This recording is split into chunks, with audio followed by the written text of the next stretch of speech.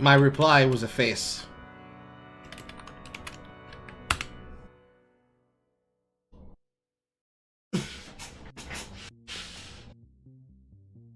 One could technically say all of you are my bitches.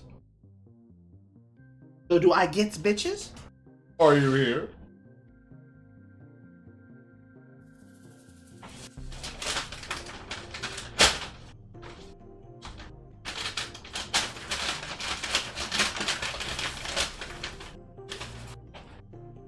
This is the different packaging.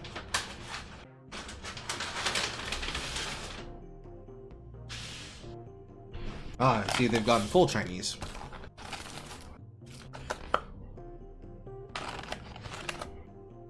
Must be because they're serving larger portion size.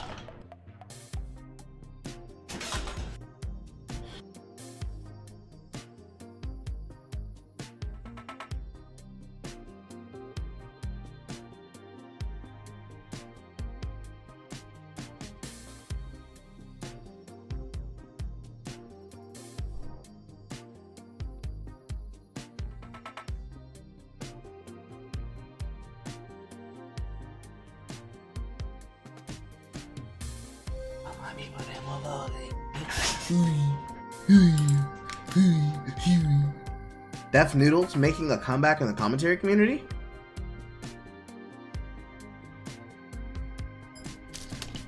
Interesting, interesting. Can you give me the deets on that? Preferably by communicating with me inside of Green Room?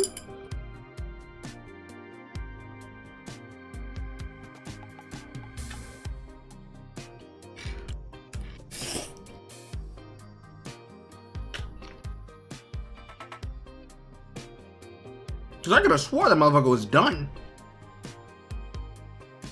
Oh, you're at work. F's in the chat, boys.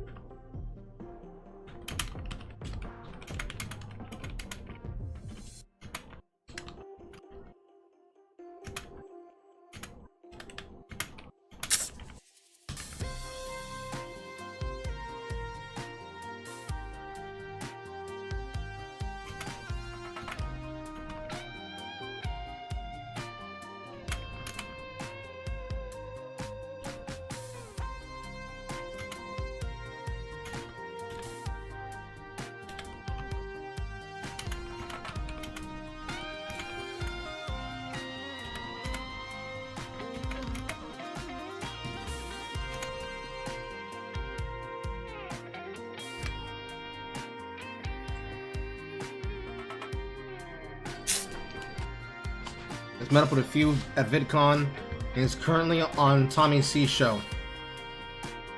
Interesting. Interesting.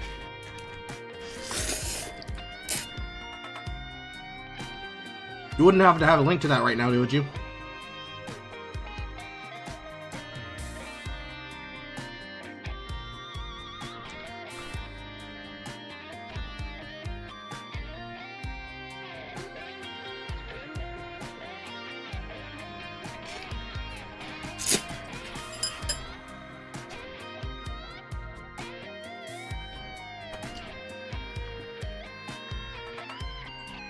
Sponsors.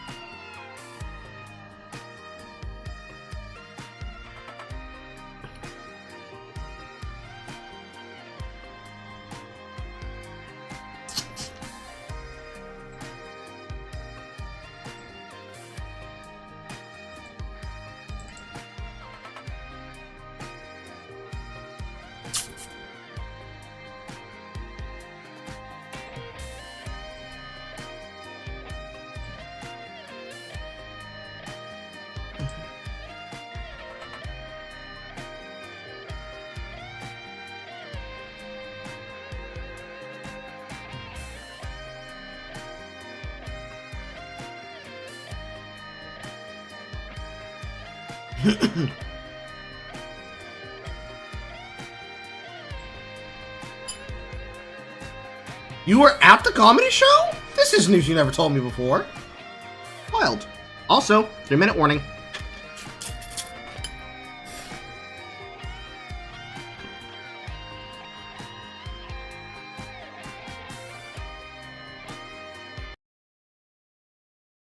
You're listening to 148.8 Goon. Don't ever let me find you talking shit about your parents. It'll make you appreciate that you still got a daddy. If you ain't got one, don't you worry. I'm gonna be your new stepdad.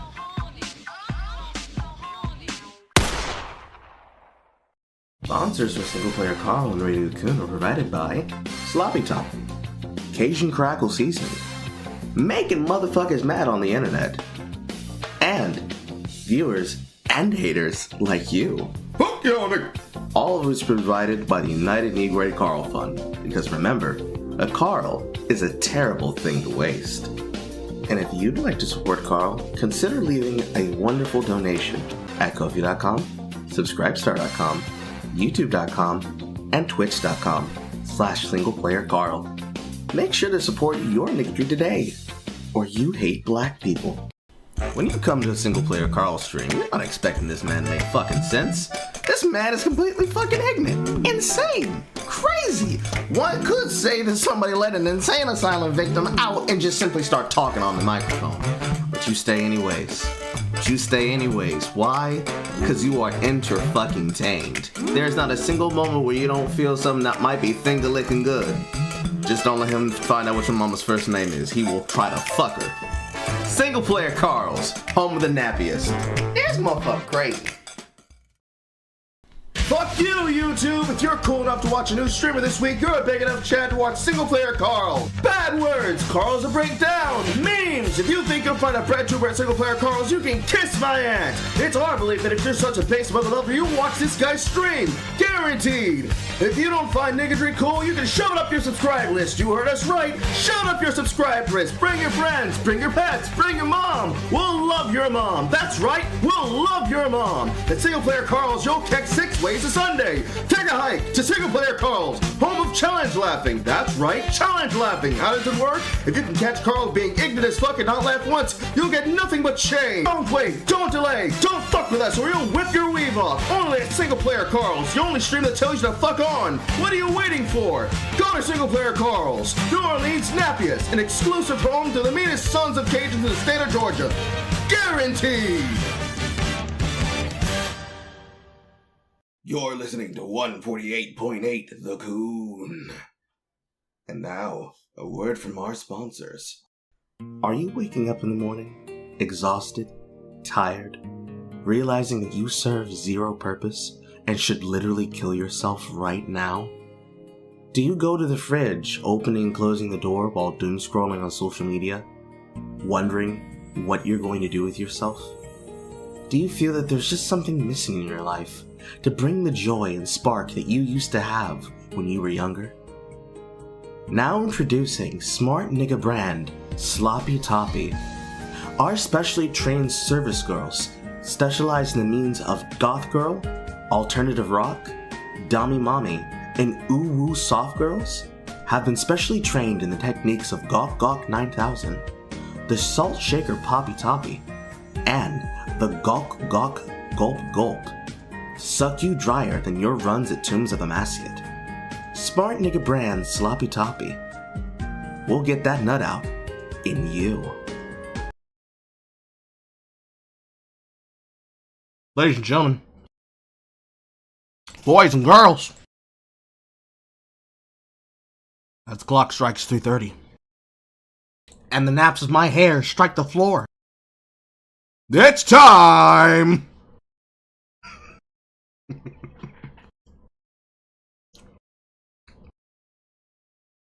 Chew faster, Carl. For VsChat. Oh, I always hate when that shit does that.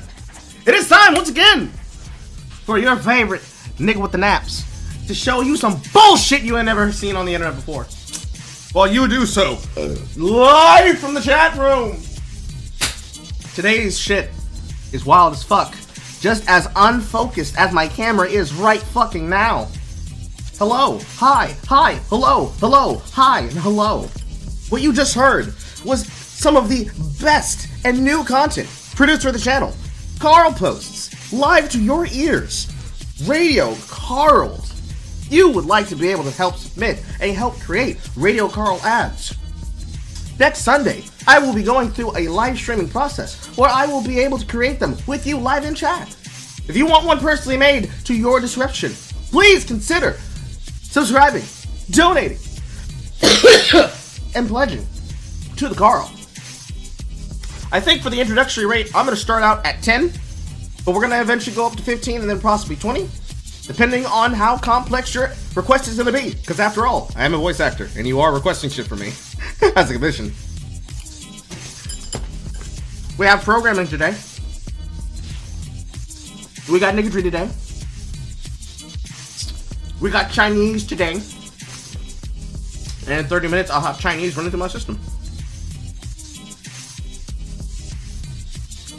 And as you begin to pile into the green room, please do remember to tell your friends, tell your mom, tell your mom's friends, tell your grandmom, tell your dad, so he can tell your mom to go have fun in my audience.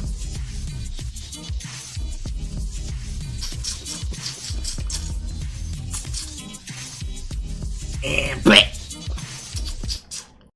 Delayed. I knew I should have restarted OBS before I started the stream. I expect today's content, like always, to physically hurt me. However, those of you who were here for the last 2 days for Carl at home,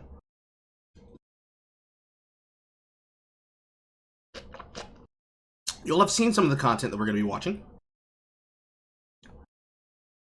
And if you have not, buddy, let's start off with something easy, shall we?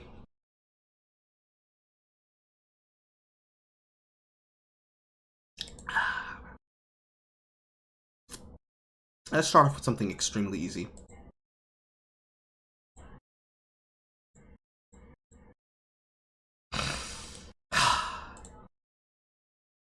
Those of you who have been paying attention, you might have noticed Baldur's Gate 3, part of an illustrious franchise, has decided to release some interesting content. Let's watch. So we've gone through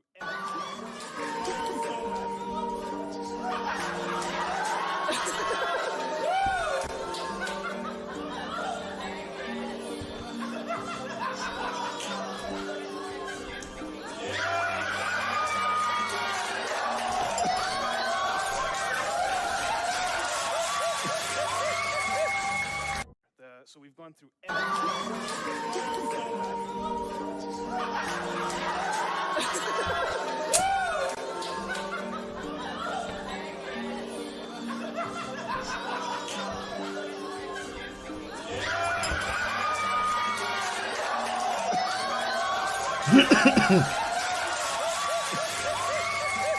So, for those of you who do not understand what's being shown there,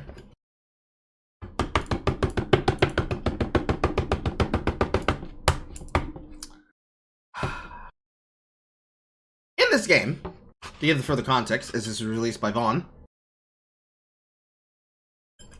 the devs were doing a showcase for the game, and the crowds were given a chance to look at romance options for a druid named Halsan. Halsan is fucking a bear.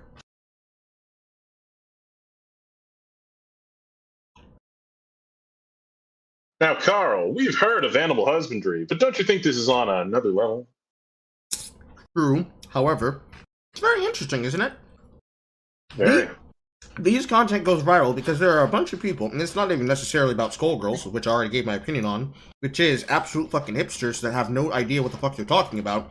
They're now trying to cope about a game that has, at best, 200 active players daily, claiming that they played a game that they knew had child porn in it, despite the fact that if it had child porn in it, why are you playing the game? Oh, I know very well, Carl. My brother and I were part of the original Indiegogo campaign back in the day, during the Konami days, before they even went indie. It's very interesting that V effectively says, as I helped, because, as you all know, I was literally inside of Dev's video covering it, because he used my viral post. The furry trying to cope at him. It's very interesting that his position is effectively, can I have women that don't look like feet? And everyone's response was, what? Go watch porn? An unironic porn scene. And not just in this game, but in many AAA games. Many. Last of Us Part 2 comes to mind. Literally banned things like Honeypop, Honeycamp Studio, and Honeypop 2 from places like Twitch, but you can stream that game no problem, including the fuck scene. But ayo fam. Especially the fuck scene. But ayo fam, go watch porn. You want to see sexy women? Go watch porn. You want to see sexy women? Buy Mortal Kombat 1 and then dismember those women. But that's not misogyny. But you wanting to see women who are average in games reflect in beauty? Traditional beauty standards? If not just looking like they're a dumpy and frumpy as shit? Where we ugly up pretty fucking models for no other reason than because we have a fucking fetish and hating them?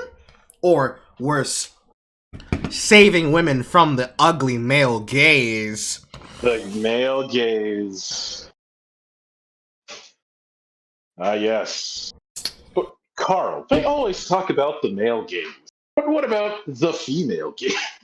The female gaze? I think gaze? that lesbians are getting the short end of the situation.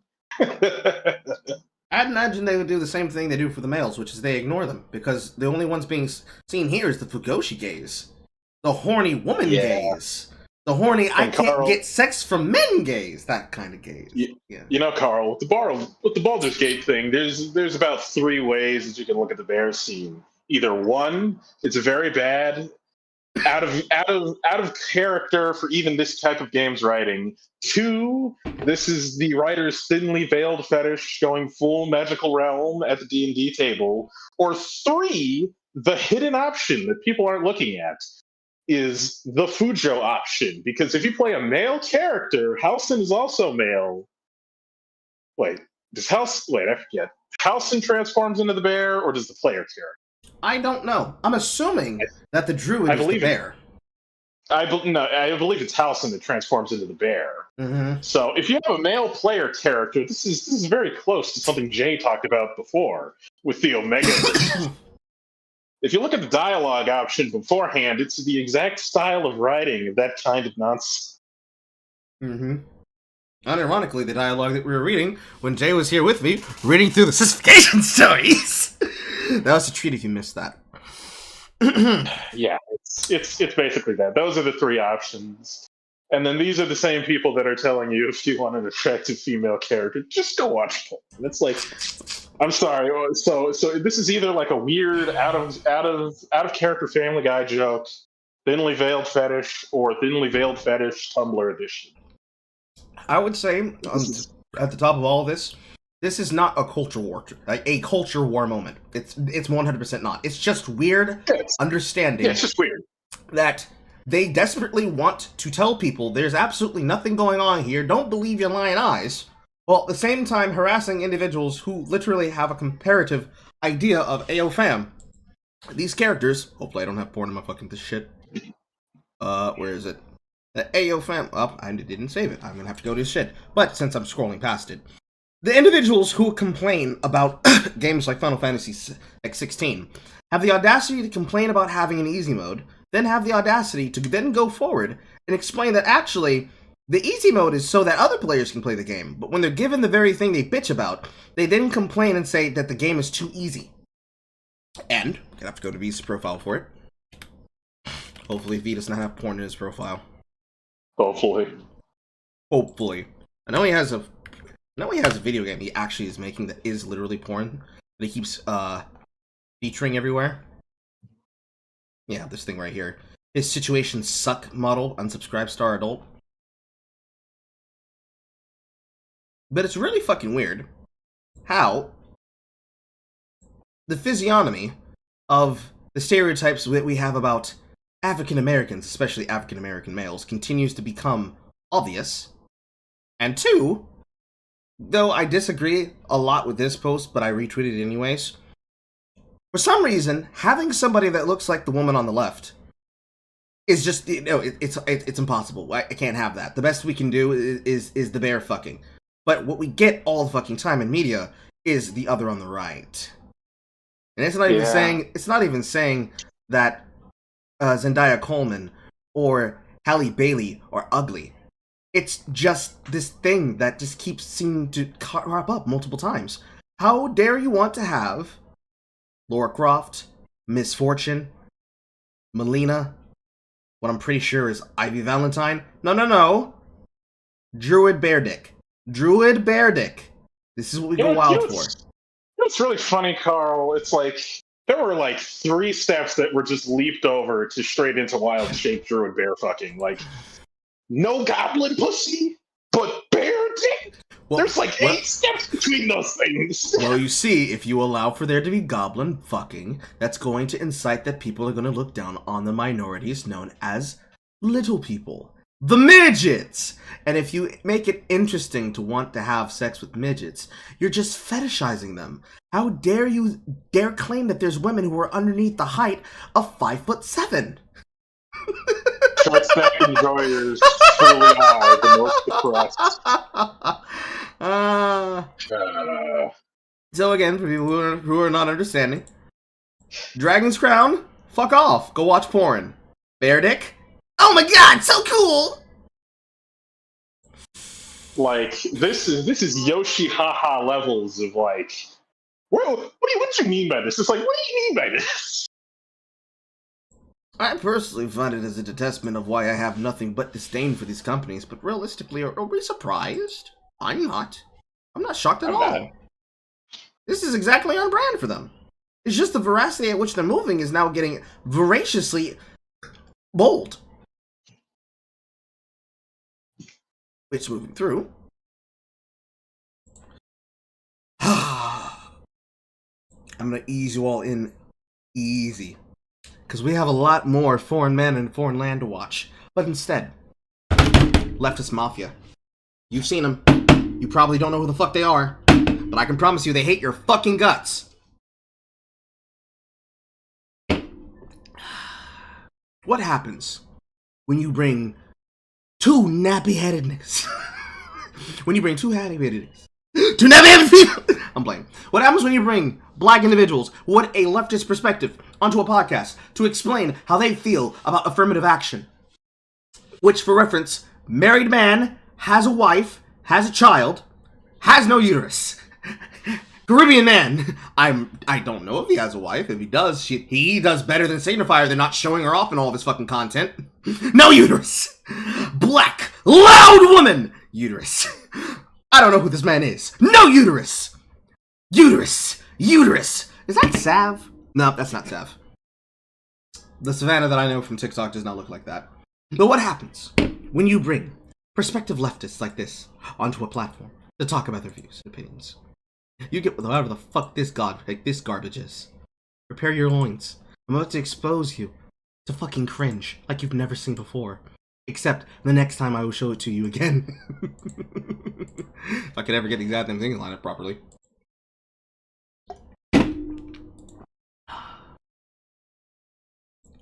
Contemptibility.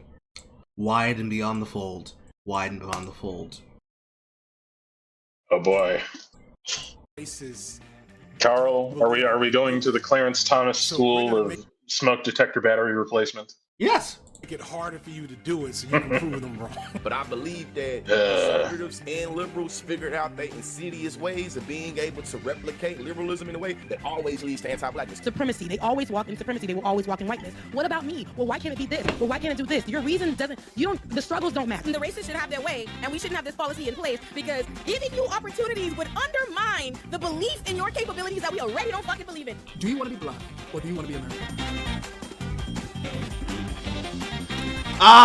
Oh, actually, I know exactly who that individual is. I didn't realize till they flashed his name. Consciously is a well-known TikTok dumbass that gets dog-walked on a regular case basis. Oh no! The convergence is happening faster than I thought it was! The TikTok individuals who absolutely have no clout whatsoever are trying to jump onto shit here! Oh shit! Oh no! Oh no, Of course, it's Carl, finally you gotta happening! remember. It's BuzzFeed is falling apart. happening! Is this So they it? need a new Is peanut this it, gallery bros? to win. Is this it, Judge Jax? Is the Judge Jackson finally occurring? Is Signifier finally enacting his plan to platform absolutely dumbass nobodies? Oh! Oh! It's happening, Carl. Signifier is he's getting ready for the nappy-headed Avengers. That brings us to why I'm Look at them convinced today, assemble, right? Carl. Affirmative action. My fellow learned Negroes. Listen, it is maddening, but it is not surprising at all for a number of reasons. Like, it's just not. Like, the reality is we have a kangaroo court that is literally going to roll back every opportunity. Kangaroo court. A kangaroo court is when there are more liberals than there are conservatives on the court, and because they vote the way you don't like, they're currently now against you. All of them. Literally Nazis. Yet that comes in front of them to roll back a right previously recognized is gone. Let's understand that. I've been said that from time, and that's not me just thinking that because the Republicans are the Republican majority. They have said as much. They have actually started peeling back the actual doctrinal, the precedent. Yeah, that's what's happening, babe. So that's not 40 years ago. listen. Yeah, so that's not surprising for that reason. And then as far as affirmative action is specific, they've always had it out for affirmative action. Affirmative action has been introduced 2 other times in American history, and they've gotten rid of it each time. And then as far for different reasons, they introduced it in during the Reconstruction, and then the most recent. And in the cases from like 2003, a case called Baldur versus Baldur, where they upheld affirmative action, but the majority opinion introduced what they call a sunset provision. They were like, basically, yes, we find now that diversity is a compelling enough interest to survive strict scrutiny, right? So let me walk this back. Anywhere in the Supreme Court, anytime an opinion, a law that's being challenged can be found that it made a classification based on race. It is subject to what they call strict scrutiny, meaning it has to have the highest, most compelling reason outside of race for why to have this, right? So in the case of affirmative, and I think this is important, right? The 14th Amendment literally is there to help black people, but just like how hate crimes are always sold to us as though they're going to be for our benefit and then they're used against us, same way with strict scrutiny being applied to affirmative action to help the white people for the equal protection that's supposed to be there for us. But put that Citation needed. aside. Then Greta versus Ballinger in I think 2003 or 2004, the court said diversity is a compelling enough interest because everybody benefits. They were like, oh, it's not just black people, but white people and Asian people and everybody else benefits from being able to be in proximity with different cultures, different, races and ethnicities. And so that's why they should have it. Interesting point, Aranati. I'm about to call your ass Nat because I'm not pronouncing this shit. What is the change there? Is there some kind of precedent that has been set that we have visibly been able to measure that would lead to the repeal of affirmative action? Is there any idea anybody can come up with on their heads and in chat that might explain this phenomenon for the politically illiterate of the panel? It's right there on the tip of my tongue. I think it's the fact that discrimination is happening. I think it's that there are more applicants that are being disabled from opportunities because they're being sent away. Because despite the fact that they meet the quota and the standards of something like an Ivy League school, they're being told that they can't apply and won't be accepted. And the majority of those people seem to be white and Asian, and then are being declared as white inside of statistics. Why is that, Natty? What is that for, Natalia? Will you tell the truth or are you gonna lie? But they said they wanted a sunset provision where they conceived that in 25 years, No more racism. no more racism. In 25 years, we will have done away with all that bad. It'll sort itself out. And your girl RBG wrote a concurrence. She wrote a concurrence going into major detail. Using international and comparative law to explain why she thinks that the sunset provision, or she didn't sign on to the specific 25 years of the sunset provision, but what she said is she thinks it should have some definite end date in the future. So I want to be clear, America ain't never been fucked. 2003, they had a 25. They're about in keeping with what they wanted to do even before we had this Republican-led Mickey Mouse operation. The good justices, the good ones had it out for us too. So to the floor. Fuck all them. Let me tell you something. Conscious just touched on it just a second ago. 40 years.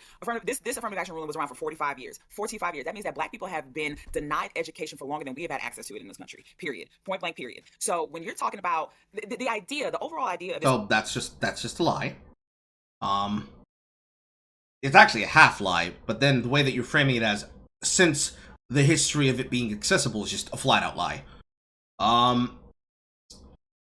It's not even a case of separate but equal.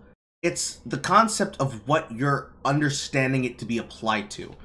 It's not the repeal of affirmative action just because it's the repeal of affirmative action. It's the repeal of affirmative action because the way that it has been used has become a necessary function of recruitment to second education across the fucking nation. To the point that it's so much of a rampant issue that it is affecting the actual opportunities of too many demographics, demonstrating that it is necessary to be done. And because you don't like it, you're claiming it's always been an issue, always since forever. So throwing in the Tulsa riots, throwing in the busing, throwing in any kind of historical example of civil rights, you're trying to evoke the same energy, and I'm not going to let you do that. Racism denied! This entire thing is that if we remove race-based admissions, then everybody... The race card has been declined. Everybody is all merit. Do you have enough? It cannot be overstated is that my... You do not have enough melanin to try this scam. Race is how it's like in an RTS when you're trying to spawn more units to put down a tower. It's like, you need more this will melanin. not change how I am More nakedness is required. perceived even to admissions committees, which remain I'm not even a protest player. It's just stuck in my head. white at almost every university. When you read someone's name, white people will code that as your race. When you read someone's personal... Well, you see, what sounds whiter? Alicia, Jaquanda,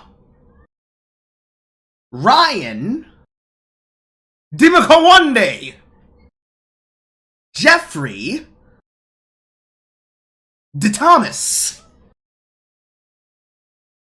Jack, Johnny.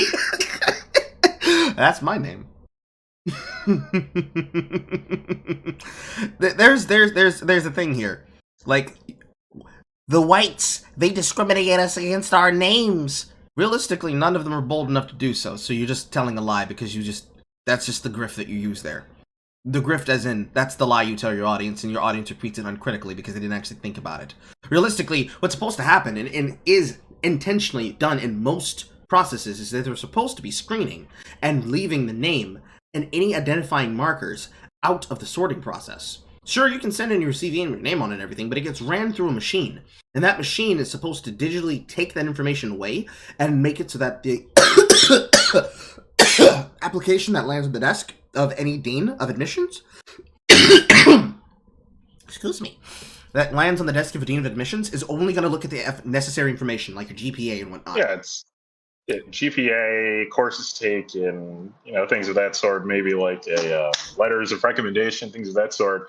But it's not whether your name is Steven or Dikembe. Like, your name's not going to be on there. At least it's not supposed to be. In fact, there are many cases where if you try to do the thing where you try to apply your gender pronouns and whatnot, they can literally throw it straight in the fucking trash. It's literally industry standard. Like, I know that we've seen Panda. One of these days, Panda, I'm gonna learn your fucking name. I swear to God, and I'm gonna do it without being a fed. We've all seen Panda. We've all seen Low Ping. We've all seen Pandas and Vidias. We've all seen Ping talk about this. We've all watched Panda make the jokes and stir people up into a frenzy, but that is actually the practice that is meant to be done. But what has been done at the universities is that they have used the justification of having a minority population as a way to file for Title IX. Those of you who are not aware, Title IX is basically the please give us money system.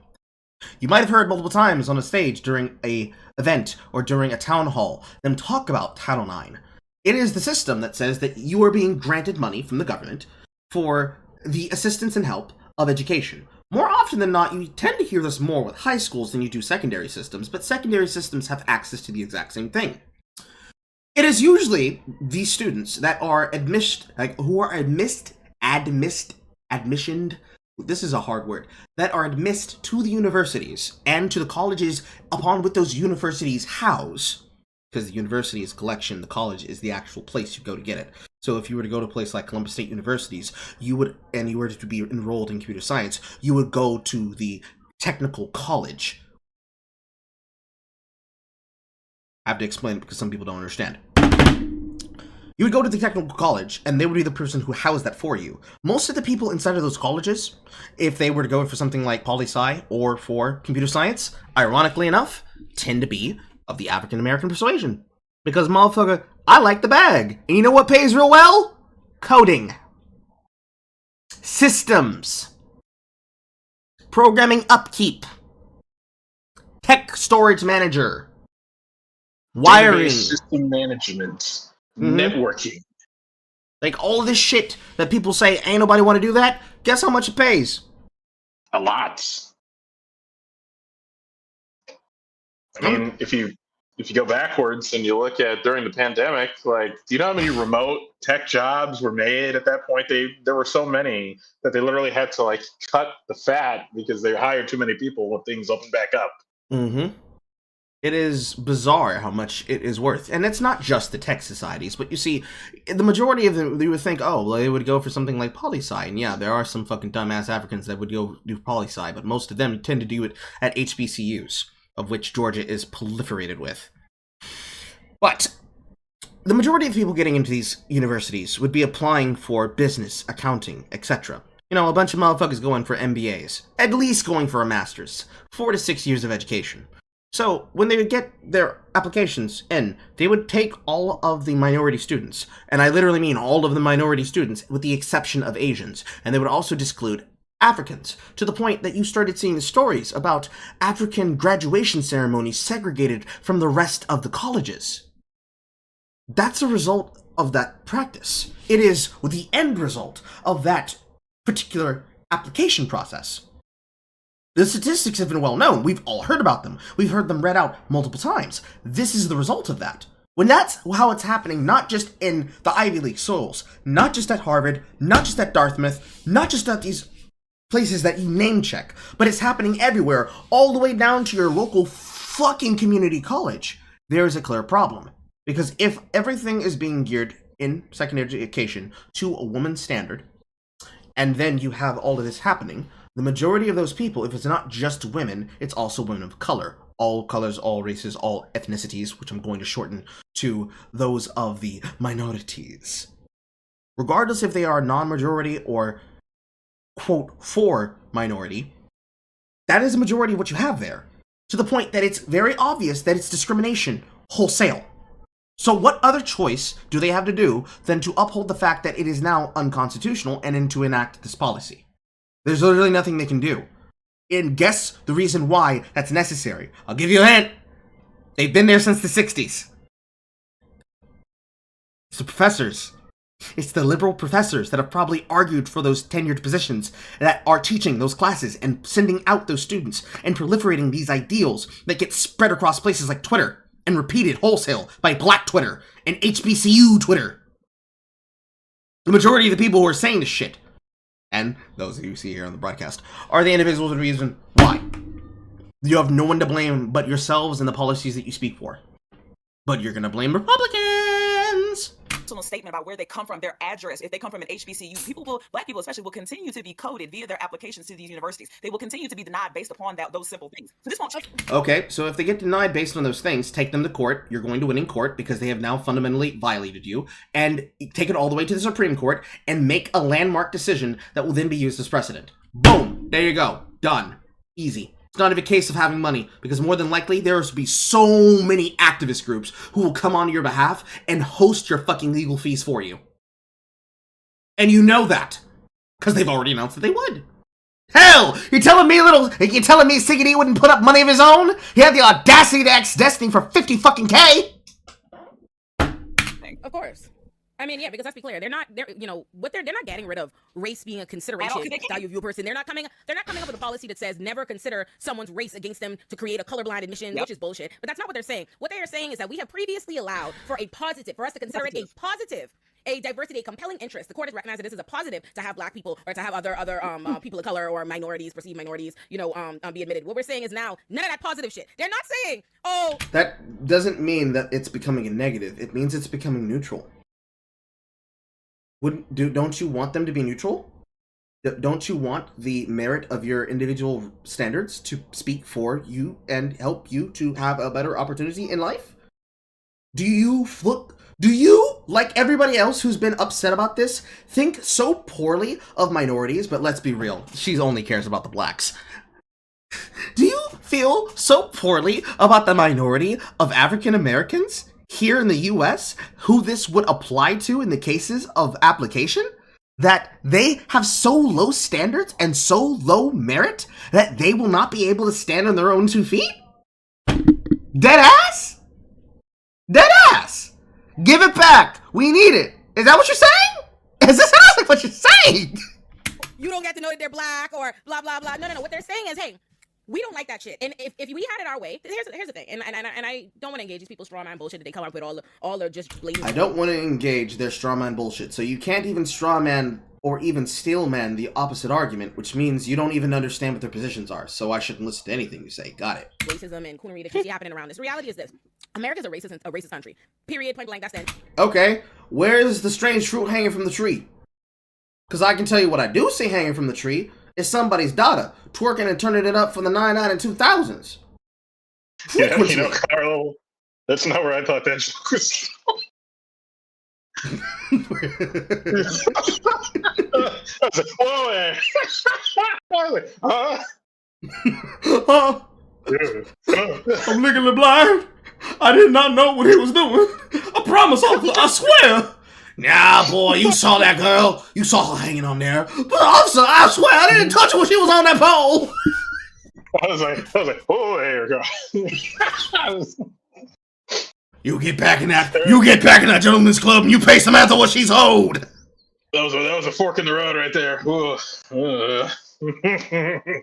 Better a fork in the road than a G-string up your crack. It's uncomfortable. End of the T. That's been history. That's the present day. So the country recognized, hey, because this racist country that enslaved you, that subjected you to Jim Crow, that subjected you to a prison industrial. They didn't enslave you. They enslaved your ancestor. And boy, imagine how upset your ancestors would be. They come back from the grave and it's like, what? They're not discriminating against you anymore. Sure, some people say some nasty look, but I was hanged! The rope's still on my neck! I'm swinging! Bitch, I'm swinging! What you mean? What you mean? What you mean? Yeah, your lynched ancestor comes back like with the rope around his neck. He's like, what are you doing? Turn the screen off! Hold the jump down. How can you fold this bag? How can you fold this bag, sweetheart? Get out here and get your money! Damn. I did not breed 10,000 slaves to finally get my freedom for you to waste it! One into your technological microphone! I tilled the fields. I tilled the fields. I tilled the fields. I tilled your mama. I tilled Master's mama. I did not do all that work for you to waste it like this. Coming soon, the story of mulatto children. That'd make for an interesting young adult novel. A half-black, half-white girl starts getting messages from the past from her fucking ancestor, living in her mind, seeing her future through their eyes. Well, that's just like the 2009 Haunted Tank comic. You ever heard of that, Carl? I have not. Tell me about it. Okay, so if I remember correctly, I forget what the first series is called. Let me look it up. Haunted Tank. Okay, yeah. Haunted Tank was a comic book, part of the anthology of, the GI Combat series from 61 to 87. So Haunted Tank is basically the ghost of, what was his name? Confederate General Jeb Stuart. So Jeb Stuart is basically sent to be a guardsman over his descendants. He's the ghost of General Jeb Stuart, and he goes to defend his descendants while they're at wartime. And if I remember correctly, it was the Vertigo reboot of it. I forget what time it was. I think it was published in, I think it was around 2009. And I'll just where can we post the images, Carl? Because I'll just post the cover inside of non-podcast chat. Non-podcast chat. Okay, just take a look at the reboot, the Vertigo reboot. Just look at that. Have a look. One of his descendants is just happens to be a black guy, And the whole like interaction of when he appears is really hilarious because like there's like a white guy, a Hispanic dude, like a half Asian dude, and a black guy. And he goes up to the white guy and he puts his hand on his shoulder. It's like, son, I'm your ancestor and I'm here to protect you. And then he looks at his name tag and his last name is different. And he's like, hey, and the other guy's like, hey, pal, I think you get the wrong guy. You're looking for Jeb. You're looking for Jeb. And he turns around and the black guy has his name Stewart as his last name on his name tag. And he's like, oh, there must be some mistake. And it's really funny. Based. I literally had this fucking chapstick in my hand and I tossed it behind my monitor and it seems to have slipped into a fucking dimensional crack and out of my fucking bedroom. Anyways. That is racist towards you. It's really funny. Let me see if I can find the panel. I'll post it in non-podcast chat. He, like, the look on his face and he's like, there must be some mistake. Indeed. Overtime to ensure you never have these opportunities. We would never admit you because we would deny because of your race. We use that to keep you out. That is why we are saying, okay, we are recognizing that and we are trying theoretically, heavy on theoretically, level the playing field because that's not real tea. Because the reality is affirmative action is benefiting more white women than anybody fucking else. That is just also, Carl, could you screen share? Because I tried to watch the video, but there's a bit of a delay. Uh-huh.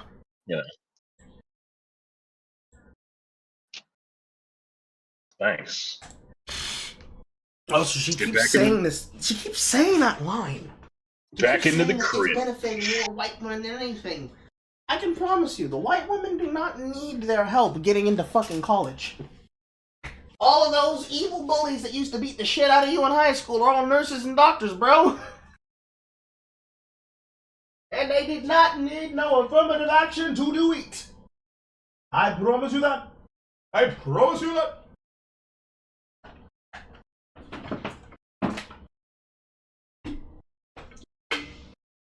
The funniest thing, Carl, is whenever it's not here. You know what's really funny, Carl, is whenever a liberal like sees Clarence Thomas say something on Twitter, the quick time event to not say the N-word comes up. It's the quick time event. They're gonna hit the sequence of combos to hold back. I am not hearing whatever you're saying. I'm still trying to figure out where the fuck it could have gone.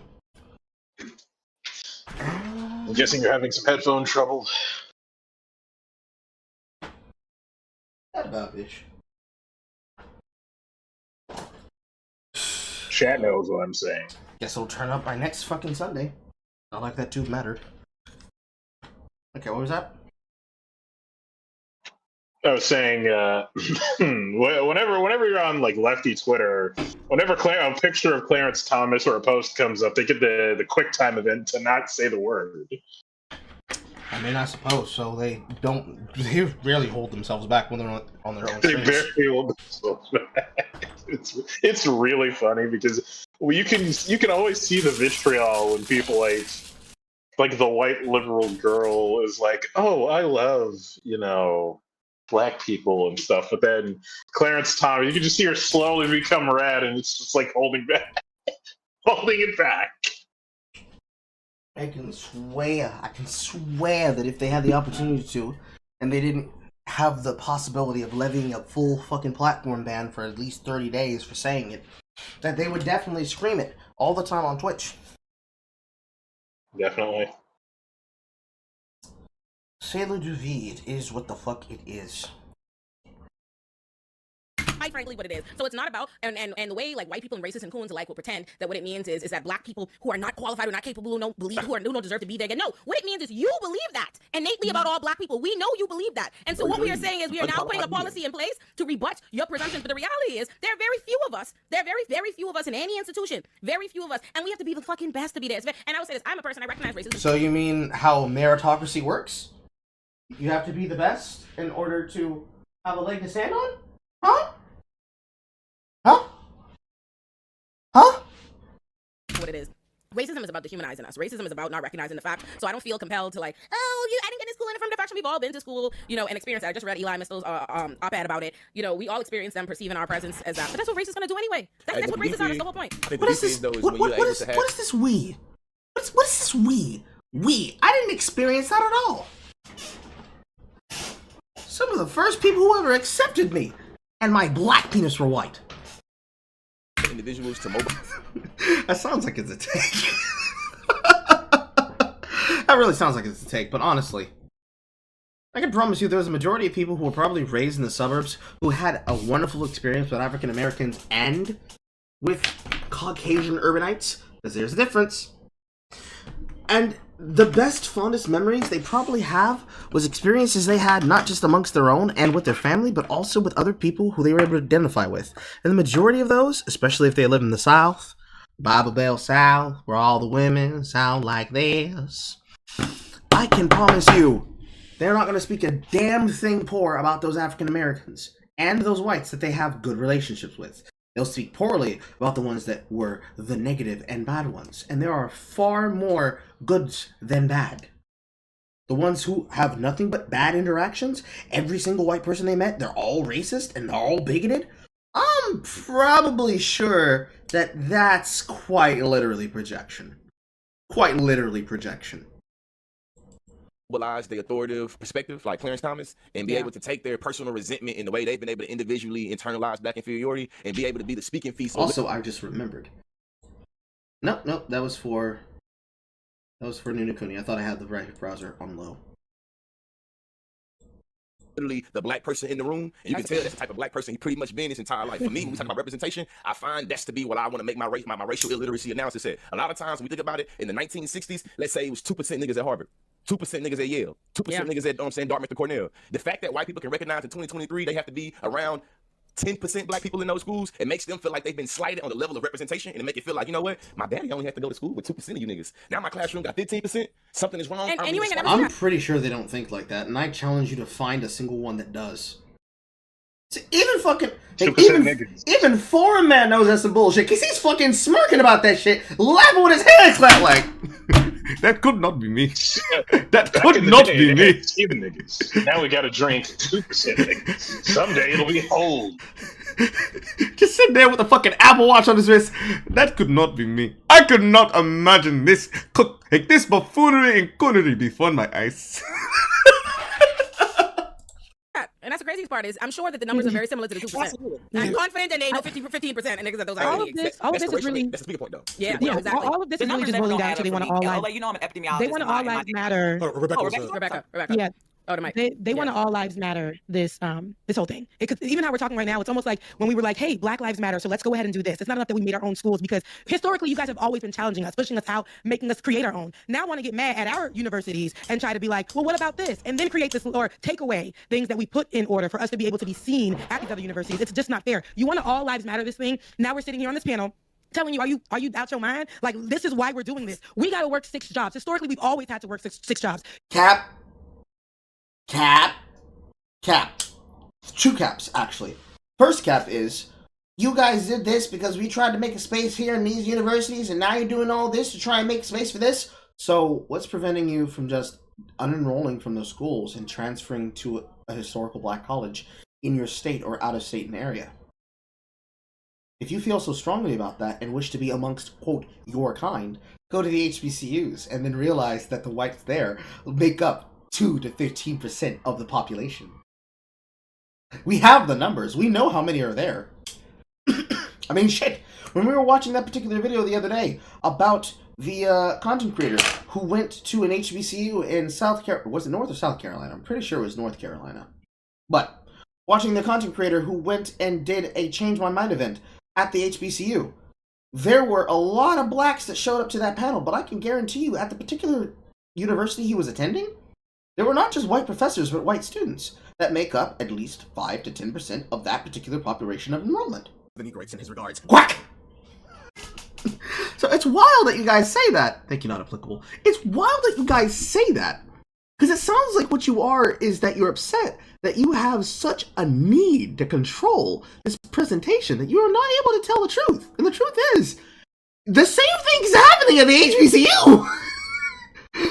Antoine is breaking it down with Chad and is fucking cracking moves with Jaleisha. He is winning spades and tonks. He's getting head from the lead of the dance team, and you're over here in fucking Dartmouth saying, I don't like how Tad discriminates against me and doesn't invite me to the country club. While you do nothing but call him every single word you can think of, from Mayo Monkey to Cracker Monster. Also, Cracker Monster, that's mine. I invented that. It's wild! Stop it! Cracker Monster, a patent-pending racial slur from your favorite streamer.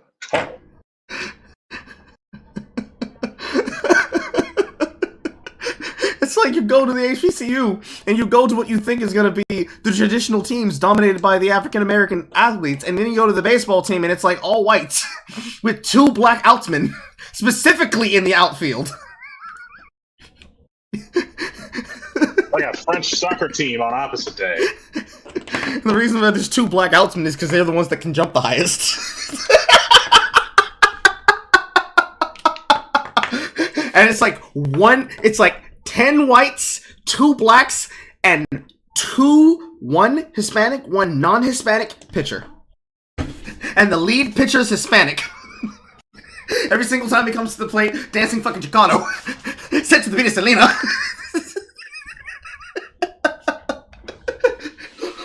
Motherfucker winds up to the plate going ding ding ding ding ding ding ding ding ding ding ding ding. Oilale! Whoosh! Fucking cracked down the center of the plate. You took away, right? Historically, you took away our education. You didn't even want us to read or write or do anything. So now we got to do 6 jobs to show you that we're more intelligent. We're doing all of this, and that's We have to work. We have to work 6 jobs to prove that we're more intelligent. You're staring into my eyes when you say that, woman. Look at me. Look at me. Look at me through your eye pussies. Okay? Look at me through your eye pussies here. Are you fucking stupid? You're working 6 jobs to prove that you're smarter than a white man, or woman, or child. That ass? That ass is? That's what you do? You do that for fun? That's for play? That's wild, sis. That's wild. You know, Carl, you know what's really... I was just going to say, you know what's really funny is that, like, a lot of these people, like, say, like, they always talk about working hard or going through stuff, but they are the people that are the furthest away from actually, like, having to put in that effort. How much effort did it take to get that Apple Watch? How many jobs did it take for the Apple Watch? 8? How many? Well, let's look at this from a realistic perspective. The majority of the people here, with the exception of Conscious Lead and whoever the fuck this woman is, it's at least 4 people. 4 legitimate YouTubers. But let's just use the top row. And let's use Signifier, let's use Porn Man, and let's use Natty. To be a YouTuber, you are a video broadcaster, you are a voiceover talent, you are a self-employed video editor, you have to put in enough time as both an audio engineer and the managed talent, as well as officially managing and auditioning yourself for multiple job positions that at any time can change, pending your interests. You're also a live streaming broadcaster if you choose to do live streams. And all of this with the level of customer service that would be expected from a 24-hour helpline, where you are both the HR rep as well as the customer service rep. That's at least 9 job titles that you could legitimately put down on a LinkedIn page, part of your CV, and say is what you do. Because I know, because that's exactly what I did on mine. But that is legitimately 9 hats that you have to actually wear. But realistically, you only get to claim at least 5 of them. You get to claim being a voiceover talent, you get to claim being a video creator and a content editor, you get to claim being a live stream broadcaster, and you get to claim being, quote, an influencer, if you would wrap at least 4 of those into one. Those are 5 hats you get to claim. There is legitimate work that can be done in creating a content, building a brand on that content, having that brand blow up, whether or not you get the kind of help that people like Signifier did through somebody else who was already large platforming him, and then him platforming others, whether he calls them friends or it's supposed to be opportunistic partnerships or not. There is legitimate work that is done there. There is legitimate labor that is done there. However, comparative to the work that is an actual physical intensive labor or mental intensive labor job, you all are not doing the kind of work you think you're doing. Because if you wanted to compare it, since we're talking about colleges, if you wanted to compare it to a course load, the kind of things that you would learn as a YouTuber would be consistent to the kind of graduate level program consistent of someone going for a doctorate. Because you're always learning. There's never not a thing that you're not learning when you're a YouTuber. Every single interaction, every single piece of drama, every single communication that you have in front, behind, and aside a camera is something that is part of your work learning. There are just fundamental lessons you will have to learn, no matter what kind of broadcaster you are. Doesn't matter if you're dead left, right, of center, or you are a radical centrist like Stitch and Adam. There are lessons you're going to have to learn. And there is experience that you're not going to have that you're going to have to learn, and nobody can teach for you. Why do I have hot sauce on my desk? You know, I'm looking at the bottom comment on the screen by fucking Alex DQBPF. And it's fucking so stupid. Also, FD's point about how white people are real quick to finger point at the individual being racist, but will not admit that the United States is systematically racist is so spot on.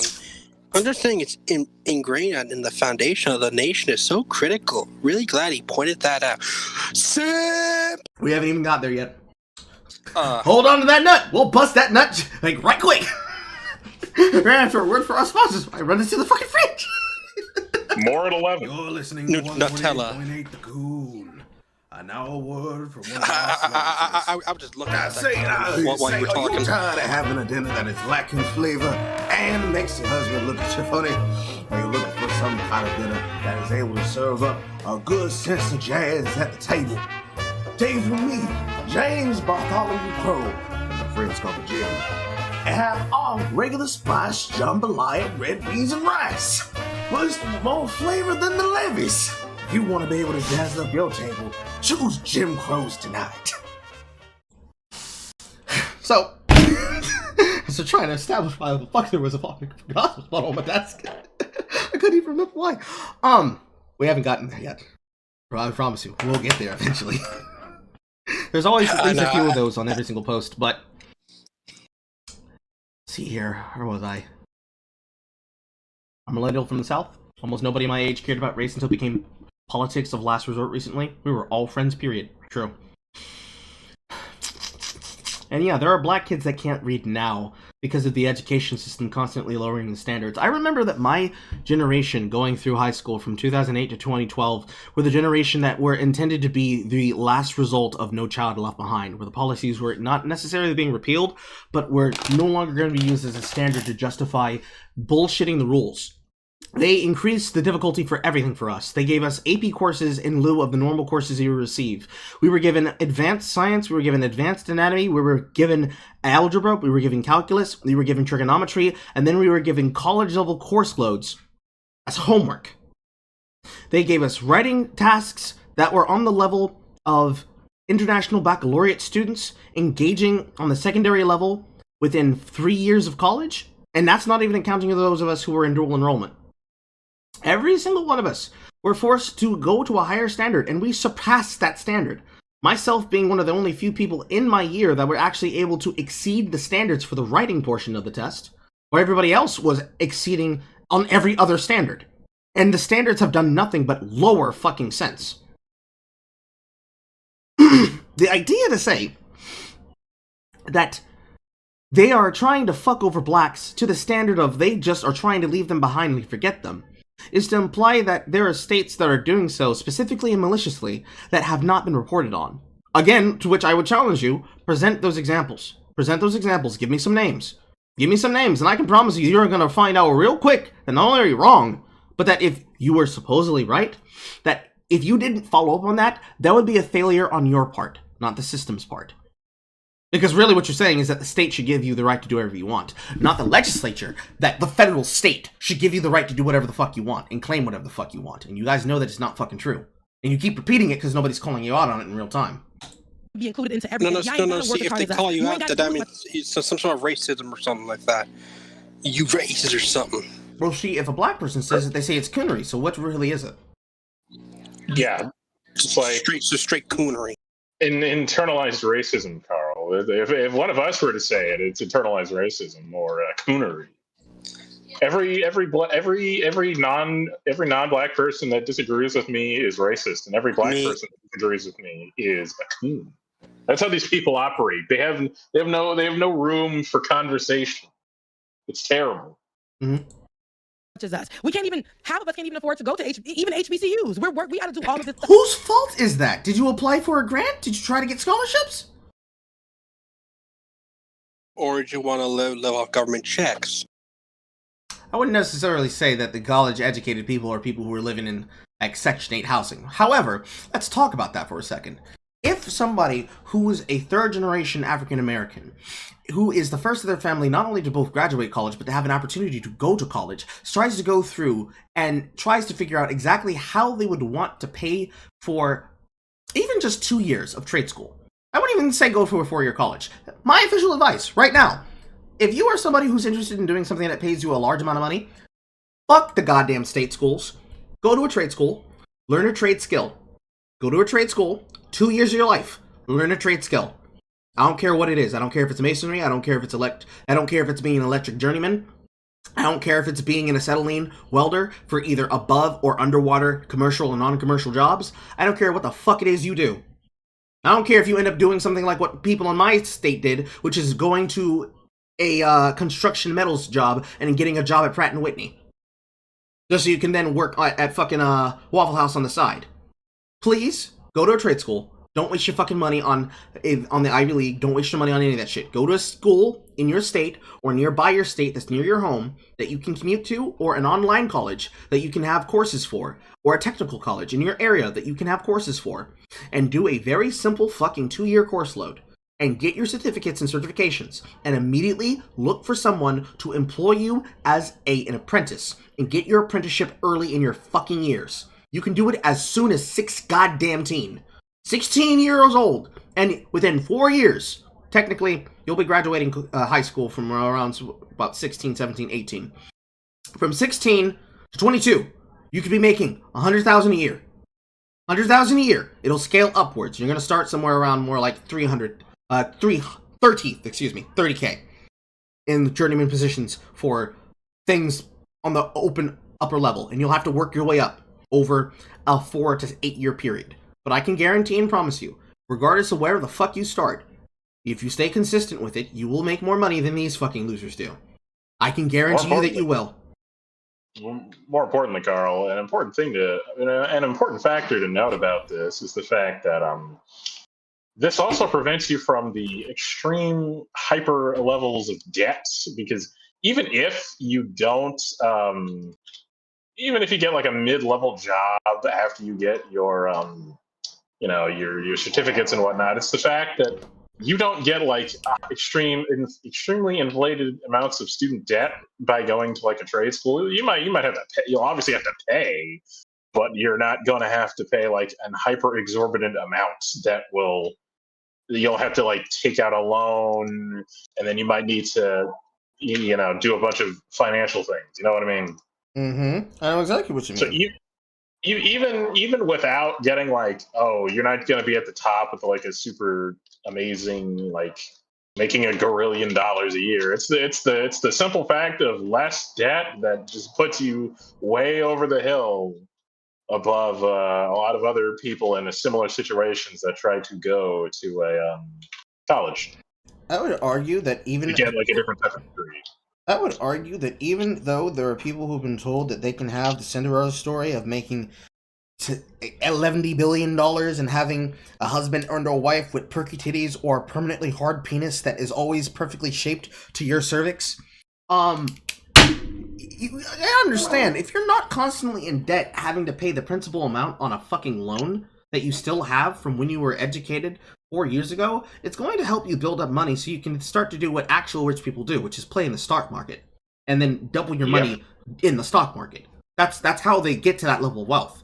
They get a starter amount of funds, and then as the money starts rolling in, they start investing it into places small, and then they start flipping it large.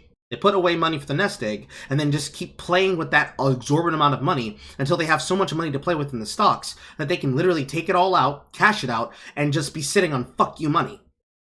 Not all the YouTubers though. No. They invest that into shit like Cop City propaganda. Cops, oh god. But yeah, Carl, I would say obviously everybody's different and everybody's experiences are going to be different, but I think these are some pretty simple kind of things to, just take note of in the education system, because it's like, I mean, education is just so goddamn expensive, and a lot of the time it's mandatory. Like I remember, I'm only like 22, and it's like I still remember years ago, like when I was back in high school. Trying to look at I'm gonna get a job for the summer, and it's like every single job asks you to have 5 years, for an entry level job. It's like, oh, we want 3 to 5 years of experience, and you have to be have a bachelor's degree in whatever area. It's like, huh?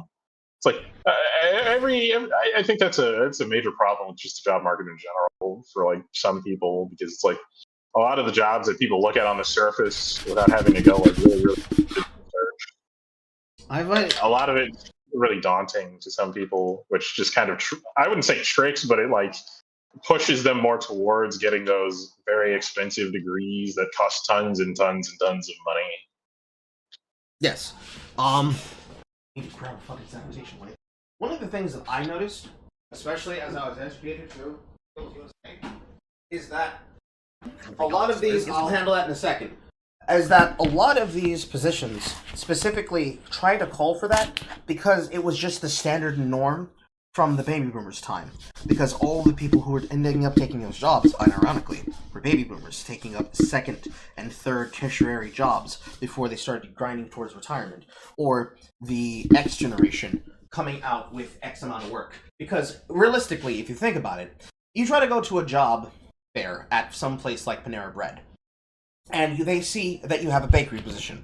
You go to the bakery position, you try to sign up to it on the website, and the reference talent reef site that they have tells you, oh, we are only accepting people with 2 to 4 years of bakery experience. And in your mind, if you're a teenager, you say to yourself, motherfucker, what the fuck do you mean you're only allowing for an entry-level position to have 2 to 4 years of bakery? How the fuck do I get that help?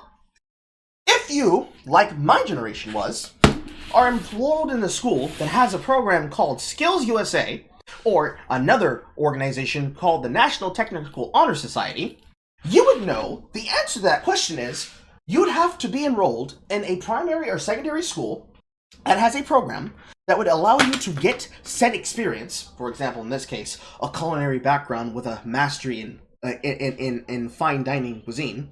That's what they officially call it, by the way. The pastier position, that is culinary sciences with an expertise in fine dining.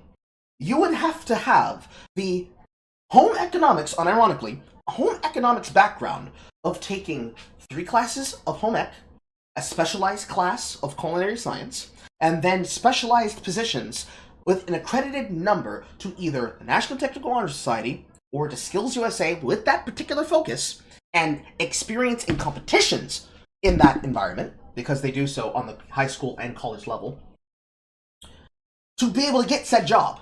Which is wild, because when you think about that, you're telling me that I, as a high school student, have to plan ahead to work what is effectively a fast food, for white people, job position.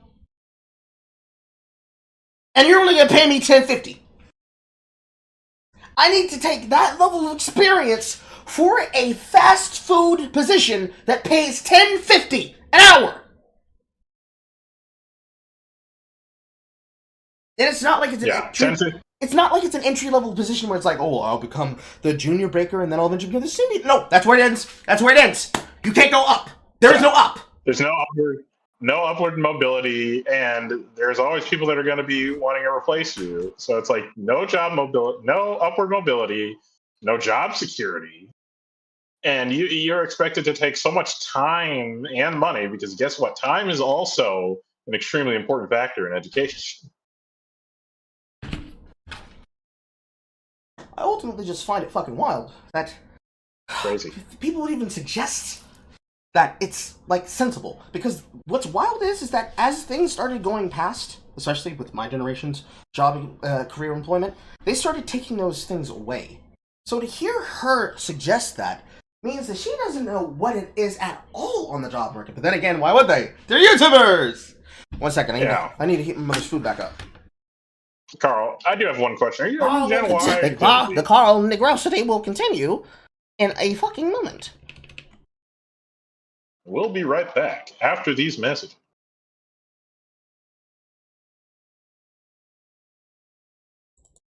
You're listening to 148.8 The Coon.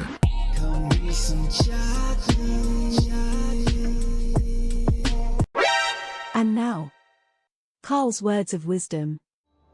You know, sometimes y'all just don't even talk. Just close your mouth. Just close your mouth. Hello, chat. So, bitch. It's so much that we got to do to even be included on this educational conversation. And it's just white folks wanting to take over. It's the supremacy. They always walk in supremacy. They will always walk in white. Wow. What about me? Supremacy. That's tough. That's tough. You're pulling the supremacy card already. Shake my head. I thought you blacks were better than that. I thought some of you thought you broad niggas were better than that.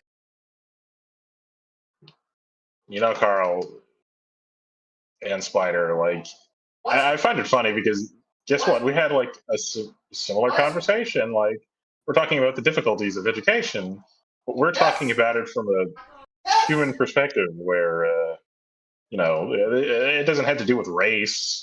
This is more about, you know, generation or, you know, the fact that the education system, even outside of a racial perspective, is just kind of fucked because over time the standards have changed, but the systems in place for everybody, not just minorities, has been shifted over because everything else is screwing over the younger people. Like, I don't know what generation Carl's from. I'm only 22, so I'm Gen Z. It's pretty fun. I was born in '94.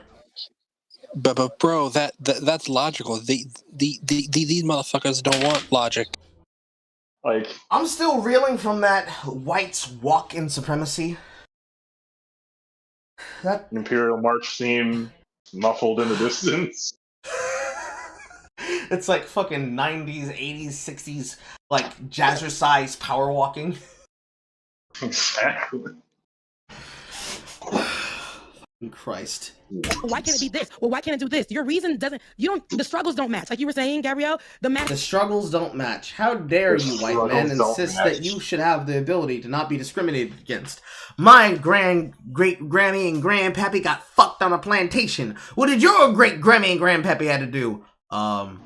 Escape Nazi Germany? Wait a minute! That don't matter! But who's not to say the great grandpappy and the great grandmammy were also slave owners? Well, you see, there's no such thing as black slaveholders because there's no such thing as black slaveholders because there's no such thing as black slave. We do not recognize the country seen in the famed film The Woman King. There is no such thing as the kingdom of Dahomey. That name is still funny to me. Dahomey. The Ottomans did not believe in castrating the eunuchs, so there is no such thing as a Ottoman slave and its descendants. And never you mind about those Africans that captured slaves as prisoners of war and executed them when they were no longer of service in use. Don't question it. Don't question it. It's white people bad. White people bad. Do not question the racism. Just accept racism and prepare for greater racism. Don't matter. I'm not getting the equation. I'm not getting. There's no solution. Don't use the racism to destroy the racism. Much more harder. Yeah. Representation does not play on a level. Representation does not operate on a level playing field. Representation does not level. It's not on a level playing field. So Representation does not operate on a level playing field. Please elaborate consciously. Able to have legislation that is able to sensationalize the amount of white people that are led or admitted or given scholarships at black universities, and we can acknowledge the very existence of that black universities because black people were excluded from white institutions. To me, it shows, like, and when I say this, it's not liberalism in terms of bipartisanship, it's liberalism in terms of ideology, but I believe that conservatives and liberals figured out that insidious ways of being able to replicate liberalism in a way that always leads to anti-blackness. That's how I was able to show that, hey. Pause. Say that again, because what you said was retarded. Terms of bipartisanship is liberalism in terms of ideology, but I believe that conservatives and liberals figured out that conservatives and liberals insidious ways of being able to replicate insidious ways of being able to replicate liberalism in a way that always leads to anti-blackness. The left and the right have developed in their own insidious ways means of using liberalism and progressivism that always lead to anti-blackness. My group and the group I'm opposed to have devised a way to lead to outcomes that always fuck me in the ass. That's what I thought you said! What the fuck are you talking about? That's not hyperbole! What the fuck is he talking about? My nigga, what do you mean? to anti-blackness. That's how I was able to show that, hey, even in 2003, when we had the quote-unquote good justices, there was already some solidarity amongst supremacists and sympathizing on anti-blackness. Because it's racism reinforcing racism, right? Because not only, like, we already know, we all... Solidarity amongst supremacists and sympathizing on anti-blackness. Because it's racism reinforcing racism. Racism enforcing racism. So you're agreeing with him and you're doubling down on his post. So what you're insinuating is that both the left party and the right party are both Nazi bigots. I mean, is she wrong? Did they? I don't know about this one. This one tastes a little bit fruity to me. It tastes like some bullshit. It tastes like some bullshit. And key lime pie. And cocoa butter. Right? Because not only and margarita. We all know we have to work. Oh, I don't drink margaritas. Well, no, there's one condition upon which I drink margaritas. Unfortunately, there is not a woman in the space where this arm is, so... much harder to be in those rooms and whatever it is, and that we have the any black person I know in a classroom always has the most credentials to dance around the white people there because that's the only way they could be in the room. But even let's pretend it even was their world where they come up with this is what they say to us. Oh, America is racist, and we'll assume so. If you America is racist about letting y'all into schools and the admissions process and the educational opportunities. So for that reason, we have this policy proposed in order to level that. But that would lead the racists who already believe that you're inferior to them to further say you are inferior and don't deserve to be there. So we should, thus having the racists should have their way, and we shouldn't have this policy in place because giving you opportunities would undermine the belief in your capabilities that we already don't fucking believe in. Ain't that some shit?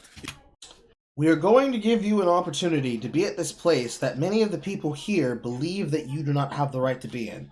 Alright, that's cool, I'm just gonna be smarter than them. But they believe that you're not smart. But motherfucker, I got the conditions to be I literally am smarter than the fucking student aid. Well, they think that you're not. And we're gonna also repeal the affirmative action. So it'll give them the neutrality of no longer being taken from the admission process. Alright, that's cool, and I don't see how it affects me, though.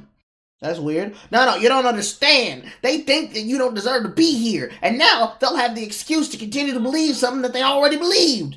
But I'm here. I'm enrolled. How does this affect me? But racism, boy! Boy, I say, boy, don't you understand? It's racism, boy. They think you don't deserve to have a place here, boy. Boy, they don't think you deserve to have a seat next to their sweet, white, lily of a daughter. Boy, they think that you gonna beat the shit out of them, boy. Boy, they think that you ain't worth a god-spitting damn, boy. Why you don't understand in this, boy? 'Cause I'm here already. What can they do? I will sue them. I know the laws. This boy is a little bit too smart for our racism. Should I tell you, kill them. The real racists don't believe you can do it. Oh, here we go. So we're gonna make it harder for you to do it, so you can prove them wrong. You know what I'm saying? The thing about white... How is it making it harder for you if what they're doing is allowing neutrality? All it means is that you're competing against a pool of more candidates from greater backgrounds. You're insisting that all of the people you're competing against are all white, which is weird. Cue up the Ian Miles Chungus. Reminder, who's the racist again? Oh, go for it. No, the thing about white supremacy, its most useful and hardest to address tactic is white supremacy renders itself invisible. Yeah. His background's like shit. It's not green. He does that on purpose. That's what he does for a green screen. It looks like just snot and shit. Yes, it does. Is white supremacy renders itself invisible. Yeah. It makes it impossible to point out with a fucking mainframe laptop its action and what it's doing unless it kneels on a black man's neck for 10 minutes to kill him. Like, and then everybody can be like, there it is. And then we're like, hey, all right, so now that you see this, can you follow us back to like policing black people more? Let's steelman this argument. The Floydian slip, if you will. That's actually a great name. I'm gonna use that. The George Floyd well. Racism. It's everywhere around us. It's in the very nature of the walls. It's in the shoes. Our knees. From our hands to our knees. It's in the walls. It's in the shoes. It's in your knees. It's in the cotton the linen on the wall of the thing you use to cover the blinds. Even clothes knitted with bigotry. But you see, it is invisible. Nobody can see the racism. Not until it brings out the screaming knee. And that knee, this knee right here, applied directly. I have to take a headset. Applied directly to your neck. Like so. And the second that the knee of inequality presses upon the neck of every individual involved. As soon as it presses on the neck of every individual involved and says, "This is MAGA country, boy," it invents the ancient ritual from which it becomes visible to the invisible populace. Upon one say, "Mommy, mommy, look, bigotry is on that man's neck," and it cackles in your ear. There will be no blacks in my society. And then disappears into the fucking night. Everybody's like, "But where did the bigotry go?" But hark! A bread tuber, a lack upon the hill. Da, da, da, da, da, da. It's a designifier! Come with me, children. And we will follow the Floydian slip back to its lair, where we will find it disenfranchising African Americans at the speed of an admissions board. Sir Signifier and his merry band of black tubers. Now, I have to hope that I can find a clip. Otherwise, this joke does not work. Hip, hop, a hibbity hip, hop, a remix stop rocking it. Of 60s Batman.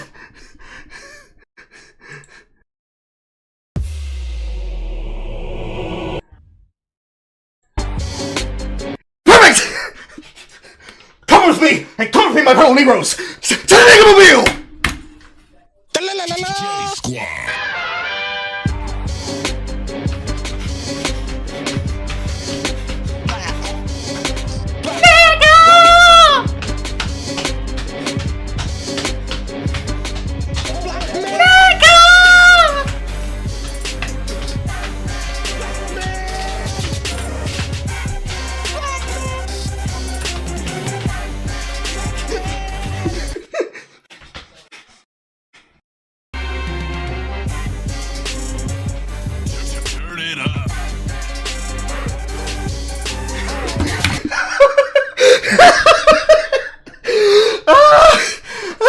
I promise that's what Signifier believes.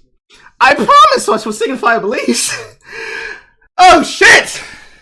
The white supremacy is the death, but it's not the over-policing that put the police there to do exactly. I love the way you phrase that. It has to render itself invisible, because then once we as minorities, no matter what group it is, start bringing up the things that affect us because of our race, then it is, oh, now you're using this as a cudgel. Even though he's not here, somehow she invokes the super secret word of the stream. It renders itself invisible. It renders itself invisible because when minorities begin to display racism affects them. You say, oh, you're just using that as a cudgel. Somebody please come up with an ethnic name to replace Robin.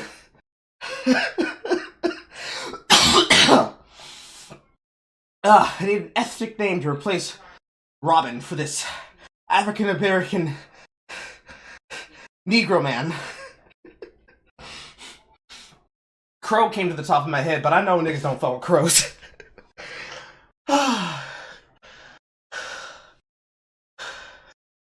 think the best I could come up with is like squad.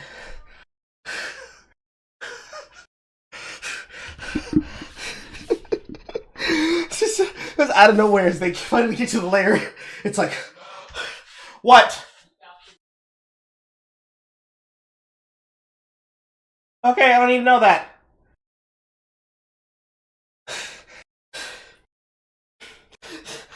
New man approaches the den of the invisible racism.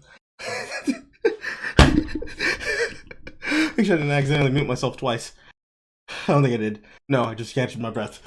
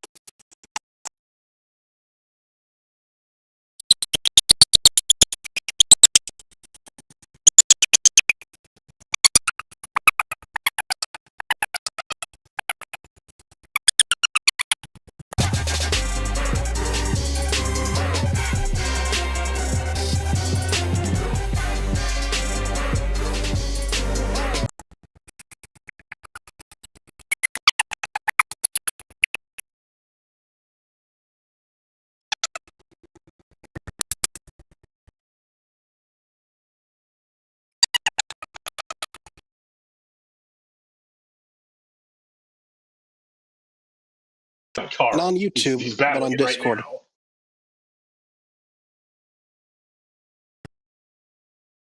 Everybody hear me fine now? Yes, no? Yeah, I can hear you now. Okay, now we can hear you, Carl. Okay. You said squeak. You said squeak like a mouse there. I probably hit the microphone in the middle of my niggatry. But yeah, that's what happened, Ori. Yeah, we thought white supremacy walked into your room and showed you the Freudian slip strikes again! No, see, the villain of Black Man is the choker. No, that's one of his many nemesis from his rogues gallery, otherwise known as the Nigga City Police. One of his psychics is the spook, and he's just a ghost that looks like a Cat Klansman outfit. But wait, that'll be Nigga Man's. Hold on. That'll be Nigga Man's version of the Scarecrow, the spook. Haunted Tank. No, not Haunted Tank. It was a response to the whole New Warriors. Okay, you can hear me in Discord, correct? You're kind of cutting out a little, Carl. I'm cutting out? Hold on. Okay, now you're good. Okay. So, like, the spook would clearly be Nigga Man's version of the Scarecrow. Let's be honest. He had many members of a rogues gallery, and many of them happen to just be people who are assigned to the Nigga City Police, including his version of Commissioner Gordon. In the town of Metham. Nah, Niggaville.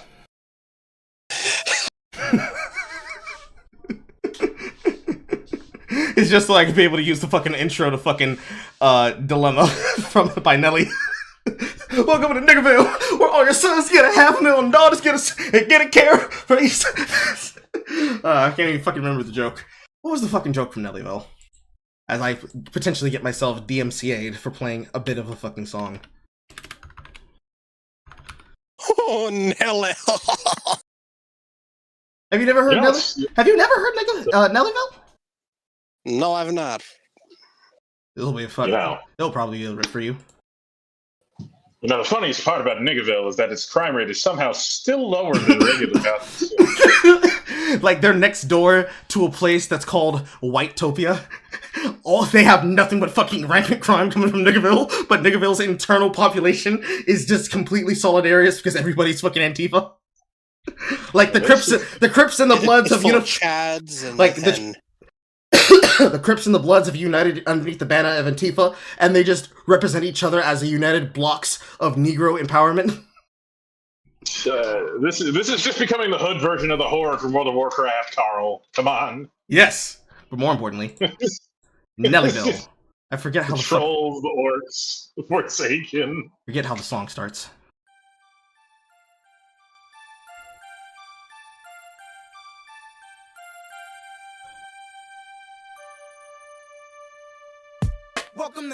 Ah, shit! I can't hear. I hear it on the YouTube video, from the YouTube stream, but not on Discord.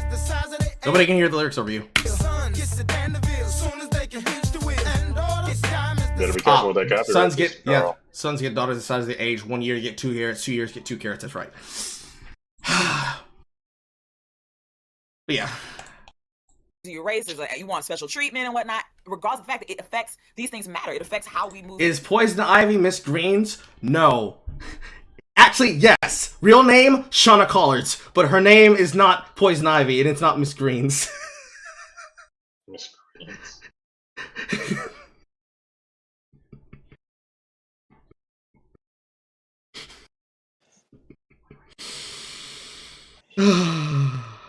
Who'll be Mr. Freeze? I don't know, but I know for a fact he'd be portrayed by D.B. Woodside. Bald.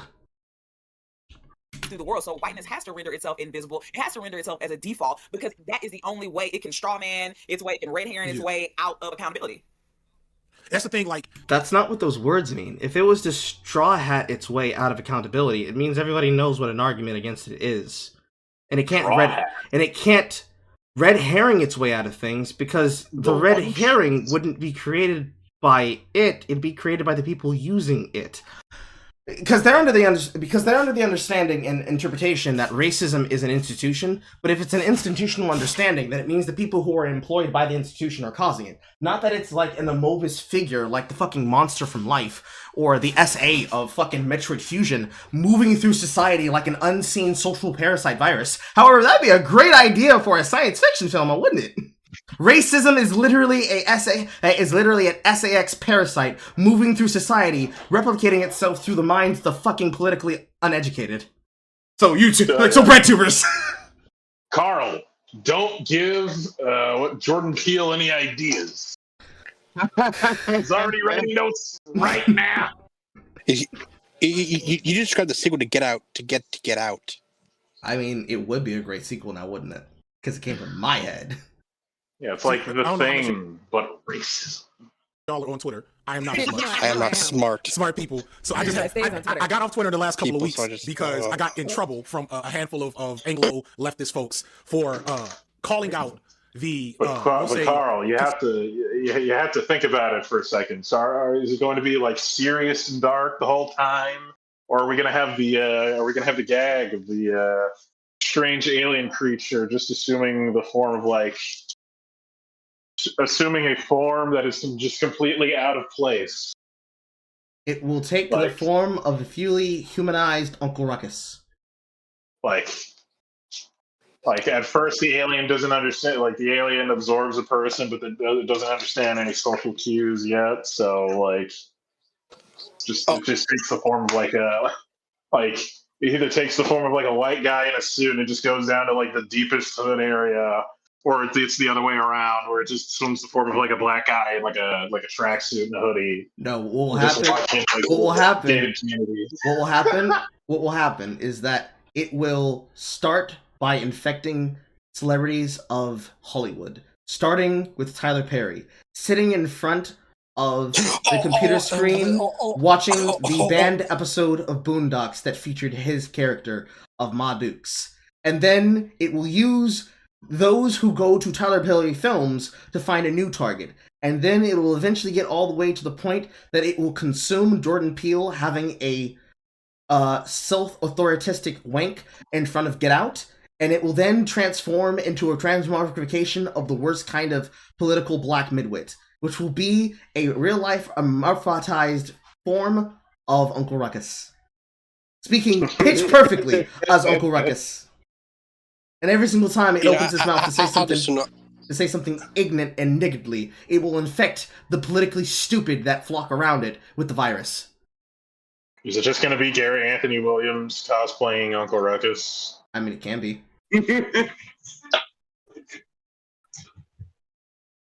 Damn, I just woke up.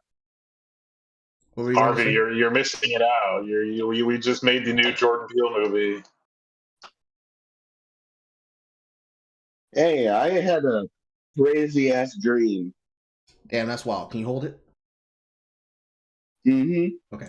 Conspicuous nature of interracial relationships being overly represented in media. The swirl propaganda is palpable. Right. And so in the swirl propaganda is when people like to socialize with people who are not of their own ethnic origins. So normal people then. Race mixers aren't normal people! To white breadtubers.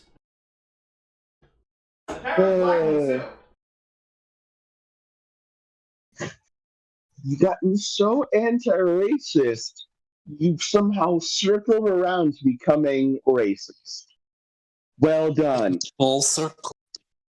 It's the circle. Sheer bigotry of having whites mixed with blacks is unbound! Don't get us started on the whites and Asians. Or blacks and Asians. Ugh. Don't want them to... Or Asians to other Asians. Attention all units. A mixed race couple has been found in the movie theater. Alerts. We can't have a white and a coon together. What is this, fucking 1950s?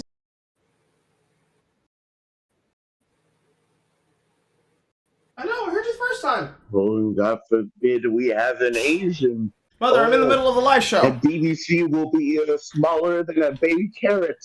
We don't want that. What the hell did I walk into? Niggardry. What do you mean? You walked into a versus chat. No, you're right. But what type of niggardry did I walk into? Signifier just said that people who choose to racially mix are clearly supporting white supremacy. Calling out. Oh my God! We'll More race conspicuous mixing nature shit. of interracial relationships. Go ahead. Just listen. Bad, just listen. During the last couple of weeks, because I got in trouble from a handful of Anglo leftist folks for calling out the we'll say conspicuous nature of interracial relationships being overly represented in media. The swirl propaganda. For some reason, I can't hear Discord streams anymore. That's fun.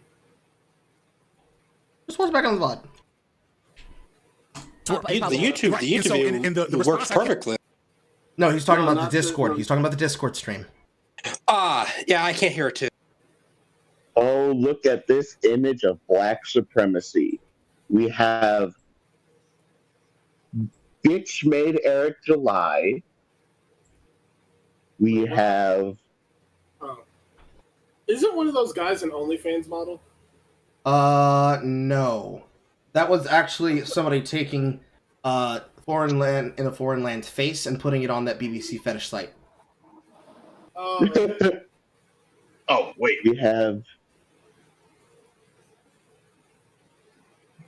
We have Shaniqua down there in the bottom center.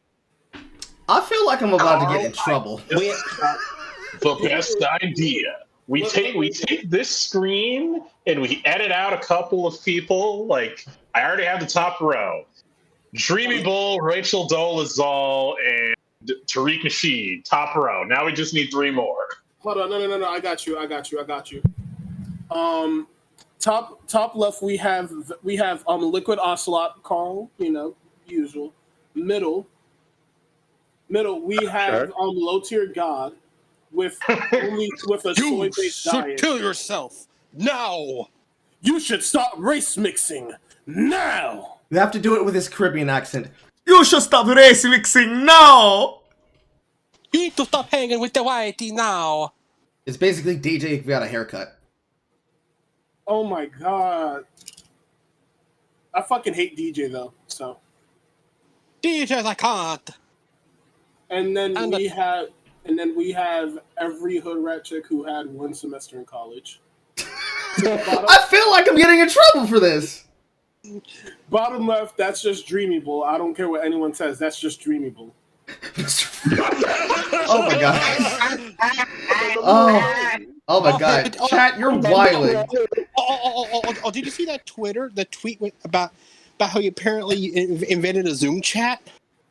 I suppose. However, YouTube chat, you're fucking foul as shit. Mr. Freeze would be played by Ice-T. Mr. Freeze would be Black Ice. No, he'd be Blackberry, and his entire outfit would be nothing but fucking high-carat diamond chains. With a giant mouthful of nothing but diamond grills. Carl, you remember Chris Played by Fetty Wap. Yes. So basically, Tentacion. No, Fetty Wap. I have ice, black man. You can't melt this drip. You know, I would say I would say he would be played by Vanilla Ice, but that'd be too easy. Dude's giving more Dracula than Applejack Cinema. That's funny. And the best part is there is no version of Aquaman. I feel like there would be, but he'd be the only token white in that universe who still played straight. Why does of course because they can't portray a black swim with that guy can swim. Listen, I mean, they have and they would, but it'd have to be like the fucking Old Spice man. What? Why does the black woman in the middle with the purple border look like every single race swap black female character? Because she does. Don't worry about getting it. from white leftists is it sounds just like something a white supremacist. I don't want to be stuck. I don't want to be stuck on this 1 hour and 16-minute video for 3 hours. Mulatto. Or if a white person said this, right? If a white person said this, it would be blank, blank, blank. And that's the same logic they're using to attack affirmative action. Because in order for that logic to have any useful case in this discussion, you have to believe that we're operating from a true place of equality, and that my interest, a level playing field, and that my interest in seeing black representation that is more realistic and more relevant to the reality that the vast majority of black people experience is. But the vast majority of black people are not fucking crazed political extremists. So they're trying to get them. They're trying to get them. Nor are they all twinks, nor are they all big dick chads, or. I mean, majority of the niggas in the hood that I know personally, actually no, majority of the niggas in the hood are either like self-absorbed narcissists or just full-on borderline 4chan schizo level of retardation. Aquaman would just be Kanye. It all connects. It all connects. Superman had the greatest fight of all time. He just fucking pulls up to fucking Supergirl. He just fucking pulls up to Supergirl winning an award. Hey! I just want to say, Wonder Woman had killed the best rival of all time in DC. Oh, Wonder Woman would be fucking Beyonce, by the way. I indeed do love fish sticks. Not applicable. It had fish apply to me. It just don't make sense. Watch Batman Beyond. Think Spock can't swim. I did see that indeed. Carl. Wait, would that make Batman just fucking Idris Elba? Yes. However, you guys gotta keep it under control. You're actually distracting some people in chat. All right, fine. I'll keep it on my pants until the end. Special treatment. And that's what they were trying to do. That's why, like, I never forget, before he died, Rush Limbaugh popped up on the Breakfast Club, which is the most surreal thing. You know, was that a media broadcaster who has a history in fucking radio media showed up on another radio media show that's popular on the airwaves? Say it isn't so, signifier. And I tend to go easier on the Breakfast Club than other folks, because I it's have like a Breakfast Club interview, and I know them person, so you know I don't have no. I'll take the heat. No, you won't. No, you won't. Not in this line. I'm still hoping for my Breakfast Club invite. I'm trying to become The second that Chicky D ever shows up on the Breakfast Club, I will laugh my ass off when he gets roasted by Charlamagne the God. But I swear to God, he doesn't know who the fuck you are. I will never forget the time Kanye West called Charlamagne the God an industry. So he is. He is, I know. What does this nigga do that's of fucking value? Nothing. I ain't gonna cap it out. You for zero purpose. Listen, Charlamagne, when you see this, bro. We are so black. This is so black of you. Hold on, let me finish. I'm gonna tell them for you. And so to their credit, they're trying to have a conversation with Rush Limbaugh about racism. Because Rush Limbaugh, I don't know what made, he was dying, so maybe he was like, let me just see these niggas for less.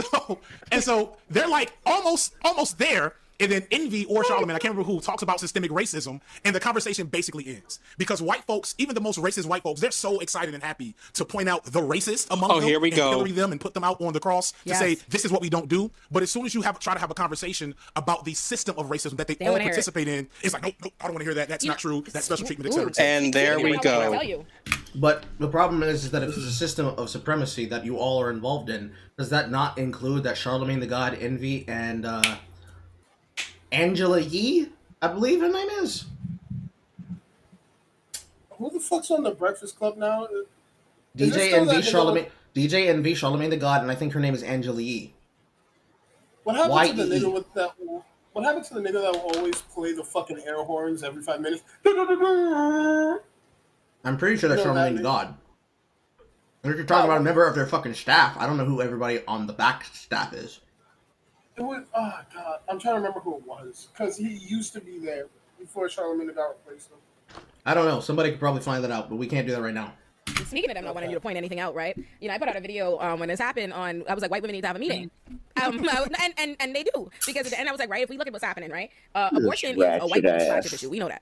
Black people and marginalized people will always be disproportionately impacted by anything in America. But we know that abortion is a white ladies issue. We know it. Hang on. Hey, yo. She said it with such happiness in her face. Uncle Tina. She said it with such happiness in her face. You can still see her cheekbones high up while she's smiling about it. Feel about their abortion, right? But yeah, the majority of white women are the only people who consider themselves a marginalized group, and I'm emphasis on consider themselves because you're one of the largest and most powerful voting blocks in the country and people. So anyhow, don't we consider ourselves a marginalized group? There is so much sexism in what this bitch just said. That's still a misogynist, isn't it? That'd be great, but we need to let her get to the end of her point before we start protesting against it. I know, Mother. I'm looking at them. Look at them. Look at them, Carl. I want all of you to look at them. Look at it. Hold on. Look at it. I will be right back. Again. You're listening to Radio Coon. Again. I'm over the stroke of my... What? I got lotion on my... Yeah! We make your eardrums bleed.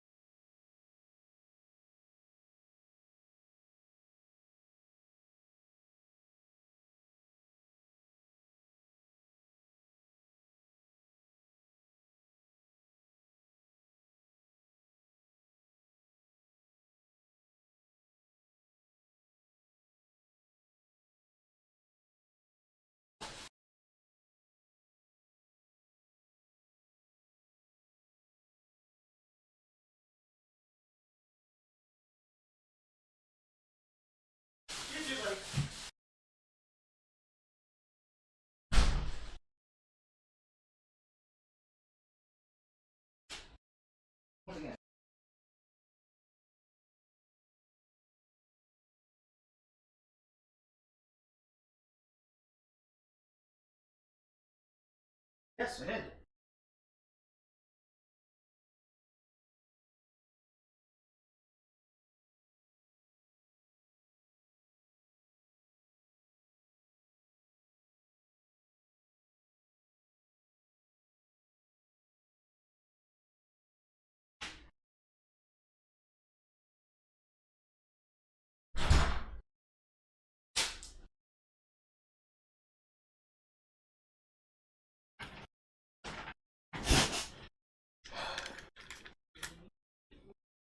Not important right now.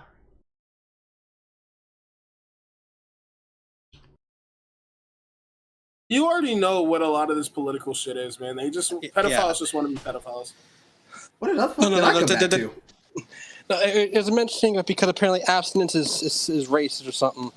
Abstinence is sexist now because, according to women, we're sexual creatures. I have no idea what you guys were talking about because I had to mute the microphone as I walked to the door. Because they were mentioning the pull-out, national pull-out game is weak, and then I mentioned abstinence. I started talking about how it's kind of weird that she's calling this a white woman issue, when a lot of the girls I know that lived in the hood have had abortions before 16 and still have a couple kids, just because they just like raw dogging it. I don't even know if she finished the the national sentence yet. pullout game is weak as fuck. Yeah. And then we slowly worked up to here, and it was just like, yeah. Speaking of them not wanting to tell you, speaking of them not wanting you to point anything out, right? You know, I put out a video when this happened on, I was like, white women need to have a meeting. And they do, because at the end I was like, right, if we look at what's happening, right? Abortion is a white woman's flagship issue. We know that. Black people and black and marginalized Abortion is a white woman's flagship issue. people will always be disproportionately impacted by anything in America. Irony. We know that abortion is a white lady's issue. We know how they feel about their abortion, right? But yeah, the majority of white women are the only people who consider themselves a marginalized group. And I'm emphasis on consider themselves because you're one of the largest and most powerful voting blocks in the country and people. So anyhow, they are the only ones, and in keeping with such, they are the only ones that vote like overwhelmingly Republican. Everybody else don't vote that way. Only all white women vote overwhelmingly Republican. There is so much retardation in that statement. Hold on, she's not done. And it's perceived interest, because we have to have the conversation about whiteness and where they prioritize that over whatever, gender. Right, so I said white women need to have a meeting because at the end of the day, y'all voting this way. Abortion just happened, and now affirmative action, which in reality benefits y'all more than anybody else. So y'all need to talk. Y'all need to get on one accord. So call, and I said, and also RBG. That's y'all's girl. But let's go all the way there, though. I think that abortion is a white woman's flagship issue. All of you women are voting overwhelmingly Republican. These are supposed to be the cornerstones of your policies. They've repealed abortion, and now they're repealing affirmative action. Y'all need to have a meeting. Thus concluding... Hold on. Thus concluding, white women have such levels of control in the politics of the voting nation that the white women need to have a meeting to tell their white husbands and their black boyfriends how they need to do what is in their best interest. Because if the white women don't get shit together, things are about to look bad for everybody, including the white women. Not mentioning that don't blacks also vote overwhelmingly Republican? It's hilarious because in the South, aren't there like a lot of black Republicans? Yes. An alarming amount, in fact. Yes. And she ain't gonna mention that because that ruins the narrative.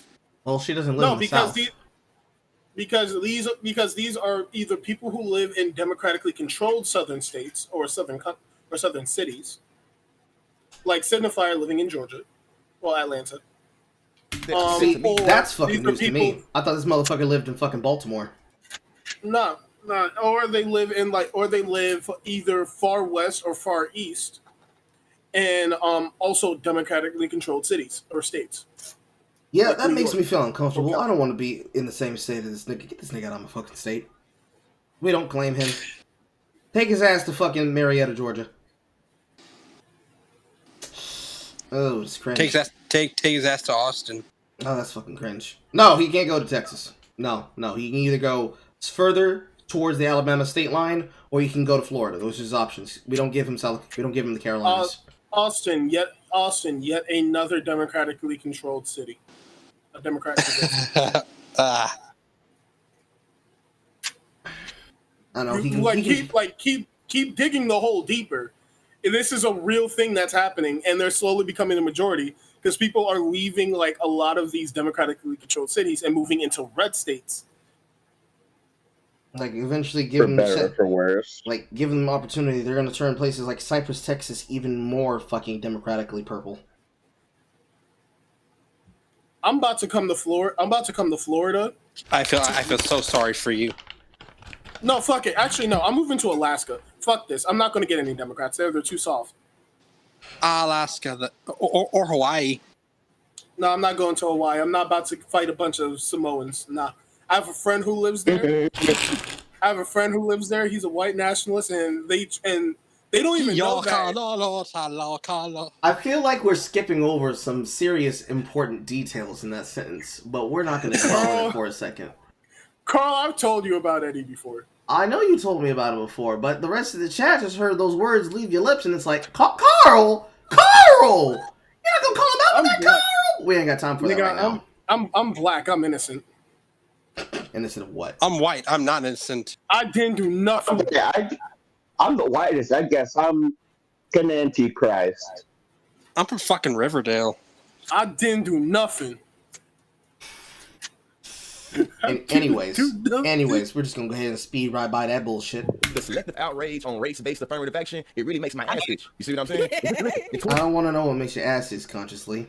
2020, when Donald Trump had the Platinum Plus plan and he acknowledged disparities in banking, he acknowledged disparities in healthcare, he acknowledged disparities in education. To me, why is that not him acknowledging affirmative action for white people? So I want to give $500 billion to niggas. How is that not me acknowledging that there's a race-based preference in the system of banking that allows for white people to be more likely to get a loan for housing or banking? Let me go back. Hey, bars, real rap You know bars. what I'm saying? It's like y'all bullshitting me. You feel me? Y'all bullshitting me. Foreign. You feel like you could be pretty. Bro, like I'm in the Bahamas. This sounds like some anal shit to me. I'm relying me on leftist mafia shit right now. Listen, that's hilarious. No, because I want to give you all the space to talk because this man is speaking normal, but his fucking camera's fucking glitching out. Like he's too African to be here. this is a very the camera can't handle the niggardry. It is very American portion. I mean, given how, despite that though, I will say that college, of course, being a microcosm. This is just one policy that emphasizes the anti-blackness. I can't hear him. This is how a lot of policies, Carl, we're talking about the banking system. Is in response and in reaction to just blackness in general. I mean, why do you have to get called to the bar, Limey? Before that, you didn't have to. There's so many different instances of which, they were just and don't get me started on what they make you do to admit you. Because every black person I know in New York had to. So let me just tell you a little bit about getting admitted to be an attorney, right? You have to tell them every fucking move, your whole life, every goddamn thing, right? Now You mean the basic background check? Then you go through, you do this whole packet, whatever you send it to the black man's kryptonite background check, right? And they assess you. And by the time they assign you a person to do your interview with or whatever it's supposed to be before your swearing up ceremony, you're already fast tracked. You're supposed to be approved by then. It's like a formality. Every white person I know, it was like a formality. White people I know with DUIs and records, it was a 3-minute formality. I had to interview 3 times because they running me down about why I owed Sprint money in college and regular bullshit. No, I swear to you, but think about who that's gonna impact, right? If they're telling you, you have an account on your collection, so you can't get admitted. What? Wait, how can I get a job and money? We're looking at your credit report here, and it indicates that you're a nigger.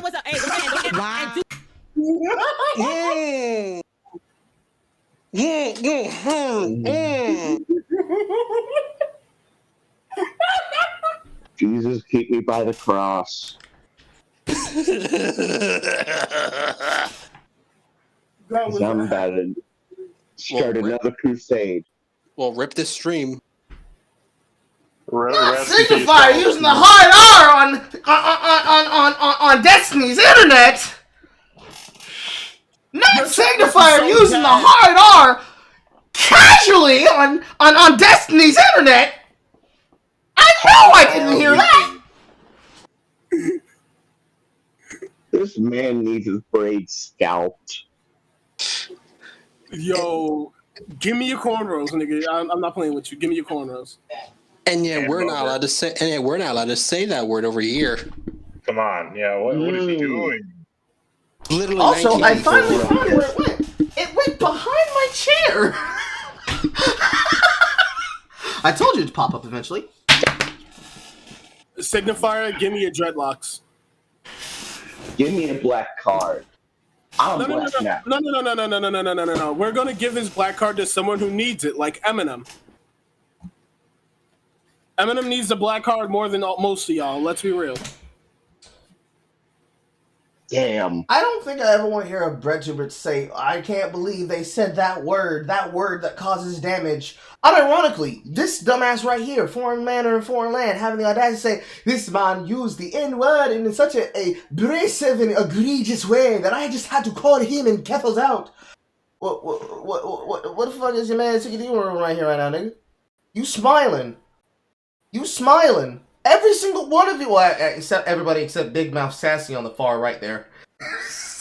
A sentence, if taken out of context, can get you in trouble. Especially with, I'll take the Amazon on the far right. Every single one of you niggas is fucking laughing and being jolly about it.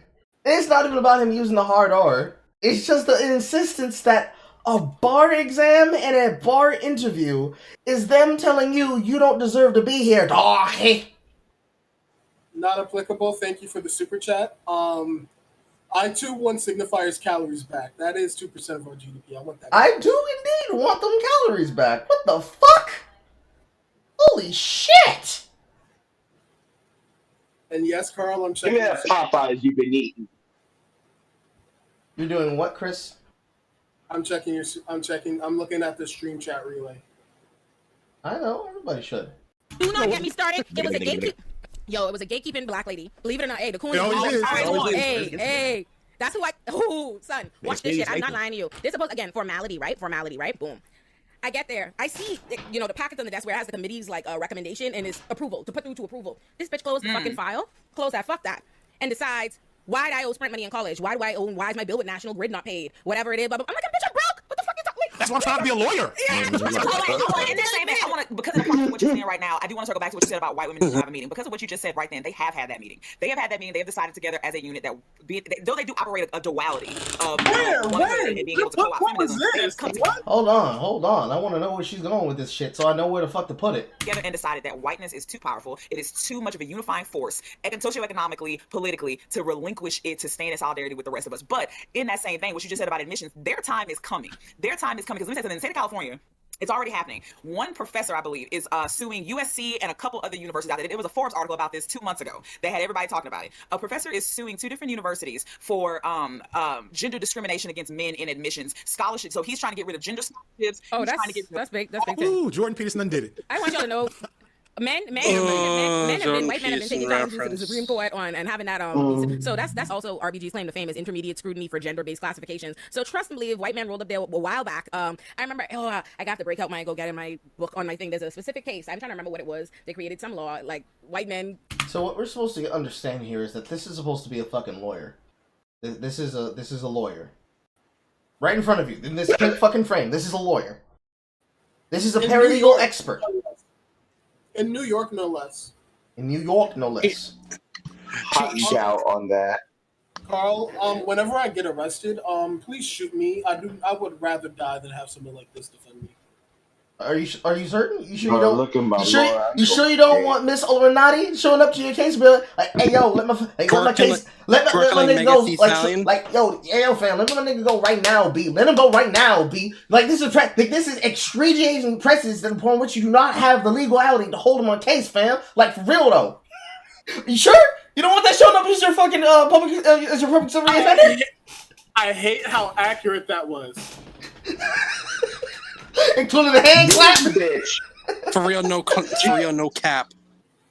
She looks like she's gonna go up and say, "I'd like to present my client's defense through the medium of dance," and then just starts fucking twerking, like Megan Thee Stallion, but not in the court. That's a bit egregious. I don't think she's ratchet enough to do that. I think she's behaving a particular way in front of the camera, and if she is a paralegal who has the actual ability to hold cases and is actually serving on cases, she conducts herself a different way. I don't believe that. I believe she does this shit for attention. White men have a high insurance threshold. I don't know, something. They've been up there talking about all this, oh baby, no. Hey, but I feel like at the core of it is like, hey, if I think your mere presence brings down the value of space and place, we gotta deal with that. I can't hear. Yeah. Like think about it. In the black community, we know I gotta work 10 times as hard to get to where you at. Regardless of that being a reality that we know that's been going on for generations in the white community, to say that hey, black people are unqualified and specifically. I want you to find me let's say 10 case examples of somebody on a living record having said that and putting it forward as a value and them being aligned to anything that is not a Democratic Party.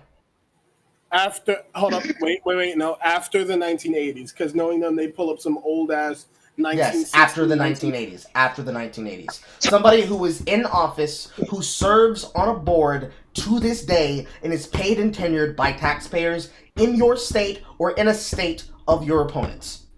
Realistically, I would say in a Democratic state or a Republican state, and you're willing to play it on a record, because if you were able to find that record, that person would not be employed in politics for long. To which it would be in your best interest to find that evidence. But I can promise you they don't have that. They're going to say they're going to end up saying Donald Trump, and then have no evidence to back it up. The evidence is just believe me, bro. I swear. 5 years. Or Van Bad. Bunch of hard-working, way more qualified white folks that's been getting skipped out on for these unqualified ass niggas. So when you think about that, you put it on the Well, I wouldn't say unqualified ass, but they have been getting skipped over with certain levels of qualification in this particular specific areas. Just not the ones that you're describing. Or about AP game. Like you said, credential in grad school, I could dance around them white folks with any dance they want to do. I was way more qualified than all the white people I was in class with. You see what I'm saying? But that and to Conscious's point, to Conscious's point real quick, because it reminds me of this. The fact, yet again, the credit score and the idea of credit is yet again a reaction to blackness. Yeah. Like before then, like that wasn't even the case. And it goes back to like a more so overarching principle that I had to like really ruminate with while I was in the States. After seeing people of my hue constantly being denigrated and just for existing, us people that are darker than blue, especially in the States, I really want to know the same question that Fanon had. Do you want to be black or do you want to be American?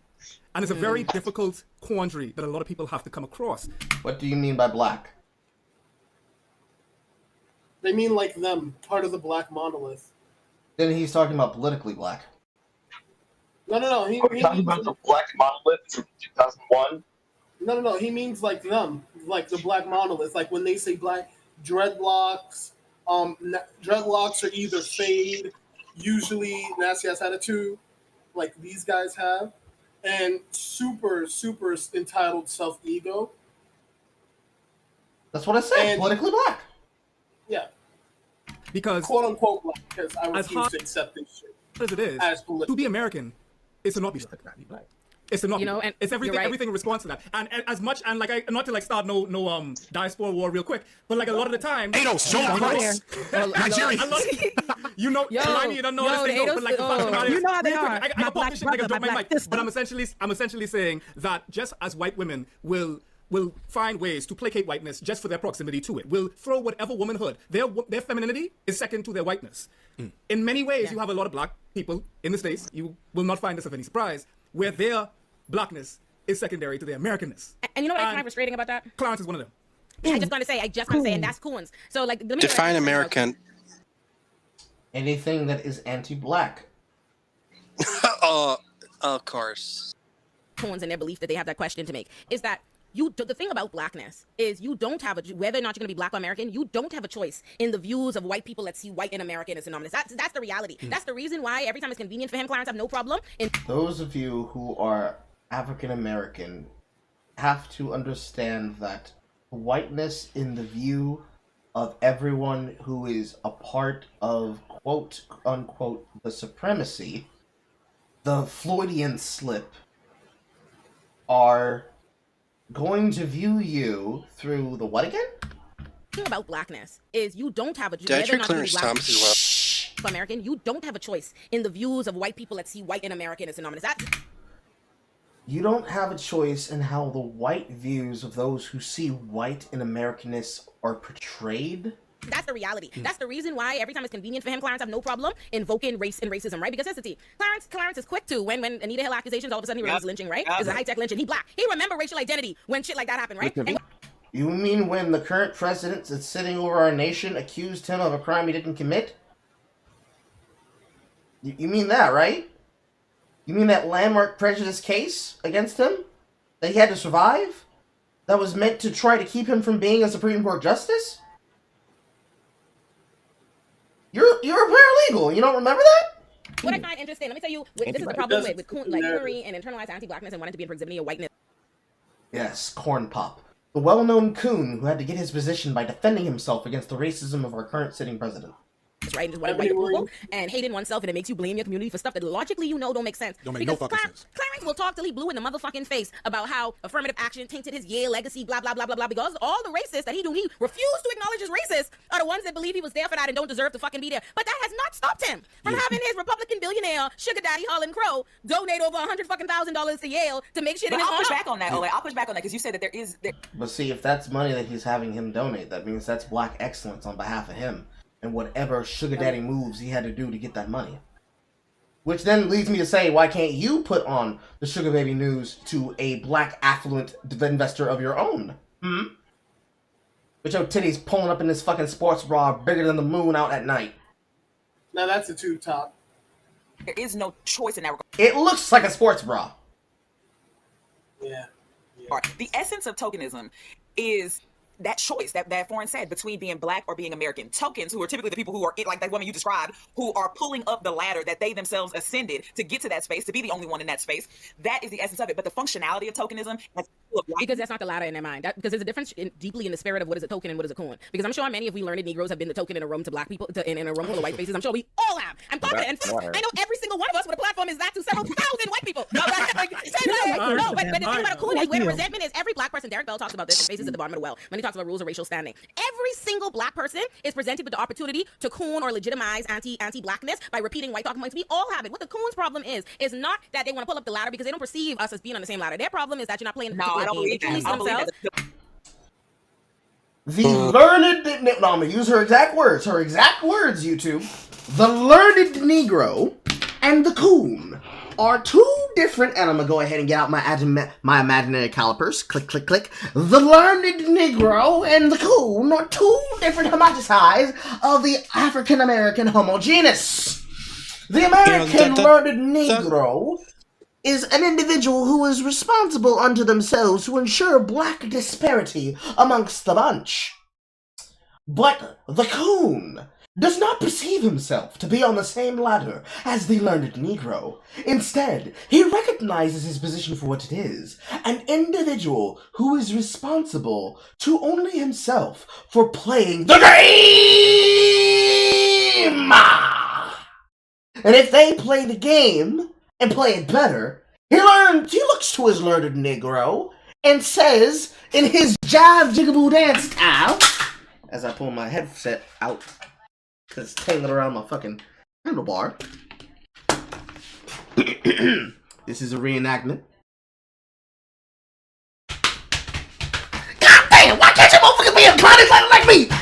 Look at this shit. Look at this shit. Why can't you do shit like me, motherfucker? Why can't you do shit like me?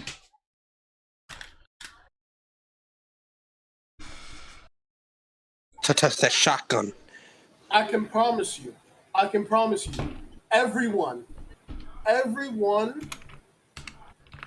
in this fucking group call, this video, I promise you, at least one of them wants to fuck either a white woman or a Hispanic woman. Even the women. Or a white person or a Hispanic person. Because, again, everyone here thinks they're the next coming of Frederick Douglass or Malcolm X. No, you're not. You're just a shit talker. That's it.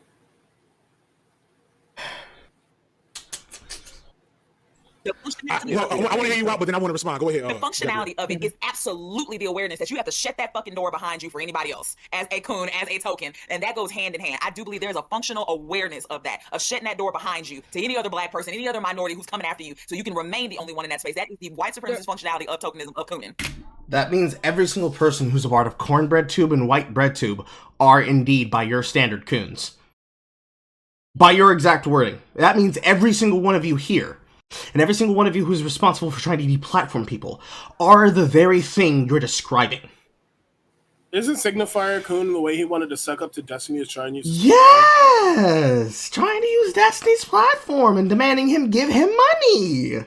And then when he's told... Also not applicable, thank you for another super chat. And when he was told, no, I'm not going to do that, especially after he demanded money and Destiny was going to pay it, but he decided to be impatient and block him like a little bitch, he said, alright, fuck it, and he donated money to Cop City.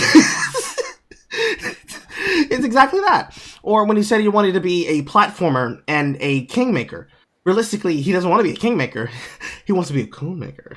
Everybody who's doing what he thinks is appropriate blackness, which literally means it is a young, learned Negro to signifier coon pipeline that he is interested in investing in. They are not Frederick Douglass. Frederick Douglass and Malcolm X or Martin Luther King. Actually, no, they would call Martin Luther King a coon nowadays. But Malcolm X and Frederick Douglass, y'all niggas are not. Y'all are not. Y'all niggas are, in fact, idiots. Sincerely. You can't. Are you calling these proud black people idiots? Shut the fuck up. That's pretty racist of you. I will bang your mother. No, I will bang his mother. You'll grab the camera. You'll grab the camera and film it. I will do the mother banging around here. No. We need to take her to that coal train, Carl. Absolutely not. I'm not riding the boost on anything. More importantly, I'm gonna need you guys. More importantly, I'm gonna need you guys to start using push to talk. It's actually starting to distract people in the chat. Yeah. I am using push to talk. I'm just gonna go on mute for a while. But when it comes to affirmative action, though, in specific, and when it comes to Clarence Thomas' understanding of affirmative action, and if we really keep it G-real about this, is, like we say, affirmative action is only in rhetoric. Listen, they're very interested in the appearance of rolling back all these things and whatever perceived as wins to us, but affirmative action has never been an application, something that has done a motherfucking thing, Fanny. As we all know, to be in the room, you gotta be the most... If it never did anything for anyone, then why do we see these numbers coming up the way that they do? Decorated nigga around. They're not just letting, they're understanding what they think that is to be that. So the reality is Clarence Thomas is not even trying to, his world of the ladder that he is just one justice. There are multiple justices on that court. Pulled up unfortunately are for the learned Negroes. Let's be honest. Like the niggas like us, like I'm still gonna get into school. I got in every, you know what I mean? My children. Which one are you? Are you learned niggas or are you niggas? But you gotta pick one. Children are gonna get into school. Your children got into school. Y'all all went to school. We are not who they're talking about. So he's not even concerned about pulling up the ladder underneath for those that follow the path. He knows they're fucking good. Yes, yeah. It's much. So, it's different. So I think it's a both and to kind of like try to marry. I think to try to marry Ole and Gabrielle's points. It depends on what position the coon token is in. And I'm gonna go with the coon over token because I think I agree with the fact that we've all Sekou. Hey, you know what? I feel like, hey, the debater in me makes. I want people to respond to what I'm saying and not go into your lexicon and your bullshit ass speaking points. So I'm gonna call you a white supremacist sympathizer or anti-black apologist and force you to respond to what I just said. But if I choose to just ignore you because you're being abrasive, then you're gonna get more angry, and then you're gonna have no ability to speak whatsoever because I refuse to have somebody call me words that they cannot be able to actually address. Especially when you all are talking extreme fucking hibbity hoopla. Whatever you rehearsed about why Uncle Tom really is or how coon is. You know what? Fuck you. I don't want to hear about that shit. You are being a sympathizer of white supremacists. Respond. And to me, I think that is kind of the great thing that a lot of black Republicans and black contrarians have been able to do. Been able to take the very sentiments that people say on the surface level and say, you want to accept people for being people. Hey, conscious, you call yourself an ally of the trans people, but you don't want to let me be conservative. Yeah. I hate that. But that's exactly a great point. You want to platform people for living a particular way or living a particular alternative lifestyle, but the very fact that I express a different political opinion than you, you claim that I am a, what was that again? Coon to white supremacy? Respond, nigga. If I stare at you in your face, you're gonna say, well, that's just absurd because it makes clear evidence. I'm like, no, it doesn't. I don't care what fucking hotep chain you're wearing on your fucking neck with your goddamn threaded blocks braids with yellow and green on them.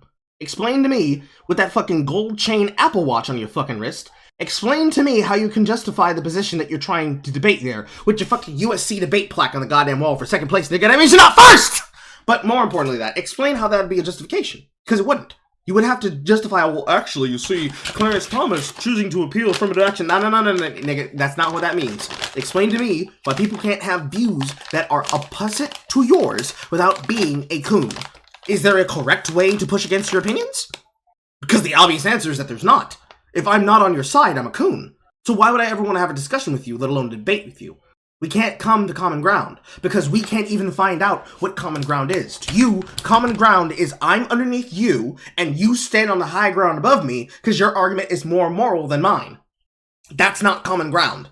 That's supremacy. You want supremacy over other people. And you want to belittle other people while calling them something that is below you and calling everybody else learned. Meanwhile, the coon, the African-American coon, is just a lower form human being. If they're even a human being at all. An ally of the trans people, but you don't want to still racist much. Yeah. But you really, I hate that argument so much. Like FD thinks everybody he disagrees with is anti-black racist. And it's like, oh man. You all just said that though. So this is what it is, right? I feel like there's a lot of layers to this, and one of those layers is white guilt. That to me is equal to our allies. Blacks have white guilt? What? Allies, right? And not with all of our allies, but white guilt is how they come into these spaces, especially when a lot of... Well, a majority of your supposed white allies are whites that you've browbeaten into submission, so... You've literally given them the worst form of PTSD. Well, we have a lot of officers killing people, or when that outrage is happening, it's very selective for them, right? In that season, they'll go look for a platform to follow. They'll be in the comment section like, oh my goodness, what can I do? How can I? And as soon as that dies down, they're trying to make suggestions on how you can be better, who you need to bring on, how you need to be more black. Because that's what you tell them is what they're supposed to do. They're supposed to educate other people and tell them and lecture them how about they're supposed to do more than what they're doing. And unfortunately to you, you say, oh, you can do that to the whites, but to the blacks, you have no room to speak. But you would educate everybody, not just one person. So they become supremacists in your eyes that are using their ally status to take advantage of other people when you're using your minority status to take advantage of other people. Huh?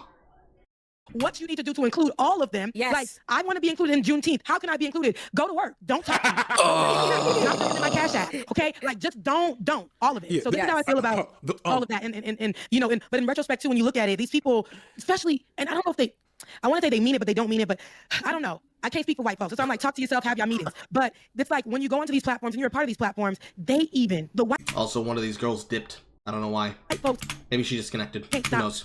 Functioning in their whiteness. It will never be where they can just take it off. It's almost like, okay, Ole, shh for a second. And it's like, okay, Rebecca, I hear you, but, and especially me being a black woman in the space, and then like sometimes I love my producer. He knows I love him. Sometimes I gotta be like, hey, that wasn't okay. He's a white guy. Like, hey, that wasn't, don't do that. Because you wouldn't talk to the other people here like that. But there are sometimes it comes off just straight whiteness. And I need you to simmer that down when you're speaking to me. All right? Tone the whiteness down when you're talking to me. One thing I want to give, shout out to, I may have said this in the last video. I've said it some of the time. Shout out to Hank Green, YouTube OG, Hank Green. dealing with cancer. Yeah, dealing with cancer right now. God bless him. He said in my way back in the first break, he said some of the realest shit about white people that I've ever heard. And this is why I wish white people would spend more time talking to each other about, have those meetings, as you said. He was like, the thing that I've realized being in these like white liberal spaces is a lot of white people, they're not looking to solve the issues of racism. They're looking to render its effect. They're looking to create a situation where they don't have to think about it. Yeah. And for some of them, for a select few. Considering the fact the majority of the time that what they are trying to not think about is motherfuckers like you lording their whiteness over them so you can punish them about being white, yeah, I imagine they would. Shout out to these select few. That means being anti-racist. And for others, it means censoring themselves or censoring black people whenever the issue becomes too hot for them to deal with in the moment. They just want to not be able to think about it. And so when it's normal racist stuff. When a bunch of belligerent niggas start yelling at you saying you're not doing enough, what should you do? Allow them to berate you? Because that's what you're insisting is the correct answer. They cannot think about it. That's why I always say, I'm of the mind that Ron DeSantis could beat Joe Biden before Donald Trump can. The only reason Donald Trump lost was because he was too obviously racist. And the white folks in the suburbs couldn't bring themselves to vote for that. But Ron DeSantis is much more low-key. Much more insidious. Much more insidious racism. It's I'll way make more dangerous. a regulatory lecture-making thing here. Doors. Exactly. No matter what we why say. I know he will whoop. If Trump were to not beat DeSantis in the primary, DeSantis will be Biden, and I feel very confident in that. I hate using them as the litmus test though, because they're both. I hate using them as the litmus test because that's kind of the conversation that's brewing online right now. I hate using either one of them as a litmus test. Let me say something. Even the wokest white person the most leftist are not willing to sacrifice any personal relationships, any familial relationships, any kind of. They're not really willing to put any true skin in the game in terms of having those conversations that FD is talking about holding people to the fire about racism. The wokest white person the wokest one, like the most Kangol dashiki wear white guy somewhere is not willing to do that. Especially so regardless, that category racism is to me as equal as what DeSantis and Trump both got going on. And this is what I appreciated about Afro-pessimism when I was in college, because it showed me how it was something real sexy and real attractive to how anti-blackness work. It'll make you what people always already buy into the fungibility of black people, or you already thinking about how can you flinch and make it where whatever black flesh is being fucked over, they ain't got nothing to do with you. So you can center yourself and make it where that's not me though. You know what I'm saying? Or I think of my favorite meme. One of my favorite memes, you know what I'm saying, is a Paul Mooney. He's a picture of Paul Mooney, and the meme says, white people do not want to be blamed for their ancestors' actions, but they sure as hell want to hold on to what their ancestors left for them. And for me, when I think about that, that's really how whiteness and the white identity operate, is being able to disidentify empathetically, sympathetically, financially, anything. So They always act like their hands are tied. Take the profit. Well, let's see here. Let's take that quote, that wonderful facial image post meme you just insisted. White people don't want to be held accountable for the actions of their ancestors, but want to clench on to what their ancestors left for them. Let's invert that. African Americans do not want to be blamed for the abhorrent actions of their black ancestors, but want to hold on desperately to what their black ancestors left for them. What would be the Steelman argument against that? Well, see, Carl, African-American ancestors didn't have much to hold on to, and what we did, they tried to burn down anyways. So we ain't got shit to hold on to. So, like, it's not the same. Okay. So, what about those who come from white African-American families that are integrated with whites because their parents happen to have cerebral fever? That's not the same, though. That's not the same, though. We wouldn't even be here if the whites hadn't brought us over here. So what about the ones that are specifically from another country that immigrated here and then married into other families, if not marrying a white woman or a African-American that happened to come from the States, going there and coming back with their male bride or husband, or a South African woman like Belle Delphine coming with their partner or immigrating here and finding a love life and then establishing a family. But it's not the same, though. They're not like us, bro. They're not like us. They might be kinfolk, but they ain't skinfolk. Interesting.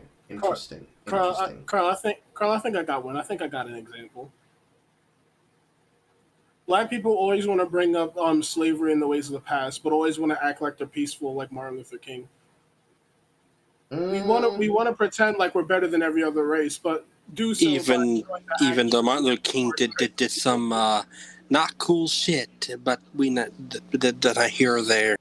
It's not even. I don't even have to bring up what Martin King did in like the infidelity with his wife, because his wife was like, I could stand him being infidelous. The movement's more important. Fuck the pussy. The movement's more important, which is honestly some real shit. But let's think of it in terms of actual political optics.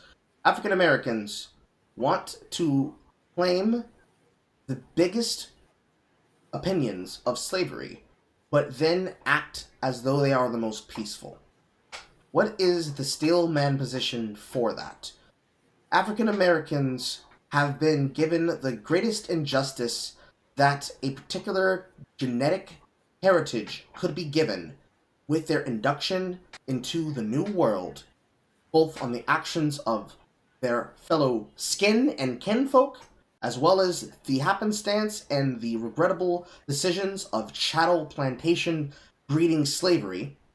But when given opportunity to be peaceful and non-violent, they use the most extreme indications and invocations of political violence in the physical, the real, and the abstract for the grab of power.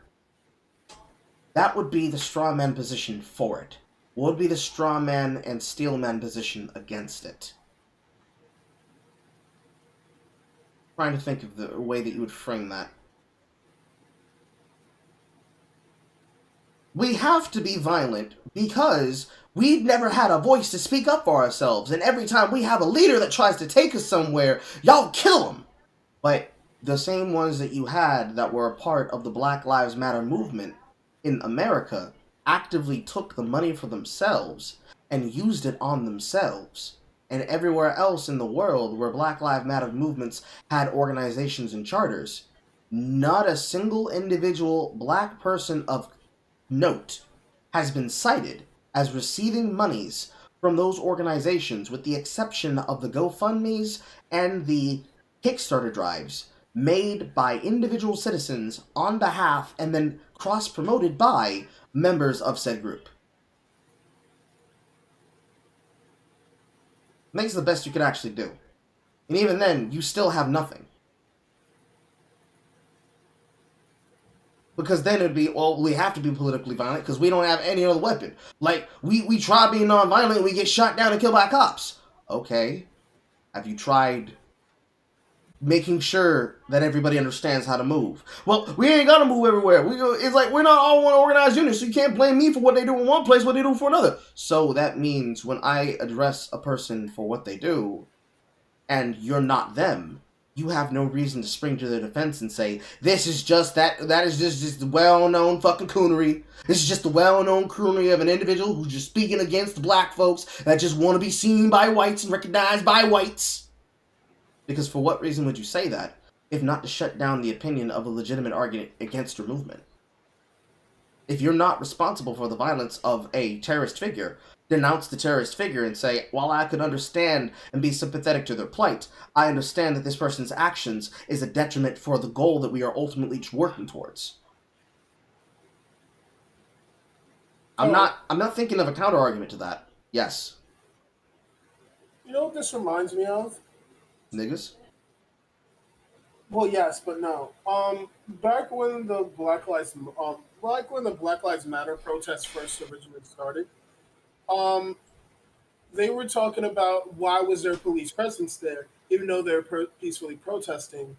And I think it was Sinatra Says who was showing this video of these Black Lives Matter protesters chasing all the white people off this bridge, just straight up. Oh, I remember that. I remember that. Also, I don't care if you happen to have a redneck accent applicable. In fact, that would increase my brand.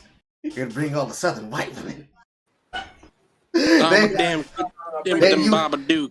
you and I both could be able to say, "Hey, yo, where the white women at?" Like this is just sad to look at, you know. And like the best way to describe it, I'm a New York nigga. All we do is talk. Oh, I feel bad for you. Yeah, all we do is talk about chopped cheese, fucking bitches, and fucking either soft ass SoundCloud rappers or some of the hardest fucking drill rappers. But at least you're not from Maryland like I am. I'd rather be from Maryland than be a New York nigga. At least I don't live in Baltimore. No. Hear me out. I'm not just a New York nigga. I'm a Harlem nigga. That's 360 grim ass from California. What's worse, Harlem or Baltimore? Baltimore. Thank God. But that's the thing. You're not a Baltimore nigga. You're just a nigga from Baltimore. Huge difference. Well, I'm actually from Riverdale, so. But Baltimore is near, and thank God I don't live there. Yeah. Oh yeah, Hope Cat. There was this whole bridge just filled with black people just running down, chasing white people out their cars and shit. It was wild. Make me have to hit the maximum quantity on your ass. So what you're saying is that they activated the coonery. Yes. It was just fucking. It's just fucking sad at this point because this is just straight up just 1930s race politics now. It's others of a different kind. It's not right. They have their ways. We have our ways. Actually, no. It's like that, but with less intelligence. I feel like they just watched The Bronx Tale for the first time. No. See, it's what a great show called The Boondocks would call a nigga moment. No. See, no. That's nigga synthesis. That's nigga synthesis. A nigga moment is when two black people are about to embark in an action of indecency in public because of their righteous indignation in a disagreement. Nigga synthesis is when one or more niggas in a group activate their African American banality and begin to activate on the movement of a group of people that are collectively thinking and acting in the ancestral spirit, invoking actions of havoc and terror amongst those that are not able to vibe on the level of nigga synthesis. Oh, then my bad then. I meant to say nigga synthesis. It's okay, but you've now been educated. Something that these niggas would not do. And it sounds like we're shitposting, but I know that Chris understands I just said the realest shit. No, he's dead ass right now. Like, when a bunch of niggas start... Like, remember, if you can, audience people, when a bunch of niggas scramble in a direction when they hear a gunshot, it's not because they're panicking and creating mass hysteria. It's because niggas know, I heard gunshots, I'm not waiting to see who has the gun, because that means they can aim that shit at me. Let me get the fuck out of here. Besides, if it's in our hood, we already know who's got the gun. Yeah. We just gotta wait like 5 to 10 minutes. Just like... Not even like we just have to wait. We just have to wait like half an hour. Like and then some nigga will know. Like there's a particular order in which the gunfire happens. If it starts with crack, crack, crack, we know that that's a drive-by. They're not aiming. They know where the person was, and they're shooting at where they were currently standing, not where they are at right now. So you have to duck. But when you hear, "Hey yo!" you know that they're aiming at somebody. So all you gotta do is turn in the direction of where you heard the sound and walk in the other direction.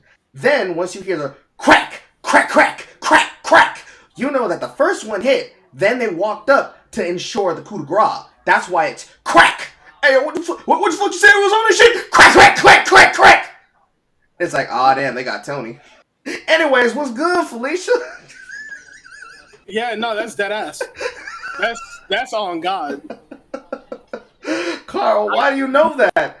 Because I had to bury several fucking gang members who died in that exact execution gangland style.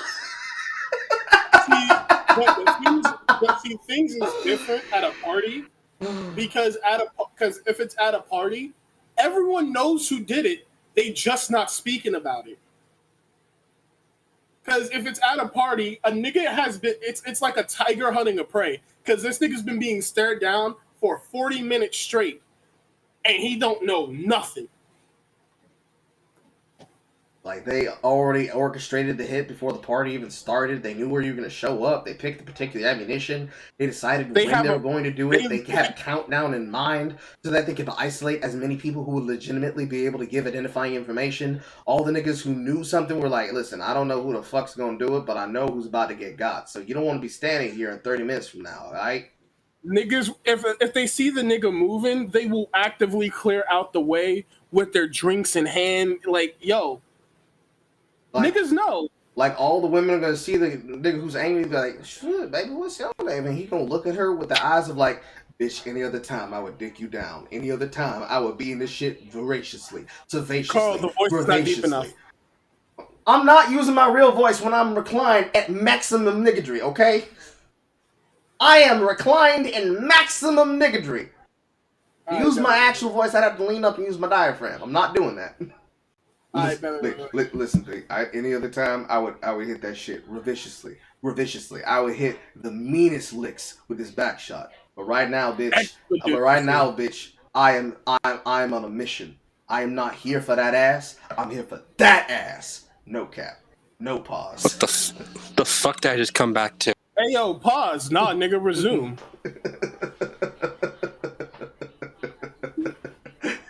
Like, but after I'm done hitting this fucking lick, shorty, I can have your name all night long. I fucking remember, right? I remember last Halloween, I'm chilling in Union Square, minding my own fucking business, right? I'm going out, I'm trying to get something to drink. I come back, bang, bang, bang, bang, bang. All the white people just started scurrying like roaches. These niggas from Georgia like, man, what y'all doing? Y'all not used to this yet? Niggas stopped for a second, police got involved, and then after the police left, niggas went back to it.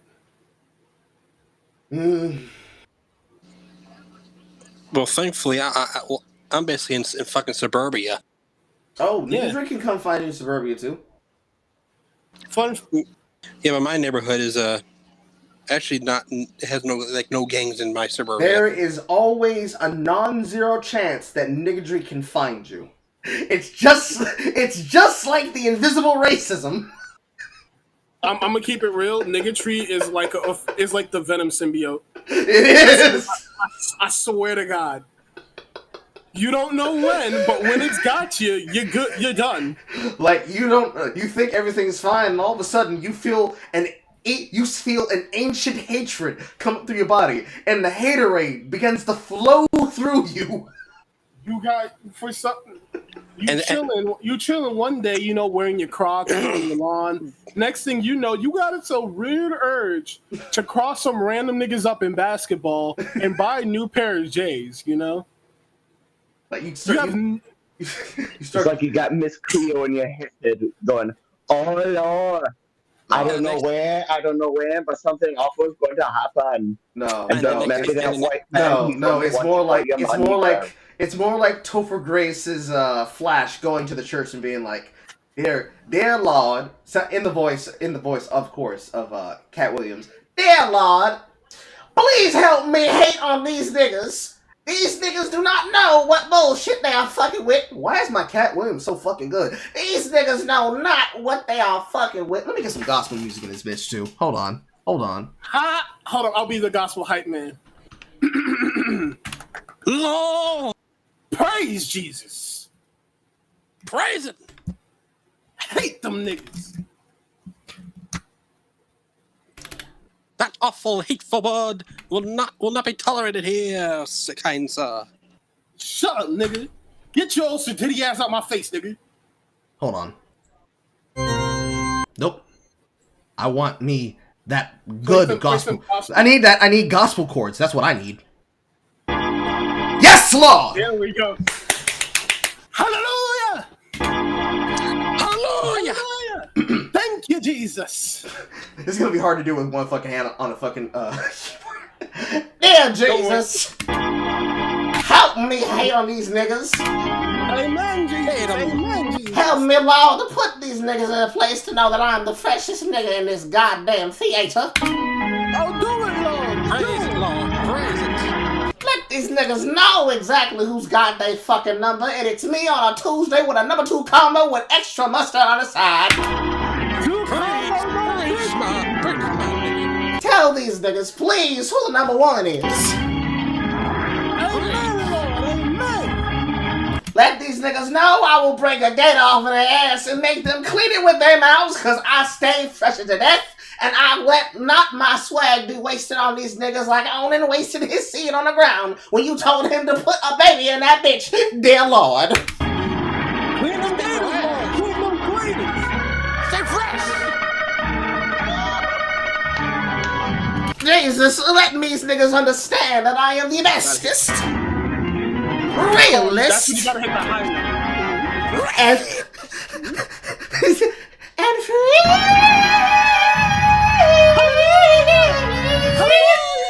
nigga that they had ever seen on the block. Amen.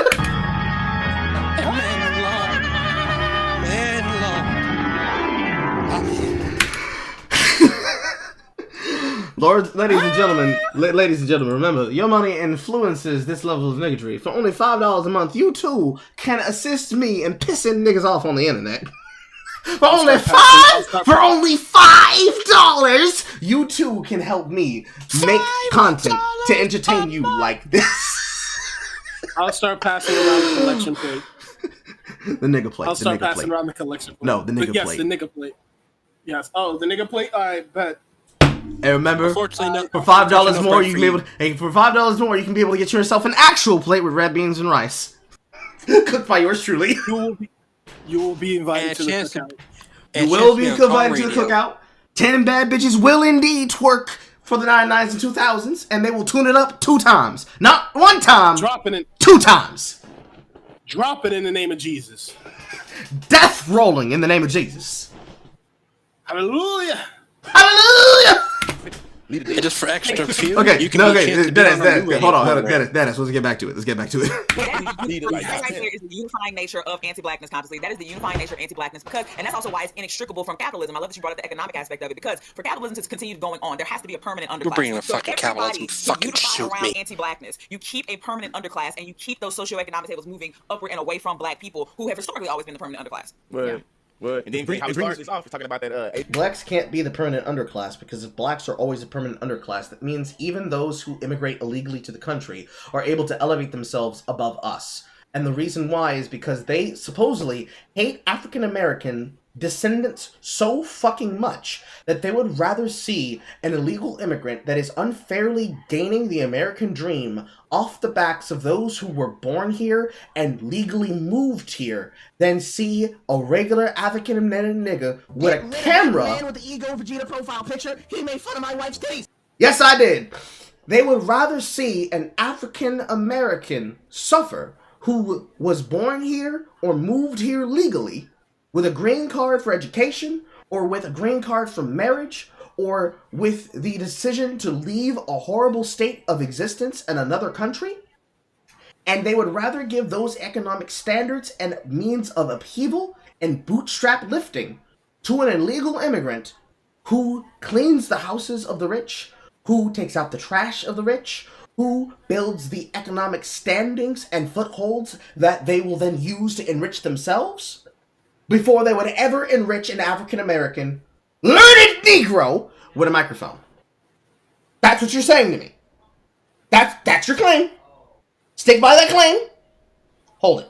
Asian businesses in the black, Asian business in the black, I'm saying, community, and we think about how policy, not some pro-black pseudo. I watched Taniq Rashid and I'm on some hidden color shit. No. I did some research, showed I did the policy, and was able to show, hey, listen, in the 1963 Civil Rights Act, then we had the Open Immigration Act of '64. Then we literally had where we had the American government outlaw any Chinese, you know what I'm saying, here coming into the country. Then the Korean government is able to say, hey, in order for you to sit here out this country, it got you made out one of us first. So then we see 40 years later, 50 years later, what the impact is that. It's like, okay, if we want to have a black-owned business that wants to do nail hairs, we have to deal with that business right there. And then we can see now, in terms of coming back all full circle. So the same way that you're able to use policy to be able to give you these economic, you know what I'm saying, access to my community is the same system you were able to go and complain and say, hey, because these niggas is getting into this place right here, me as a well-meaning Asian that's way more qualified for them niggas, they take something from me. And you know what I think is so funny? Let's run that shit. We have to deal with that business right there. Ching chong. In terms of hold on, come back all full circle. I So should have the took same advantage of affirmative action. Civil Rights Act. Then we had the Open Immigration Act of '64. Then we literally had where we had the American government outlaw any Chinese, you know what I'm saying, here coming into the country. Then the Korean government is able to say, hey, in order for you to sit here out this country, now you made out one of us first. So you got made out one of us first. That is that is some broken ebonics if I've ever seen it. Excuse me, African American black vernacular. Let me see 40 years later. Nah, too easy. It's like, okay, if we want to have a black-owned business that wants to do nail hairs, we have to deal with that business right there. And then we have to see now. If I, as an African American business, want to do hair and nails, I have to deal with 50 years, 60 years of policy credence that disallowed and disenfranchised Asians from being able to have business and culture. The Korean government insisting, well, if you want to have business here, you have to become one of us? Am I hearing that correctly? Now, in terms of coming back all full circle, so the same way that you're able to use policy to be able to give you these economic, you know what I'm saying, access to my community is the same system you were able to go and complain and say, hey, because these niggas is getting into this place right here, me as a well-meaning Asian that's way more qualified for them niggas, they take something from me. The same way that African Americans could use racism and white supremacy to justify how they are being disenfranchised is the same way an Asian American who happens to have a background from either Pacific Island, if not Korean individuals, could also claim African Americans have been given a leg up against me in a way where I feel that I am economically and sociologically disenfranchised to be able to make moves and business in my community because of these unfair policies of 50 to 60 years ago. But they wouldn't. They would just go find another job to work in. Because Koreans are an industrious culture. Granted, they are a hyper-American culture that has been accelerated for the last 30 years off of our values and standards and our media, but they would not complain. In fact, Koreans are the blacks of Asians. No, that's I think that's the tie. I think that's the tie.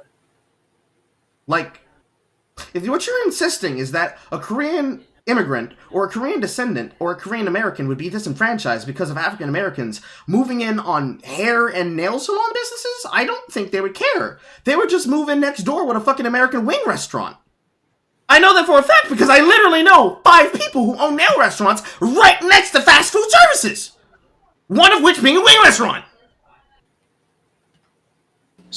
Bits of wings and nails, bro. Wings and nails. No, literally, right now, off the top of my head, I don't know exactly which one it is. Columbus, Georgia, Airport Thruway. If you look on a street view, you'll find the 24-hour Walmart that is down the street and is across the way from, I forget the store location and the street address, but is across the way from a Bojangles. If you look in that shopping center that used to house a Burlington that has now, that either moved there or moved away from there, I forget which order it was, you will find that on the side, there is a health and wellness GNC shop, there is a fast food shop that sells subs and wings, and then right next to that is a nail salon. Somebody please look that up for me on Street View before I do it myself. And you know what I think is so funny and it was so unfortunate about anti-blackness, right? Because many Asian people that get it, right, that are not racist or are not that recognized, they do not fucking appreciate you leaning into these what is it, the model minority, the model minority, the myth of the model minority. And I was like, wow, this is really a battle of fucking stereotypes. They really have they have a select few of Asian people that want to live by this stereotype, explaining how a stereotype about us is the reason why a system should be a way in order to benefit a stereotype about them. And I'm like, this is fucking nuts. I'm like, and you know what I think is so crazy about the level of privilege and like why anti-blackness will always be what it comes down to it. Because it's this idea, why does everybody but black people get to believe in ownership? Why does everybody else feel entitled and like they own and everything belongs to them beforehand? But we are not allowed to feel entitled or like we own the shit We're special in every case we get into it. No, Every race is allowed to feel that they have ownership and rights over things that they own, but blacks are made to feel as they have no ownership or no claim to the entitlements that they've earned from work or from inheritance. No. See, Carl, the thing is, I know where they're going with this, but their version of inheritance or ownership is that, oh, our ancestors built this country, so therefore it's ours. Let's see if you're right. You do own, and if you do succeed, you just got a little lucky. You know, somebody gave you you should be so fucking grateful. I always think that's interesting, right? Because in the case of that, right, you don't pause it. Nigga, stop it. Stop with the fucking lies. Because the first nigga that'll hate on you is another nigga. Don't you fucking start with me. I'm sick of that. No. Minority stereotype, right? I'm like, I'm a fucking decorated academic. Google me. I got in every fucking... I applied to 11 law schools. I got in every fucking way. I graduated with triple honors. I danced circles around every motherfucking body. And they will still every affirmative action, every blah, blah. You don't hear me, but I don't get to feel like... And I don't... No, bitch. I can't do anything but hear you. Close your mouth. I feel like, by the way, I applied to Georgetown. I did not expect to get in. That was my top school or whatever. And I got in and I was so shocked. And I immediately, in the same breath that I got in, oh, that's so great. Oh my God, I got in. I knew I wasn't going there because I could pay for fucking that, right? But I didn't feel, there was no... And already the woman needs to stop talking. I wouldn't have felt if I didn't get in. I'm not like, what the fuck? Every school that didn't give me a full scholarship and others, I didn't feel like, oh, that is not the same thing. Being surprised that one of your top choices for a dream school allowed you acceptance is not the same thing as, ah, I feel like I deserve to get in. What the fuck? What the hell, man? You feel underappreciated that you got accepted into a school and that you worked hard and that people were hating on you. Congratulations. Welcome to the world. You fucking brainlet. Jesus Christ. I don't understand. Does she want there to be somebody to oppress her? Like, is this unironically some fucking Ironheart shit right now? No. It's the fucking Riri. It's not the Riri Williams bullshit where she wants someone to oppress her. It's the bullshit where she's like, why isn't anyone congratulating me? Where the fuck are my flowers? Your family congratulates you, bitch. What the fuck?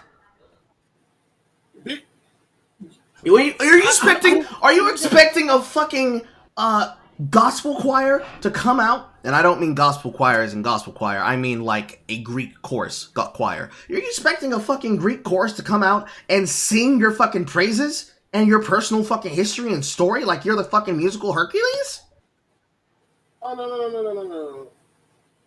no, it's not that. It's that she wants fucking everyone to appreciate her journey, her goals. No, that's not for us. Bitch, we do not like you. I don't think you understand. We do not like you. If I had you as a defense attorney, I will turn myself in. I do not like you. I do not like you in the slightest. Why would I be there for your ups and your downs? Especially niggas you beat out in order to get bonus. Like, in order for you to succeed, other people would have to fail. So why, if me and you are competing for the same position, the same goal, why would I be like, oh, good job, good for you? No, fuck you, you nappy-haired bitch. That's supposed to be my position. Get the fuck out my face. Damn it. Am I wrong? You're not wrong. You're not wrong, but dang, that's a little bit harsh. God damn. Chat. No. Chat, am I wrong? If we're fighting for the same position, you get it. And if you get it, and I'm sitting here dick in hand with nothing, am I supposed to just be like, oh, well, good job, be a good sport? No, we're topping for the 1%. We're trying to fight for the 1% position. You're at the top, the fucking top. And you expect me to be like, oh, good for you, pal. You know what? You worked hard for it. Nah, fuck you, nigga. Get the fuck out of my face. I'm sick of this. So yeah, I can understand why niggas would hate. I can understand why nobody would be appreciated. Because that's how competition works. Fucking revel in their hate. Be happy. You did it. You succeeded. Roadblocks just builds character. Fuck out of here. I would say there's a level of professionalism that a person could have in a setting like that, but then when you're by yourself alone, absolutely you can be a full hater. Absolutely do full Eddie Brock praying to God for your nigga's downfall. By all means. But I would also say that knowing when to use that anger to fuel your next future endeavor is important. Because just hating that other people are more successful to you is meaningless without having the motivation to use how they felt and how they made you feel and what that moment felt like to propel your energy for success in your next future endeavor. Because that can be the difference between having the hunger and the desire to get the job goal or to get the benefit that you want versus allowing yourself to be victimized either by shame politics or passivity or by imposter syndrome. Because all three of those would prevent you. Either prevention from an outside source, prevention from an inside incredulity, or from a pessimistic emotion being asserted onto you by other people trying to tone police how you choose to express yourself. In that exact order. That's what I would say to that.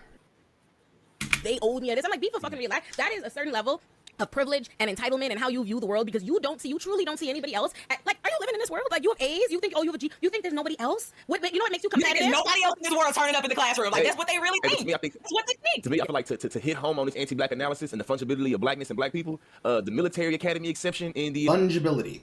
The applicable financial expungibility of the African-American body. Let's see where he goes with this. This is actually a very important call-out. The affirmative action, to me, was very telling. To me, it says that diversity and the way that we can include black bodies in the spaces can never be good unless the institution of America benefits first and foremost, and niggas got to benefit last. So if you're trying to experience a little... African Americans can never get a leg up or have an opportunity in the world unless it directly benefits the industry. Dumb it down, Carl. The African American... That's a sign of a defeatist. Hold on. The African American diaspora cannot have success unless capitalism benefits from their labor. Capitalism disallows the entire African American genus and ethnic expression from having an opportunity to be successful in this world, in this business, in this revenue, and in this avenue of money making, unless their goals align with the goals of those in power. I'm not allowed to do business with you unless my goals align with your goals. I can't do business with you unless your goals align with my goals. That's what he's attempting to say, but there's something missing from there. like to hit home on this anti-black analysis and the fungibility of blackness and black people, the military academy exception in the affirmative action to me was very telling. To me, it says that to black people, the military academy exception in the affirmative action to me was very telling. The affirmative action and military academy exception to affirmative action recruitment. To me, it says that diversity and the way that we can include black bodies in the spaces can never be good unless the institution of America benefits first and foremost. You are never allowed to have your ability to be a industrious Renaissance man unless you commit your body to Uncle Sam. Most the niggas gotta benefit last. So if you trying to experience a little upward mobility and get you a couple degrees for you and your community, fuck that shit. You trying to take stuff from some white people. But if you want to go be in the military, the Navy, the Air Force, we looking for the increase of diversity, and we were not only looking for it, we would use it. Ain't no race, how we include you. Like, it doesn't matter. Nigga, are you retarded? Do you know how low recruitment is in the military right now? And the fact that you guys have pushed so hard to try and involve transgender, transgender troops of all types in all forms of every single school of combat that there is, that even though you wouldn't have necessarily front-line infantry members that would be transgender, which wouldn't fucking matter because you have a force multiplier, nigga. That's not how the military works. You have a force multiplier. Carl, are we talking about U.S. Army? He's talking about all forms of military service. Okay, this is going to be easy. U.S. Army, it's like at least 350 out of 1,000, and they don't even do weight checks after a score of 650. Once you get surpassed the score of 650, they don't even bother checking your weight. Marines, somehow even lower. It's like 300, if I remember correctly. Air Force, that's where things get higher because Air Force is typically the smarter branch. Navy, it's like the third highest. Coast Guard, again, you know. Plus, there's multiple branches of those branches. Yeah. So generalizing all this is actual retardation. They don't know that. They don't know that. The problem is that non-military affiliated or non-military adjacent figures are attempting to pass an opinion about military service and military recruitment and military enrollment when they don't have a background of anything to do with military service, and trying to pass that as an indictment upon the fungibility of business from the perspective of a black American given an opportunity under the new standard of no standard, because of no enforcement, of affirmative action, where you don't have a chance to have a leg up in the world, but if we want you to go die in a war, well, come right in, coon, no problem. Let me sign you up for a couple of laws right now. You want to serve for 10 years, 15 years, 20 years? In their mind, that's what they think it is. By his words, that's what consciously thinks it is. Which is, I think, probably the lowest indictment you could ever say, and probably the fastest way to piss off a bunch of fucking people who come from a military background. Honestly speaking, I feel like if any of them went into the military, they would understand why most people that leave out the military end up like Republicans. Because there are a lot of Republicans that leave out the military.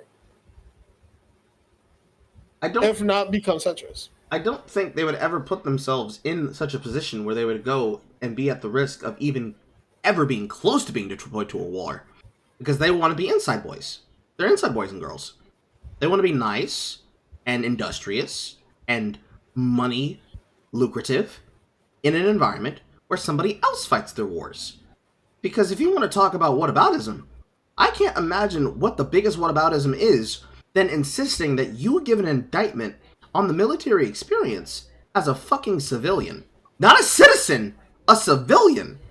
And then detrimenting that right when motherfuckers can't even have the ability to serve, come back, and get help. Let alone people who have done the closest they can to without having to be military indoctrinated. And by indoctrinated, I mean physically forced into war. Because they didn't have a choice. They had to go. They had to go. It doesn't matter if it was the white feather movement that pushed them in, or it was patriotism in their family, and my father's father was a military man, so I'm a military man too. Which, in this case, would be law enforcement. Motherfuckers that go into law enforcement then try to retire and be like a citizen's cop that everybody respects because they remember when this nigga was fucking biting cigars and shooting niggas in the chest, no questions asked, like he was the fucking Hebrew Hammer. Or fucking Shaq of all people. Shaq? Yes, I'm thinking of Shaq. Okay, Shaq of all people would go into groups and environments to be unironically the Bloods and the Crips of that society before they became just abashed military thugs and abashed street thugs, because they're realistically paramilitary groups at this point. They're just getting funding from people who totally act as though they're not feds. You would go and you would compare that to, well, see, you're just a militaristic arm of white supremacy because you serve in the industry of government that is at the hand of Uncle Sam. So you're always a coon. You can't be anything but, because you service white supremacy by ensuring its hold on the world, by ensuring that it has a military power. Because if you take everything they've said before and you apply it to now, how would you not be a coon for going into the army and working in the white man's force, ensuring that they would have such a position to then have power to rule over the blacks at home? Keep with me, chat. So, saying this, while sitting in that chair, while the rest of you laugh around whatever the fuck you're talking about, why would there not be a person who would show up on your door and be like, yes, I'm looking for Conscious Lee. I heard you talking a whole bunch of shit, so I'd like to have you to have a first case example to go to basic training, nigga. Let's go. No. Let's go. Basic training. Let's go, nigga. Let's go. Let's give you this experience, bro. Let's go. I don't imagine a single person who would not show up on your doorstep and challenge you on the spot. You didn't just disrespect yourself. You didn't just disrespect the country. You didn't just disrespect the diaspora. You didn't just disrespect every single bit of what you claim you're talking about in the fungibility. You had the audacity to be unpatriotic as fuck, which you wouldn't care about because you think America is a white supremacist country. But you had the audacity to say that while claiming that there is no way forward unless somebody else is taking advantage of you. Which is wild, because you are a civilian who has the ability to be an inside boy talking about civil politics because other niggas are dying for you! So clearly the only way to make this even is that you need to get a taste, just a sip,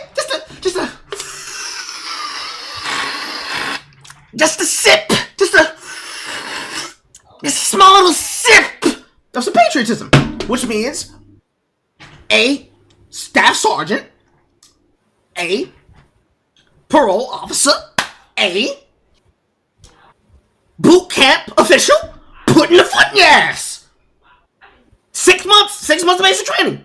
6 months of basic training and group deployment, then you can come home and you can still talk that shit. But I can almost promise you, if you were to get that little sip of what it's actually like, you wouldn't say this shit anymore. Because that's why most of them think that way.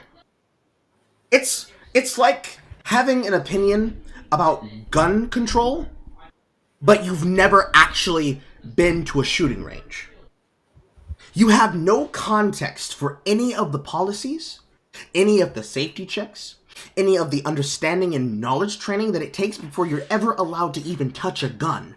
But you have the ability to say, I believe we should ban all guns. Every single gun is clearly an assault rifle. They are the most dangerous thing ever, without even understanding the basic things of, like, the majority of the weapons that are used to commit crimes are not assault rifles or hunting rifles. They are pistols. There are more knife deaths than they are pistol deaths. And the majority of the time when you talk about guns being the latest cause of death, the majority of the people who are dying without having to track the homicides that are done by gang members, who also may be using MAC-10s, submachine guns, or some kind of armor-light rifle platform, are individuals who turn the gun on themselves in an attempt or success of suicide. And then the moment you get to the gun range and you come there talking all this shit, the second you go through all the safety courses, you eventually will then learn the same thing some people did. The same way that you could, I don't know, be a woman who goes underneath as a man and tries to learn a man's experience. You would come out with a level of understanding. The level of understanding in the example of gun control being, you go to a safety course and you actually go to a gun range and you realize there's a lot more responsibility in the responsibility of power of having a weapon that can end someone's life than rather saying, now this here is God. This Deagle right here, sir. Yes, sir. This Deagle right here. Mwah! This wonderful piece of Smith & Wesson machining is the weapon that I use to put insert word here down in the field. As I can't say that word and put on a southern accent. I'm very certain my stream would get banned instantaneously. This wonderful piece of southern machinery right here is what I use to put down at a speeding pace. I just see a darkened monkey walking down the street. And I'm like, alien! Or, and I know somebody's giggling, I can hear it. Or if you wanted to use the Nora Vincent example, you try to take a step into the world of what it is to be a man, and you assume it's all power and supremacy and solidarity through the gender, and you realize, actually, ain't nobody give a damn about us out here. God damn! We can't win in this bitch! Your mind would change, but it can't change as it is because it's closed. You know so much that your cup cannot be filled. Empty your cup. Empty your cup. And your mouth. And while you're at it, your asshole, because you are full of shit! Look at our own White House, right? When we have where Kamala Harris, right, who's the vice president, she's our black representation in the White House at this moment. And when I'm talking about George Floyd, Breonna Taylor, all of that was hot, okay? It was brand new in these streets, okay? And what happened was, COVID was at the same time. We were all dealing with this, and we understand that a lot of Asian hate was happening. We understand there was an influx. We started to see more of, Asians getting beat up or attacked or blamed for bringing COVID here. And that was all due to the previous administration, Donald Trump. So whoa,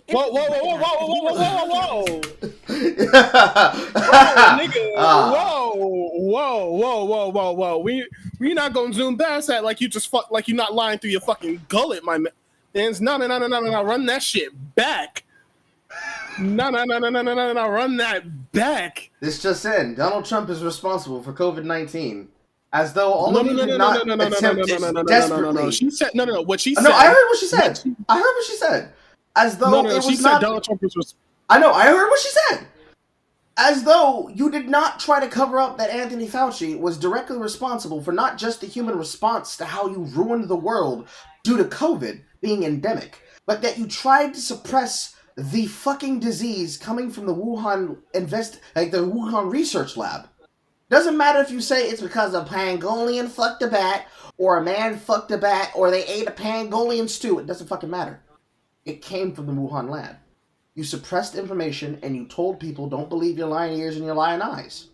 You even had Jon Stewart go out on Colbert's talk show and insist that the very truth is supposed to be a joke that everybody laughs at. Because, look, the Jew said it.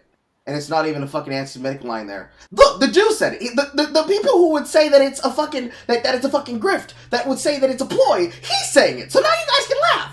After we literally said that anybody insists this, you're a fucking racist and we will deplatform you and take your bank account. You can't just speed past that while also saying Donald Trump because Orange mad bad. You can't speed past that, sweetheart. I'm sorry. You can't speed past that. No. That's not what I was about to get on her ass for, Carl. What I was trying to get on that ass for, is that she trying to hit that ass? No, God, no. I have taste. What I'm trying to get on that ass for is the fact that she said that the Asian hate outbreak was because of Donald Trump. When we not going to pretend like it wasn't a bunch of niggas going out here beating up on Asian people in the hood, anywhere they didn't have to be Chinese. That's how wild it was. They just happened to have lighter alabaster skin, and they were very clearly not Irish. They just needed slanted eyes in order for them to catch the smoke. Somebody was blinking and they punched him in the face. Yo, actually, nah. That really happened. Yes, it did. But nah, I'm not about to sit here and let that slide. That you about to blame all the world's problems, all the world's misunderstandings and shit during COVID and after COVID on just fucking Orange Man bad. No, bitch. That was you and your peoples. Stop it. It's worse. Stop it. It's worse when you think about it, because the anti-Asian sentiment, to the point where you had to make a fucking tag that is everywhere, even in fucking Apex Legends, of "Stop Asian Hate." That is historical hatred amongst the Asian and black communities, because for some fucking reason, we have decided to elect Koreans and Chinese and Japanese Americans, realistically anyone who is Asian born in America, of their genetics, to basically be niggas. And we have somehow created an event where the Asian genus of genetic heritage creates a nigger moment anytime a discaffed action and outrage amongst one or more party pairs of individuals engaged in an argument creates social tension, disruption and distress, if not a neighborhood action of nigger moments. Unironically. Let's be real. Niggas in the hood just hate Asians. Let's just be real. One could say they hate Asians because Asians own stores, and they are the stores that they often frequent attempt to rob, and the Asians aren't having it and are strapped to the nines. And because of the racial profiling over the years, they just assume anytime they see an African American and they happen to have the physiognomy of a thief and the behavior of a thief, they act as though the person is stealing. Because the majority of motherfuckers in the neighborhood are stealing. And we're stealing. It's like if you were to walk into a package store that is owned by an Asian, and you look over, and all the cognac is behind glass, all the Jack Daniels is behind glass, especially the Alizé, and Grey Goose is behind the glass. Everything is behind the glass with the exception of the 99-cent liquor bottles at the front counter. You walk in, you suck your teeth, and they look up at you with this look of disdain like, the gangsta boy, the gangsta is here. And all of a sudden they're giving eyes to their nephew, who starts following them around the store saying, "Is everything okay, sir?" He has perfect English. He speaks perfect English. He is as Asian as fuck, but every single time you look at him, you're just like, "Are you sure your name is Huang Yu?" No, my parents actually call me Lee. Is everything okay, sir? Are you finding everything alright? Is there something I can assist you in finding in? Perhaps you'd like to come over here and try some of our vodka.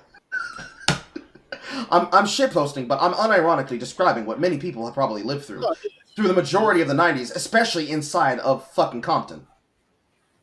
Oh no, see the thing is, it's only niggas that hate Asians in the country. It's only niggas. Only niggas. It's not Hispanics, Puerto Ricans, Dominicans. It's not them. They don't get along with black people because we want to say that all Dominicans and Puerto Ricans are black because they have dark skin, which is kind of stupid and just ignores their whole culture. Mm-hmm.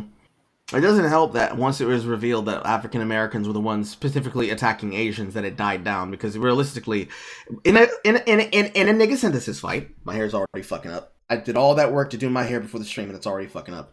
In the action of nigga synthesis and nigga moments, if you had to pit the African American versus the Asian American, regardless of their particular ethnic descent, the Asian American is going to win, because the African American cannot claim bigotry and racism, because there is actually tenderly more bigotry that happened on a real playing scale in real time in history to the Asian than to the black. Now, there would be some, especially these niggas, that would say, "Oh, but Carl, they got reparations. That was unfair what was done to them during Asian internment because of Pearl Harbor." And you would be correct. However, these niggas never let that go, because until they get what they perceive as theirs, they're gonna always say, "Oh, well, you gave them their shits, but when we want reparations, y'all niggas ain't got nothing to give to us. We see how it is." They would believe that the Asians, and this is the reason why they believe and behave the way that they do, they believe that the Asians are on a level of white because they are able to be accepted as industrious and as capable of being a higher learned minority than the black. They are elevated a step above only because of what they would perceive as overcompensation. And so they hate them on that political level. for something that they literally are not responsible for.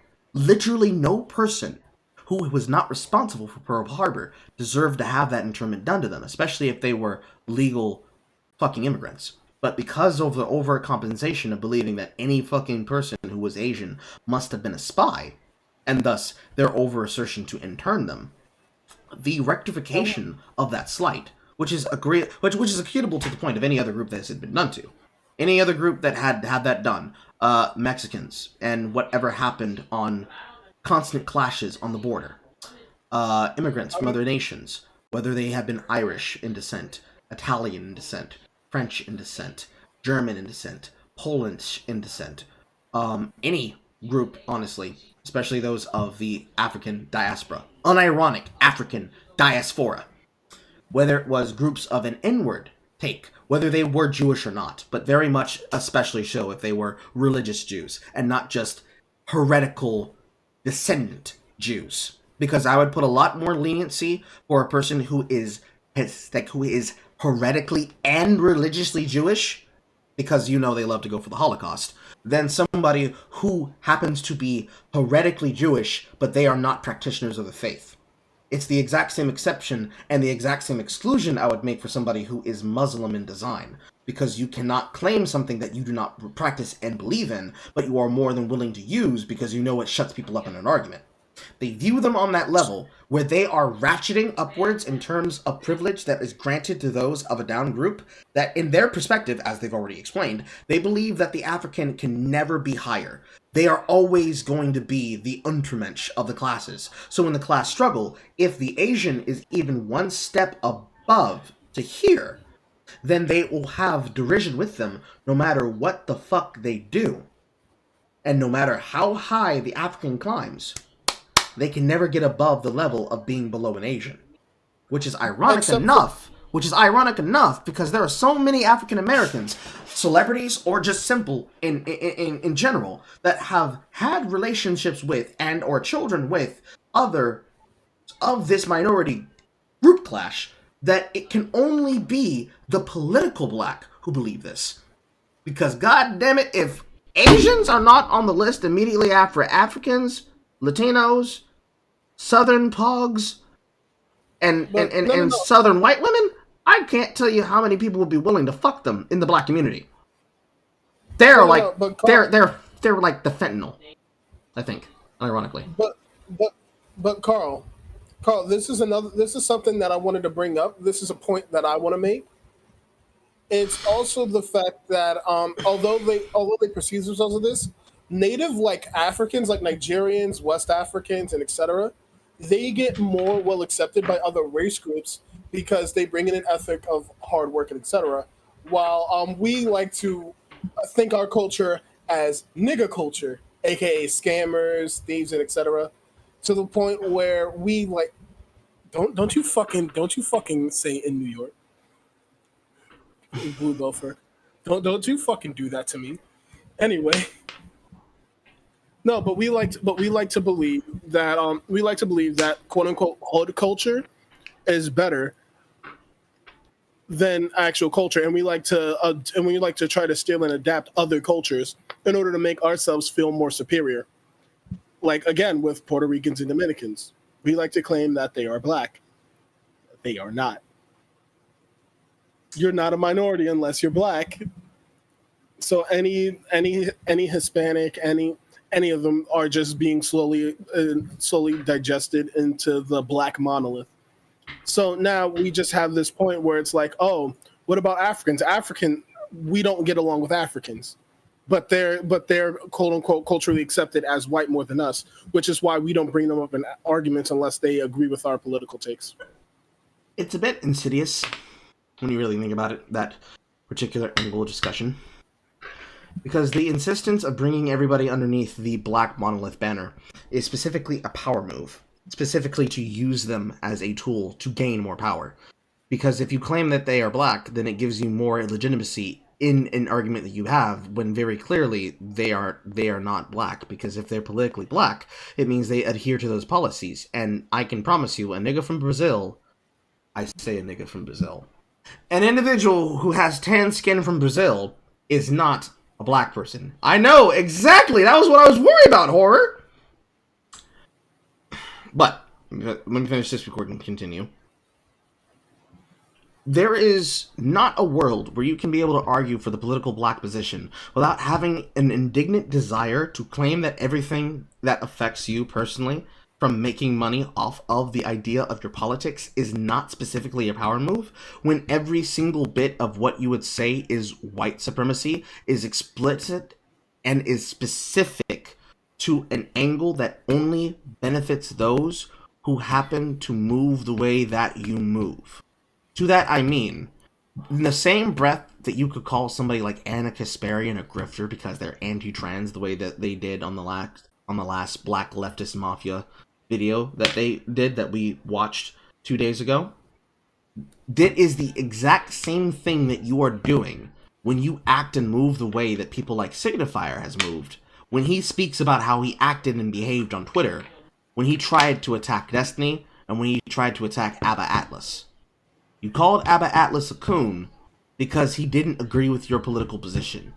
Because you assumed that as a Destiny orbiter, which he's not necessarily even an orbiter. Max Carson, that was a Destiny orbiter. Abba is just literally a fucking friend of Destiny.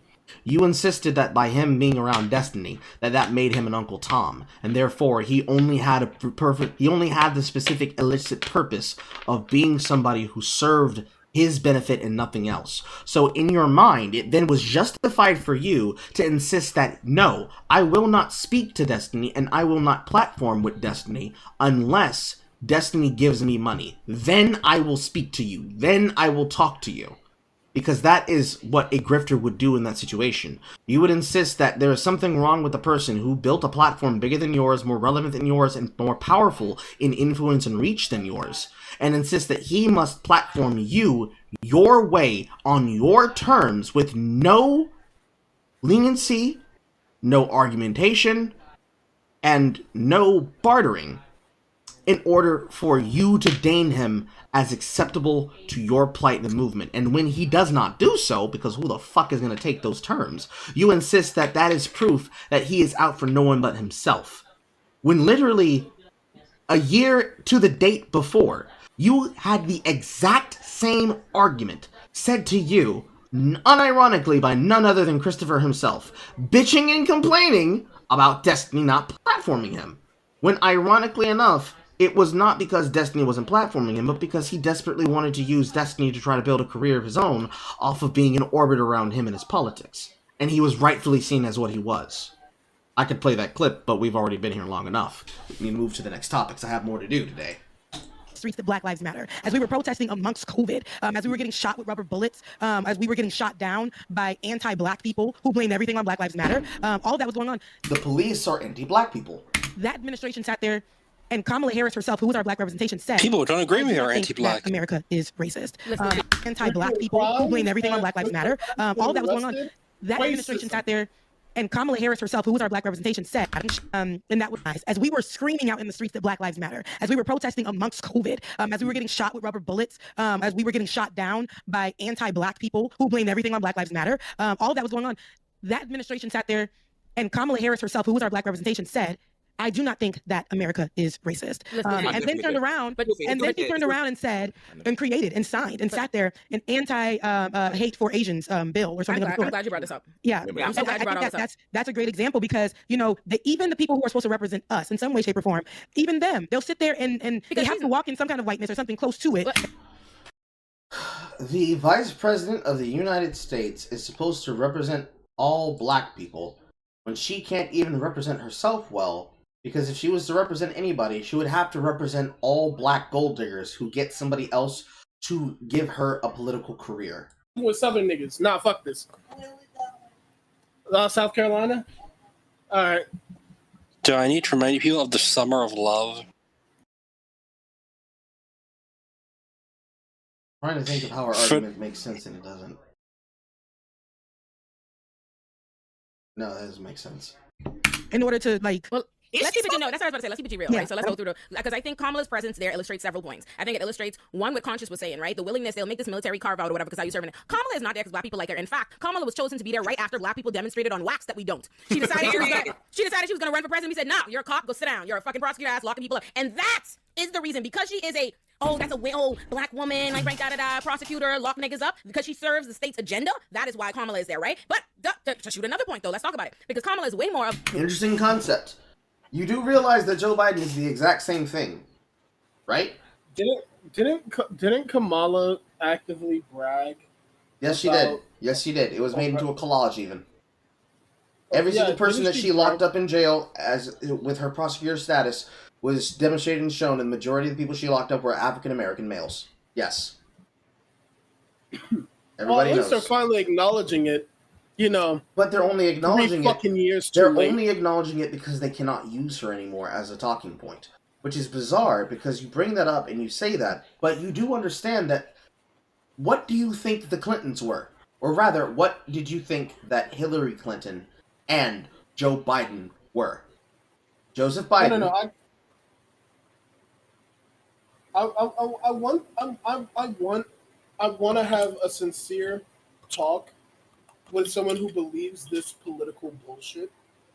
They're not going to admit to it because no.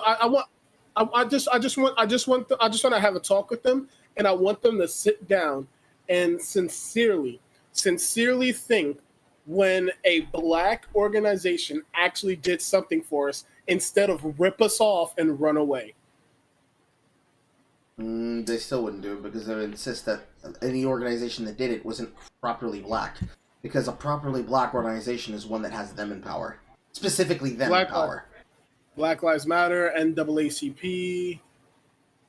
No, I don't mean them as in blacks. I mean specifically them. Specifically them. They will say, oh, it doesn't really serve black people, but if I was the one running it... Are we really going to be sitting here playing Game of Thrones with a bunch of communists? No. I certainly won't. Because I'm fucking... I lost my train of thought. I can't deal with city niggas no more, man. This shit is too fucking stupid. But I just lost my train of thought.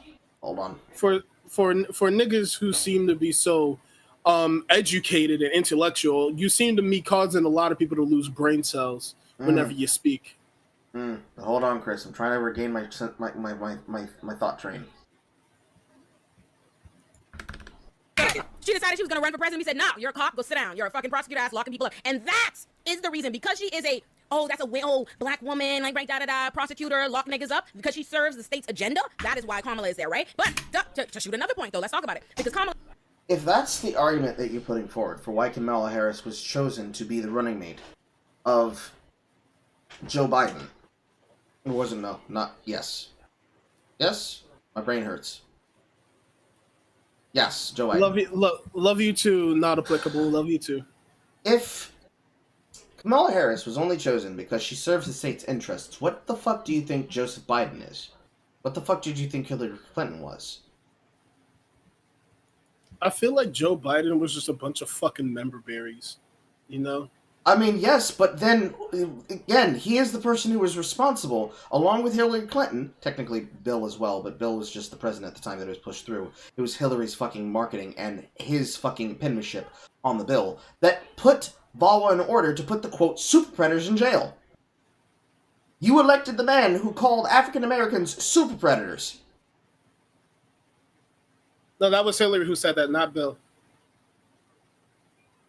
Not saying Bill said it. Hillary Clinton is the one who said the phrase, the one who assisted her in writing the laws for the bill that they then served was Joseph Biden.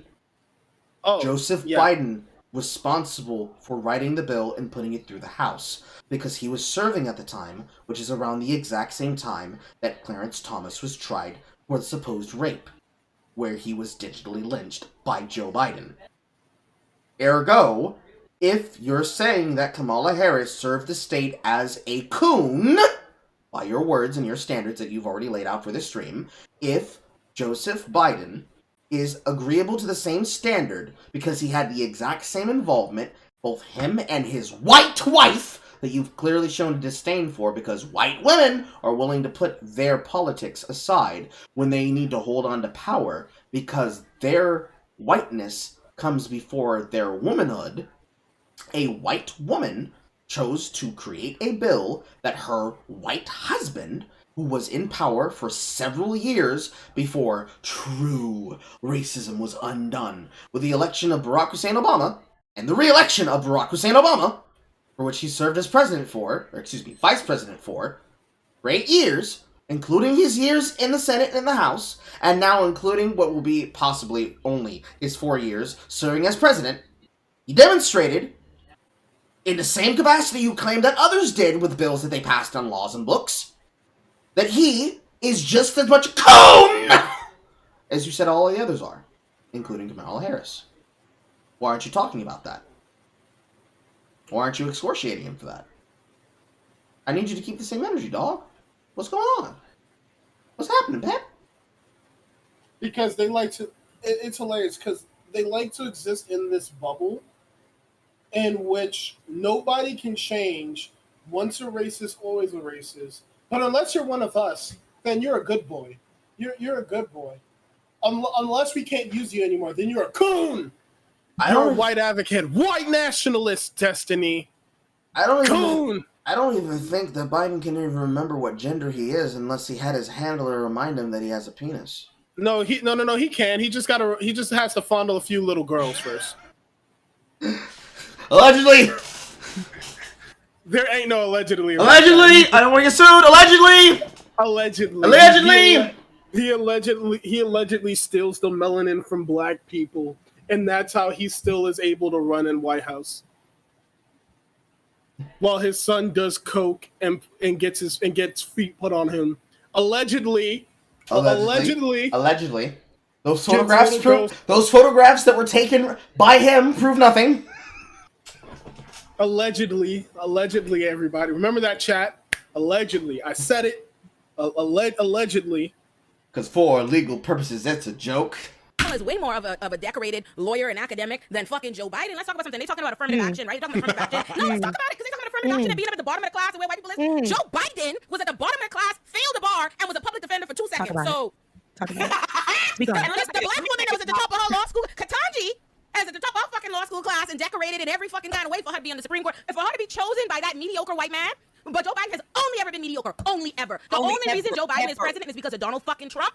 And because we didn't know what to do, and he gave white Americans some familiarity from the Obama days. And Obama has got himself as a moderate. So let's keep it real. Joe Biden has tried to run for president 1,060,000 fucking times, and he don't never go nowhere. He is mediocre. He's only ever been remarkably mediocre. But that mediocre white man is the president of the United States of America to be in a position to choose a much more impressive black woman for a lower position that everybody questioned her deservingness of. When is the So, as I predicted, she did indeed decide to throw him off a cliff. You are predictable as fuck. Jesus Christ. When is the last time the president hasn't, aside from Obama, besides from the nigga, the last time the president has been like truly talented? When was the last time a president was talented? Talented. Bill Clinton was talented in what context to you? Because what do you call talented? Because Bill could play the fucking sax and woo white women. He was a whole ass nigga. I mean, Bill Clinton was very talented at hiding illegitimate children. You know. Yes, as I said. Bill Clinton was a whole ass nigga.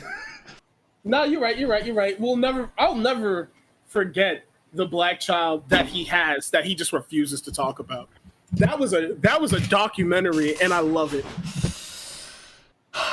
And let's not mention about Obama and those drone strikes. Listen, there were no drone strikes. What do you mean? The only controversy he ever had was that choice of tie. There is no war in Bossing Say. There is only different colored ties. Remember, kids, the only thing that he ever had to care about was 2 scoops. I want a president to just come out and say, "Yeah, fuck nigga, I did them drone strikes."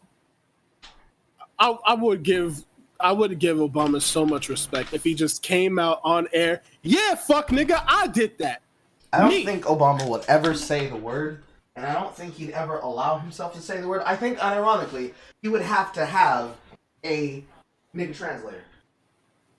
Yes, he would.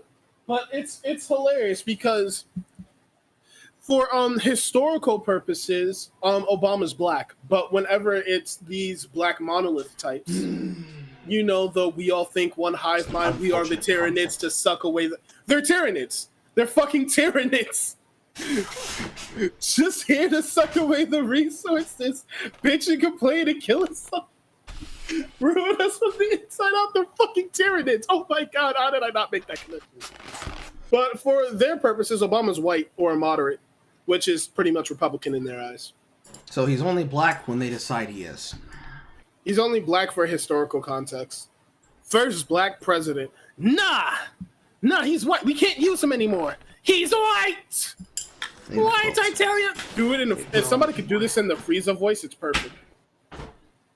White, I tell you, white. No, that's a really bad one. You know what? I'm gonna have to tip my hat to my Crimeville brother, saxophone playing. Clinton. Oh shit!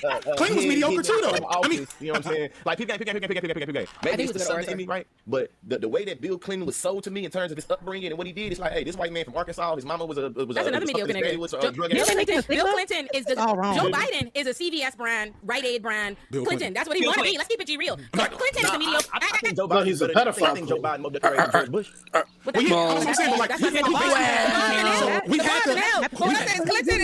Clinton himself. Bill Clinton was known for running around the campus, pulling bitches, walking them to their dorm, getting out. Hillary, let's keep it real. Hillary is the one who always had the ambition and wanted to be there. She's like, hey, nigga, I got a plan. Let me come get it. Hillary is the one, like her or not. I mean, she's not lying. Nigga, I got a plan.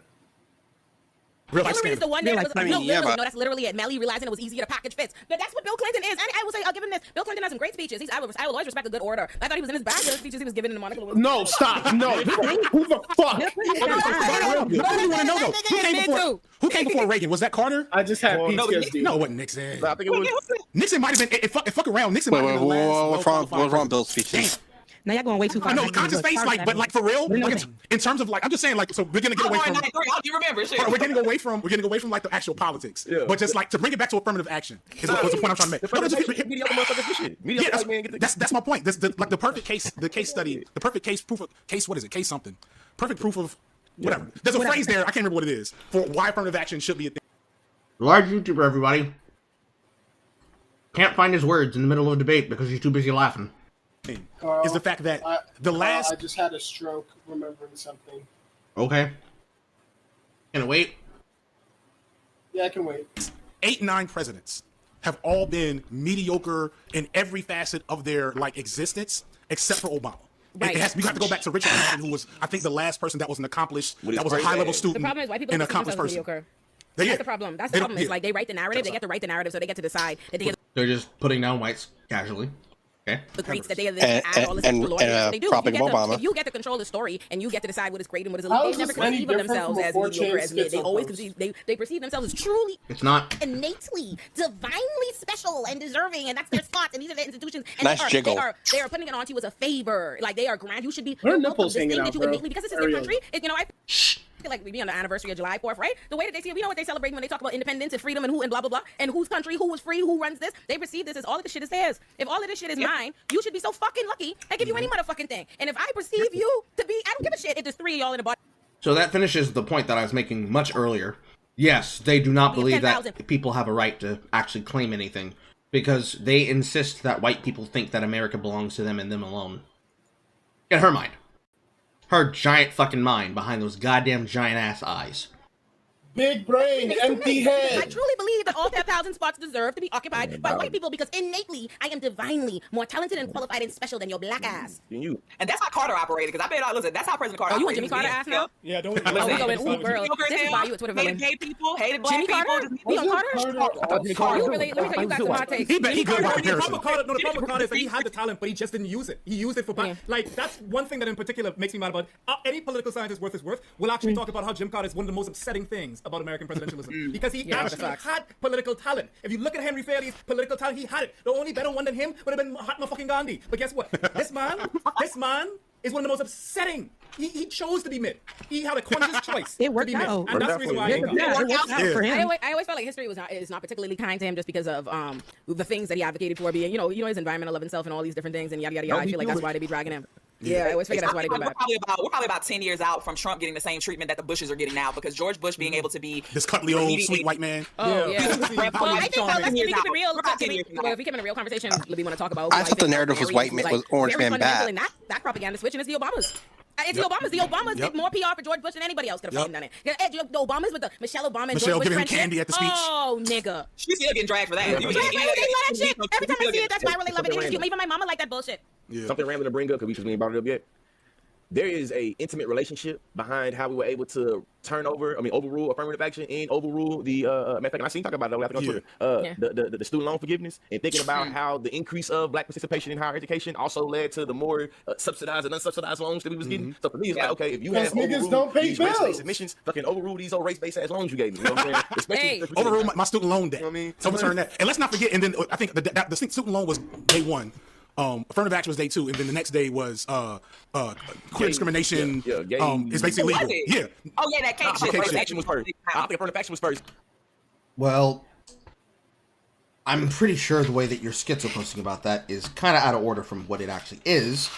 But considering that there are places that people have gone out of their way to force a Christian cook to bake them cakes against his religious beliefs for attention, I believe this is the result of what you have done there, particularly on that third point. That is your fault for constantly bullying someone. That they said, actually, they do have the right to discriminate against you, which means you would also have the right to discriminate against people. I, as a business owner, can tell anybody who I want that I feel that I do not want in my business that, no, I do not want your money. Get the fuck out. That is an American right.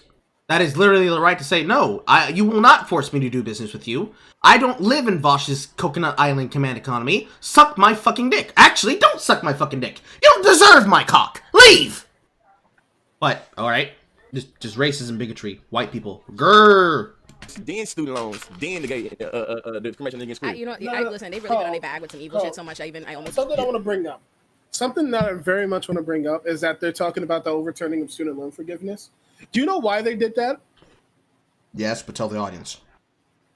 Niggas were just coming in, getting like the shittiest degrees known to man, and then just feeding into the political engine, and then leaving and acting like they did something and doing nothing with it.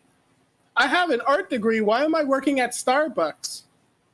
On top of that, we're not gonna pretend like there isn't a major problem going on with campuses involving a bunch of people being pushed with drugs and etc. We're not just going to fucking ignore that. Well, see, that's the result of having those Title IX loans I was talking about earlier being given from the government to the schools as a grant.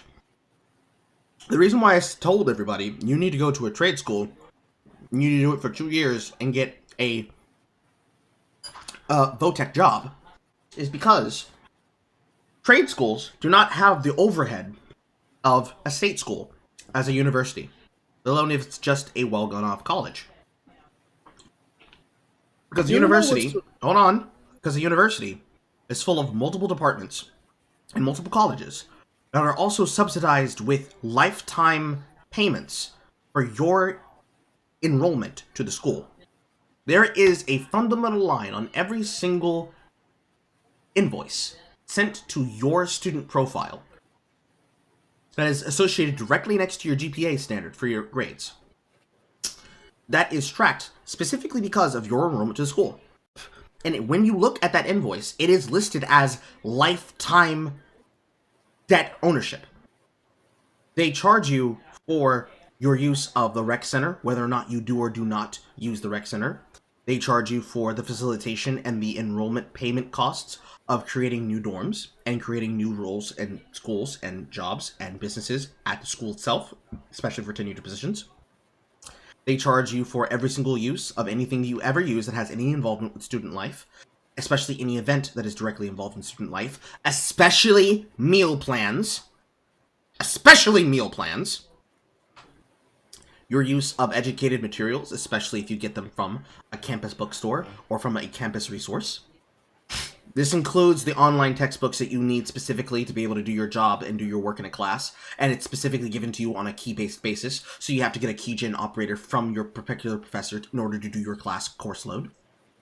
Every single bit of the way, you are secretly being nickeled and dimed by the university and charged extra money on the principal of your student loans than you actually owe them, and then is increased by the interest principal of what you owe from the school. That will always increase upwards. So it doesn't matter if you pay the minimum of the principal, you're always going to be charged at least $2,000 to $10,000 extra, and this scales upwards depending on how many more loans you have, whether you had FAFSA or not, when you take out these loans, that you will be charged back for when you go to these universities.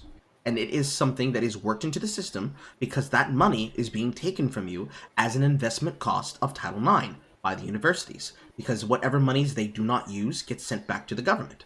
But they don't hold it in an infinite coffer. They have to get the rest of the principal money from somewhere else, and they're taking it from your bank account. It's the same thing that banks actually unironically do whenever you're not able to use your money, or when that random $5, $10 gets removed from your bank account and you didn't pay shit and it's just shown as a miscellaneous debit transaction that's removed at the first or the last of the month. That's them taking money out of your account and using it on things like stocks. That's what the banks do. This is what the universities do. That's where that shit comes from. One of the things that I desperately believe needs to be put into high schools, along with VOTEC classes, is a mandatory course for the entirety of the 4 years of your enrollment in school on finance and money management. Because if you start giving people money management, they will learn to stop falling into these pit traps that only ever happen because the majority of people are told you must go to these 4-year schools and get these 4-year plus degrees in order to be successful in society, because all the things require it and need it, when really all you really need is a fucking high school diploma and the can-do attitude with a lot of fucking stolen PDFs on the internet because you downloaded all of them from the books that you were supposed to get. And the can-do attitude of understanding how to move in a modern society. But they don't teach people that, because why would you teach them that? It's much easier to say, fuck Whitey. You're the reason why I can't make up for these things, because I took African dance theory. Is there something else you were going to say, Chris? I lost my train of thought, but I wanted to finish that off with, it's a very it's a very big thing in the Black community to want to pressure your kids into college. It's either get a job or go straight to college. And even if they get a job, they're going to be pressured into college, even though it is a fucking scam. I would also say, as an additional caveat to assist with Aura's caveat, on top of going to a reputable vocational college, do not believe the lie that you need to move out of your house and need to move out of state in order to get a good education, if let alone a higher education at all. You don't need to move away from your family if you don't actually need to or want to, because you're not in a situation where it's a problem. Save your money. I understand that, but... Save your money. Live at home. Save your money and live at home. But you need to move out to prove you're an adult. Fuck that Failure to Launch bullshit. That's a fucking 90s film, or a mid-2000s film that has actors in it. You have bills, and it's easier for you to pay them if you're paying them with your parents. I don't care if they have to charge you rent or whatever the fuck to live out of your home. Honestly speaking, like, it's almost ridiculous at this point, you know? Bullshit like that is literally a cop-out from places like Vanguard and BlackRock to ensure that they have you on wage slaves' wage rates, trying to live in a one-bedroom apartment that's cramped as fuck that you can't enjoy because you are constantly in a rat race to pay the bills on it. When you could have a nest egg that you can build over time at home because you're living with your parents. Then you don't have to worry about things like, well, I gotta get a house. You live at home with your parents. Stay at home with your parents. Honestly speaking, I'm sick of the mentality that they try to give like Black children. You gotta either get a job or get in them books, man. You gotta either play ball or get in them books. No, nigga. Tell them the truth. Get a blue collar job. We copy so much culture from rednecks, but we don't understand why rednecks, quote unquote, are more successful than us. They work blue collar jobs in which they spend days out, like straight up days at the office just working. Do you know how many rednecks I spoke to that straight up work like not even soulless depressing jobs, just straight up mechanical jobs. Many. And how many niggas I know right now that work at movie theaters? Many. Go to a trade school, pick up a trade, an apprenticeship. Niggas want apprentices. Like straight up. But for some reason you can't. You won't. The difference problem because you either want to grab the bag on some sort of social media app, develop some new dance, nigga. Like it's not about to get stolen by everyone. Or you think music or sports is the way to go. Those have caps. Chris, let me speak. The fundamental difference. Here comes the coughing fit. The fundamental difference between the inner city urbanite, which is what I'm going to call African Americans here, because that's realistically what we're talking about. We're not talking about African Americans that come from rural countries, because they are literally rednecks too. We're not talking about good old Bubba Gump and his shrimp fish. We're talking about Ezekiel and the kids next door that are part of a dance troupe in the inner city of Harlem, trying to scrap against other motherfuckers like they are living You Got Served every day, 24/7. You motherfucker. Don't bring up You Got Served. I like that movie. I'm not saying it's wrong. I'm just saying it's what they live as. The fundamental difference between... Nigga, get some water. I did. The universal difference, it's not a water problem. There are fucking tonsil thorns in the back of my throat that keeps getting fucking coughed up because I have cavities. The fundamental difference between... I was trying to speak before, but because you wouldn't let me speak, now they're just irritating my throat.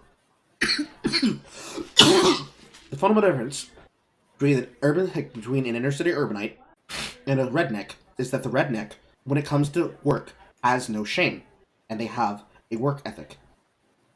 Whereas there is an inherent internal, I wouldn't even call it a morality clause. I would say an embarrassment and humiliation line that the physical spirit of an inner city urbanite refuses to allow themselves to know that, yes, this shit is annoying, yes, this shit is humiliating, yes, this shit is embarrassing, but I only have to put up with it for insert time here. The redneck mindset, yeah, it's hard going to work, yeah, this is a sense of fucking disgust, yeah, this is fucking annoying, yeah, they're making fun of me and shit, but hoo-wee, look at the ass on fucking Candace over there. I just gotta put in 5 more hours and I can be home in that ass. Inner city urbanite, yo fam, you ain't about to fucking put me on step man cap no cap. You ain't fucking been embarrassed me, bro. Like I already done fucking 6 hours right now on this fucking shift. You're not gonna make me sit here for another 2 fucking hours because a nigga called out. I put in my time. I am going home. I don't care how much longer you need to be here. Man, fuck this job. And it could be for something like fucking, I don't know, Burger King, McDonald's, fast food in general. The sense of classism, applicable's got it, the sense of classism that comes with the understanding of, I will not degrade myself for that work, is the clear, utter difference between those who are successful and those who are not. Because individuals here have a sense and a morality clause of disgust that I do not have. There are jobs that I have worked, including the ones that I've talked about before, for which many people know that I am infamous for, that I have done and have brought me to where I am here in this house, the second house that I bought with my sister's help, that they cannot say that they did, because their disgust would not allow them to do it, or their sense of morality would not cause them to do it, or their sense of elitism would not cause them to do it, because it takes a lot to not only be the thing that they claim they would hate, which is to be an African American working in law enforcement, but also to be an African American who had actual mental, physical, literal power and walked away from that political power because I saw what it did to people, and I had no interest in allowing that poison to be any closer to me than I needed to, which in itself is a classism, but is an understanding of, I know what we're supposed to do, that's not what we're supposed to do. People abusing their positions of power and then saying, vote for me, otherwise the evil racists are going to deplatform you while they're deplatforming other people? Suggesting that they should do something like become a sanitation engineer for New York City? They would never do it. She would never do it. This lovely piece of African-American Africana culture would never do it. She would never do it. She would never put a fucking fingerprint on anything that had to do with feces and manure, let alone a manhole cover. Suggest that she should do something that does not bring her that level of bag. She wouldn't do it. She wouldn't get on the sanitation engineer role for the city water plant. Wouldn't do it. Too hard. She wouldn't become traffic controller. Wouldn't do it. Too hard. She would not become a person working in food service, even if she wanted to. Which is ironic enough, as it is. Because you know whose line is not under that level of discuss? Sandy Cortez. Sandy Cortez will say, absolutely, sir. I will do whatever you need to for that fucking tip you got there, sir. And if you want me to get a little bit of the tip of the bat for these fucking tatas I got, no problem. That is a joke. But she has a line for service that they cannot meet. Because I can promise you, what they call servicing their communities is not servicing their communities, let alone servicing people who they would have to rely on their charity for success. Because ironically enough, being a YouTuber, you do have to rely yourself on somebody else's success.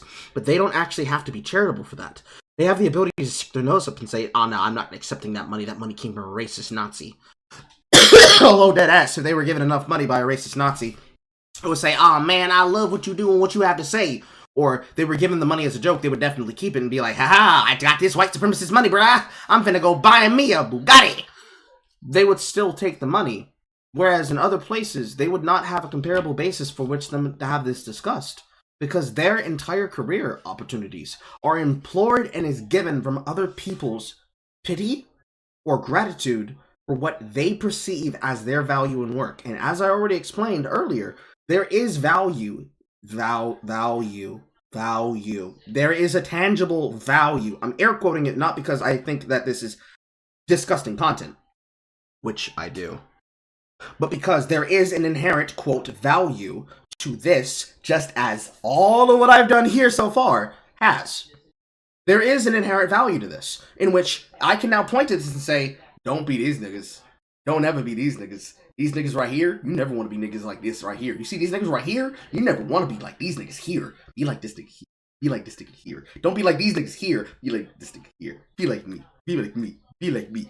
Because if this is what you would call the valuable thing, if this is what being, quote, a proper black educator, a proper black influencer, a proper black content creator is, then they are telling you that they do not think that you are black if you do not think like them. But not just that you're not black, but that you serve a white supremacist system for which you claim you want to be a member of.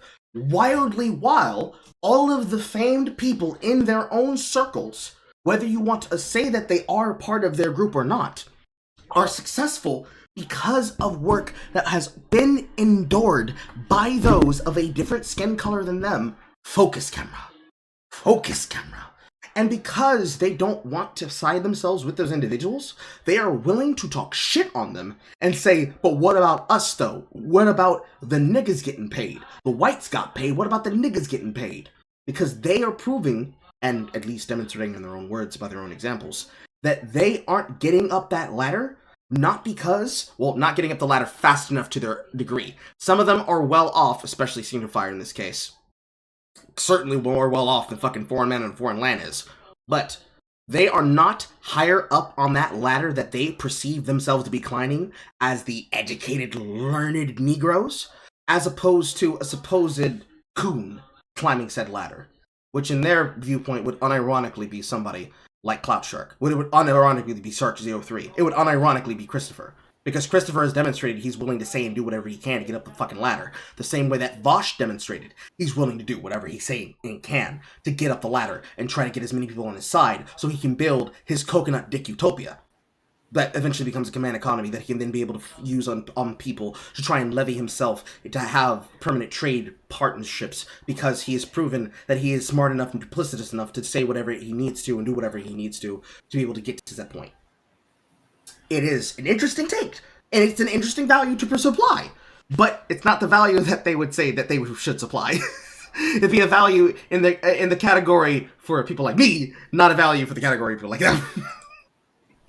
But they would say that I'm misinterpreting it incorrectly, and I'm one of said coons trying to climb up that ladder to be rewarded with my 40 mules and a white woman. Honestly speaking, I feel like this is McCarthyism, but instead of communist, it's just coonery. It depends on who the coon is. They'd say it'd be me and you, and I would say it's anybody who believes them. Because I believe that they believe what they're saying. I believe that they believe what they're saying, so it's not grifting for them. But the unfortunate factor is that the things they're telling other people results in a grift that sets them up for failure. Because they'll believe that this is real, and they'll go out there repeating those talking points, and the world that they will be greeted by does not reflect the world that they have been told they will have to face. Especially for people like Consciously. Nigga, if I'm a coon, then that bitch is an op. I don't care what other niggas say. She a lawyer. She a fucking fed. She an op. Let's be real. That's wild, bro. Is it, nigga? Yes, when you say it like that. Let's finish this video. Definitely, you're fucking right. And let's not. I don't think I do not think the Twitter limit on sharing and seeing information is a coincidence with that. I don't think it's a coincidence. It creates back to back of fucking civil liberties being literally gutted and destroyed, and everybody had now all of a sudden the fucking right wing propagandists that bought the app to keep their like, oh, hey, this app that you're supposed to use. They're gonna limit. You can't see nothing. I don't want. You can't see nothing. You can't tweet nothing. Nobody's gonna see your stuff. I don't even tweet like that, but I go on there to see the conversations. You know, I'm nosy, so I want to read the threads. But yes, you're right. Back to back, these things are happening. A lot of people are being stripped. They're hurting us. A lot of the movement that we have that's supposed to be considered forward, which is like literally just a little toe tap in the right direction. But they're taking that away from us. So where are we gonna? How are we starting? What are we gonna do? Like, how are we supposed to keep riding in the street? They want us to keep coming out here just being crazy and burning. And just like seriously, they want that from us. They do. Twitter being down is helping Biden though, because let me tell you something. He's starting to spiral. That media clip circulating, going viral and whatnot of a reporter asking him about how he felt about essentially providing quote unquote false hope to millions of Americans suffering under student debt. He shouted at him, the Republicans and I didn't do anything. All Twitter being down is helping him in that regard. But don't get me started on student debt, because that also tracks back to the mindset around affirmative action. Because you cannot say that black people occupying these spaces are all just being given handouts and all just being, they're special and whatnot, when we can't and aren't deserving of their positions, okay, or being given special treatment, being able to go to school for free, because and then at the same time ignore the fact that we carry the majority of student debt. It is a prominent myth. In fact, I got a viral tweet last week about it. It's a prominent myth, and I've heard it said to my face before. A lot of white people believe that black people go to school for free in this country. You hear that a lot in the South. You hear that a lot in the South. And the same thing about Native American students as well. They believe that HBCUs are havens for black people to be able to go to school for free. This is a true belief I've heard all my life. I think need us to understand that white people, racist is specific. Let me be clear, because I don't need y'all to come tell me, not me. I get it. Racists are quite literally invested in making you believe that they have a non-race-based reason for why they move away towards you, why they conduct themselves this way. Listen to me good. There's no motherfucking way white people in any large number truly believe that niggas are going to school for free. They wouldn't allow it. You see how they are you fucking crazy? You see how they asking about the thoughts that two of us in class? Right. Nah, but that's to me, I think that the two things, I like buzzwords. So the two things I've been keep on repeating for the last couple of days is legal illiteracy and racial illiteracy. You don't know how law works, you don't know how race works, so you're just making a whole bunch of wild ass claims. And the wildest shit though is that the concept of affirmative action is based on the fact that the government has done this shit for white people the whole time. Yes. Going back to the 1900s, not 19, but like the early 19th century. One of the things, shout out to Pascal Roberg, because I always fuck up his name. At This Revolution podcast, put me on his book talking about the growth of Italian Americans and how Italian Americans, like all that mafia shit, was because like they were hood when they got here because they were being discriminated against because they were too close to niggas according to white people at the time. And so Italian Americans were getting were communities were as bad as any black community you can think of now at the time, and then the government started giving them money and started they said, "Ooh, baby, you don't know it here, but in this line, you are white. Yes, we gonna work this out for y'all." And so they got all these set aside programs for decades. The Irish, the same thing. Like pretty much every white population has benefited from government investment at some point in time over hundreds of years ago, while we were still asking for just the right to not die in the street. Right. And that was something that King talked about. Like the clip I put in the conservative video, the first one that I love the most is King in his bag at what I'm assuming is a black church when he's like, "We're coming to Washington D.C. to get our check." Because he's like, yo, you gave this shit to everybody else already that didn't go through what we went through. So y'all niggas owe us based off that alone. Yeah. But that speaks to, I mean, I just love what Conscious said. I gotta go back to it. It speaks to what Conscious was saying about like the socioeconomic impact of anti-blackness. There's a book, it's called Working Towards Whiteness. And it speaks to just what you were saying, FD. I think Italians were not really considered white until roughly like the 1950s, 1960s, around that area and whatnot, because just like many other immigrant groups who came here, as time went on, it became more politically expedient to have them included in whiteness. Even if you look at like US census rates and whatnot in terms of how race is classified, that changes roughly every 10 years or so, how people are classified and whatnot. It changes because it's a tool. Whiteness is a functionality, it's a tool. These things are not real, but they have real world consequences. And so when it became, and then I always tell people, especially in the conversations that we're all having in terms of the labor unions and whatnot, the South used to be a union stronghold until segregation happened, and they saw that whites were unifying with blacks in order to be able to get their labor, to be able to get, a quality living and good working hours and whatnot. And then they said, you know what? You want to be unified with these niggas? I mean, you want them around your daughters? If you chill on that, we'll give you some money. Right. We'll take care of y'all, but chill on all that with the niggas. That's the whole purpose of whiteness as a construct within capitalism, right? Because the idea is it is to white people's benefit. It is to white people's benefit, but especially working class white people, to be in solidarity with us. The policies and the things that we want, they are suffering under the same system as us. But if you live in a country that then says, don't focus on that, fuck all that capitalism, the way, let's talk about whiteness and privilege, and convinces them that what's actually happening is your rights and the things that you should have, and the reason why you're in poverty and why you're struggling, working class white man, is that these black people and these minorities are taking from you, and then they focus it there. So yeah, that's the vested interest. It be the ones from like literally, like when we see DeSantis come out, right? DeSantis is taking a whole bunch of things that affect me out too. I live in Florida, right? I'm from Florida, so Let me finish. We're almost done with this shit. I only have a couple fucking more minutes. I know, but it be the ones that live in By a couple, I mean like 20. west of nowhere, Fucksville, and they literally no teeth, no insurance, nothing, just they nothing in the front, toothless. They can't even afford internet. Can't nothing. And not just can't afford internet, because I'm in Georgia now. I remember that with Stacey Abrams, and they haven't even bothered to build access to internet where they live. In communities that are being just like these other communities where they make internet like unaccessible for a lot of the kids. And here's the thing, like we know it's a problem. The internet is a damn utility. Y'all issues is back there. Y'all living in backwoods, ain't got no kind of. Y'all still using them little TV with the turners on it. But y'all out here saying that black folks is taken away from you because Ron DeSantis said that. And you see what I'm saying? Like we all in the same issues, but because whiteness is what it is. I live here, and I know people who are more educated because they don't do that, and their own children are able to help them understand, and their grandchildren able to help them express their thoughts, especially when it comes to this shit. Because the majority of those who do that don't want to be inundated with the bullshit that's coming from the inner cities.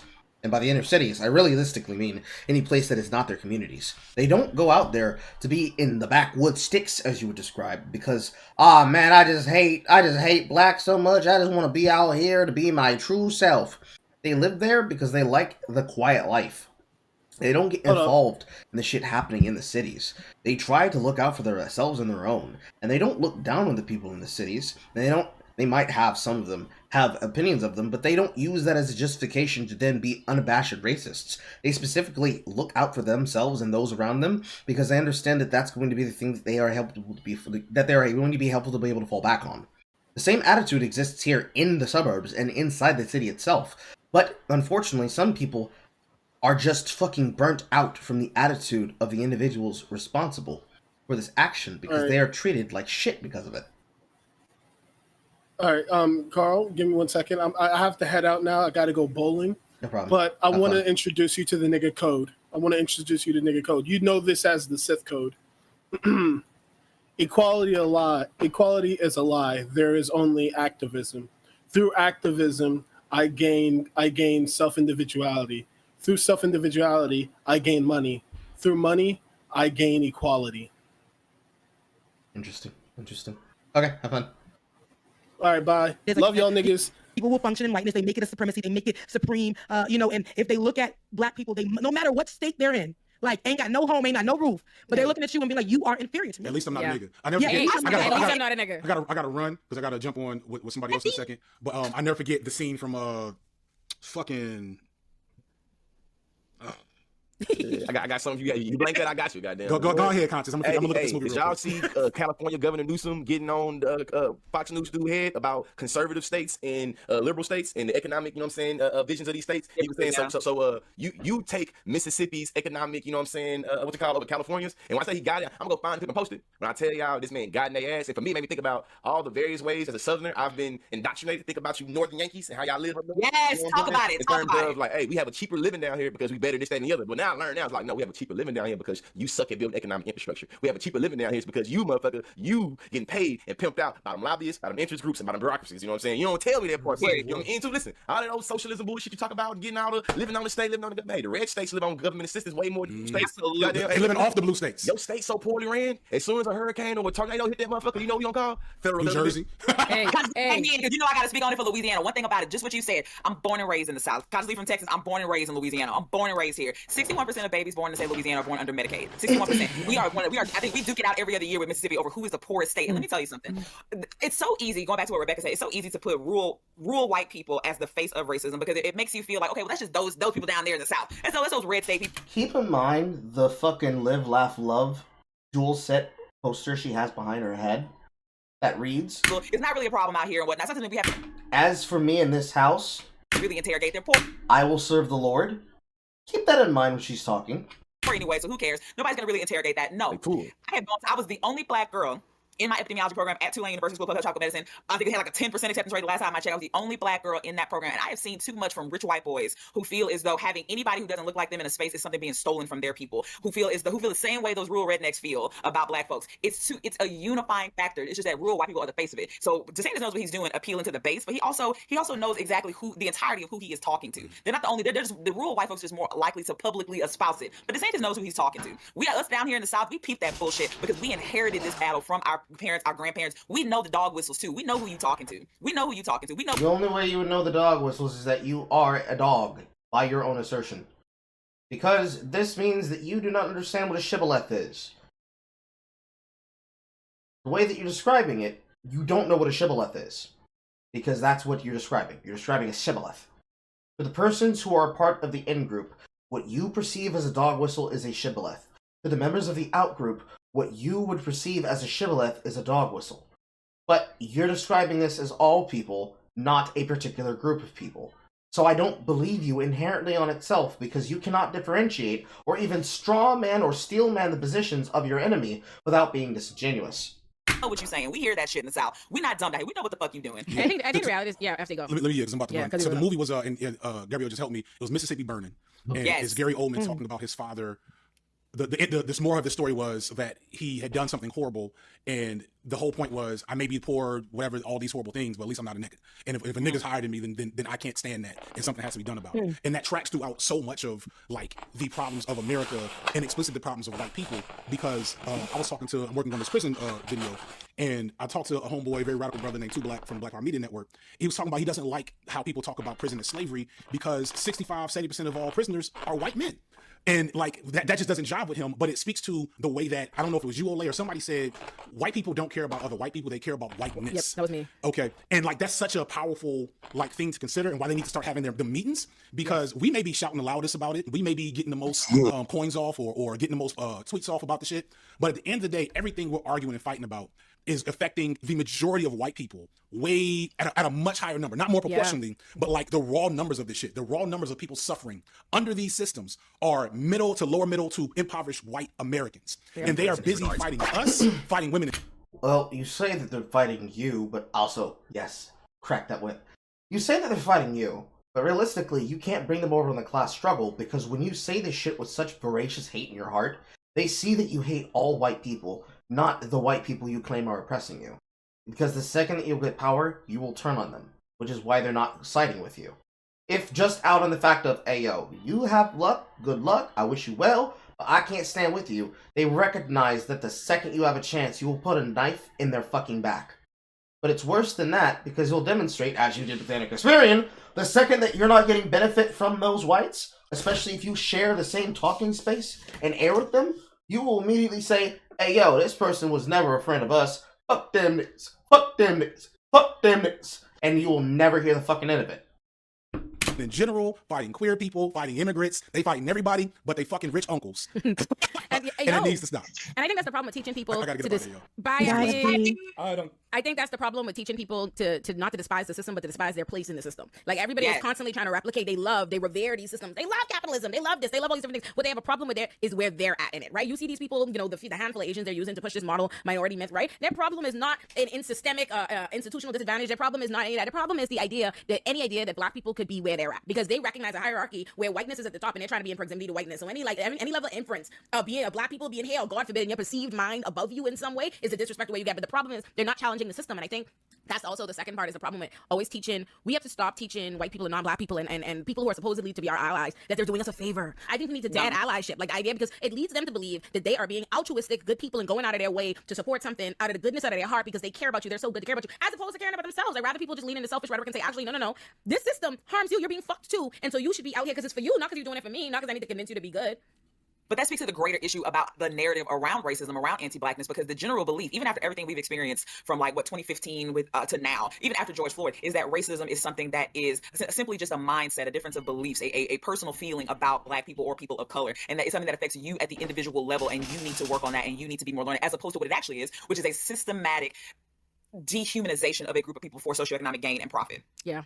Until you interrogate that, then what you just mentioned cannot change. Because if they believe God, the fucking Family Feud sounded killing me. I don't feel hatred toward this person, when I don't have any hateful feelings or whatever, then I'm not racist. That's not what this is. Yeah. And that's why they can't meaningfully interrogate what is going on. My brother's watching Family Feud. It's what she does. There's nothing I do about that.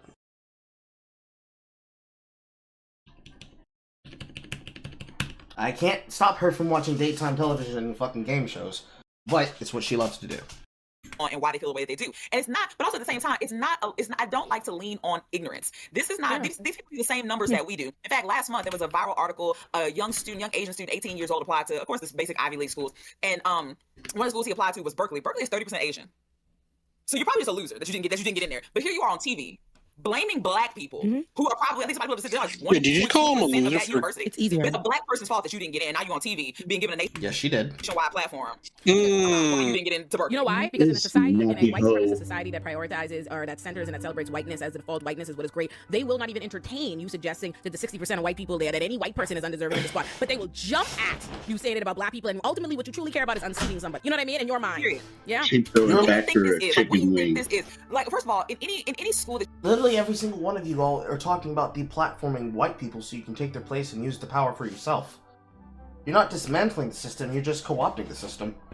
you apply to, what in-state students are going to get preference, legacy students are going to get preference. There's a certain amount of money allotted for athletes to be able to come, and they're going to be on scholarship. Like, there's so many other things that go into that. Like, what do you think this is? Hey, what do you think? What's going on? About employees, legacy kids, and donor kids. It's like, I think that makes up well more than black population and most of these D1. It does not, actually. Many of you had this point proven to you multiple times, especially people like Actual Justice Warrior. Sean demonstrated, but those people of that African American descent are people who are coming into the school who actually equal out to greater than the numbers of those who are legacy students. The legacy students make up less than the population of the majority of people there in totality of each of the schools upon which they are referenced. You are hiding the numbers on that point. On universities, especially the Ivy League. So it's like, your daddy gave $5 million, and your ass got a 2.5 GPA, and you have horrible scores in the ACT and SAT, but it don't matter because daddy gave how many million? Oh, you get the building after you ain't get into the school. Okay, your mama been working here for 40 years. You feel what I'm saying? Shit, you been a D student your entire life, but you get to get in a lot because your mama, you know what I'm saying, shit, work over here in the English department. Oh, and you, shit, before you was even born, you know what I'm saying, your great-great-granddaddy was already on the, you know what I'm saying, the dean's list, so you was already on the admissions list before you even was born. So when you think about it, 30%. And yet they don't, and I think that goes back to what I've been saying from the jump. Like, what this is truly about is what they see in terms of ownership and deservingness and being innately entitled and it belonging to them, because they would not see that as them getting something they don't deserve, because in their mind, it's mine. It's mine. If you were them in that position, would you be the first person to say, no, mama, I don't want to get into Dartmouth just because you happen to be Dean of Applications, or because you and the Dean of Applications had a lesbian experience when you guys were in school? I want to get in on my own right, and then I will personally fuck her daughter. That way, we can bring it full circle. There's no way you would say that. I don't believe that you would, because you've demonstrated that you're the person who has the kind of character who would take opportunities when best given to an example for. I don't believe you. Mine, it's ours, it's for us, you know what I mean? It's not about this merit. And if that's what upsets you so goddamn much. Because I don't care about that, because I don't know, I can't tell you how many times I've had a white person I go to school with and I outperform in every way, shape, or form suggest. If that is what upsets you so much, that, oh, I can't believe you would suggest that you should be given this privilege over me.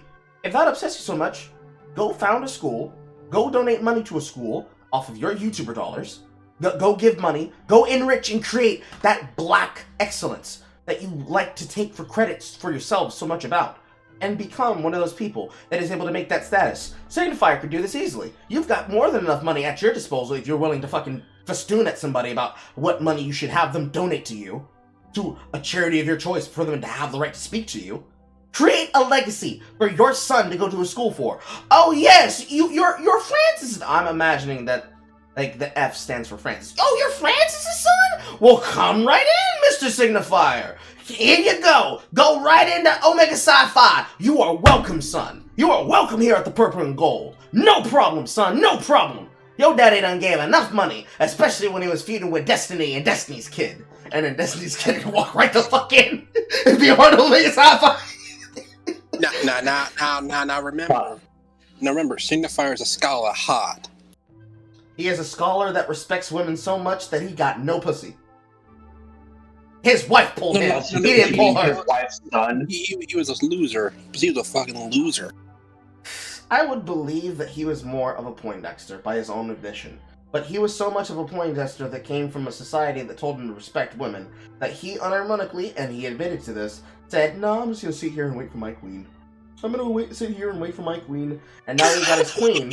And then he was endowed with the indignity of being a black breadtuber slowly over time. Because when he first started out making his content, he was a lot more passive and he was a lot more non-confrontational. But the more that he's leaned into broadcasting like he has here with people like Leftist Mafia, he has demonstrated a willingness to use his position as a... I'm about to say the word myself. To use his position as a cudgel to justify how he can attack others, but he cannot be attacked by others. Especially for his justified worldview positions that he espouses of his own volition. I said I'm there because of affirmative action and all that. And it's like, you think to yourself, how could you think that when they had a staff? Because they don't give a fuck. Because at the end of the day, what they're saying is, this is for me. This is for us. This is our country. These are our schools. These are our institutions. This is our law. This is our government. That's what they make it clear. Just for us alone, that we, black people, the entire LGBTQ community, everybody right now getting their right to roll back. Because what they're telling us, what they're trying to tell us repeatedly on waxes, this is our shit. This is ours. Discourse? You are not French? What is this we? Anything we give you, consider it a loan, nigga. And we even if it's not even theirs, they're always gonna claim it. It's not their issue, it's not their struggle, it's not none of it. They will still claim it. And that's why they can capitalize off of, you see what we're talking about right now? You look at another platform and it's all white people having these same talking points, and they will flourish. You will see that more in the algorithms. You'll see that they're get paid to I'm pretty sure a white person that decides to put together a podcast to shit on other white people may flourish, but it'll only be because you will help them flourish. You will take their talking points and say, but see, if we did that, we wouldn't be successful. Despite having the ability to get the views that you do and accepting the level of success that you have already. But you don't recognize that for what it is, because you know that's not success by your standard. You want the fuck you Destiny money. You want the fuck you PewDiePie money. You want to have the money by fucking embarrassing and attacking people politically and get to the level of PewDiePie and have that amount of subscriber, the amount of money, and the amount of influence and success that you can be able to do that and say, I did it by berating and badgering white people into giving me my fortune.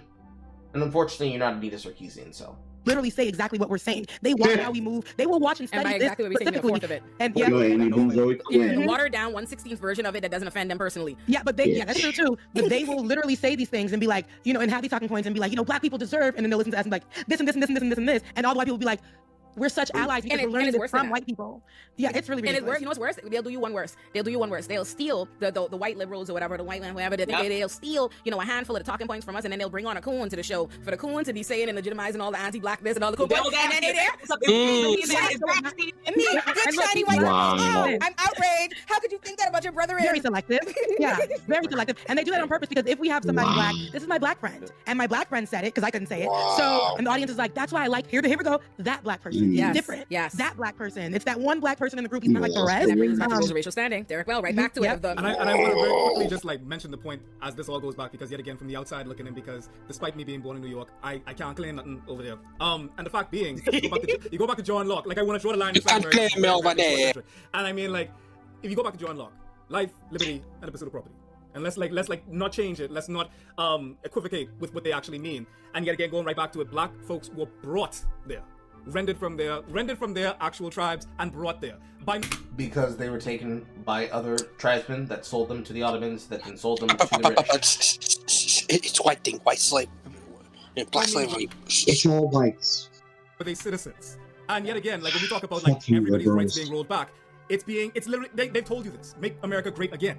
And when we were talking about, if you go back to the founding fathers' initial this is MAGA country, blackness was not at the table. It was never supposed to be in the plan. This even the exercise of debating it, and this goes back to Afro I can't even finish the sentence because it involves the hard R. Because like you're acting as though like there's some recourse, some redress. Even King, somewhat optimistic to think that you can hold people to a law that never really existed for you. Foreign, Toni Morrison backs you up in that regard. Toni Morrison said the same thing. She said that in its essence, racism is a distraction. It requires you to continue to justify your reason for being and continue to argue in circles about what it is, like why you are here on this earth and what it is your purpose to do. And that's what Toni Morrison said.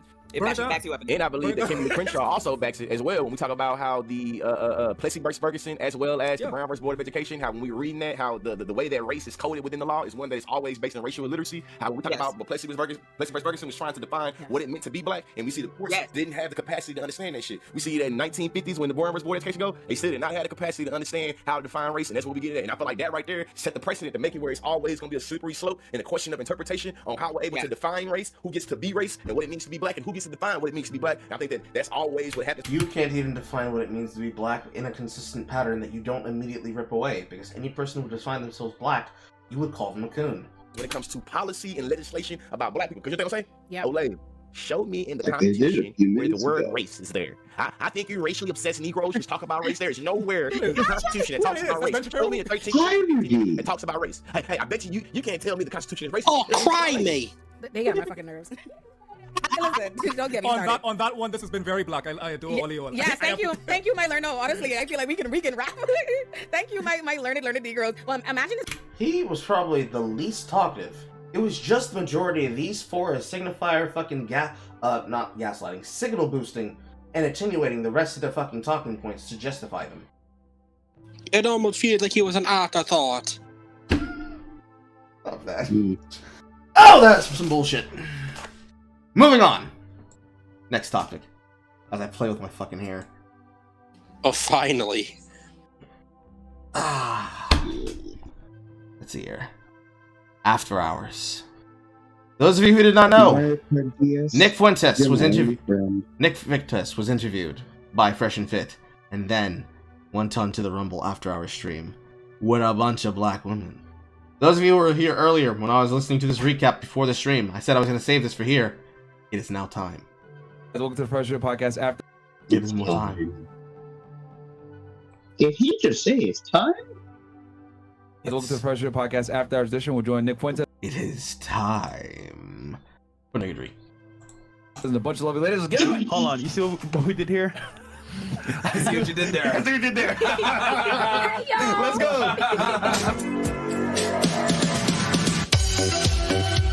I still hate the fact that they decided to try and take one of my fucking aesthetics, which is the aesthetic of fucking Miami Vice.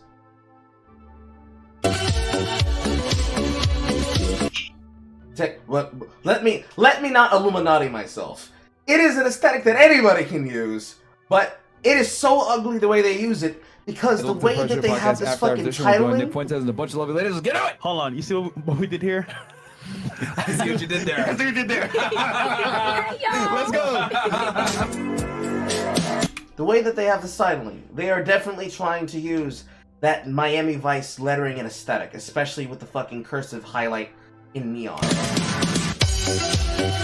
But when you look at this fucking title sequence, that looks definitely like that looks unironically possible like it's a fucking fly-in for Sonic, it looks so fucking ugly because there is no background to express the images of these letterings on.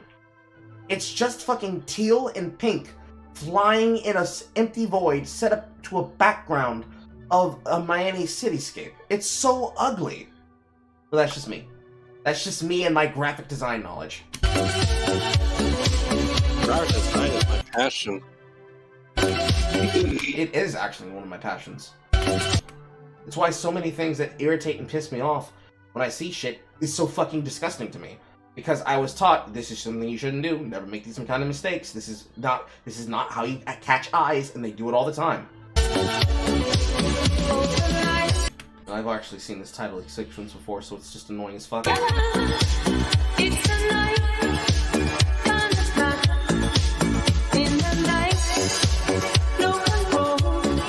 Go. What is put your shoes on outside. You don't gotta put them on in here.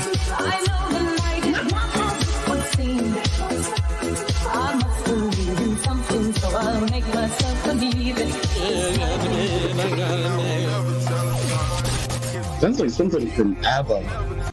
Now, you see how they have this fucking titling here for the follow? That is how you would be able to use the fucking goddamn lettering. The way they used it before was so fucking ugly.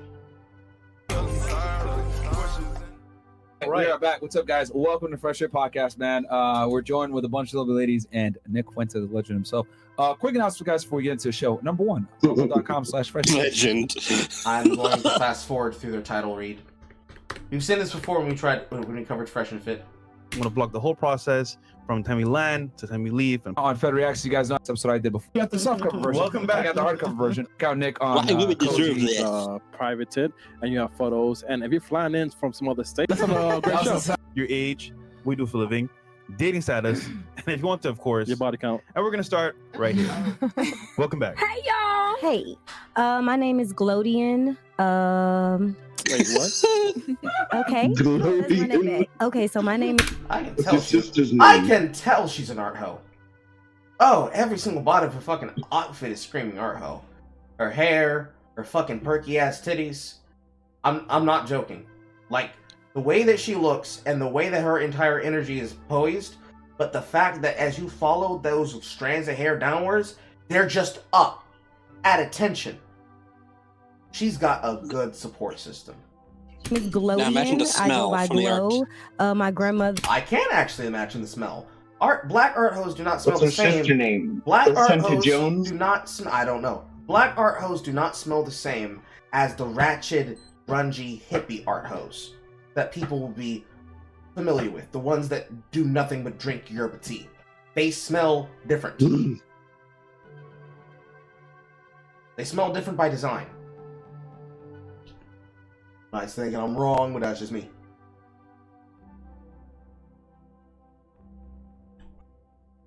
Their name my aunt Glodian because she didn't want to name her Gloria or Diane, so she infused the names. So that's how we came up with Glodian. That is some really fucking retarded black shit. Every single person, even Nick Fuentes, is reacting to that. You know, black folk, how they do. Nick, you know. Now, imagine Carl be like, Carly. The Carl Marcus. I am 33. Wait, 30. Where are you from? I am from. And she looks like she's 23, don't she? I'm dead ass. Everybody in chat, say what age you thought she was when you first saw her. Don't lie. 21. Oh, I'm not paying attention. I'm playing Mario Kart DS right now. You gotta be active, bro. I want to see a line of numbers in chat. Just guess. Just take a general look at what you would assume before she said 33. What you thought she looked like in chat. I can swear to you, everybody thought she was some level of 20-something. 25. Yeah, I thought she was 22. 25, 22. Galaxy's got 22. Waiting for the chat to catch up.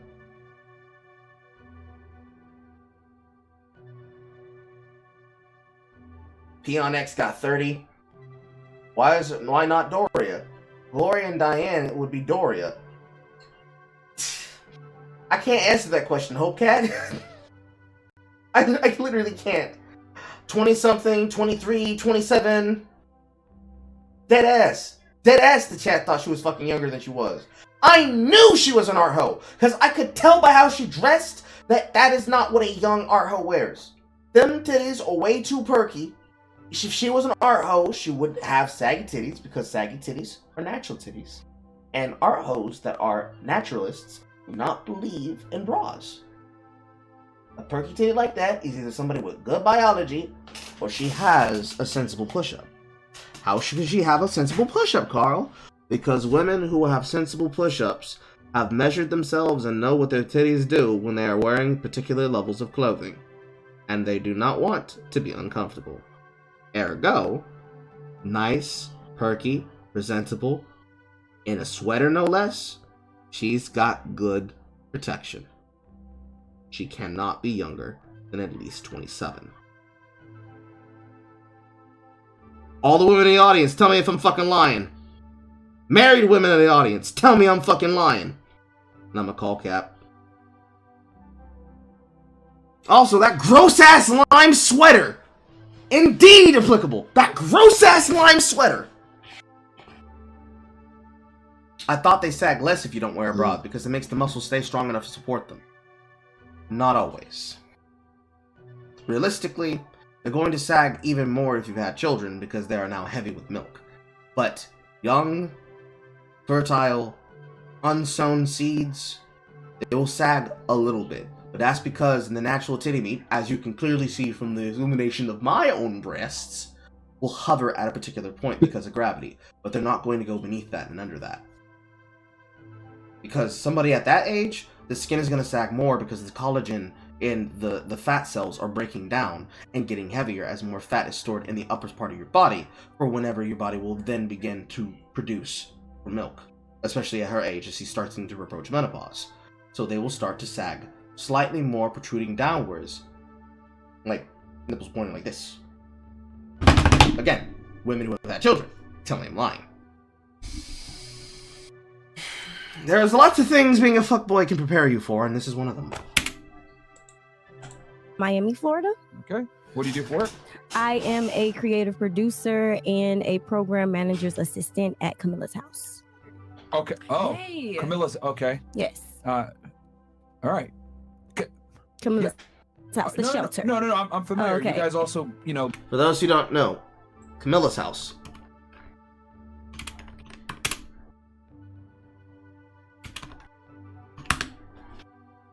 Camilla's House is a humanitarian service that has served in the industry and in the community of Miami for 50 years. This is some unironic humanitarian. This is unironic humanitarian shit. Housing programs, specialized services, basic need assistance, so basically feeding you, as well as treatment services. Counseling, job rehabilitation, recidivism training, all of that. Kind of shit that you'd expect a person to have a bleeding heart to do, this is what they do. If you ever had a kind of like a service industry that specifically caters to helping people who are on like the line of poverty, that is what they do. She is probably one of the people who is a part of a thing that is actually a meaningful difference to her audience. Give people housing as well. Help Correct. them with their rent and everything else like that. Yes, I'm that person. I'm that girl. Yeah, I had a tenant, man, that did Camilla's house, man. Y'all the worst. Anyway. I know. I'm sorry. I'm sorry. Yo, pay goddamn rent to the landlords, man. I'm like in my head, like Camilla's house. No. Yeah, they basically help subsidize people's rent in the Miami area. Yes. It's kind of like Section 8. It's a government program, but it's similar, but it's a city / state run. Yeah. Okay. Yes. Yeah, this shit is trash. But that's a whole other conversation. Okay. Yeah. And then what's your highest education? I have an associate's Okay. Cool. And what? in medical administrative assisting. Okay. And then what's your relationship status? I'm sorry? What's your relationship status? I have a boyfriend. Cool. How long y'all been together? Off and on for like 8 years. God damn. Yeah. Question. Yes. Nick wants to know: is he black or white? Black. Okay. Nick is actually for that. Yeah, I'm a little afraid Stay with to your get own. outside of my race. Okay, what about you? What's your name? I'm Kiki. Chris, did you do this on purpose? You could say "Hey y'all" 8 times. Sometimes. Childish, man. All right, it's Kiki. How old are you? I'm 22. Okay, where are you from? Originally from Washington State. What part of Washington? Like right on the border of like Portland, Oregon, and Vancouver, Washington. Okay. And then, do you live here in Miami now, or are you just visiting? No, I live here. Okay. What do you do for work? I'm an athlete, so I go to school. I don't work. Okay, full-time college student? Yes, sir. Okay, what do you do? What sport do you play? Soccer. Soccer? You play soccer? Yeah. I got you good. I mean, I got a full-ride scholarship, so does that tell you something? Okay. I mean, I don't know. I need to other than that. I mean, you Okay. can pull up some highlights. I don't care. Like, Are you D1, D2, or D3? I mean, it's NAI, but NAI? What's that? your own like. I don't like even know how to below explain D3. it. Yeah. Is D3? I'm about to put the fucking asses on fast forward or she doesn't start talking faster. No, it's like below D3, but it's like it's not in the like. Yeah, D1, D2, D3. DL, division loser. No, I'm just kidding. I was visualizing. That's why I'm just fucking with you. All right, but NAI. Like junior- NAI. like I junior never heard of that, college? but okay. And then Is it like community college or junior college? No. Junior college? It's a university. No? No, it's like above. It's university. Oh. I already Alright. went to a JUCO. And well, Oh, she goes to school for free. It's fine. Yeah. And then what are you? You're Shoot. pursuing your bachelor's degree, I'm assuming. Yeah, What are you majoring in? psychology. Okay. Useless degree, but you ain't paying for it, so who cares? And then what's your relationship status? Single. All right, cool. What about you? Hey y'all. I'm Stephanie Mason. Okay. And how old are you? I'm 20. Where are you from? Texas. What part of Texas? Dallas, Why is your body language so closed off? Texas. Oh shit. South Dallas? Yeah. Okay. Damn, I knew it. And then what's your profession, or are you a student? I'm a student. I'm studying psychology. Okay. Pursuing your bachelor's, I'm guessing. Yes. Okay. Where do you go to school? Do you want to say? You don't have to. FMU. FMU. Okay. And then what's your relationship status? Single. Cool. What about you? Hey y'all. Welcome back. Hey y'all, Phantom in the building. Hey, y'all. I'm 33. Highest level of education. I have a master's degree. Currently doing this law school fight, song and dance. What else? Where are you originally from? Oh, Indianapolis, Indiana, originally. Okay. And then what do you do for a profession? I think we Don't say OnlyFans. no, but I mean, it's always. It's So my kinda, business is Phantom Intimates. I have a lingerie. I sell men's and women's. Well, that is a form of personal private business. So the best I could give her is professional clothing designer.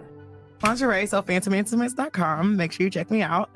I'm also a radio personality. Obviously, with titties like that, there's no way you're not. Okay. Check me out on 103.5 Miami. Download the iHeartRadio app. Thank you. Congratulations. Shout out to y'all because I noticed because I do this. So, you know. And lastly, yeah, y'all catch me at the trap still. All right, so she's still scripting. All right, cool.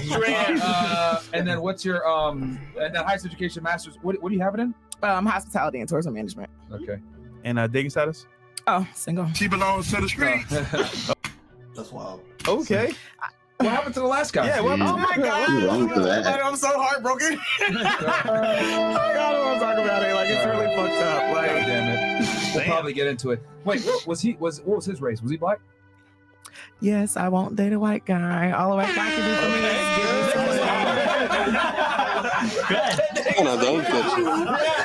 some This running joke is gonna get really old really fast because since I already know that they're gonna have him say the N-word randomly, there's gonna be a person who's gonna shoot him a look like, ooh, white boy.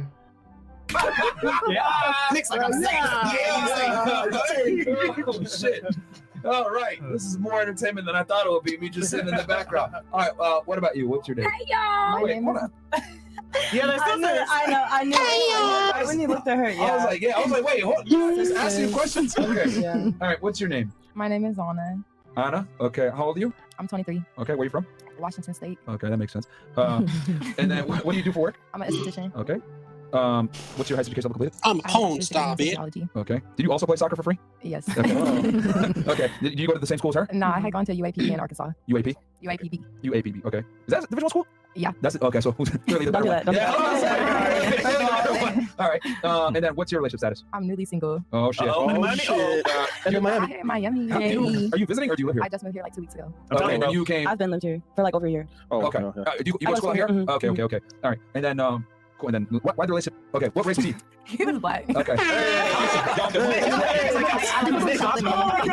You can't make this up, bro. I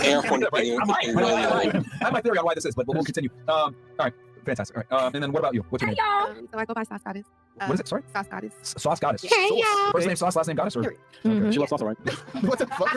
I'm just saying, she loves sauce. Come on, man. What's her name on IG? All right. All right. How old are you? I am 33. Okay. And where are you from? Miami. Okay. What do you do for work? So currently I am a owner of my own spa. Okay. Baby F. All right. I'm Baby F Miami.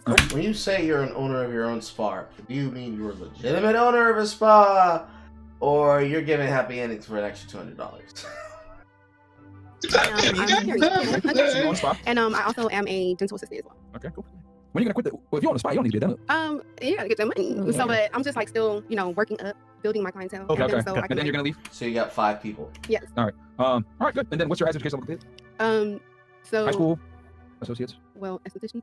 Okay, And yeah, that counts. dental. That counts. So what, you Yeah. got like your is it a degree or a license or? So it is a diploma in certification. Okay. Yeah. And you said esthetician, right? Yes, and y'all work together, you two? No. Okay. Okay. Curious. Do you do her stuff? Yeah, but she has falsies on her. Normally I do her lash extensions. Yeah, I'm Okay. lash artist. She's been moving, so we haven't had time to do it. But Okay. I also am Y'all have like matching tattoos. I noticed both of you guys have tattoos on the left side. we have one matching tattoo, but not all of them. Okay. All right. And then what's your relationship status? Single. Why do you say it like that, huh? Sad? Oh. I don't know. I don't already know. know, I man. got PTSD, but I'm also a body sculptor. Just FYI. Okay. What was he? PTSD. Oh, was it she? Yeah. Okay. Oh. I can't hear. Was she white? Was she black? What was she? She's black. She's Jamaican and other stuff. Okay. Okay. Oh my God. All right. Next approval once again. Sort of. Well, Sort of. Yeah, sort of. Wait, Jamaicans are black though, right? No, but she's a girl. Oh, yes. Oh. Okay, I would say it's. Haram. What y'all call it? I'm Christian though. What is it when it's forbidden? Yeah. We say it's sin. You going to hell? Oh my God. So much. That's okay. All right. We'll talk about it. Okay. And then what about you? What's your Hi, y'all. Hi, thank you for having me again. I like to go by Clammy with a K. Okay. And I'm from Orlando, Florida. Okay. Wait, how old are you? I'm 25 years old. 25. You're from Orlando. What do you do for work? I am currently in medical school, so I'm a full-time student. Wait, medical? Yes. Training to be a physician, Okay. MD. All right. And then what's your relationship status? I am spoken for by my sweet boyfriend. How long y'all been together? We will be going on 8 months soon. Okay. Is he black? No, we talked about this last time. Sorry, Nick. I don't know who Nick is. I like to meet new people, but he is Jewish and white.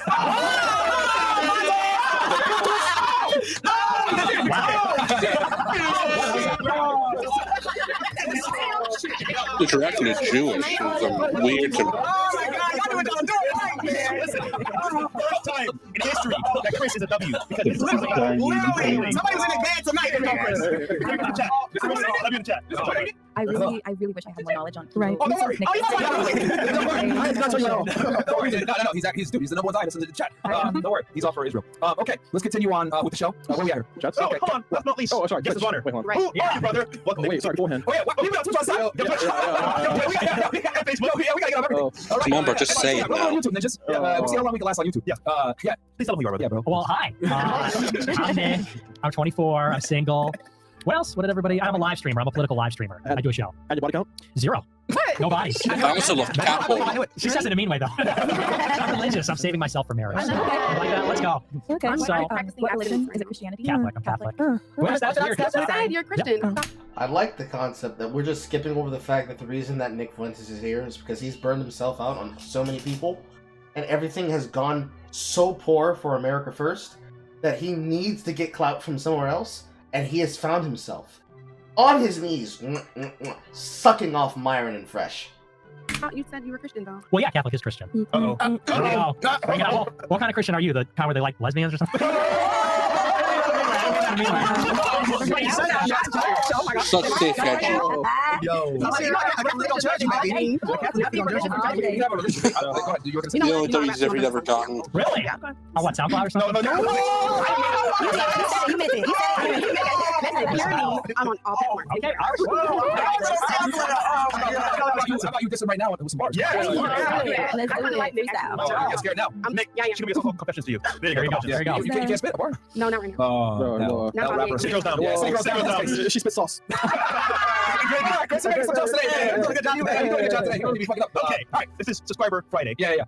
Oh shit, it is Friday. Yeah. Okay. Well, I'm gonna turn to Nick to ask the first question. We already got 9,500 y'all in here, so this is what we're gonna do. From this point forward, we're gonna go 15 up. However, every single question that came in before, we will answer it, and we'll read it on screen. And then every chat that comes in from this point forward, we're gonna show on screen. So we got y'all. Nick, I'll turn it to you with the first question. All right. Well, I noticed you're all black people.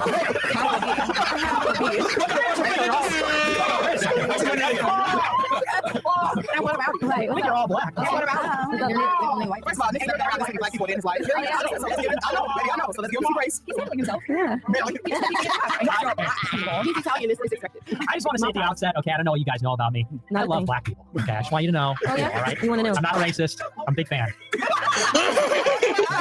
Love what you guys are doing. Can you name 3 things that you love about the black community? Right. Funny, musical. All basic shit. Favorite black meat? The music, the food, the women. Oh, I don't know. David Pryor. Okay. Richard? Yeah, Richard Pryor.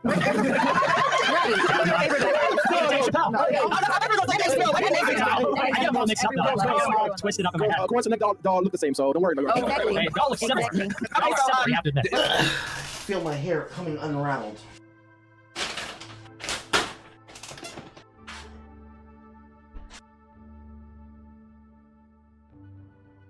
Literally put in all this fucking effort to fucking comb this, to comb and tame this shit, and this shit's coming undone. Like a white woman around me with liquor in my system.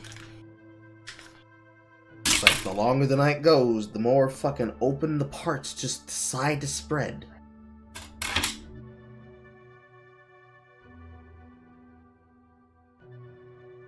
And the more open you are, if you get what I mean. What's that?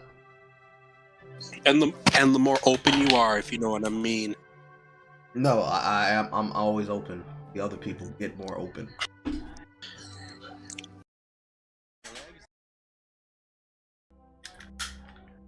I switched to the earbuds because I keep fucking up my hair. I am a demon. We all have demons. No, but I'm unhinged in ways most people have never seen. I am lethal in large doses. Red and blue pill doses. What's your favorite black historical or political figure? Historical or political Please figure? don't say Easy. Real quick, Nick, did you have a question, or did you want the ladies to ask you a question? Well, I'll ask a question. I just wanted to put that statement out there. Okay. Because we've been talking about race mixing. Okay. That's sort of been... That's the first time that word has been said. On the show before you guys got here. Okay. And indirectly also, yeah. So, I thought I'd ask the panel, and this is really prompted by Myron, because, I respect everybody's opinions on this, but what does the panel think about race mixing? Y'all have black boyfriends, stuff for the Jewish boyfriend. Why don't we start with you? What do you think about race mixing? Do you think about this? That's a fair question. So I actually don't necessarily call it race mixing. I call it interracial dating. So okay. After that, I don't know the exact time frame, but I believe in the 1950s that's when interracial marriage was legalized. Please someone correct me if I'm wrong. I can't put a correct date to it. But I don't think it's inherently bad. I don't think it's inherently something we should strive for. If it happens, it happens. I know there are certain people who their dating preferences are anti one specific race. I don't agree with that. If someone comes from like a very Asian family and they're like, listen, for cultural reasons, for like getting along reasons, for integration reasons, it's going to be in my best interest to date another Asian person. I really do get that. But if someone is like, an Asian person who says, I'll date anyone besides Hispanics, that's, it's a little sticky. I see. Why don't we just go around the panel? Can I say my position first? Yes, Is that all right? yes. Okay, I know, you guys are probably curious. So here we go. So here's my position, okay? It's a little, you're going to be surprised about this, I think. Yeah, so I've actually said on my show a lot, it's a little controversial in my community, but I'm actually attracted to women of all groups, of all races, okay? See, I'm 21st century. Well, here's the controversy. But I would never date someone from outside my race. I agree. Okay. But here's why. So I'm Catholic. My body count's 0. I want to have sex with my wife, just my wife.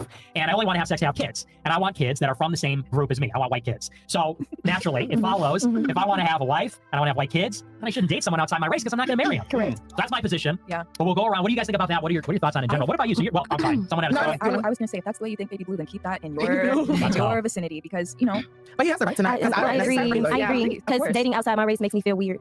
I've done it just to make sure that, What was his race? He Nicaragua. He still had color. You feel me? He still he was Hispanic. He wasn't too white. he was an acceptable maroon, an acceptable caramel, salted and creamy. But at the same time, he only 70% black. He still wasn't a black man. You get what I'm saying? So I agree with you. You get what I'm saying? Like, love y'all, but I ain't gonna date you, baby. You get what I'm saying? I get that. Because I want black babies. So if I want black babies and I want the black race to continue, I'm going to, lay down. Like he's trying to push his racial agenda. We're doing the same. Right? Yeah. I mean, but it was cute how his message had a racial undertone and yours didn't. You guys said the exact same thing. The only reason why mine didn't have a There's no racial undertone because you see, there is no racial undertone to blacks because the black is the racial undertone. I just want my children to look like me. But he said it without melanin in his skin. Racial undertone is because I'm black and he's white and people like not necessarily because you call it interracial dating and he called it race mixing. Yeah. It's just Oh no, I was talking about his example. Like he is a white guy who wants to date white women to have like white cultural standards. Where my example was an Asian person dating an Asian person to have Asian cultural standards. It's the same exact thing besides white and Asian, obviously. But coming from a black woman, I feel like especially in a society where very democratic, very libertarian people are like supposed to be quote unquote the correct people, they would like accept me saying it before him just because it's me. But again, it's about the undertone and how you guys said it. You What's my have the exact same message, but you called it race mixing. What's She called it interracial race mixing. One at a time, ladies, one at a time, so they can actually hear you. Somebody had something over here. I just feel like it was the same message, but different verbiage. Yeah, and that's what makes it different. Like I'm okay. Like before we got on air, we were talking because somebody on my Instagram live asked me to add to him when he dated a black girl, and he said it was fine. No. And I said okay, I don't care because I wouldn't date a white man. That's fine. And then he called me racist. Well, I said that as a joke. I said that laughingly in a friendly way. Well, but here's the thing: we are saying a different thing because you're saying culture, but I'm saying race. Exactly. And I think that, but here's the thing. I feel like if a white person talks about their race and the way the black people talk about theirs, they get called racist. But you said you want to have black babies because you want the black race to continue. That's why I want to have white kids, because I want the white race to continue. Well, it's racist because of historical and because of systemic racism that runs in. Let's play a mini game, chat. How many supposed dog whistles, like 1488, can Nick get in this broadcast before the end? Or let's even make it easier, before the halfway mark. How many How many dog whistles can he fit in? Try to keep track. And we don't mean the shibboleth. I mean, it is a shibboleth to them, but you know what I mean. And white culture. So, but what's racist about me wanting to have white kids? Nothing is racist about you, particularly because you're 24 years old. However, coming from a white, not white, Anglo background, and you know our country was built on the backs of slaves and or taking the land and or acting like ours. It's always going to be there. So yeah, in effect, white proud guys go, we're the superior race. So you can't act like that doesn't happen either. So just because you're sitting here going, oh, I'm different, I like y'all, I'm just not gonna date y'all. Both people didn't mention anything about superior. Even I did not mention anything about No, I didn't say that. I'm just talking about culturally and historically is what I'm saying. Oh, so like societally now the air is different because his ancestors might have had like totally bad intentions. They did. I don't even think it's too far removed from him. My ancestors had bad intentions? In the well, I mean, you're white man. I'm like, I'm sorry. Well, but you know, but you're making assumptions. I mean, what background am I, you know? Right. You said Italian beforehand? Yeah, so I mean, the Italians supported Hitler, didn't they? Well, not the Italians came to America, but also I support Hitler, so it's really beside the point. That's so but look, so you don't really understand, okay? That's not even a dog whistle, bro. That's not even a dog whistle. That's just you saying shit. Now, let's go! I understand that someone can say something like, I support Hitler, and it's like, okay, well, maybe you can support one isolated thing that he did rather than like the tragedy that he was known for, and it's like a tongue-in-cheek thing to say. I mean, as someone who is dating a Jewish man, like I cannot just like sit here and get into an argument over that with you, like we would be here all day. That's true. Well, and I don't support just part of it, I support most of it. I'll just put that out there, but... Why? He is just fucking with them. I mean, like, I don't know why. Murdering Why? people? Because, Yeah. well, first of all, I don't think that actually happened yet. I noticed those W nicks. He's hitting all of them! Oh my god! Nick, you have been at this table for literally 27... Well, actually longer than that, but in this conversation, 27 minutes and 39 seconds! You can't just unload on them! First, but second of all, I think the whole history of World War II is basically a lie, in my opinion. Lord, give them strength. He is playing this meme for all he has. He is shucking and jiving. It was genocide. First of all. It's also Okay, we'd be happy to facilitate this debate. We'll allow it to happen. But just let Nick give his position, and then you guys can articulate your response back. But before we do that, did you want to answer the systemic thing? The Hitler thing to me is diversion, but the systemic racism... Like, if you all would like to yell at Nick about how he feels about his opinion about saying that the Holocaust is not real, have fun. But before that happens, let me see a super chat from Big Booty Butt Jiggle Working 96. He said, "Let me see them titties, bro. Let me see them titties, bro. Let me see them titties, bro." Also, thank you for another super chat applicable. God damn, this is his last chance to be irrelevant. Fucking Christ. That's really the critical thing. See, I look at it kind of differently. You say that white people came and took the land and we built it off of blacks and everything.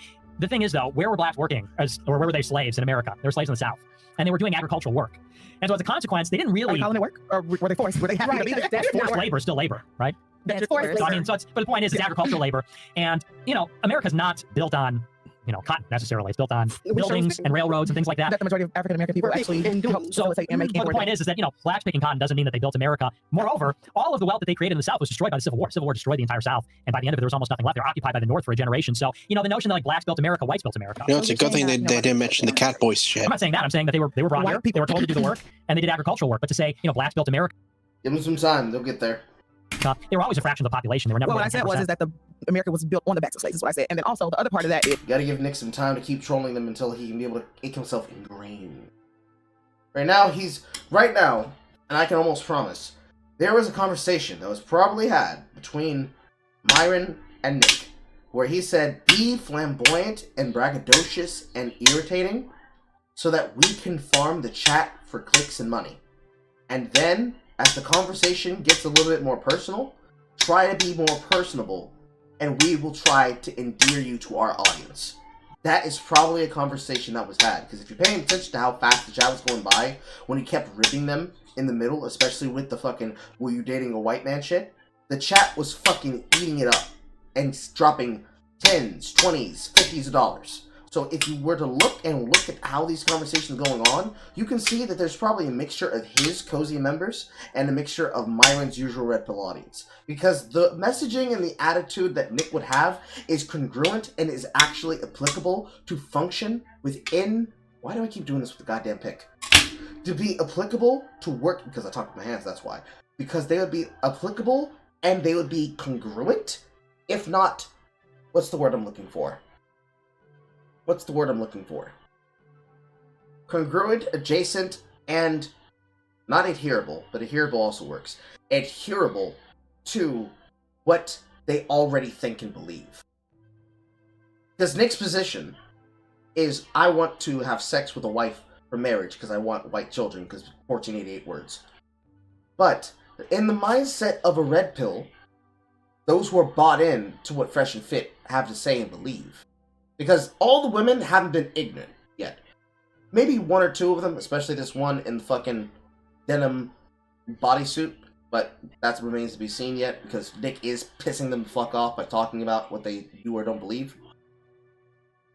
Every single one of them has been respectable, they're understanding, they're intelligent enough to be able to have the fucking ability to get to a scholarship full ride as whatever the fuck they want to be, or smart enough to be able to make a business without having a college education.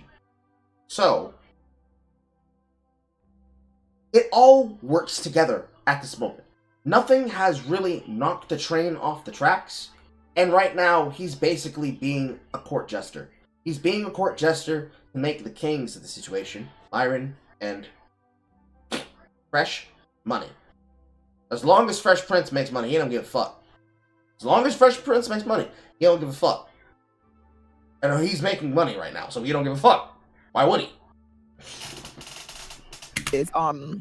Shoot.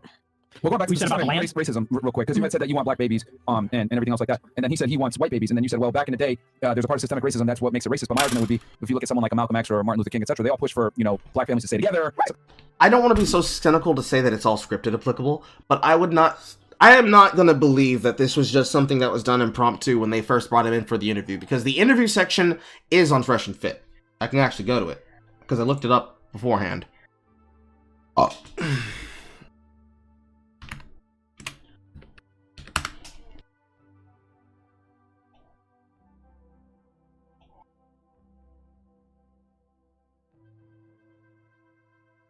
Probably on this channel.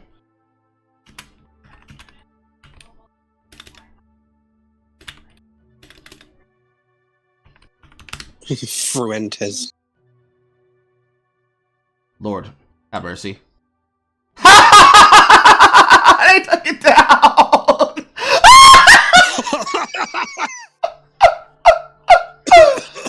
Oh shit, that's funny. Oh shit. Did anyone get a re-upload of it? Let's see here. They have him on the fucking after show. So that's not wild. That doesn't shock me. But beforehand, on this channel, streamed 2 days ago, they had a full Rumble live, and I hope I can be able to reconstruct it here from the fucking chat. Let's see here. Yeah, let me go ahead and pull that. Let me go ahead and pull that directly from your comment section. Because it says that the Rumble is still there. And I imagine that it would be. If I can get a fucking click on it.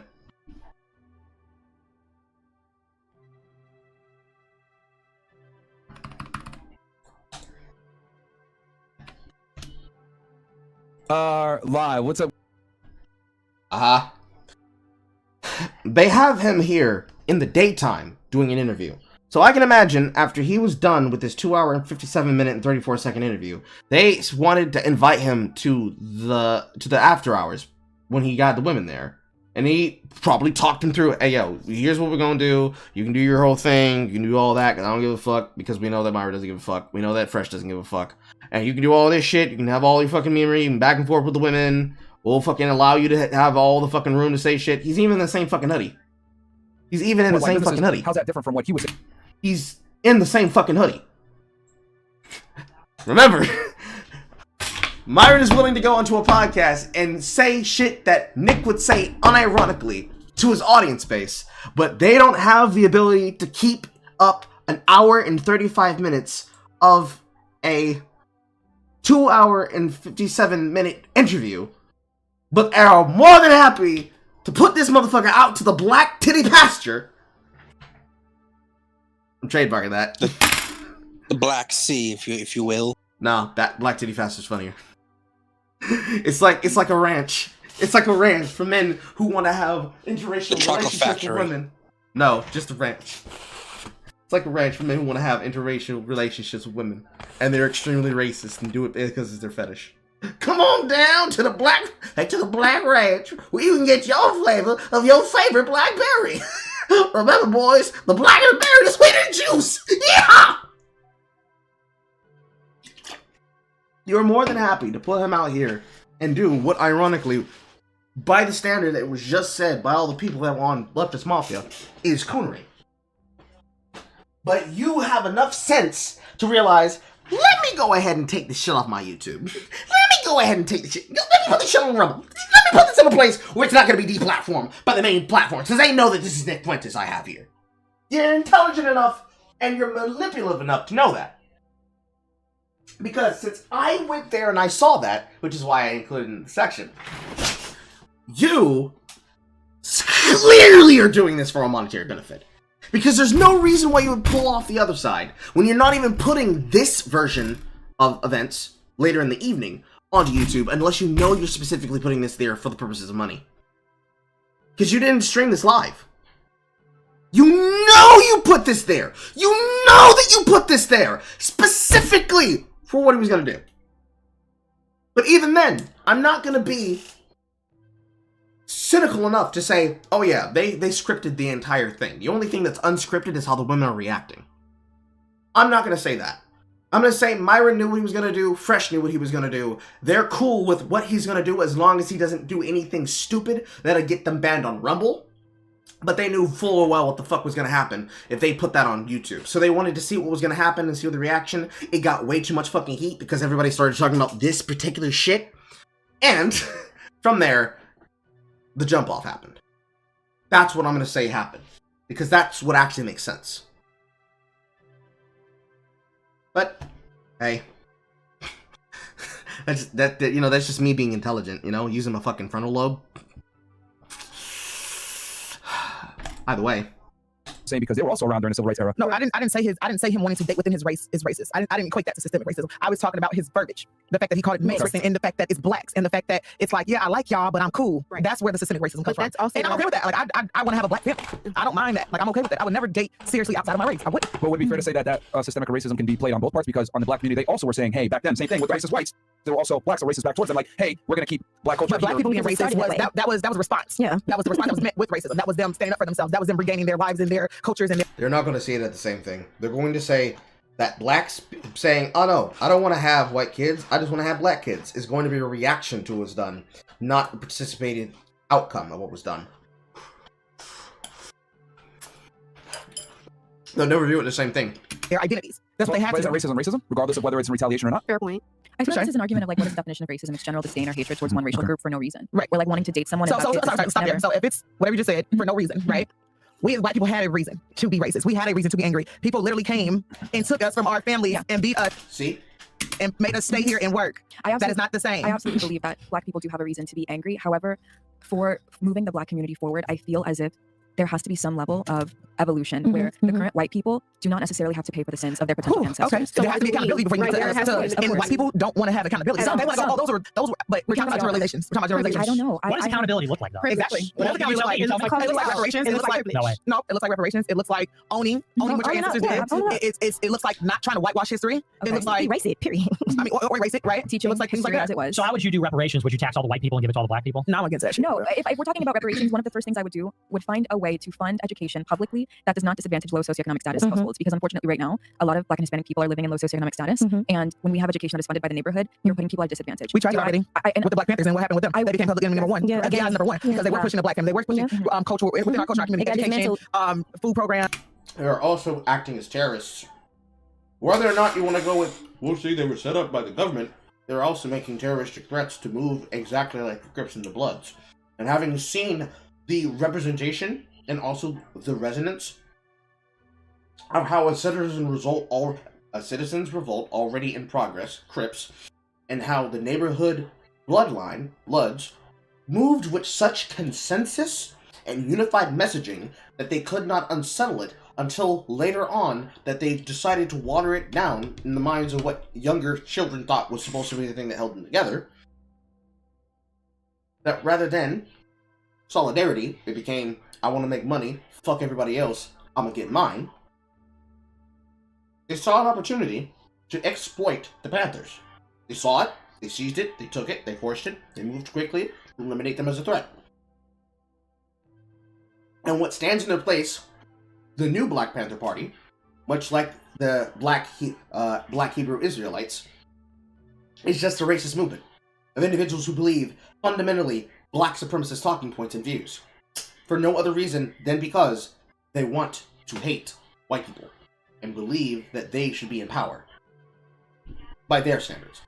Medical, like, if black people become too powerful, we become a threat. And I understand the sentiment, I really do, but I don't necessarily believe in like monetary. Every black person just gets $10,000 an hour. Like, that doesn't help. But if we found a way to really infiltrate our youth with the power of education, I feel like that would be a very great first step. But that's not what's happening right now. And I feel like every political season, we all talk about who can use what bathroom. We talk about can a woman have the right to whatever, but we never talk about like public education. Well, public education is quite on forefront right now. Is it? Okay. Absolutely. Maybe, okay. What's the Supreme Court just did and what's happening in Ron DeSantis that's not in Florida? K-12 though. I want to get into the K-12 because that is what is setting the foundation. But you live in Florida, baby. You don't know what Ron DeSantis is doing down here? At the college level and the graduate level. No, I mean like the younger generation. What is it called? Race theory? Yeah. Let me jump in here. Let me throw a little wrench into the conversation. Yeah, everybody's always talking about like education and stuff, and they say, well, the reason that the blacks and Hispanics aren't performing so well is because the schools aren't funded, the schools aren't good. There's not one reason, I don't think. I think there Here we go. is. And the reason is that when you look at IQ tests, blacks score one full standard deviation lower than whites on average. Oh my god, he's gonna try to trick him with the IQ shit. We're not even getting the same education. We're not even getting the same. IQ doesn't have anything to do with education. IQ is innate. Do you think that it is like, are you talking about like a nature versus nurture argument here? Yeah, I'm saying it's genetic. So you believe that black people are inherently dumber? I'm saying on average, So the fact that we are oppressed and lower being IQ. So you think it has nothing to do with the way that and we being redlined and being put in stressful situations. But you don't think that us being put in what they call ghetto. And do you understand? Do you understand what it is to live a black life? No, you don't, right? Okay, right. So exactly. So no. But listen, I didn't say it has nothing to do with you liking me or disliking me, love. But when I'm put into when I'm redlined, when I can't go into certain communities, when my community doesn't have what your community has, and I have to go to your community to get what I need. I don't even have what I need in my community. What do you think that is? Like, what are the response? These are our responses to the conditions. Do you understand? Let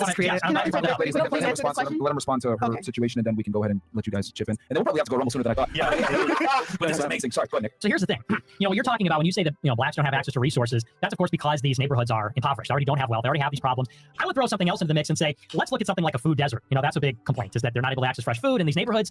Well, Walmart just left Chicago. I'm from the suburbs of Chicago. Walmart just pulled out. Why did Walmart pull out? Is it because of redlining and white racism? Or did Walmart pull out because people kept stealing? They pulled out because people kept stealing. That argument is a non sequitur, though. Why is it non sequitur? It's a non sequitur because talking about food deserts and trying to equate that to why you inherently believe that black and Hispanic people are genetically and inherently less intelligent. It's a non sequitur to talk about why Walmart is no longer in Chicago. Here's the correlation. No shit, he's fucking with you. However, let me go ahead and actually flesh out how this would work from what Nick's perspective is, but I'm not arguing for Nick's perspective. When you say, I don't have the resources in my neighborhood, we don't have what you have, you don't understand what it's like to live like me. If someone were to make the accusation and say, you kept stealing, and so Walmart left. Is there an alternative that you could have done to stealing? You actually have to have an answer to come back with. Because if you say, well, I don't have these things, you don't know what it's like to live my life, and it's like, no, I do not know what it's like to live your particular life. But I know what I would do if I were in your circumstances, and I don't think I'd do something like that if I was one of those people. I certainly wouldn't encourage people to do it. There's an argument there, but you're trying to have a debate with Nick Fuentes, and Nick Fuentes is fucking with you, so you're already lost. Okay, well, here's the point, is that whenever there's a conversation about because fundamentally the conversation is about the disparity between blacks and whites, which is persistent, in wealth, unemployment, income, all these things. And really there's two explanations. And one is circumstance, historical disadvantage, these kinds of things, which you might call nurture, so-called, for lack of a better word. The other argument is that blacks and whites are different, and they're genetically different, and these behaviors that they exhibit are the result of genetics. And so, Lord have mercy, there's only genetics one now. People have an average IQ of 85 in America compared to whites of 100. It doesn't mean that there are no black people with an IQ over 100, obviously. But it does mean that on average there are fewer of them. And if that's the case, this has real-world implications. There's going to be a reason why the black schools perform worse than the white schools. And it's got nothing to do with the school, the funding, the public policy, and it's got everything to do with their innate faculties. As a black woman who is in education, this is something. I didn't hear that, what? I didn't hear that, what? Did you say something? Ryder, did you say something? I guess not. That is very important to me. And we can talk all day long about the nature versus nurture debate. I do believe a lot of the struggles that the black community is facing right now has to deal with nature. Nurture over nature. If we had the same resources like the K-12 education and the strong family unit, I don't see why there is any genetic, we have coded the human genome. I feel like if there was any genetic implication as to why blacks and Hispanics are performing less, maybe the scientists who coded the human genome would have come out with that information already, but I don't think that they have. Well, the brain... Counts for 50% of the human genome. And when you look at, black people and white people, they have all kinds of different characteristics, different skin color, different gestation period, all kinds of different Gestation things. period, by how many days? I don't know the exact number of days, but if you look at it, it tracks. Asians have, I think it's the highest, and then it's whites, Hispanics, and the blacks. But how is that following the argument that we're having here? Okay. So if we agree that there are already differences that we can see, if there's physical differences, then it would follow if the brain is 50% of the human genome, it would be ridiculous to suggest that whites and blacks and Hispanics and Asians all have the same brains. Intelligence isn't necessarily phenotypic, though. 100% is. What is intelligence? There's a stronger correlation that intelligence is genetic than so many other things. It's a heritable trait. It's not even disputed. So let's stop there. Because if we're talking about how education is more, no, because if we're talking about how education is more genetic, meaning passed down some kind of way, that's in with African Americans being lower than whites, it's only because we were not given education for so long. That's not true, though. Right. That is very true. It's not because when y'all got us from Africa, you got the greats, you got the scientists, you got the alchemists, you got all the greats. What y'all thought was great, what y'all thought were. And when I say y'all, I mean your ancestors. You feel me? So what y'all thought was great. Y'all scooped us up. Y'all got the greats, right? And then y'all shipped us exactly, right? And so it's genetic. Everything you got is from us. White come from black. If you don't know, I'm just saying y'all just like something that God created. How the fuck are you sounding crazier than he is? How the fuck did you do that? You lost me as soon as you said alchemists. Full male alchemist. That's the most hateful statement that's ever And it's okay. It's okay if you feel that way. But when you know yourself and you know your history, we can have this conversation all day. And like I said, I agree with you. I think interracial was the worst thing that we could have ever done. That's insane. It messed us up. I said all the time. It's okay. No, we are all children of God, and I so you think it's the worst thing? You agree with her? I agree with her. Okay, and then you disagree? We are all children of God. That is insane. That's insane. Interracial. What was segregation? Wow. What was come on. Something that was brought to us. Our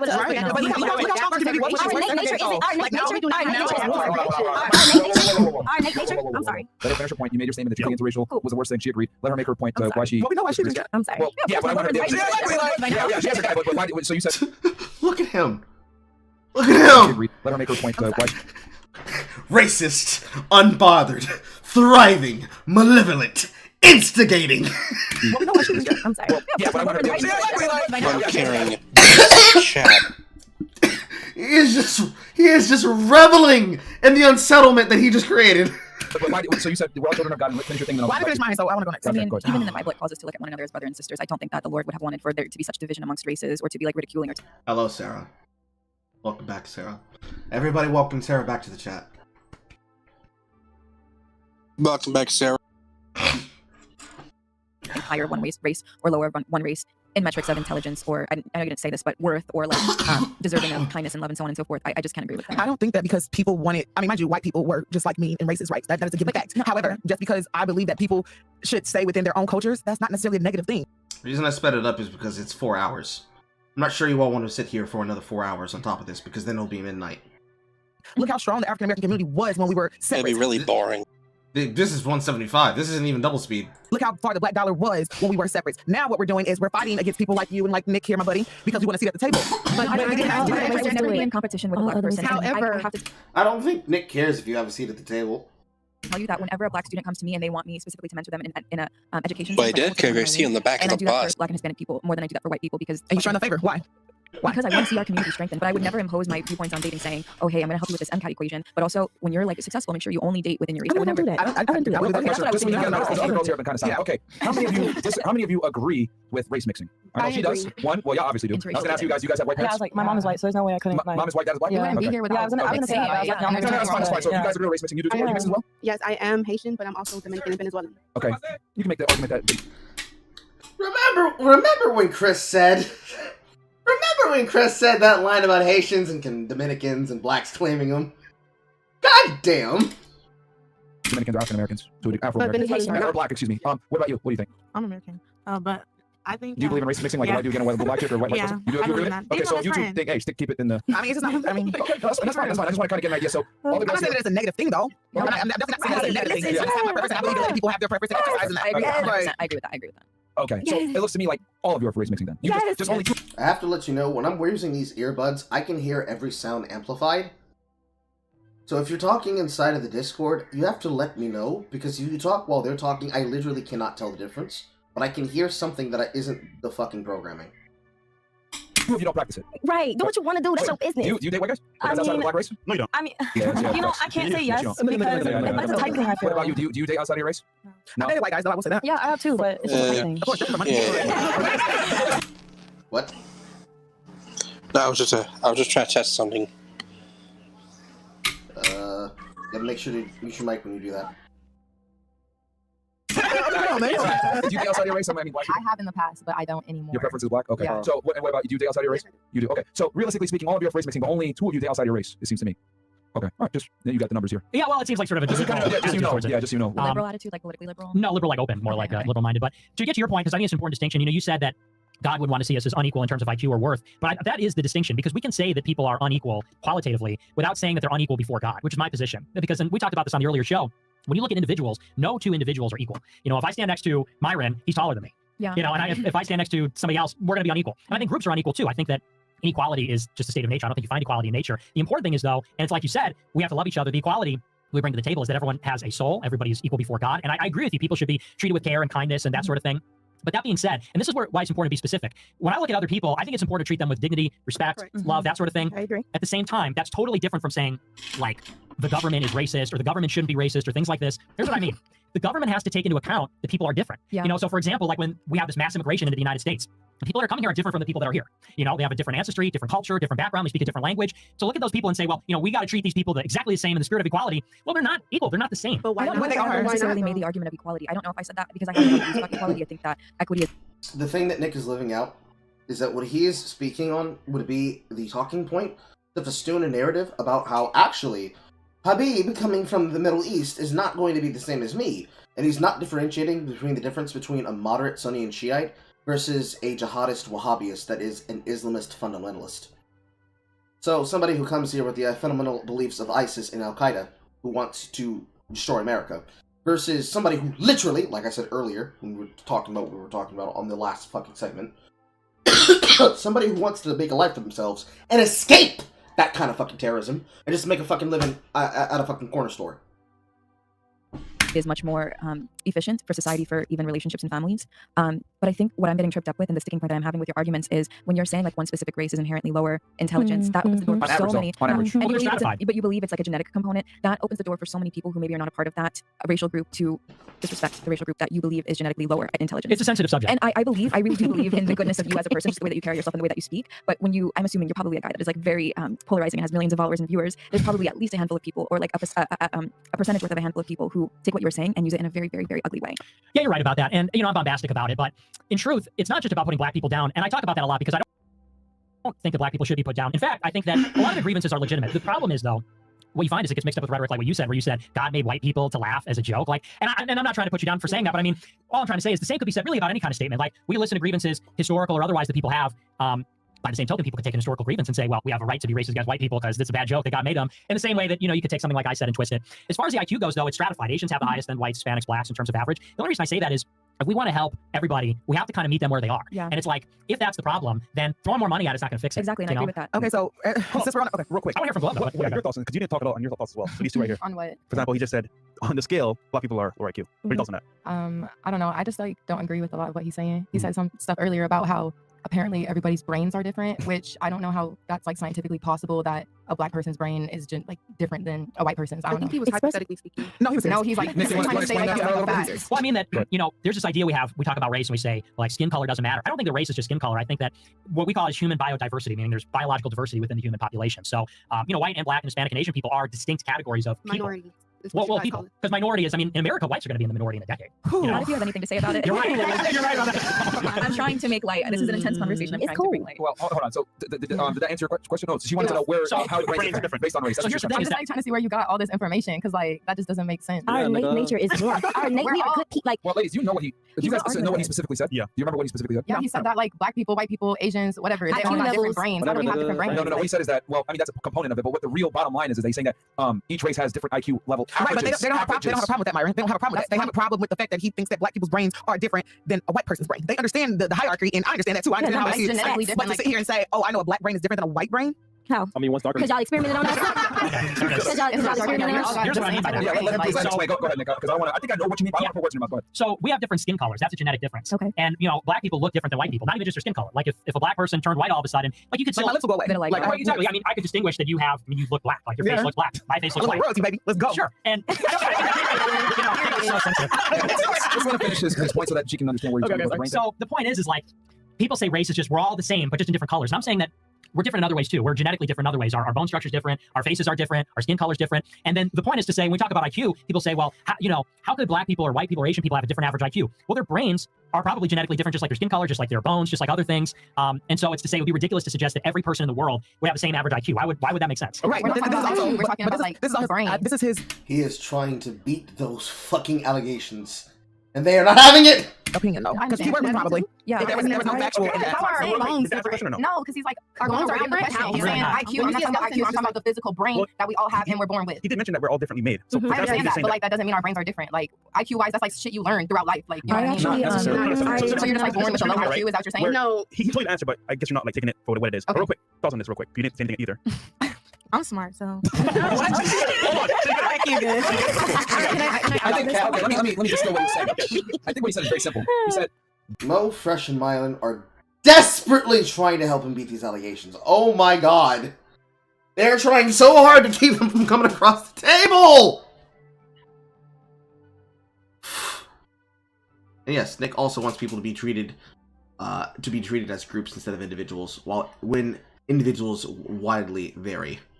based on race, people have different features, different looks, different skin tones, hell, even different muscle fibers. African Americans, we don't have more fast-twitch muscle fibers, which is why it's easier for them to build muscle mass than other races, etc. Right? Height levels, whatever. So what he's saying is that on the physiology side, we're all different, and a lot of times races have a lot of similarities. Then he went on to say, well, we also have different IQs. Since we have different IQs, it would make sense, and the logical conclusion would be our brains are different as well. Right. Because if we're different physically, and a component of your brain is obviously your IQ, then we probably have different brains as well. Because on average, right, the races have different IQs. We know Asians are at the top, whites are in the middle, and then blacks are on the lower end typically. But he's saying if our IQs are lower, that by definition means that our brains are different as well. So that's I think the logical conclusion he came to. Right, but again, that's just not factual. He said it with so much conviction, and that's the problem with people like him. They say things that I said this thing with a conviction, and they had a problem with it because I said it with such flippant confidence.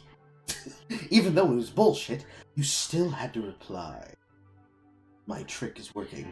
Look at me as I sink into my hoodie.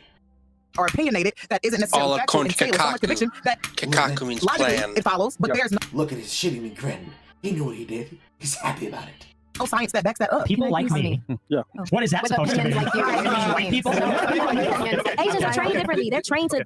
Okay, Nick, do you have anything to respond? Did that make sense when I distilled that? Yeah, no, that's exactly right. The physiology is the same, and IQs are different. That means, oh, well, the brains are probably different too. That's what you're saying. But to Nick's point, he did also say that before God, we are equal, and which that is fact. Okay, good. So I think it's very important for people to understand, especially, and I'm not saying this in a classist way, I understand education is privilege, but if you don't have the education of knowing how to interpret research correctly, you're going to be very hindered with the way that you think about life. We have to understand that correlation does not always equal causation. So it's humans like to think very linearly. Oh, racial groups have different stratifications of standardized test scores, for example, which means this is wrong, but races must inherently genetically be different in intelligence. That is an incorrect statement. Correlation does not equal causation. The reasons are oftentimes multifaceted: opportunity, resources, childhood, family life, home life, so on and so forth. I have never heard any type of research that shows there's a genetic difference between the races and their intelligence. I wouldn't even know how to physically measure, like is it the neuronal connections? Is it the glucose utilization in the brain that is making the IQ higher? I don't know what that would be. I've never read those studies. Yeah, we don't even gotta go there because there's no way that we can. This girl would be great at Aiden Paladin. On that note,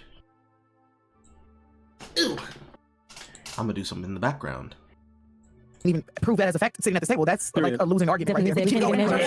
No, we can't because you're not a scientist. We can't because the science guy. The literature on this is not disputed at all. I mean, if you look at so there's literature on this. There is. Okay. Can you say because they're trying to say that there's no. It's not. I mean, you can do your own research on this, but it's not a controversial thing at all. That blacks, whites, Asians, Hispanics stratify along those lines in IQ tests. That's not what we're debating right now. You did. You said science to back up. No, I said you don't have any science to back up the brain aspect of it, baby. I agree. I agree with what you said. I agree with this. I know Asians, black. I understand how that falls. I promise I do. But there is no facts behind my brain being different because I'm black and yours is different because you're white. That's all I'm saying. Okay. Well, you're missing the point. The point was to say that IQ is a function of brain. That was the point. So you're sort of missing the point. Yeah, but he's saying the fact that there's different tiers of IQs based on race must mean that the brains are different based on race. I get that. I understand. So y'all don't agree with that conclusion. So we can read this week on this topic. Yes. Did anyone else have anything? No, I want to share something. Okay, this is inspirational. Okay, you guys, K through 12, I was like a completely deficient student, C's, B's, like not very good at all, didn't believe in myself. Got into college, did really, really, really well, and now I attend a top 50 medical school. So this is why I'm like very passionate passionate about not believing that it's just completely nature, because I do believe, that it's not completely nature, and that it can also be nurture, because my environment changed when I got into college, and now I'm falling out. And I'll take you back off that, because since I'm on a quest to go to law school, something about the LSAT is that the way it's written, it's literally written racist. No, not racist, but it's actually inclusive, because it's written to a standard that no matter socioeconomics, background, anything, if you study it the correct way, you could be a bum living under a bridge, and you can still score high enough. Because the verbiage, the types of questions, it's literally about things that you can learn. It's not about anything else that like life experiences. None of that matters. School isn't even about life experiences. Ladies, you guys are familiar with the fact that hard work beats talent when talent doesn't want to work hard? Yes. Right? So I understand where you're coming from. That hey, I beat the odds, etc. But you got to also remember that being a hard worker doesn't necessarily mean that you have IQ, and it goes the other way around. Because there's a lot of people that have high IQ that are lazy as fuck and don't make it in life either. So I've always said that there's a lot of people that are book smart that do well in school, but they're still morons. I mean, we brought them on the show plenty of times. Like girls that have high level degrees and they're still idiots. So I would say education and schooling and being a good student doesn't necessarily mean you are intelligent. We should do one time, like everyone takes an IQ test, and then like comes on. That'd be funny. But that's your point as well. Like you said earlier, your choice of wanting to learn and become better means who you are today. So even though we might have, for example, like issues of schooling, environment, and these other external issues, if you're a person that wants to do better for yourself, black, white, Asian, doesn't matter, Chinese, once again, it's all on you as an individual to do better for yourself. And I would argue that it is nurture far more than it is nature, and I believe that Nick is arguing that it is nature far more than it is nature. Yes. Well, and it's part of a bigger point of view, which is that I think that genetics play a much greater role than people would like to believe. I think that. Sorry, I just heard beats in the background. Yes, it's the Star Fox 64 soundtrack on a loop. Or Dead Air. It's helping and calming. That so much of our behaviors are genetic. I think that so many of our attributes are genetic. And I think that people have a bias against that because we have this culture. It makes us... It's also there that so if I have to edit this together, I can actually have some music in the background to insert underneath it. Ones that I prefer to have. Branding. Uncomfortable. It does. Because genetics are unchangeable and they're immutable. So people have this idea that, and there's an answer for this. People have this idea that if something's genetic, it's very frustrating because then I can't change it, I can't improve. That's not true. But what it tells us though, well, like height, like I can't make myself taller. Right. You know, and like and there's a lot of things. A bald person can't make themselves grow hair, and that's. So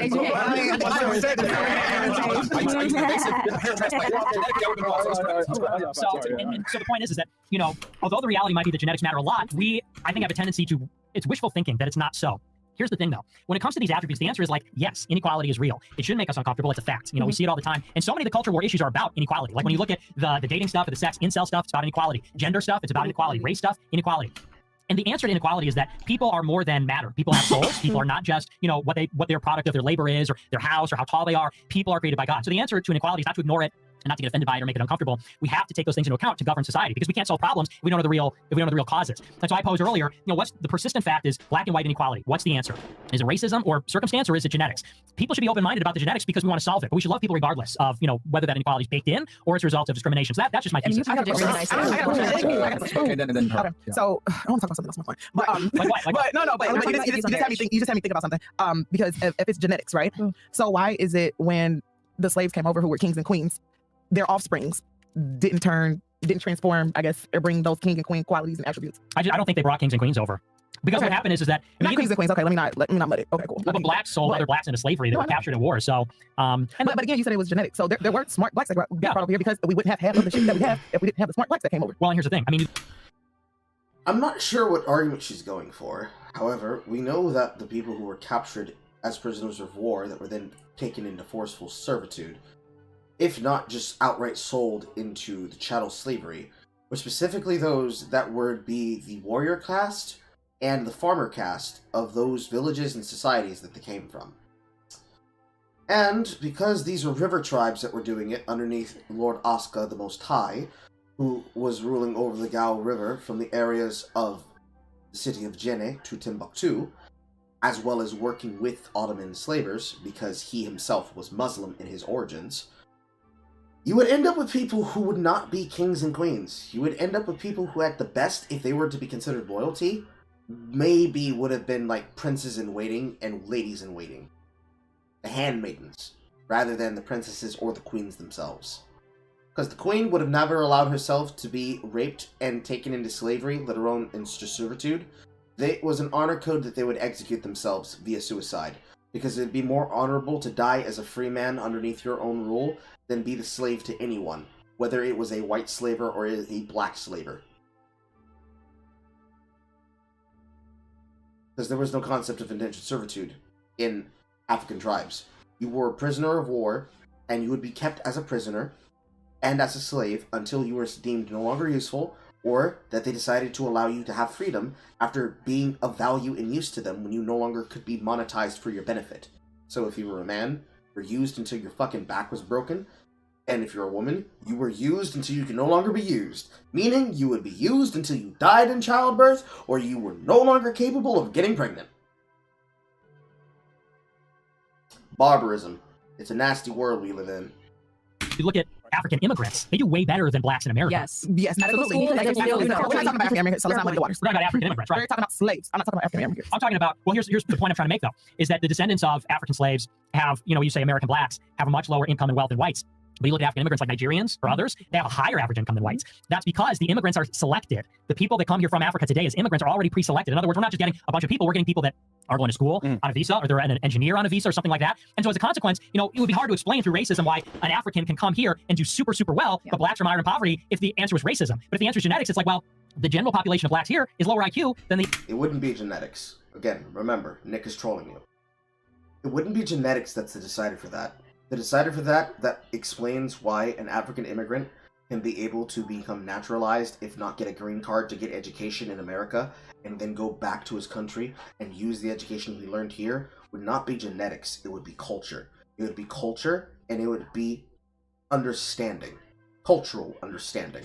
Which, I guess the correct phrase of that sentence would be, it would be culture and cultural understanding, and cultural appreciation. He appreciates the culture of the American, and appreciates it to the point that he is willing to use it to enrich himself, and in the respects of respecting it, he will obey the laws of the nation that he is getting his education in, regardless of whether or not he holds contempt for it or not. And then, after getting his education, will continue to respect the laws of the civility that he's been taught, and he will take that education and that knowledge back to where he came from to enrich the nation state of which is his home country origin. That would be the best explanation for that. It wouldn't be genetics. I need to pee again.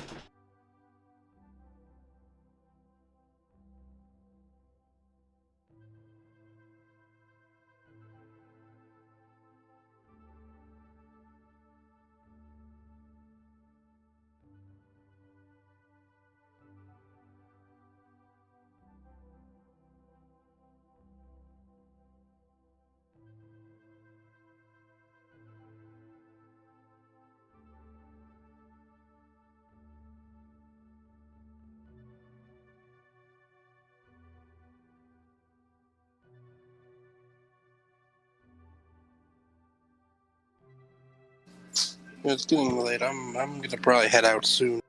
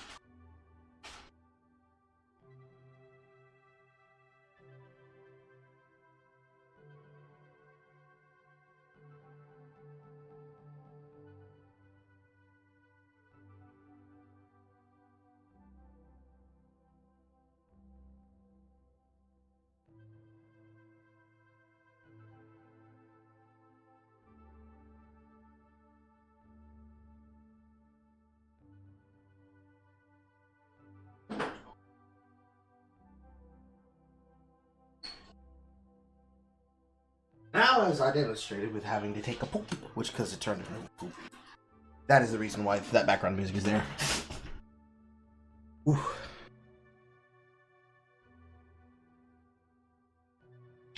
the average IQ of the immigrants that are coming here from Africa as students or workers or something else. Doesn't that refute your claims then? No. Because if does. wait, in the USA, the black IQ is lower than the average. Mhm. But if we bring in blacks from the not USA, then their IQ is above average. So doesn't that refute your claim that No. IQ is how? Because, like I said, it's just an average. So the blacks that are coming over, just you know, an opinion. like when I'm in Chicago, there's a lot of like black Uber drivers, and I talk to them on the way to the airport. I think it's a non sequitur though. No, but hang on. There's a lot of They're Hispanics always that are Uber drivers. okay. No, but you're Okay, let me finish. please. And so a lot of the times, you know, they're students, they're software engineers, they're very intelligent, they're very hardworking, and like I know they're going to make it. I see why average income of a Nigerian is like $80,000 in America, and it's because there's a selection bias. The selection bias is that the Africans that are coming over as immigrants are higher IQ, and so the function is IQ. The blacks that are here that have an average low IQ have a much lower income. The blacks that are already selected as coming over, students, engineers, have a higher IQ. They do very well. Okay, so have you ever heard of generational? I want to add to what he said real quick, because I know you want to switch it. He's correct, because to get an F1 visa, you have to get accepted by some type of university coming to the United States. So that in itself screens out a lot of people that otherwise were morons or wouldn't be able to. Just off of the F1 visa program itself, that screens out a lot of retards. So they're grown to become better. better. Because they can't get an F1 visa and come here unless they can get accepted to a school which meets the requirements of the university, which are already going to beat a lot of Americans out that don't go to college. So I was gonna ask you, have you ever heard of generational curse? So you keep talking about genetics, like I inherited some bullshit from my daddy because he lazy and all that type of shit, but that was because he became Americanized. But in Haiti, they know their culture, they know who they are, they're embedded in who they are. So yeah, you're gonna get the Nigerian that is doing the things and all of the things. I don't know how to talk, but then you understand what I'm saying, right? So you're gonna get the Nigerian that do all of the things. But if you have a black American who has been stripped of everything that they knew, they named everything, and they've been given some shit, right? You're gonna get that what you call genetic, whatever you're talking about right there. Because like she just said, you just said that black Americans are the ones that have lower IQs, but when a Nigerian comes from where they innately are, Nigeria. I'm sorry, y'all trying to, because I know what you mean. Y'all know what I'm saying. Anyway, but what I'm saying is, what I'm saying is, generational curses is real. So that's that genetic you're talking about. That's that bullshit that I got from my mom and my daddy. That shit, that slavery stuff. You get what I'm saying? So yes, that's what you're gonna get. So that's what you're basing it out of, the black American. But when you talk about your Haitians and you're talking about your Hondurans, because they black too. When you're talking about your Dominicans, you get what I'm saying? When you're talking about people that are based, their culture is rich than the black American, yes. And that's why they come here and feel some type of way about us, because we don't know who we are, my love. So I get it. But go ahead. I guess like my final point, because I know we're gonna switch topics soon. My final point would be like, as the person in grad school, like looking at what is the metric of the study that was being conducted? Like, was it done globally? Was it done in the US? Was it done in a specific country? At what time frame was it done? What were the methods? Were there blinding? Were there randomization? Were there controls? What were the controls? Everything. And if I'm saying all these words and no one is understanding what I'm saying, then I really encourage you to try and do some research on how to like interpret research, because it's fun, but it's important to know how to interpret quality research. A study like that would never get done because of ethics, realistically speaking. People are going to get offended and triggered, and it would never get funded. That's how it is. Because here's the other thing too. Like, it's what's the benefit? Like, if you do the study and it comes out negative, and you find out that in fact that people that are black or black Americans have lower IQ, it's going to be terrible. So it's an L all across. I actually no one will fund it. I proposed a study in one of my pathways in school where I wanted to take a look at racial profiling potentially in preschool children, and my mentor said, well, Clammy, if you are doing the study and you find that black children do get expelled more, or they are racially profiled, then it begs the question, like, okay, are they more misbehaved? Are they more like, are they targeted more? And that is something, like the point that you bring up is something we have to be very, very careful of. Yeah, they want to fund it. But now going back to what you're saying about like, were your parents like first generation? Were your parents born in the United States, or were they from? So yeah, my mom is from South Carolina and my dad is Haitian. So my grandfather went through the Jim Crow era, where it's, white fountains, black fountains. Yeah. He did not make it past middle school because he had to help his mother to work. He had to work. Okay. So my mom came here. Everybody came here around when she was 6.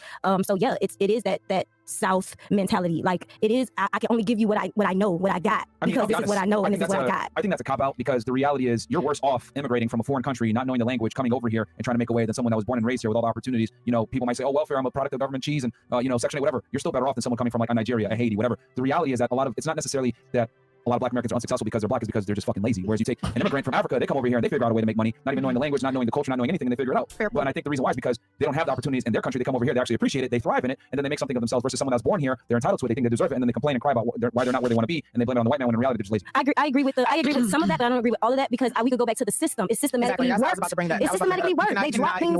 Come on, man. Black people have been trying to be. They bombed the whole black market. Come on, y'all. Let's not act like we didn't never. Who has more opportunity? Someone coming here from a poor third world country in Africa, or someone that's been systematically oppressed in the United States? Who has more opportunity? The one that's here. The American dream. Yeah, let's talk about it. Explain to me how someone that's born here, raised here, has a language, has a U.S. citizenship, which people die to come here and get all the time. Explain to me why they're a failure when someone comes here, doesn't know anything, comes on a visa, makes their way up, gets a visa to stay here, getting a job and being productive, and then they earn their ability to get a U.S. citizen, and they make it further than the person that was born here that had inherent advantages. Yes, they're systematically oppressed. Cool, I get that. But third world poverty is always going to be way worse than American poverty and being oppressed. Okay, so what happens when a Cuban and a Haitian come?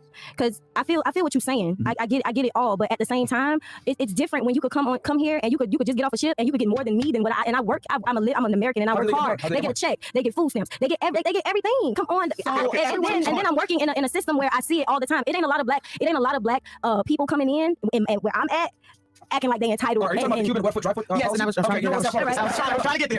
Go ahead, take it off. Take it off. What's better? Okay.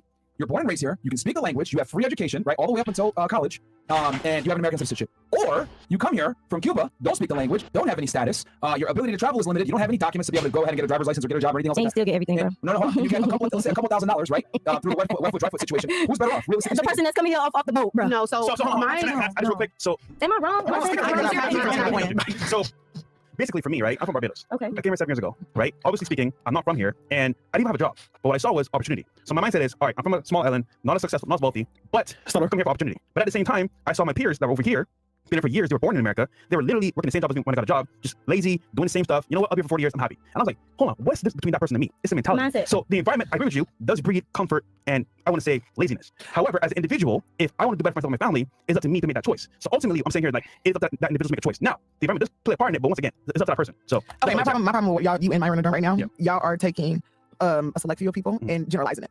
Because there are not that many immigrants coming over here and just being fucking fantastic and amazing. It's not. It is a select amount of people. And at the end of the day, Myron comes sit back down so he can chime in on this. Because at the end of the day, it is still harder to work within a system that is designed against you. Hold on. Once again, it is hard. I admit that. But what is it? It's a mentality. So for example, right, but I'm saying y'all sitting here taking these couple of encounters and situations and acting like, look at all these immigrants come over here and being great and rich and American-born blacks are just fucking lazy. That's not it. So they're not going to move off the point until you're able to explain the reasons how it's justified and how it's going to explain.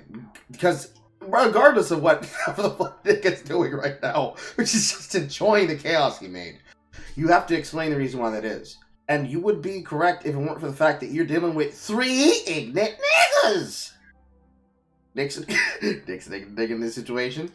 Myra's gonna be in this situation. And while he's trying to be fair, Fresh is just gonna get up and fucking do whatever he has to do. I might be confusing Myron and Fresh, but that's okay. I usually do not care about which one is which. Both of them are twin sisters to me. But 3 ignorant niggas are going to keep pressing you until they piss you off enough to get you yelling and screaming, and then they're gonna kick you out. Sometimes some of y'all gotta see through this fucking... Some of you, not the chat here, the women they can keep bringing on, who know who Fresh and Fit are, but somehow don't seem to know what the fuck they're known for. How the fuck do y'all keep getting baited by the same shit? That's what I really want to know. I do agree, okay, that my logic is, I do agree that there are people that come over here and they don't have a drive. But I also know for a fact that there's a lot of people who are born here and raised here and don't have nothing going on, don't care to have anything going on. They prefer to live off of the government benefits. Now, do I feel like people who come from out of the country who are immigrants... Bring the mic closer to you so they can actually hear you. Move it closer to you. Okay, do I feel like, you know, people who come from other countries who are considered immigrants, they feel like, yes, okay, I have something to prove. Let me come over here and let me make better of myself and my situation from where I come from. Yes, I do agree. There are some people who have that drive. However, I just don't feel like we can rationalize on saying, hey, everyone in the U.S. is just lazy. Black Americans. No, I don't know. Lazy. I don't want to say that we have it made, but I feel like we have a better opportunity than the people who come from, who are immigrants. No question. I agree. I do also feel like what you, I'm so sorry. I do also feel like, to your point, when you're saying the whole Haitian and Cuban thing, I know Haitians that come here and I know Cubans who come here and they would just go straight to doing Uber because it's easier for them. No, but to her point. Then I also know there's Cubans and Haitians or other races, whatever it is, or nationalities for that matter, that would come here and they make a way. Right, but her point about the Cuban Haitian thing was with the wet food drive policy. If a Cuban literally if they vote it and they stepped 1 foot on the sand, they get to stay. Haitians do that same exact journey. They step that 1 foot on, they go to right. So no, we can't do that either. Myron, what you missed, what I said was, I don't like how y'all are sitting here trying to overly generalize a select population of people, saying that immigrants who do come over and be successful, y'all making it seem like that is the norm, because it's not. Well, the reason we brought the immigration... What I'm saying is that immigrants that come here, right, that it shouldn't be, a lot of immigrants come here and are successful, but what I'm saying is that they have the odds stacked against them, and a lot of times they do better than people that were born here. So why is that? Because people that are here are just lazy. No, I don't think so. I think culturally, but no, I think culturally, our mindsets are different, because I can see a family, a Mexican family come, everybody stuck in one house, and then somebody buy the next house, and then somebody buy the next, because that is the mentality of the culture. They stick together. I feel like as a people, black people, we always going neck to neck against each other, which is why we cannot ever come to an agreement or unite. There's an element of intelligence there in that statement, because what she's saying is correct. This American black culture that is created by those who do not engage in the behavior, but will celebrate and idolize the behavior in culture and in media through music, they are going to have you divisibly at each other, because ultimately, speaking of what Chris said earlier, the desire of, nah, you can't get over on me, nigga. I'm not gonna let you get over on me. Fuck you. I'm not gonna celebrate your shit and applaud you for winning over me. The inherent vindictive nature of I'm gonna get mine by any means necessary is going to lead to a divisive nature where even if your fellow man is succeeding, you're not going to be allowed to do so unless he is not a threat to the way that you choose to enrich yourself. So, let's say you have two drug dealers. One sells crack, the other sells heroin. Neither of the two cut in on each other's trades. Neither of the two stop the other from doing business with anybody they choose to do business with. They both equally become rich and successful. But then, both of them, even though they start together on making a weed transition, will eventually start to compete against each other because both want to be industrious and want to do business with as many people as possible. But the inherent nature of competition is going to lead and breed animosity. And not all people are going to see animosity like that, the opportunity for there to be conflict, as a healthy opportunity for healthy competition. Because imagine if you wanted to, another fucking script that could be used by Jordan Peele, that you had two drug dealers who are fierce competitors financially and in business, but are best fucking friends. Literally will never turn against each other. But when it comes to their money, they're like, nah, I gotta undercut you on this shit, bruh. Nah, bruh, we're gonna have to make some money off this shit, bruh. I ain't gonna let you get away with this shit, bruh. I'm gonna have to get over on you. Nah, bro, I can't let you get over on me like that. I ain't going out like that, my guy. Oh, yeah, we still on for Denny's? Absolutely, we are still on for Denny's. I need that grand slam, bro. What you mean? I need that grand slam to hit you, wham, bam, thank you, ma'am, served by Pam, with a side of ham. And you know it's gonna have Jordan Peele and Keegan-Michael Key in it. If you had that element, and if African Americans as a whole could be able to move on that energy, as a movement, as a monolith, not just individually, not just as a group within a union, but as an entire demographic, and as a monolith, where not a single person is going to break rank, you would have the ability to see a difference.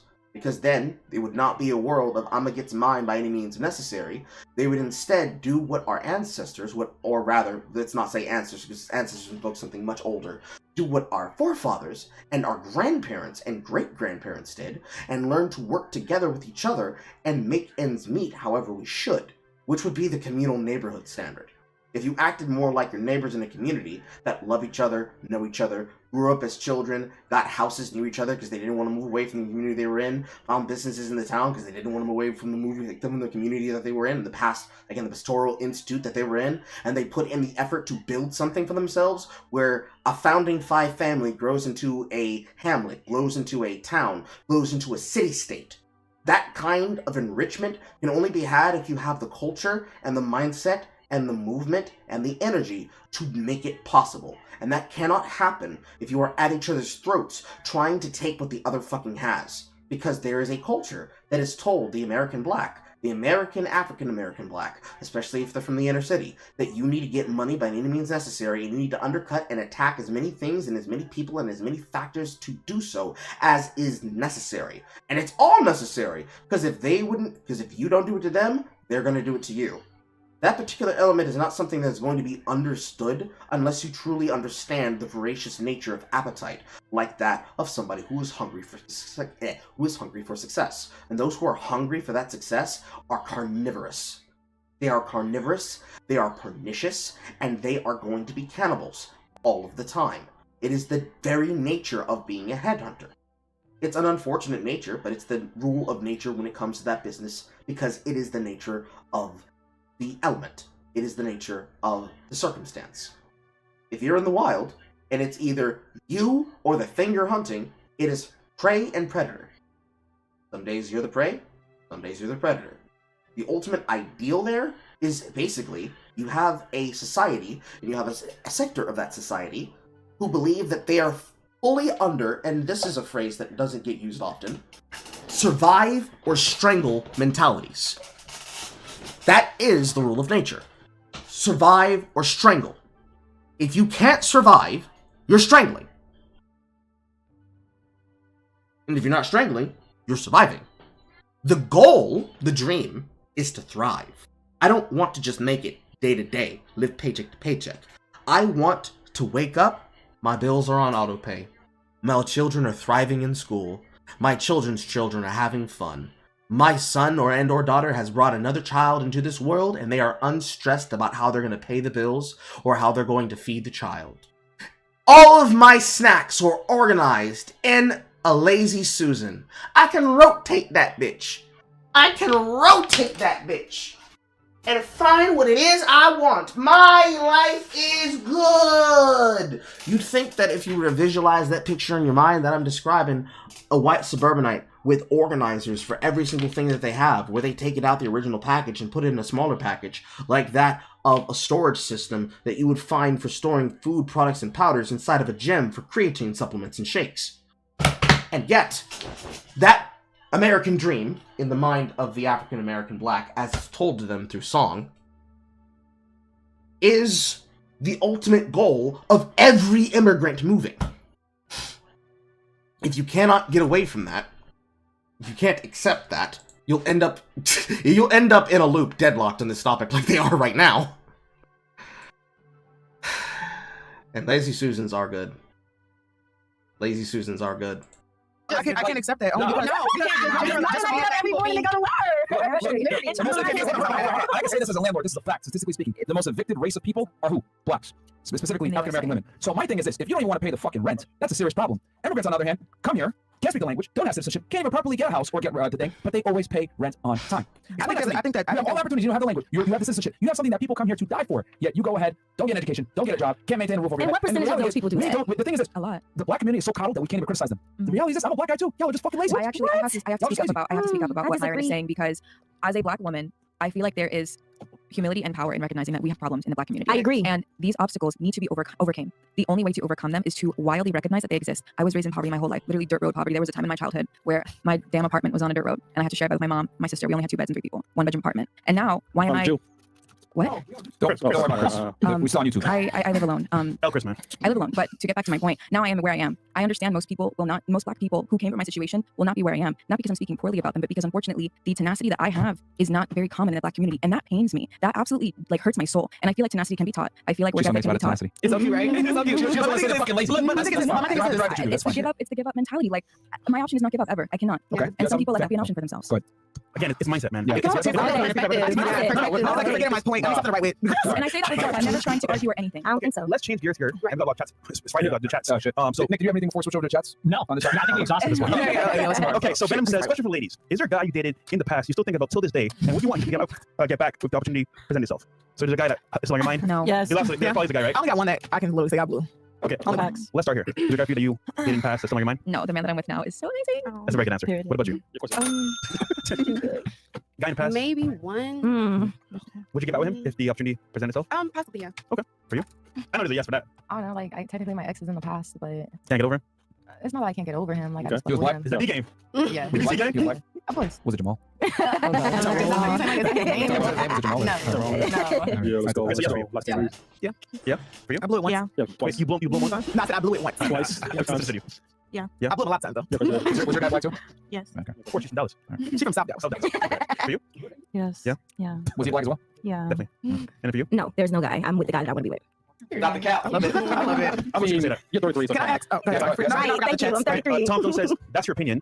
Count 2 times. That's your, yeah. Ladies. No, go ahead. Ladies, what are the characteristics of a good father in your opinion? Besides him, just being there or active? Wait, how many of y'all have dads that were active in your life? One. Okay. Damn. Damn. You're giving him content. Stop giving Nick content. Good job. Oh, shit. Kiki Palmer was recently at an Usher concert dressed provocatively and flirting with Usher. Question for the ladies: do you think it's okay for women to do what they want while they're in a relationship but not married? No. I don't think that it's okay that everybody walks around naked. No. So are all of you saying no? Out of respect for your man, you shouldn't do it. Yeah, Exactly. just I agree with that. respect your man. Respect. Do you think it's appropriate for you to go to the nightclub when you have a man? Yeah. Hold on. Raise your hands if you think it's okay to go to the nightclub when you have a man. All right, 3, 4. Okay. Okay. All right. So. But isn't it funny? Talk about it. There's so many ushers in these nightclubs that want you. So you're just saying the opposite from what you said earlier. Because in that environment, who's going to come talk to you? Those ushers. But not everyone. But ideally, in that environment, would your man truly be happy with you being there? Be honest. No. So why can't you say something? Because he's scared to lose you. Oh boy! Before they start talking about their bullshit. Right. So, there is an element of society that is going to punish you for the crime of wanting to have fun. I'm going to say, as somebody who is completely healthy and understands this aspect, because this is the same shit that I actually saw as a Twitter post that I actually responded to, because this is a hypocritical position. 1. It is completely fine to want to go out dancing with a group of friends at a nightclub. 2, it is acceptable and okay for you to go out dancing with your friends at a nightclub and go out dancing with your friends at a nightclub because you want to go out dancing with your friends at a nightclub. But 3, very important caveat, just like if you want to do nothing but kind of wear the provocative kind of denim bodysuit that the woman sitting to the left, from our perspective, the right of Nick is wearing, you have to have an active conversation with your partner and or partners. You must tell your man, hey yo, how do you feel about me going out looking like a whore? Because let's be real, the majority of people who go out looking promiscuous, you're specifically doing it to show off your bodies for attention and validation. It is true. It'd be like if I was to wear a fucking Speedo to the beach. Regardless of whatever dad gut I got. The element of doing it is for attention. I wouldn't say necessary validation, because it'd be like, put that away, you got a dad bod. The sheer fact that I'm doing it and don't give a damn? What you gonna say about it? What you gonna do? What you gonna do? Not a damn thing. But the element is based on attention, attraction, and validation. You want other men, other than your man, to give you attention and to validate you by hitting on you. Because it demonstrates that you are still good enough to attract, or you are even better than you were before, to attract attention from the opposite, or if you're gay, same sex, and sometimes not even you're necessarily gay. Sometimes it's just because, oh girl, you look good, I'd fuck you. To attract attention from the same or opposite sex to demonstrate that you still have the ability to pull. This would be a talking point that even Fresh and Fit would repeat, but it is something that is relatively understood amongst the dating marketplace about how men and women attract attention. Men are going to be salesmen. Women are going to be marketers. Men are the ones that walk up to you and say, excuse me, miss, would you like some dick? I've got some brand A class Caribbean caramel Cajun dick for you. This dick is long, strong, and will always be able to go all night long. It doesn't get weak, it doesn't wear out, and it has been tailored and designed by modern white women, black women, Asian women, Polynesian women, and Hawaiian women to have the ability to flex in ways that you would be surprised. It has 18 settings, and the man it's cooked to is able to cook, clean, and eat your coochie. That's how men attract. Women market themselves. It's different. You can, of course, have a woman that can come to you and on some surreal type energy and be like, excuse me, sir, would you like some pussy? No, honey, you heard me. I said, would you like some pussy? I got some pussy here. This pussy is nice. It's clean. It's able to do the laundry, do the dishes, and have you standing up all night long screaming, oh my God, I ain't never had no shit like this. And the woman that's attached to can cook, clean, and got a mouth like a Hoover. And yet, that is not often how you see women pull. What you see women do, if what they choose to do is attract a mate, is they go out and they present themselves how they wish to be presented. If they have the confidence to go out and dress like them, they are going to go out and they're going to present themselves. They're going to present themselves. They're just going to exist, boobedly, tittedly. And by existing, they will present the opportunity for men to approach them. Which is why it's marketing. They are sales marketers. They are directing the sales to them to have the ability to communicate. Period. Period. They don't even have to say words, because no words need to be exchanged. It can simply be as a look of, I see you see me sitting here. I look good, huh? You want to taste? You want to bite the apple? That is how, especially when you're talking about Miami, that is how women attract. Those who choose to speak the hoe's language are going to be the ones who move in these ways. That's why it is a thing that is understood to be true.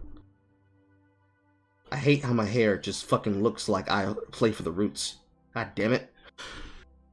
Knowing this, there is an element of attraction where you will not be able to not see this happen on a frequent basis.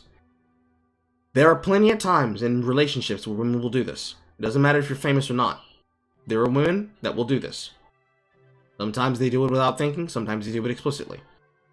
But if you are a woman who is in a relationship, and men, same shit applies to you. If you are a man who's in a relationship with a woman, and you choose to approach women and act a certain way with women in public, knowing full and well that you have a partner, giving them the idea of flirtation, and women doing the same shit, moving and talking with men and women, and moving in such a way where you know you have a partner, and they would disapprove of how you are flirting with them. There is a understanding that if you choose to do shit like this, you are disrespecting your partner. Because if you wanted to respect your partner and yours privacy and the exclusivity of your relationship, you would not be courting the attention from these men. Because it's very much, if I wanted to not be sexual, if I was a woman, I'd throw on a hoodie and try to look as unattractive as possible and as lazy as possible when I do so. But if I wanted attention, out comes the cleavage bodysuit, right? Right. Same shit applies to men. If I want to just look normal and myself, I'll dress however the fuck I want to, like I am now.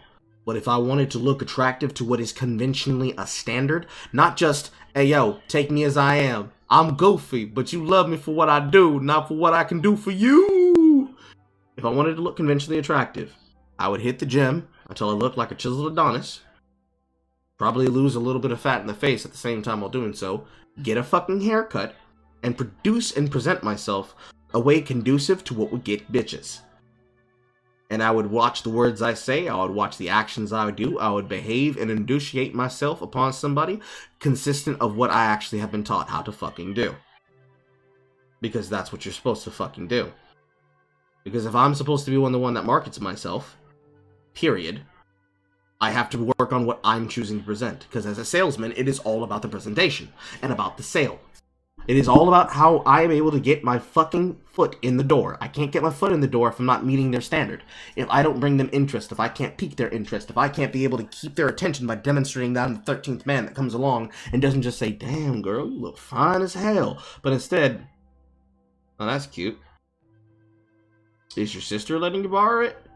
Things like that. A way to engage them and challenge them. To say, hey, I ain't like all these motherfuckers that go just fucking compliment you. I'm gonna make you work for this. I'm gonna make you work for this. This is an element that has to be understood when it comes to that kind of conception, even when it goes down to fucking how you dress. If you have a partner, and you're in a relationship with someone, it would inherently be a form of cheating and flirting if you were to entertain attitudes from other people. It would be one thing if somebody pays you a compliment and you're like, thank you. Even if you were to be so nice and sweet and southern and say, oh, thank you, baby. And a difference to play into that and try to see how far and how enough you can get away with. Even if it's just for the thrill of just stepping outside of your comfort zone and doing something you normally wouldn't do. If you and your partner have worked this out, there is not a single thing that a person can say to you to say that you can't do that. But unfortunately, that is not usually what happens. Many people on the internet choose to go far and beyond, and they specifically do it for the fucking meme. And they do it for the attention. Oh, we're being honest. Just like, ayo, he can't control and do what I say and say what I do. You gotta understand and take accountability there.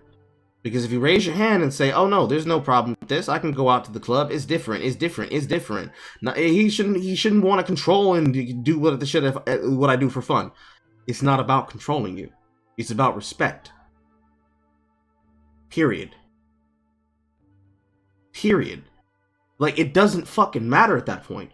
It is about the respect.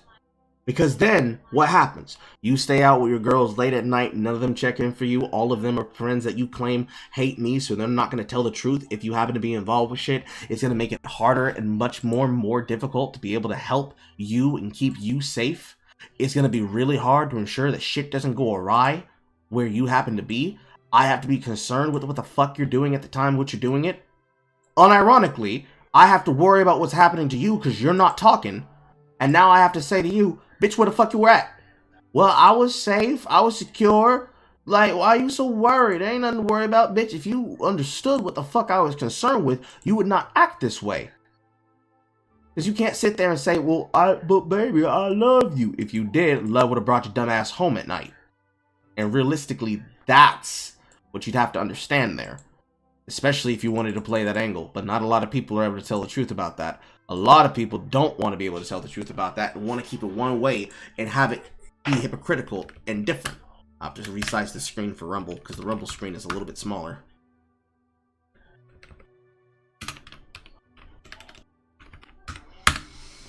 All that to say, TLDR, don't stop the cap.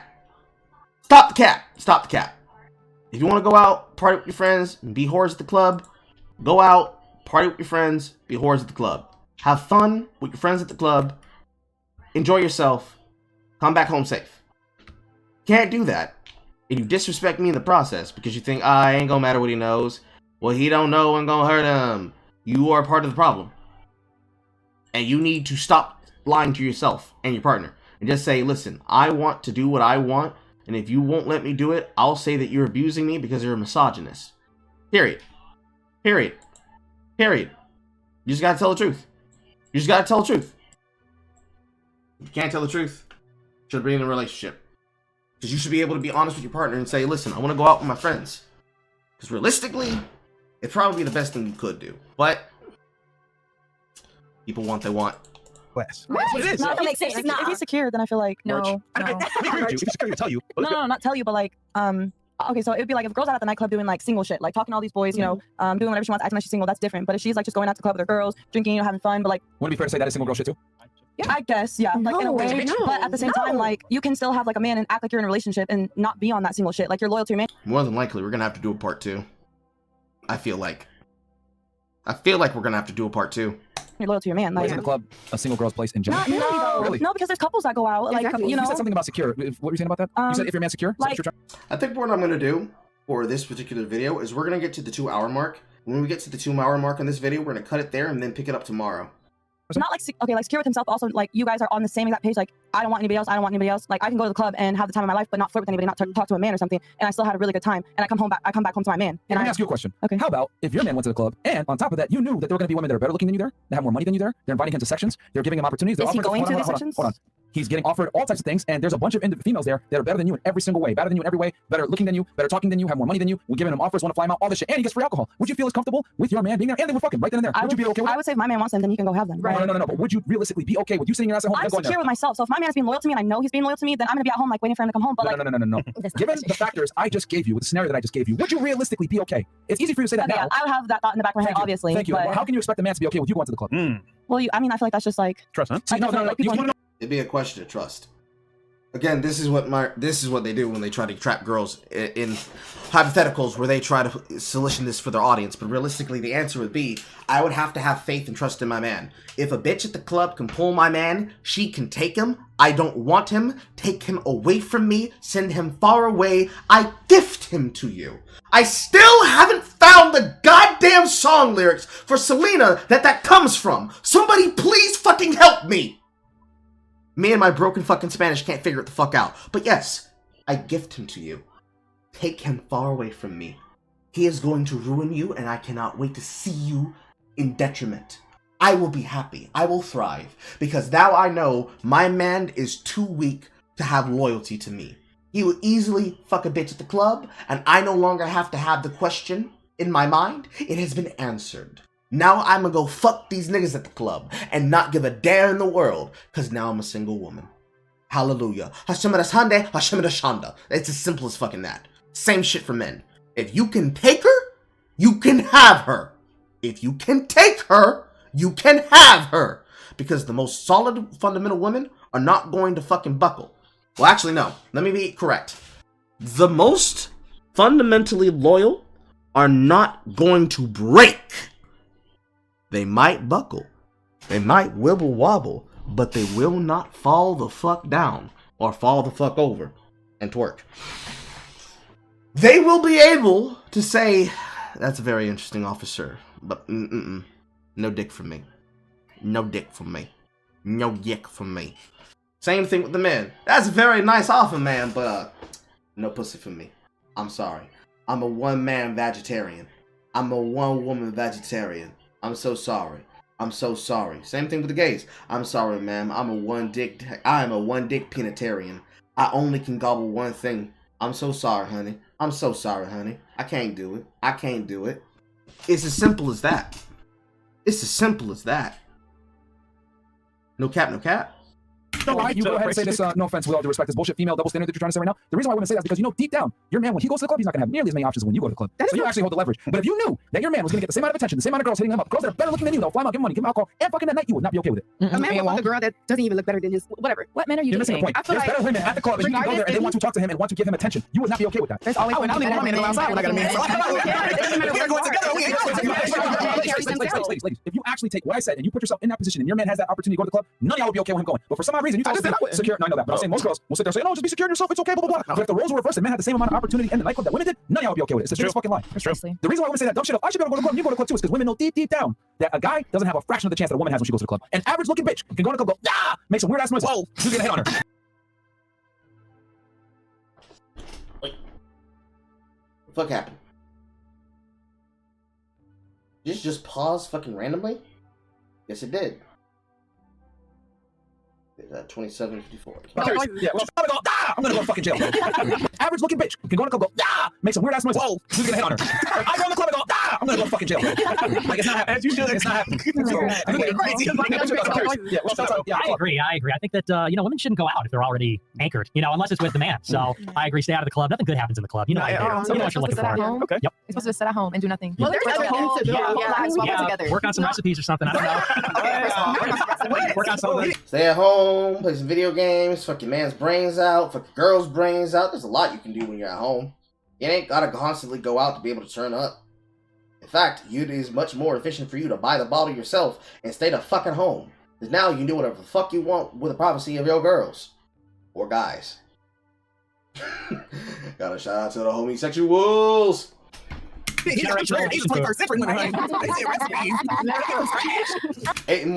Ain't nothing more sympathetic when your local tom girl, like when your local tomboy friend is able to help you through a 9-month bromancy.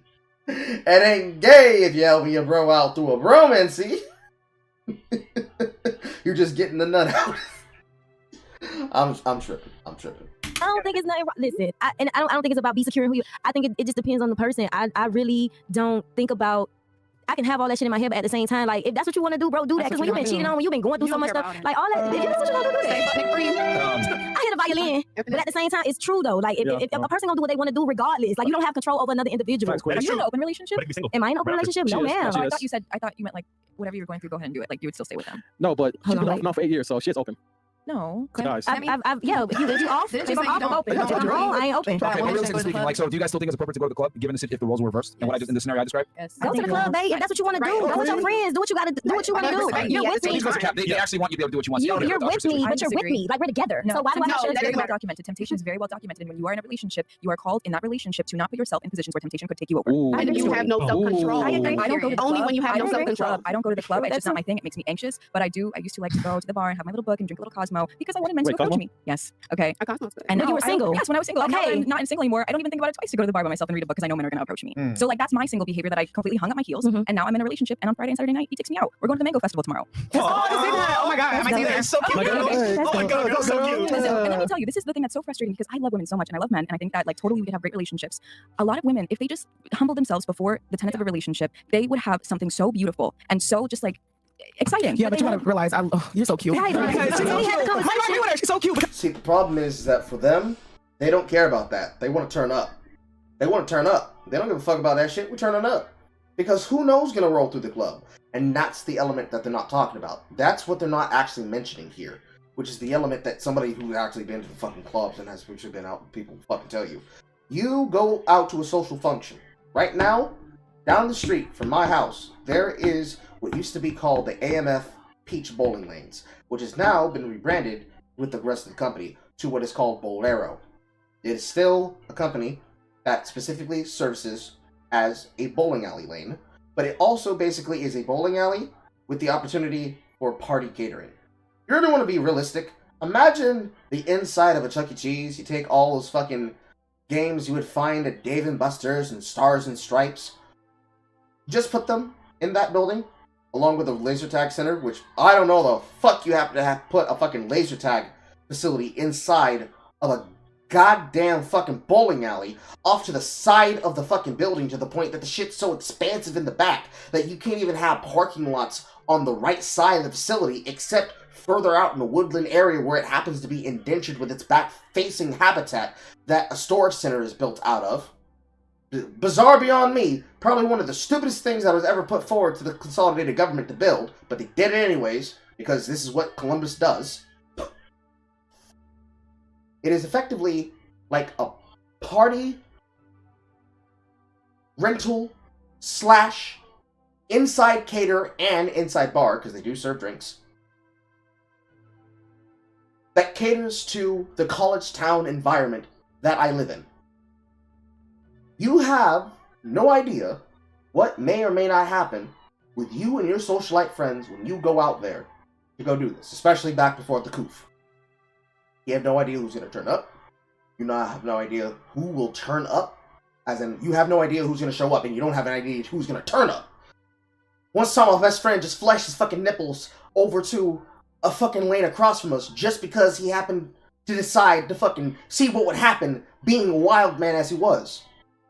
Shit was insane. I still have it a picture on one of my cell phones. It's still the picture that I happen to have on his fucking contact file, despite him being dead for years. You have no fucking clue what the fuck will happen in those scenarios.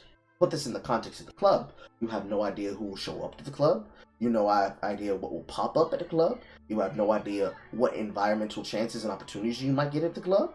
You don't know if rappers will pass through. You don't know if singers will pass through. You don't know if celebrities will pass through. You don't know if there will be a money-making opportunity. You don't know what the fuck will happen and who the fuck you will meet and what the fuck will pop off.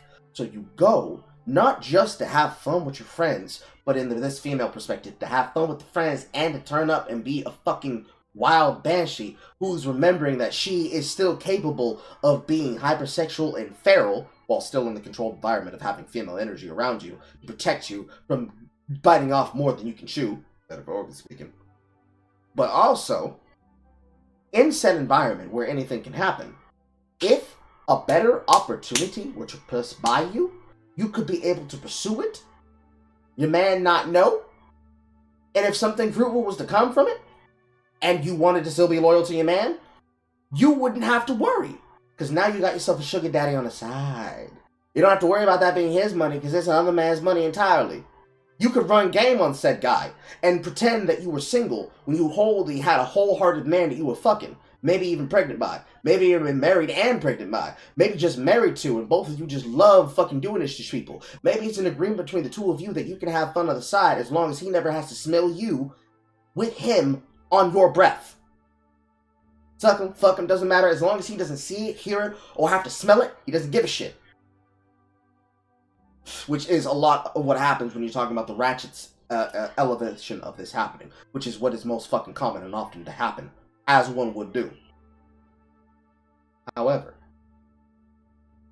there is an understanding and an element that if you respect your man, you understand that this is a risk and a disrespect that you're taking. So, in her mind, she's thinking of all those benefits that she can get from that scenario. And she says to her, the one that's like, yeah, I would go to the club to get attention from men because I knew men would approach me, because I'm putting myself in an environment where I'm presenting myself. She literally just demonstrated the point I made about the difference between men being salesmen and women being marketers. She's putting herself out there and leveraging what she has. The way that she chooses to do it, she wants to be nice, prim, proper, respectful, energetic, wholesome. I just want to sit here, read my book, be myself, communicate, vibe, chill, good. Her, I want to twerk. I want to twerk. I want to hit this booty meat out there. I need to hit my cheeks out there. If a man come up to me and he thinks I'm fine, fuck. We finna fuck. We just got to see what he about. Gonna get his money. It don't matter. It's just dick. It's just pussy. It don't matter. It don't matter. But when you have a man in the picture, or a woman in the picture, now you have an element of, I can do this, but this is going to be a cost. but the benefits might outweigh the cost. In fact, I might fuck around and end up upgrading because I decided to fuck around on him. If he doesn't meet my standards, or if she doesn't meet my standards, in the time period in which I think she should move in, and doesn't make the kind of money, doesn't make the kind of opportunity, doesn't take me on the kind of adventures that I want, I might just fuck around and replace him. That is an insecurity factor for a lot of these guys, especially for the kind of people that Fresh and Fit is catering to, which is why he hits this point so often when he has these talking points. You can't get him out that loop once he started, because he's memorized these talking points so well that he's presented this to people in his mindset, and he looks for women of that mindset who are going to particularly answer in favor of themselves and their opportunities rather than in the reality of what they're doing. That when she tells the reality of the side that women don't want to be honest about, she looks at that and she's like, oh, sweetie, you're so adorable. You're so gullible and naive and sweet. You ain't like us out here. But honey, I'm trying to get my bills paid so I can run this fade. What you mean? I want him to pay my bills. I can't get him to pay my bills if I don't get him to come into my door. I need him to come to my window. Soupy says he cannot enter the non-podcast chat. You should be able to. You should be able to.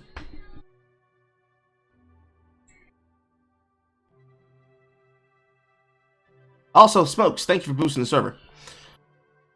Soupy. Just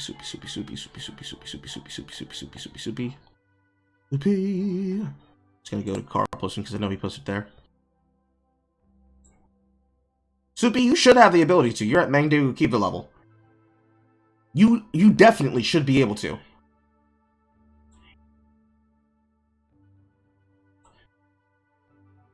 Check on the fly real quick.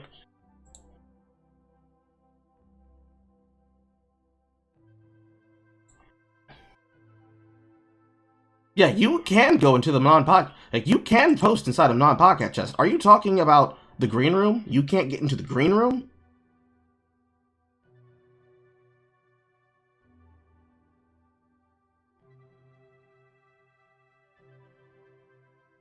Anyways, she's saying to her, "Oh, you so cute. You so adorable. You're just so innocent. You're just so innocent. But I'm still trying to get my fucking ass cheeks ate out because this man's gonna be able to pay me and fly me to Dubai. I'm trying to get my ass eaten out, girl. I can't co-sign that with you. I'm over here trying to get me some money. Trying to get me some honeys." Because you can just tell that she came from a two-parent family home. Oh, yeah. She goes straight for the throat. I love it so much. But you are completely right and completely valid. Yeah, let me say, I do not look like or act like what I've been through. I lost my father when I was 7, and then shout out to my amazing stepdad. Like, oh my gosh, my mom did such a good job picking my stepfather. That man stepped in beautifully. Okay, but I have the privilege of coming from the two. Right. But that's why you know to humble yourself. That's why you have the mannerisms. That's why you know how to act when you're in a relationship. So are you insisting that the women who act the particular way that they are having a prescription against don't have loving parents? You're just fulfilling the stereotype then. That's fucked up, bro. That's tough.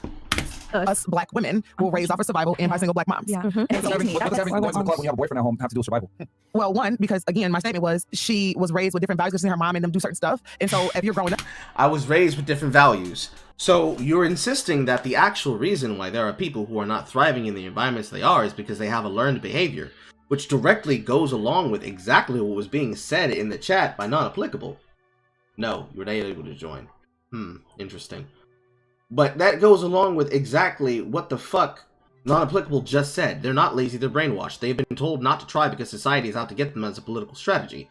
But that would then extend itself further to, they are told that they shouldn't try, and they're not going to try to do better than that, because why should they? If an opportunity presents it, they're going to take it. It's the philosophy of, if I drop $1,000 on the ground as a social experiment, I pretend and I act as though the motion upon me reaching for my wallet made $1,000 fall out of my pocket. It falls behind me. I'm walking down the street. Bah! It's on the ground.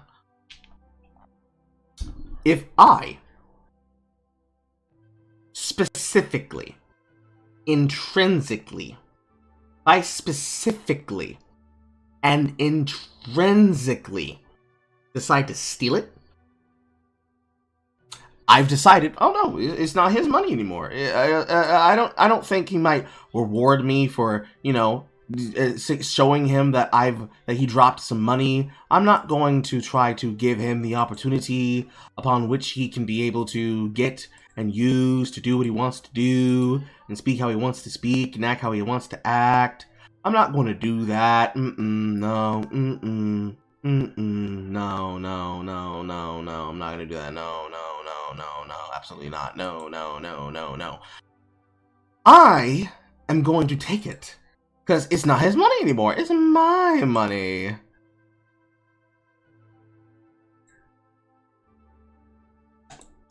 Let's see here.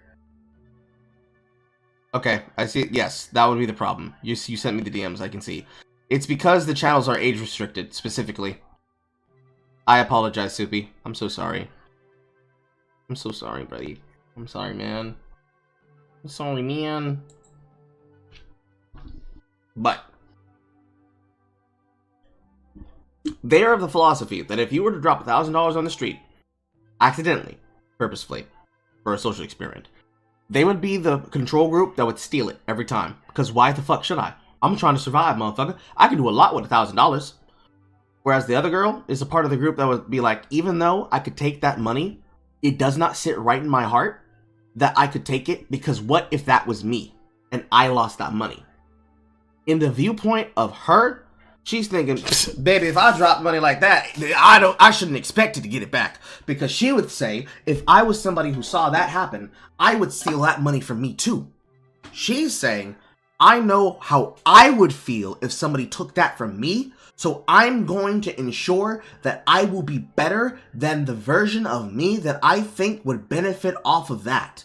I am going to be better than what I would think someone would be for me, because if it were me, I would be upset and I would be sad. So I'm going to help them despite the fact that I might not benefit at all.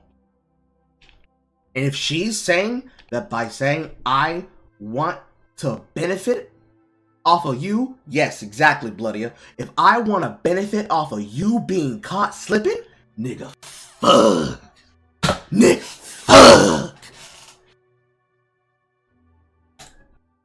And yeah, my mama got a boyfriend and she goes to the club. That teaches you that it's okay to go to the club when you have a boyfriend. I kind of disagree with that as well.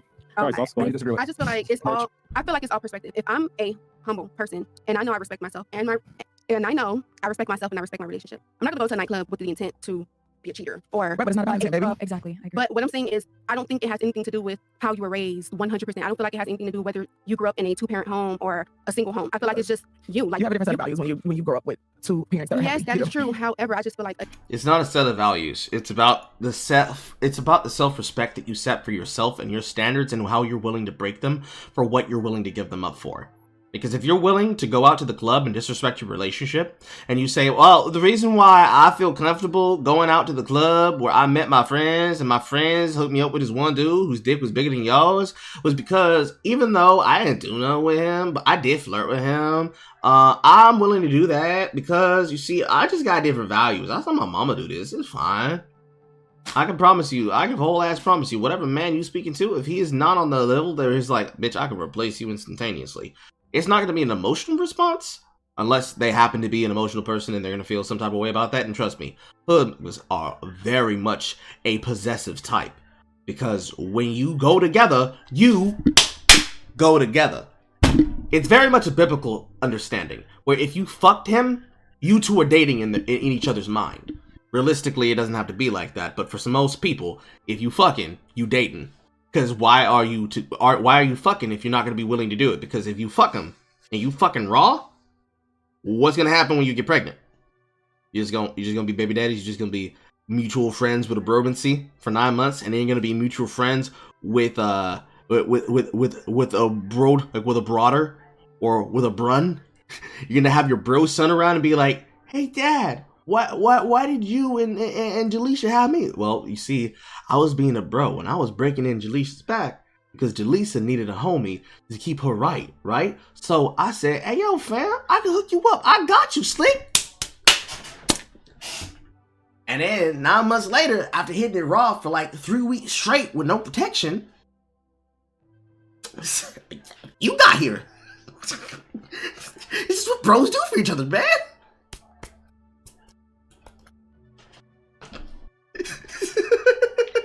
Again, perspectives, because I can grow up in a home that probably wasn't a 2-parent home, right? Which I did, I'm not.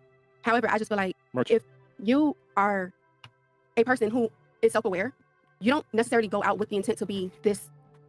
I have a question for you. You like to use the word intent. So every single time you had sex, you would.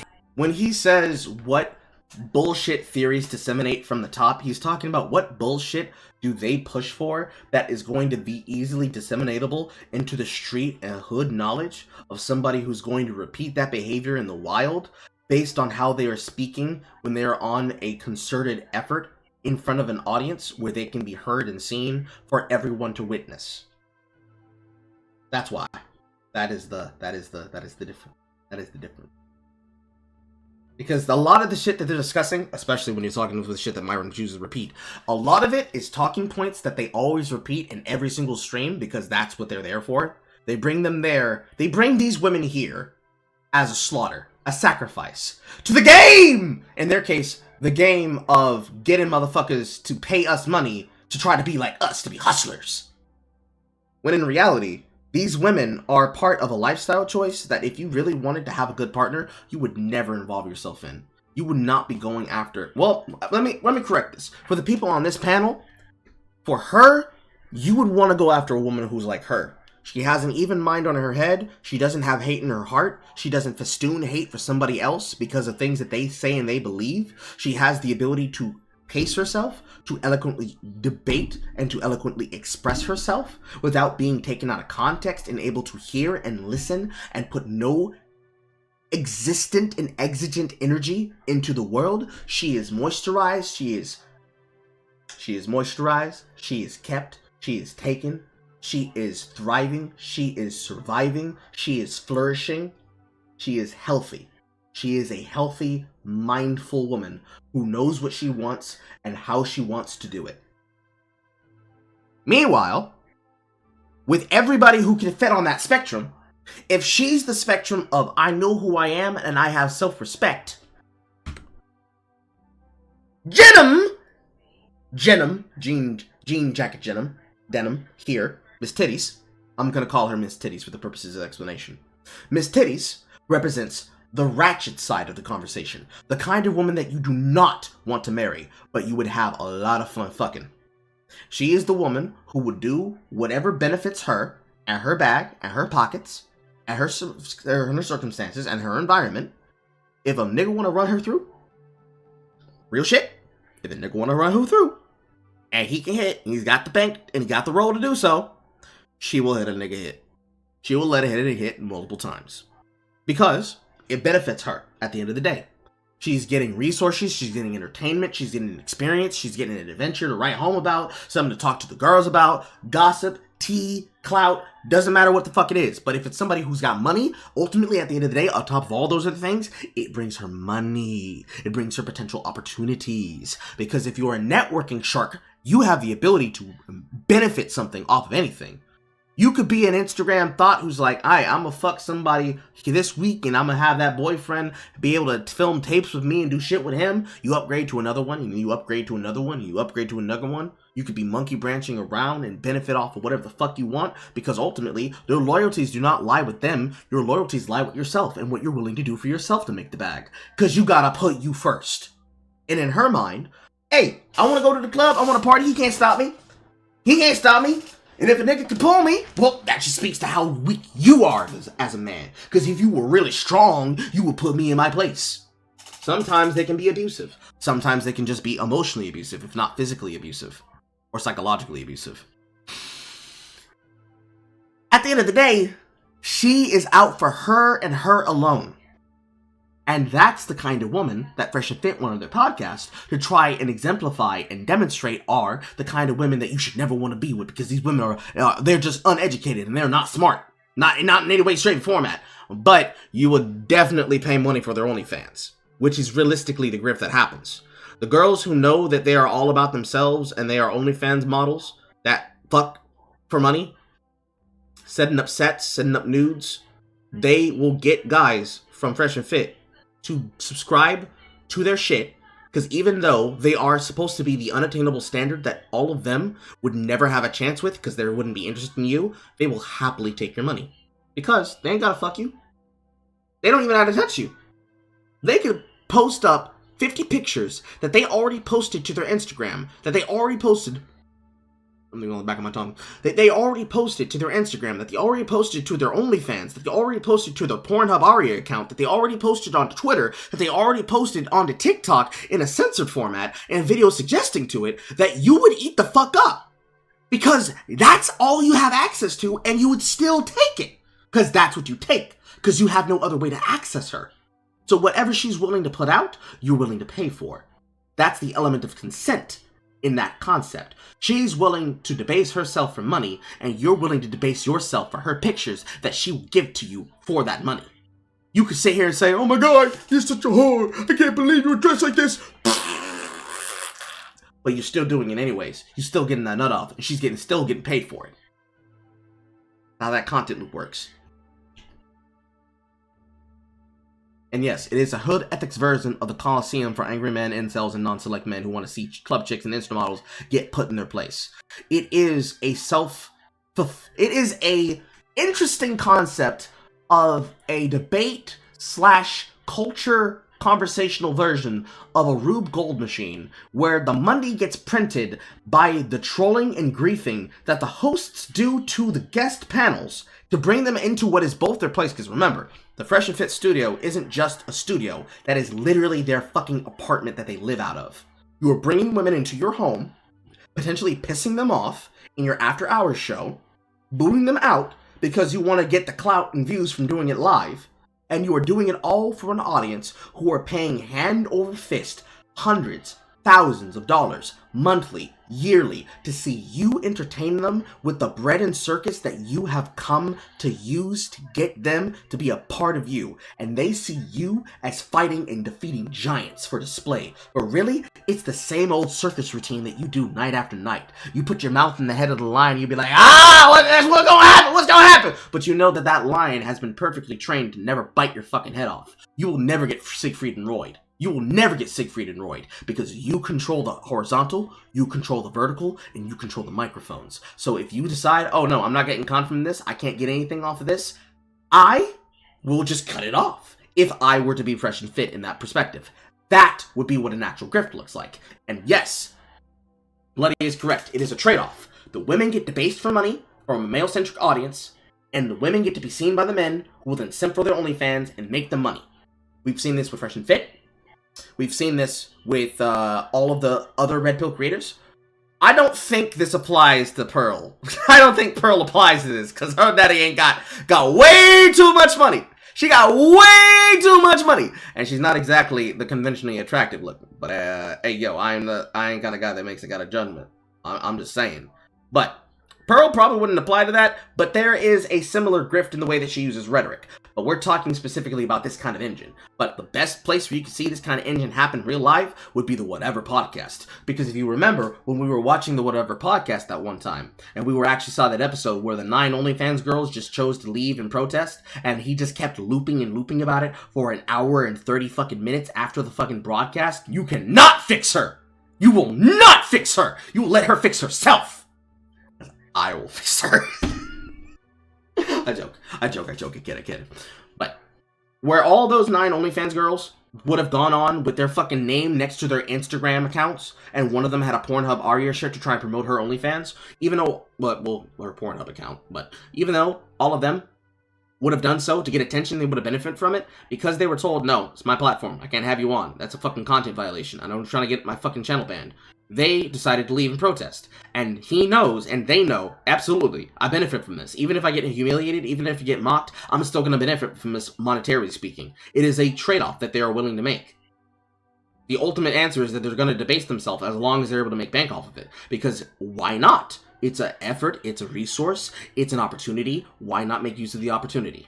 Which ultimately becomes you're willing to debase yourself and ruin your relationships and ultimately break your partner's trust for clout. And the answer is absolutely she will. Absolutely she will. Miss Titties will do it for anything, especially for clout, because clout can bring her money. Literally, women's attention from men can bring them financial and lifetime opportunities. They could find a man who has so much money that they're willing to be a paid woman and be a kept woman who has all of her shit paid for by a guy because she got the titties and he likes her titties and he likes her body and all she got to do, and it could be everything from a sugar baby environment where you eventually have to give sugar to your sugar daddy to an environment where you're just a kept woman who's like, nah, I just want to look at you. Wonderful piece of sexual chocolate. Goddamn. Lord knew what the fuck he was doing when he made you. Ass like Stouffer's and titties like fucking Hershey's. Fuck shit! Shit like that. And ultimately, yes, the Whatever podcast is a more moderate version of this. They are the ones that are able to go viral because everybody knows and hates Fresh and Fit. But the Whatever podcast, they're at least not doing the egregious levels of what they're doing, but they're still doing a level of it. And because the women who go on there can be even more ridiculous than the ones they have here, it's going to be the kind of thing that makes you think, hey, yo, but like, that could be me, though. And yes, it is fake through and through. If you know anything about Myron, and you know anything about Fresh, you know that they are not the kind of people who stand on their words. Because they're willing to say shit until consequences come to them. You'd know so if you kept up with the Abba and Preach arc of when they tried to challenge him after they disrespected his wife. And when Abba and Preach were ready to host the event, Abba was ready to fucking MC the shit, and Preach was ready to fuck both of them up. They fucking ran. They fucking ran. Which is why I call them twin sisters. Because he was gonna fuck one bitch, and then he was gonna fuck the other bitch at the same time. Twin sisters. If you don't understand twin sisters, Soupy, I will explain it to you easily. It's not that hard to understand. Tend to don't having sex, and sometimes it's like, damn, that shit just happened. but we're not talking about sex, no, but I'm talking about your use, overly use of the word intent. Because you don't have to go somewhere with intending on doing X, Y, and Z, but sometimes X, Y, and Z just happens. You don't have to go somewhere with the intention of cheating, but sometimes the cheating just happens. I don't know. Sometimes you look cute, and I just gotta pop a little pussy. It slip. The coochie lip slip. It's really interesting and eye-opening. Let me ask you ladies a question. Let's say we're dating, right? And I'm a bum. I don't smell that good, and I'm not in shape, right? And would you, would you take me seriously? Would you, yes or no? No. You're a bum? I'm a bum. I don't smell too well, and I don't go to the gym. Would you take me seriously? No. Come with you? No? No, it would end up not smelling good. I'm sorry. It doesn't matter if you don't, Fair enough. yeah. No? Okay. No, it would never be an option. All right, what about you? No? Okay. What about you? I say no. No? All right, what about you? Can you repeat your question? If I come up and I try to hit on you, try to date you, whatever, and I don't smell that good, I'm not in shape, and I'm broke, what would you say? No. Okay, what about you? No, exclamation. Okay, now let's have some fun with it. When I tell you, hold on, wait, my mom, she didn't teach me how to shower, man. I came from a single mom household. She told me money, bro. Come on, man, give me a chance. You gotta understand, bro. I just have a single mom. What are you gonna say? No. Oh, isn't it interesting? How women don't give a fuck about my background, do they? That's not Stop. You just said no. I didn't even say no. No. This is the difference between men and women. Women are not forced to take accountability for being fuck-ups. Men are though. True. If I come up to you and I'm a loser, I can't sit there and say, but my mom, she didn't teach me how to do it. Single mother household. But y'all over here trying to literally validate going to the club and being sluts because you came from a single mother household. Fuck that shit. Y'all would never accept me for being a... That's wild. You going way too far. However, he does have a fundamental understanding there.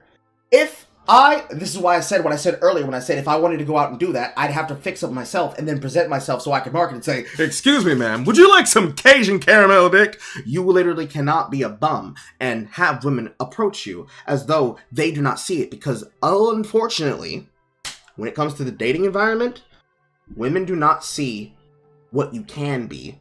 They see you as you are. Only a woman who knows what you have and knows that there is a deeper value there is going to see what you can be and ultimately what you are worth, and then will stand by you.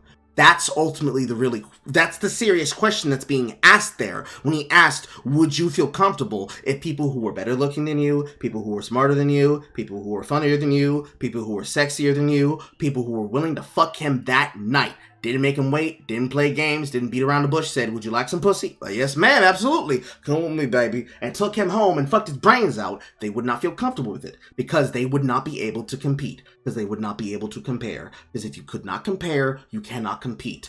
Period. If somebody comes in and they have more than you do and they're saying apples to apples, if this is a business opportunity that I wanted to make, who would you go with? Would you go with him or would you go with him? They would go with the person that would make the better financial opportunity. Because it's not a question of, well, you see, we happen to know him for so long and he's such a good business partner. Because even then, same concept. I see your value. I know that you can be bigger, but maybe you're not as big at the time as that decision is made. But if we decide to put push on you and you were to come back later down the line and you are now more prosperous from the business opportunity that was made, we can't necessarily come to you and say, hey, yo, fam, I see you glow up. Damn, you looking good, bro. You done got big. So, like, you want to make some money? Because in my mind, I'm going to be the kind of person, and this is the other perception, because what I'm describing is the exact thing that tends to happen if a person actually gets to that point where, quote, they level up, they work on themselves, they become a more interesting prospect, they become this, they become that, they become Mr. Man, they become Mr. Renaissance, as we describe it, the Renaissance man that is able to make a change of himself after he comes from an environment and a hardship. So if you were supposed to be the Poindexter nerd, you weren't so interested in high school, you didn't have much going for you, or a wire flower and everybody looked at you, or maybe even some people made fun of you, you come back, you make a change for yourself, you make yourself different, you make yourself look good, you make yourself smart, you make yourself educated on the social aspects you want to discuss, the ideas that you have hobbies, you have theories, you have a world goal, you have a view, you have a life goal, you know what it is, you have your plan set in place, you have it prosperous. This is a very important part if you want to attract a woman who wants to be able to see your value and worth past what you look like at the time, but they know that you're going places. You have all this shit set down, you have it written down, you got a plan in your mind, you know what you can do it, you have that shit phosphored, and you carry that and you move with that energy. When women see you in that environment, they're going to see you, but they're going to see a different you than what they remember. They're not going to see the you that you are in that moment, especially if they have a memory of what they remember you. So let's take an example for me for this, because this is exactly what the fuck I did to myself. You move differently from that, and you go from being the haha jokey jokester to being somebody who exhibits an energy that is consistent of that of somebody who has the ability to show that they have the eloquence of elocution, as I'm demonstrating right the fuck now. If you have the ability to demonstrate that you got the gift of gab, you're an omniglot, and you know what the fuck you're saying, and you know what the fuck you're doing, and you're on your shit. If they see you moving in places where you have your expertise, you are not hiding your power level, so to speak. You are moving like the predator you are, preying on the opportunities and the downfalls and the opportunity and the windfalls that you have for yourself. They're going to say, ooh, this one's looking different. They're going to look into you and say, ooh, that's rather nice. I think I want some of that. They will move on you and say, I don't know, something different about you now. Because they see the opportunities and they see the potential that you have. If you were to lose that for a fucking second, you would not be as interesting to them. Because then you don't have the energy of going places and moving and things. Because they want to stay there until they are able to either see that energy and that goal be fostered in you, or they are going to wait until you lose that spark and say, nigga, you ain't got it no more. I'm gonna go to something different. You ain't this person that I wanted to be with. Or rather, that lovely statement that some women tend to say, you're not the man I thought you were or I thought you could be. It's something inside of you that you have to make for yourself. They don't want to have to build you. They want to have the ability to crink, charge your engine. They want to be there to turn the crank and say, hey, yo, fam, I helped him build this. I was there from ground one, but they didn't necessarily do anything. They were just there in the background. Maybe if you wanted to go with the angle of being like an inspirational speech for the purposes of a fucking comedy film, you're in a cubicle, or rather, the better way to set up the joke is that you're in your home. You're looking in the mirror, naked as shit. They're in front of you in the mirror, giving you a hand job saying, baby, you can do whatever you want. Absolutely, I can do whatever the fuck I want. You are successful, you are prideful, you are a beautiful, strong man, and that is why I love you. All over the face. That's why I support you. That's why I make sure that you are prosperous, that your balls are empty, and I send you out in the world with energy. Go get them, baby. Go get them, baby. Then you walking around in the world with a big dick swagger doing that. Hey, I got some shit. Hey. It's a different energy when you're moving with that kind of prosperous energy. But most women don't want to have to do that by them encouraging that in you. They want to see you do that for yourself already so they can then jump on and say, well, he already got shit together. I ain't got to do nothing. All I got to do is be on his arm, smile, wave, and fuck his brains out and empty his balls. Preferably into my coochie. So we can have kids. So I can hold on to his ass.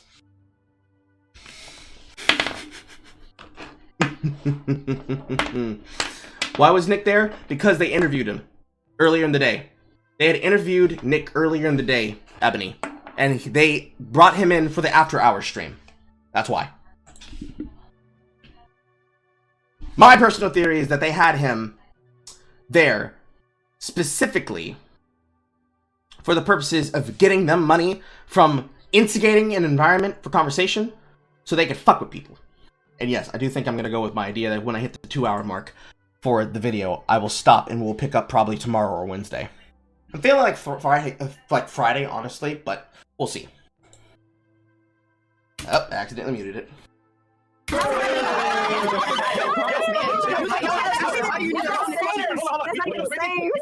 guys know that it's wrong, but you decide, you know what? I'm a boss, babe. I'm independent. Fuck this nigga. I don't want to go to class. It's not about that. You know it's wrong. There's only two of us that said that we wouldn't do it. And in my defense, I can come from, y'all know I can come from a two-parent household. My behaviors and things like that, fuck you, Chris. My behaviors and things like that come from time and experience and growth. Like, so, can we admit? So I'm not sitting here blaming like the choice single. It's a complete choice. So then if the man is worth anything, you want to keep him. Yes. Ultimately, he wants to be right. I mean, but obviously they don't value their like they should. I just find it funny that women expect us to care about why they're the way they are, but y'all would never go fuck why we are the way we are. I care. No, I do. I mean, when I say women cannot take accountability, is fantastic. But Nick, you got anything on this? No, I really can't. I agree. Double standard when it comes to the women. Smell bad, though. What was that? I said it ended up to smell bad. I didn't say anything about you being broke. I was just saying if you smell bad. If you smell bad, I'm not. That's what I said, though. That's really what I said. Hold on. I get that, but the point is that you don't give a fuck why I smell bad. It's just you just care that I smell bad and I'm disqualified. That's not true. That's it. That's not true. Okay, you ask women in a relationship going to the club. But I'm not, though. That's two different things. It is. If you say we have a conversation and you say I want you to go to the club for X, Y, and Z, and you lay down why it's valid, okay, I won't go. Whoa. Why do I gotta explain myself when you want to go fucking explain myself for being a loser? What you mean? I have to know I have to know who I'm dealing with. So if I know your background, I have to have some type of understanding. Yeah, period. Okay. If I, in a relationship, say to you, baby, I don't want you going out to the club while we're together because I do not like the idea of you entertaining the concept of possibly being open to the environment that might allow you to break your fidelity to me. It should not require anything more than a conversation of, you don't feel comfortable with me going out to the club? Okay, no problem. But then at the same time, you do get the right to then question and say, but why though? Digging deeper and having a more personal conversation and getting to the point of that, you can then say, okay, so you don't want me to go out to the club because your ex-girlfriend Jaleesa cheated on you after saying that there was nothing for you to worry about, and she was actually secretly going off to the club to meet some new type nigga who called himself a SoundCloud rapper, and then she ended up getting pregnant by him and begged you for forgiveness when she had swore and promised that she was not cheating on you, and she was. So you feel that your trust was broken. So you want me to ensure that I don't do it. But here's my thing. If I promise that I will go out and I set up the circumstances where my friends will ensure that I don't do any ratchet hoe shit, can I be allowed to do so? This is a circumstance that you can only be able to work through if you're able to set a boundary with the man or your woman about the reasons why. Because the exact same argument, I am standing up more, so I'm going to switch the headset. If I make the concessions and I am able to work out something that can work to our benefit for our relationship, then that will allow me the opportunity upon which I can be able to act and behave for myself, unto myself, to keep my relationship and faithfulness to you without you feeling that I'm trying to take advantage of what we have together to lull you into a sense of false security so I can be a ratchet hoe. If you in your relationship, and now here I am about to ruin all my good hard work, thus is the way of a man having black hair. If I do all of this, potentially ruin myself with you, I have to understand that you came to me as a man and explained your reasons.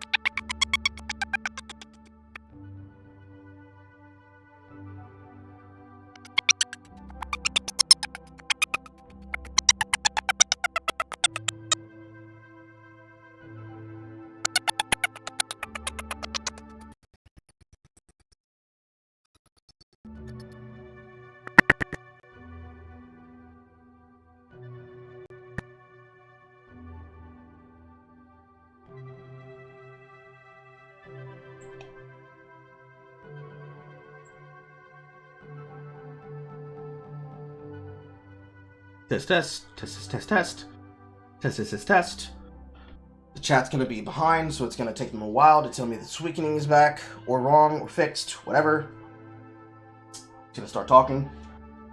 The way that it would have been seen from the past is that you would have had a person who would have said to you, if you're willing to build, I will stand by you. Then it became, I don't want to have to just help build you up from nothing. I need you to have enough for work. I need you to be better than this. I need you to have at least this much. I need you to have 25%, 50%. 50% would have been a good base point. Then it became, I need you to demonstrate that you have the ability to work for yourself, and you need to have built this much of the framework. You need to have an outline of your 5-year, 10-year plan. Now, it's the philosophy of, nigga, you need a whole ass castle before you can talk to me. You need a whole ass castle before you can talk to me, and then I'm gonna just go ahead and move in and make it mine. Because in that philosophy, because there's a lot of people who do this, there would be some people who would approach you and say, what is yours is mine, and what is mine is mine. I'm gonna use your money, but I'm gonna have my own money. I'm gonna use your money, but I'm gonna have my own money. But you can't use my money for anything.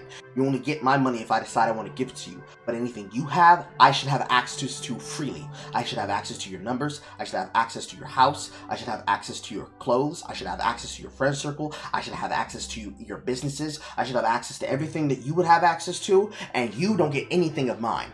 Period. That philosophy is the reason why the dating market is caustic. Currently, right now, the way that things are going, if you were to see it from the perspective of the person who wants to be cutthroat and get what they want out of people, it would be that philosophy that you would move on those incentives and say, oh, because this is the thing here that gets the red pill fucked up. The thing that gets the red pill fucked up is that they have people like Fresh and Fit who are not speaking against them, they're speaking for those positions. Andrew Tate speaks for that position. Pearl speaks for that position.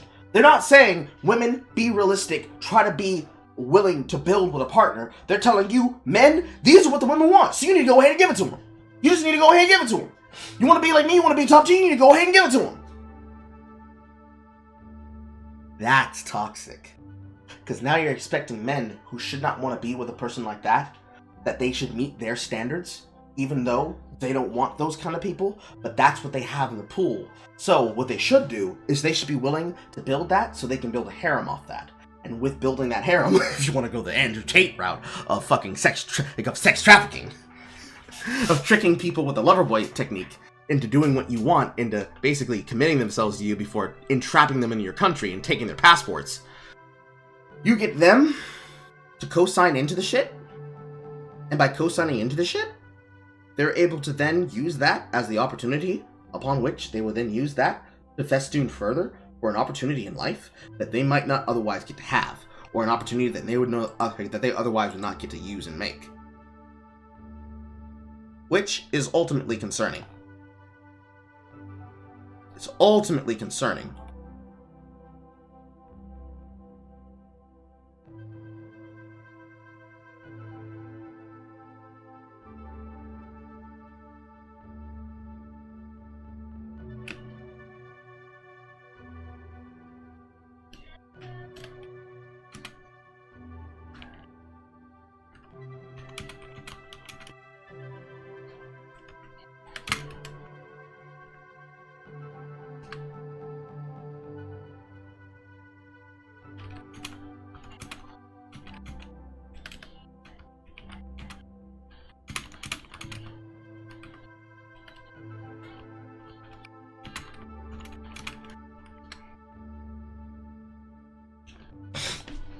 Somebody was asking me a question on my D&D server. That have some type of understanding. A man does not want to explain everything. And neither do I, but I do because I'm in a relationship. See, the fact is, right, you're right. Most women don't know how they should act. However, you know what's right and wrong. So ultimately, you know what to do. But as a leader, if he tells you what to do, then and you want to be with him, you're going to do it. But this is why feminism is bad. It's crazy because women. I ain't no feminist. You're literally accepting. It would not be a matter of feminism, because feminism would not be the thing that encourages that. There'd be some people who would say, absolutely, choice feminism, I can do what I want, but you can also get to do what you want, but he doesn't have to move with you if you choose to do that. And then you're just gonna be alone. You're gonna be alone. But it has to do with understanding, as she said, that I have to understand the background. But ultimately, the snap decision that you can make based on, ooh, he's not interesting to me. Snap, I'm not interested. Can immediately turn him off. So you still have to market yourself and be marketable enough for them to see that. They have to be interested enough. It's, how do I describe this? Under the philosophy and understanding, if you already understand the concept of the woman's ick, that the way that you behave changes the way that women will communicate and look at you entirely based on the social value and the social credit that you have from your inner circle and from your social status. You have to have women be interested enough in you that they are willing to change their perspective of how they see you so you get over the hurdle of their ick. So if they would have never have been interested in you before, you have to have something about yourself that makes them interested enough that when you are nearby them and you are with them, they speak and see differently a person in you than they would have seen if they just looked at you as a random wallflower that they were walking by. There has to be something internally powerful, magnetic in your chemistry with them that it gets over their hurdle of what they would usually use as a justification. Like, oh, he's medium ugly, I would never talk to him. Oh, he is somebody who doesn't have the body type that I would look like. You have to get over the internal hurdle of her personal icks before they're willing to say, you know, he ain't using my type, but there's something about this guy.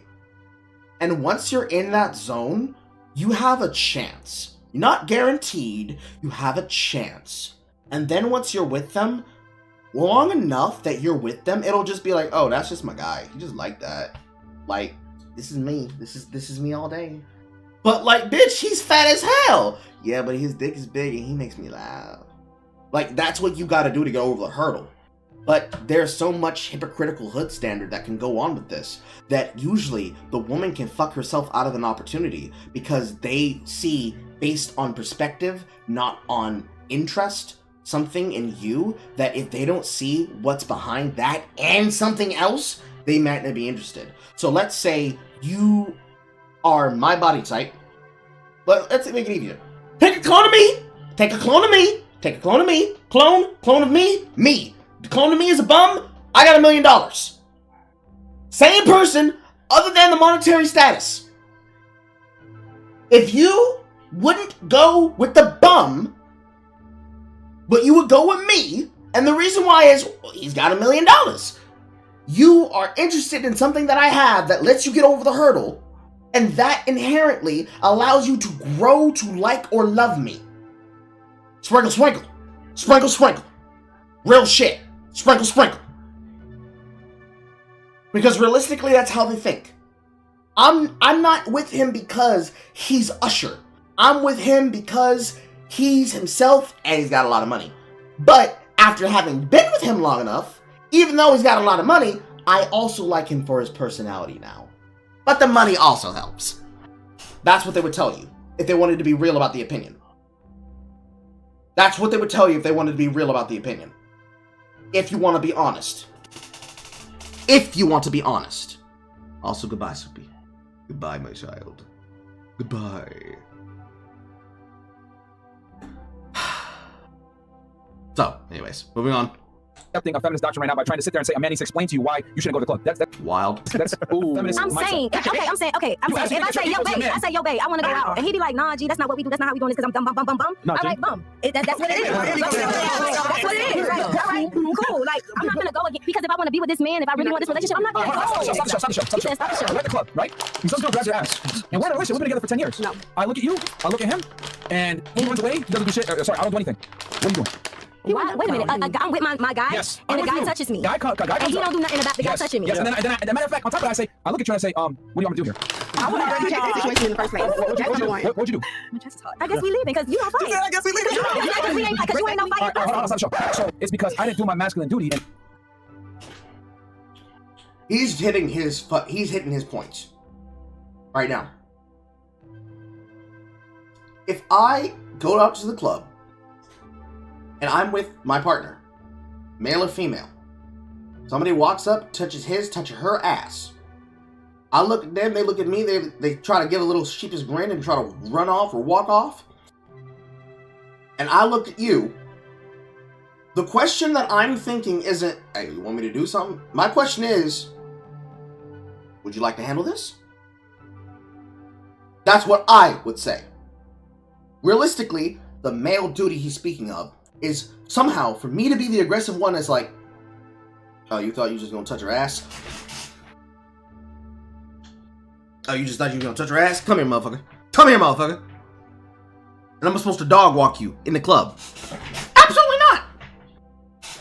What I'm going to do is I'm gonna look to the person I came with and I'm gonna mentally communicate to them with my eye look, because I'm not gonna say words. Do you want to handle this? Do you want to handle this, or should I handle this? Because if I handle it, there's gonna be an incident. You can handle it, and you can tell him, excuse me, you see this cock right here? I'm fucking that. I'm fucking that, not you. You can look, but don't fucking touch me again. Otherwise, this dick is going in your ass. They'd be like, ugh, and run off. But realistically, that's what you should do in that scenario. That's what you can do in that scenario. Because I'm not going to cause uncouth situations unless I need to. I don't need to say anything. Why the fuck should I?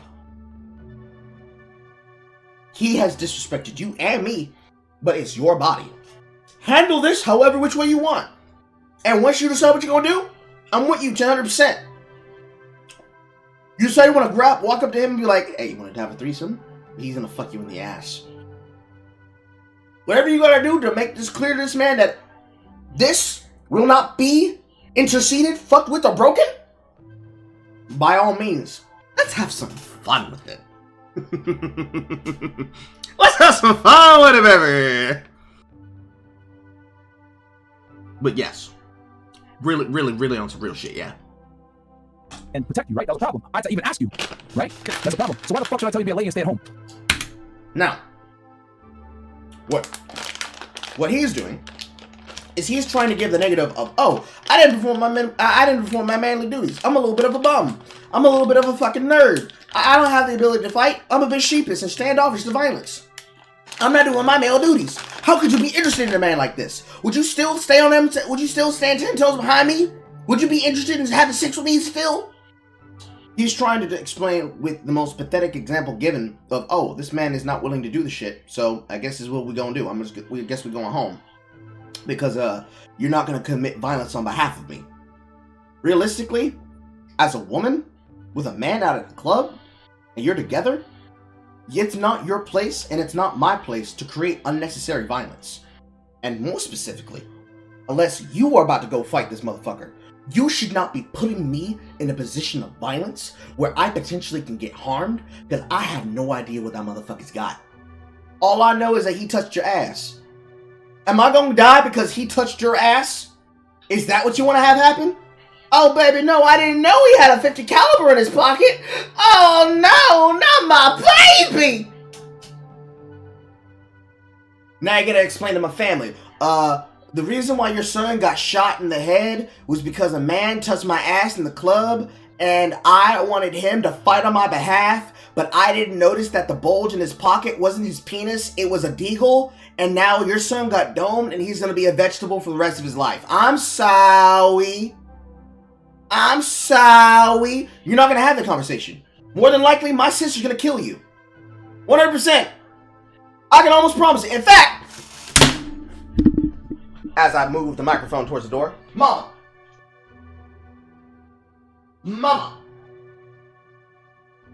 hypothetically speaking, I'm out at a club with somebody. And I go out to a club with somebody that I'm dating. Somebody walks up to said person, grabs her ass, gives them a fucking sly wink, and she looks at me like I'm supposed to commit violence. I go along with it, but it turns out he has a fucking gun in his pocket and he shoots me in the head. Now she's gonna come over and say, well, ma'am, the reason why your son's in a hospital in critical condition is because a man walked up to me in the club and grabbed my ass. So I told your son to handle it, and the guy who grabbed my ass pulled out a gun and shot him in the head because I told him to commit violence instead of us going home. What would you say to her? Absolutely, let's go! Those of you who didn't hear, my mama said put her ass in jail. Now, hypothetically speaking, if my sister found out about it, what would she do to them? Mom, be real. What would my sister actually do if she found out somebody brought me harm because they put me in harm's way over something? Absolutely, let's go, Mama! If you didn't hear, she said my sister would beat their ass and go in on them, but would still try to put their asses in jail.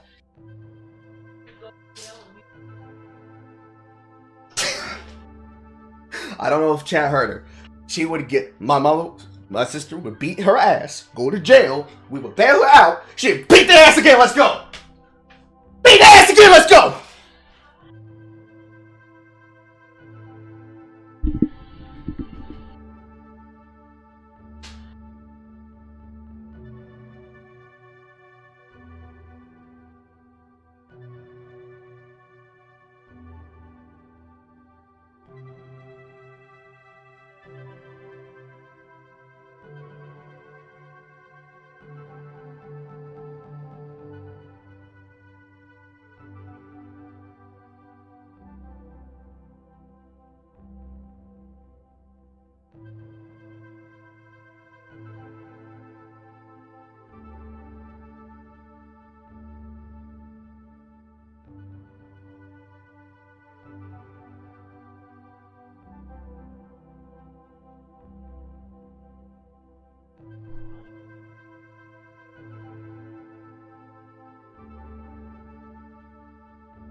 Need to put the food away. But yes! Even my mother is on fucking track with what I'm talking about. Yes, hypothetical!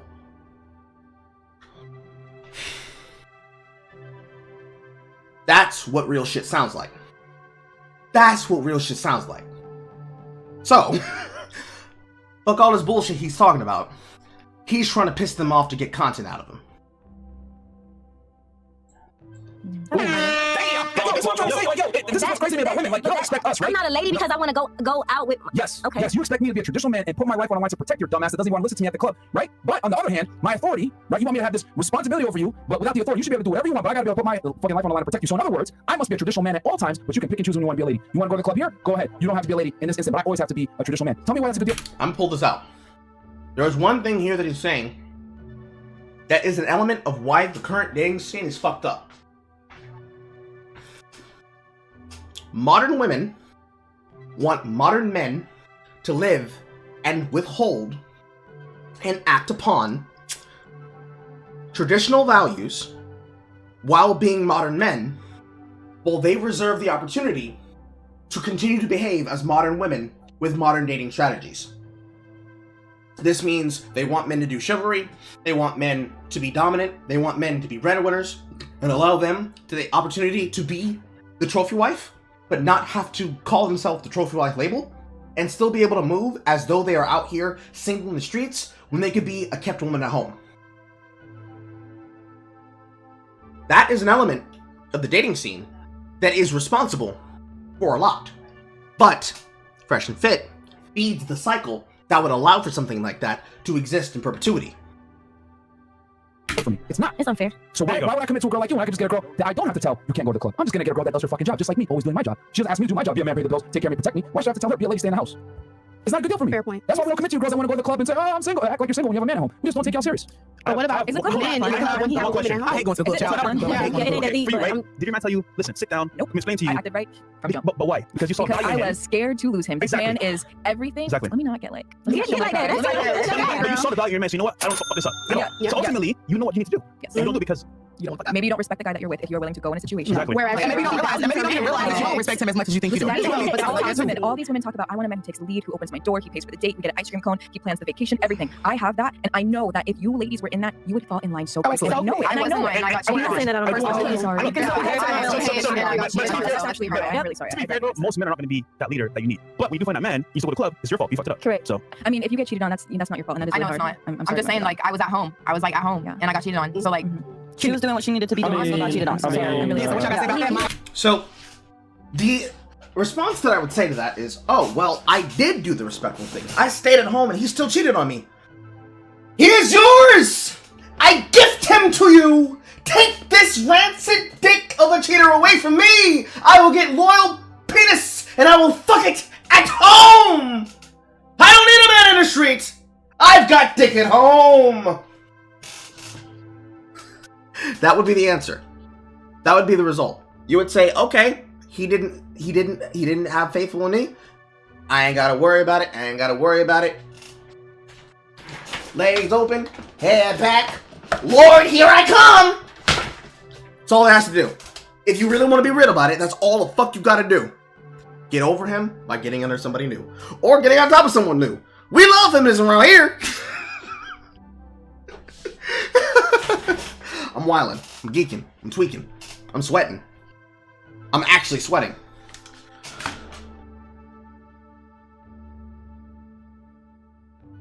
Because the AC's not on.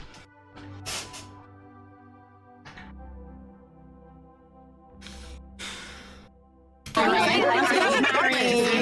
not, they can do what they want to do at the end of the day. Like if I go to the club, I'm gonna be totally like I'm on my own. Like nobody's talking to me, nothing. Like I have a question. Did your guy have money? Your guy that you claim? No, we have money. Yes, we have money. Okay, so did he take care of you? Of course. I'm not gonna stay with someone who cheated on me. Then hold on. With all due respect, then you're dumb for leaving your guy.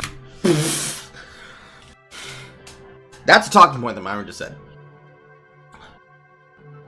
I am not going to stay with somebody who's going to cheat on me just because they have money and that the money is supposed to smooth it over. I don't believe in the hit 'em up style get back. I don't believe in the hit 'em up style get back because there is no amount of money that is going to repair my broken emotions. It can smooth it over, but that doesn't mean I forgave you. Because if what you have done is cheat on me, the only way that we could be able to repair that is either you fix what you have done, or we go by street rules. What are street rules, Carl? Street rules is, you cheat on me, I cheat on you. Now we're even. And the amount of times what you do is the amount of times that is necessary to heal the wound. Now, if you want to be absolutely nasty, you record evidence of it, and then you show it to the face, and you get very smug about it and be like, this is what you did. This is what you caused. I didn't want to do this. You forced my hand. You forced me to suck his dick. You forced me to take that cream pie. You forced me to take that cream pie 76 times, because you cheated on me 76 times, man. Now what? I tell you what, we're now even. You can have this creamy coochie. I'm going to tell you, option 2 there is fucked up and is extremely toxic. I'm not even going to say I understand. I'm going to say, I see what you're doing, and that's fucked up and that's wrong for you. But to be what he just said and say, nah, you're stupid for leaving him. He had money. What's wrong with you, dumb? You stupid?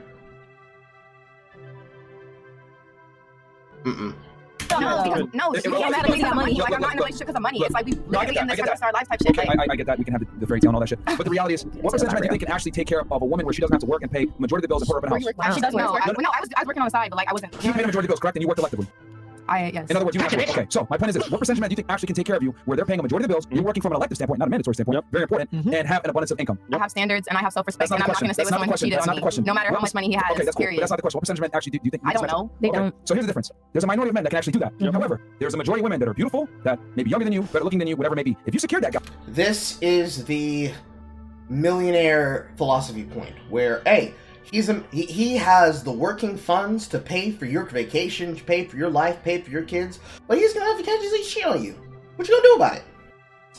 He's looking for an answer where he is going to hear from them, well, I either would have to do this much, and yes, I'll be fine with him cheating on me, or no, I don't want to cheat on him, I don't feel comfortable with that, that's not fair to me. and then he's gonna come back with some bullshit of saying how actually this is just how women operate, when he himself pays for box. Guy, and he goes fucks another bitch. It ain't that big of a deal because that's your problem when you deal with a successful guy. That's a successful guy problem a lot of times. They're gonna fuck other bitches. It's not my problem anymore, first of all. But, okay. Oh my god. Yeah, go ahead, bro. You know what's funny about this? You leave him, right? Yeah. You still want a man, right? Not right now. But eventually, right? Eventually, yeah. So what's gonna happen next? Not next. Again. It's gonna happen again. I hope Right, if not. you're the same type of caliber of man. You leave him I'm gonna choose a better man, first of all. Oh, better man. Yes. Okay, what's a better man? That's the correct answer. Yeah, I mean, No. What's a better man to you? someone that's not gonna Someone who won't cheat on her. treat me the same. With money, right? No, not. No, not with money. Somebody who would not treat her the same. If he has money, great. If he doesn't have that much money, still fine. She can work with it. As long as he's loyal, that's enough. It's not necessarily. It's not about the money. It's not about the money. So, what does a better man want from a girl? Someone, a girl who's younger or a girl who's older and jaded? I hope a man would want some loyalty from a woman. Not necessarily being younger or older. The point is, you find a man that's taking care of you, that actually loves you, appreciates you. Yeah. But ultimately, you say, you know what? Then he cheated. I fucked this nigga. But at the same time, you go to the next man, you both do the same thing. Does he love me if he cheated though? Yes. Yeah. The guy still love you. Yep. Smash a bitch on the side. You know what? They're trying to describe how a fuckboy can still love somebody, but I'm gonna tell you dead ass. If what you want is somebody who's not going to make you have to go through that, find somebody who's not going to make you go through that. It's not worth it emotionally on your edge. Absolutely not. Absolutely not. Mm-mm. Mm-mm. Mm-mm. Mm-mm. Mm-mm. Mm-mm. Because there's not going to be really an argument where a person can argue for that. Especially if you're arguing on the point of, I know what I did to him, so how can you do that to me? If it comes from an element of revenge, and you're still with him, that's toxic, break up. If you find a new person, and that happens, you should not let somebody try to come to you and say, listen, he's a successful man. He's gonna fuck bitches. Get over it. You're the one that's at home paying the money, paying the bills, paying the shit. You were hearing his shit. Them bitches don't come home to your shit. This is your castle, bae. And it's not even a question of, hey, well, I live in the castle. Some fucking wench still pulled my king. I can't let no fucking stable girl fuck my mans. She's gotta meet my wrath. If you get a revenge on her, that's still toxic as shit, but... Y'all just trying to gaslight them now. They dead ass is trying to gaslight them. But so come back to you. Let that happen. And you're young, 24. I mean, you're hot-ish in my mean standards. You know what I'm saying? Like, nigga. Like, God. You can see the women in the back when he said that shit. And you're young, 24. Look at her face. Look at her face when she's drinking the fucking active water. Or I mean, you're hot-ish in my mean standards. You know what I'm saying? Like. Nigga.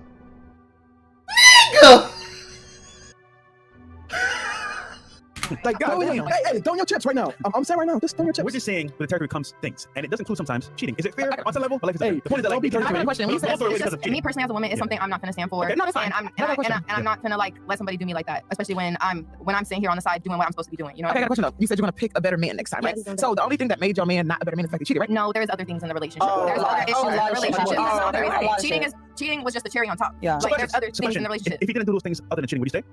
Be honest. No, because he didn't want to change. To what though? Wait, change cheating or? No, just the issues in the relationship. No, how he treated her. If it was ultimately perfect, other than cheating, would you? No, she didn't say that. She said they had a whole bunch of other issues. Oh, okay. Take those away. If there's a bunch of other things in the relationship, and he ultimately refuses to work on those things, so he is being told by his partner, this is what I cannot stand for. These are the things that I see that I want you to work on for us. And he's not willing to change those things. And these are things that he's able to say, okay, I can make a change on that. Absolutely. I can make a change on that too. Absolutely. I can make a change on that.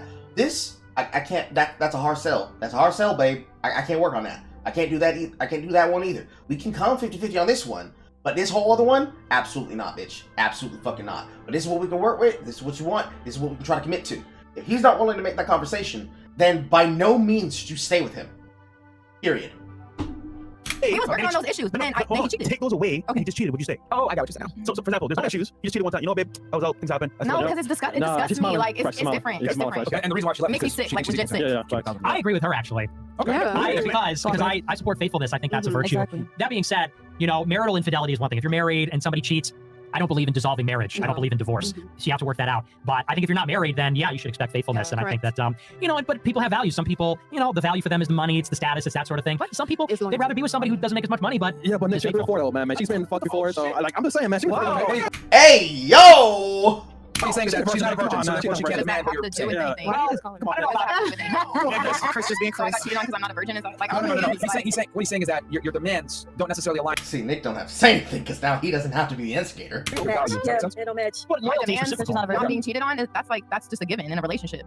Okay. That's not a demand. That's a given. Like if you're in a relationship with someone, you don't cheat. Like if you want to cheat and you want to fuck other people, don't be in a relationship. Yeah, but what we're saying is that, again, I'm not saying that this is right. I always tell guys to be honest with women, but the reality is the more money a man makes, the more successful he is. He becomes more rare. Therefore, he has more leverage. Therefore, he's going to do certain things in a relationship that maybe another guy might not do or might not get away with. So that's what it's a lot of times. I call it successful guy problems. I'm just not here for it. Okay. So you're the average guy. The average guy. Then. I'm not dating anybody right now. I'm not interested. No, your next better guy is the average then. You're not dating a rich man, because essentially what they're trying to say right now is that necessarily him being rich. It was. No, I'll tell you what they're saying right now is that because men are rich, they're going to cheat. Is that what you're saying? Yeah, absolutely. And I stand by that. See, Miss Titties over here is a part of that shit. She's down for that life. Like, you gotta understand, you're not gonna always find a devout, religious person like Nick who's gonna be like, you know what, I'm gonna take this shit serious. Yeah. But it should be like that. I mean, I know what you're saying, and me and Pearl have the same disagreement because she says, well, that's the reality, that's the way things are, and I think it's true. I think you're right. It is a successful person problem. Yeah. But I think that we have to be the change we want to see in the world. I think that we should live our values, and we should expect more from ourselves. So everybody go to SinglePlayerCarl. Go find your person. So, all right, guys, we're gonna switch over to Rumble. Guys, come on over to rumble.com/freshfit right now because we got some other shit. Yeah, I want to start talking about Ironically enough, they actually switch over at the fucking near 2-hour mark. Interesting. Transformers. I want to know what Nick like. And then we're also going to talk about a certain event. Come on over to Rumble, guys. Rumble.com/freshfit. Come on over. Let's switch over. Equality. Okay. All right, go ahead. We'll continue on with what we were talking about before. I think we're done with the cheating thing, right? Yeah. What's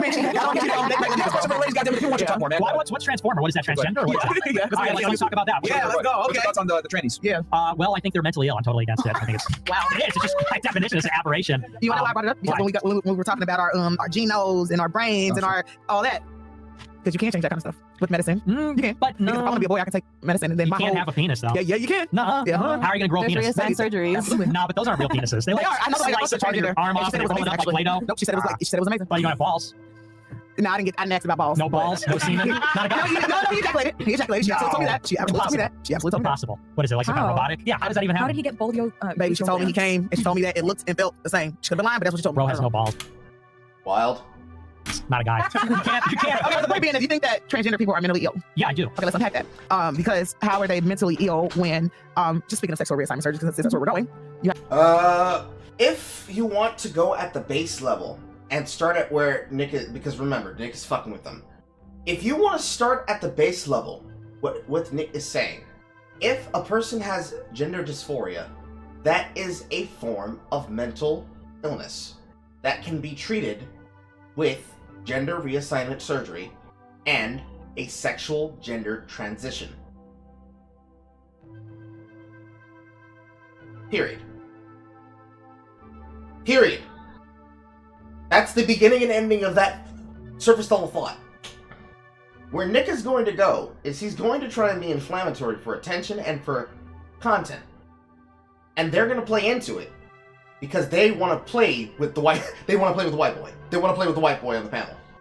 You have to go to psychoanalytical therapy for a year. Yeah. You have to get a stamp and prove that you're not mentally ill. Then they give you the surgery. Yeah, but I think that that's all heavily politicized. I think that body dysmorphia by itself, somebody thinking they're a guy when they're a girl or a girl when they're a guy, I think that by itself is something that has to be treated. And here's why. A guy cannot become a girl. You could stand in a garage, it doesn't make you a car. You could do all kinds of body modifications.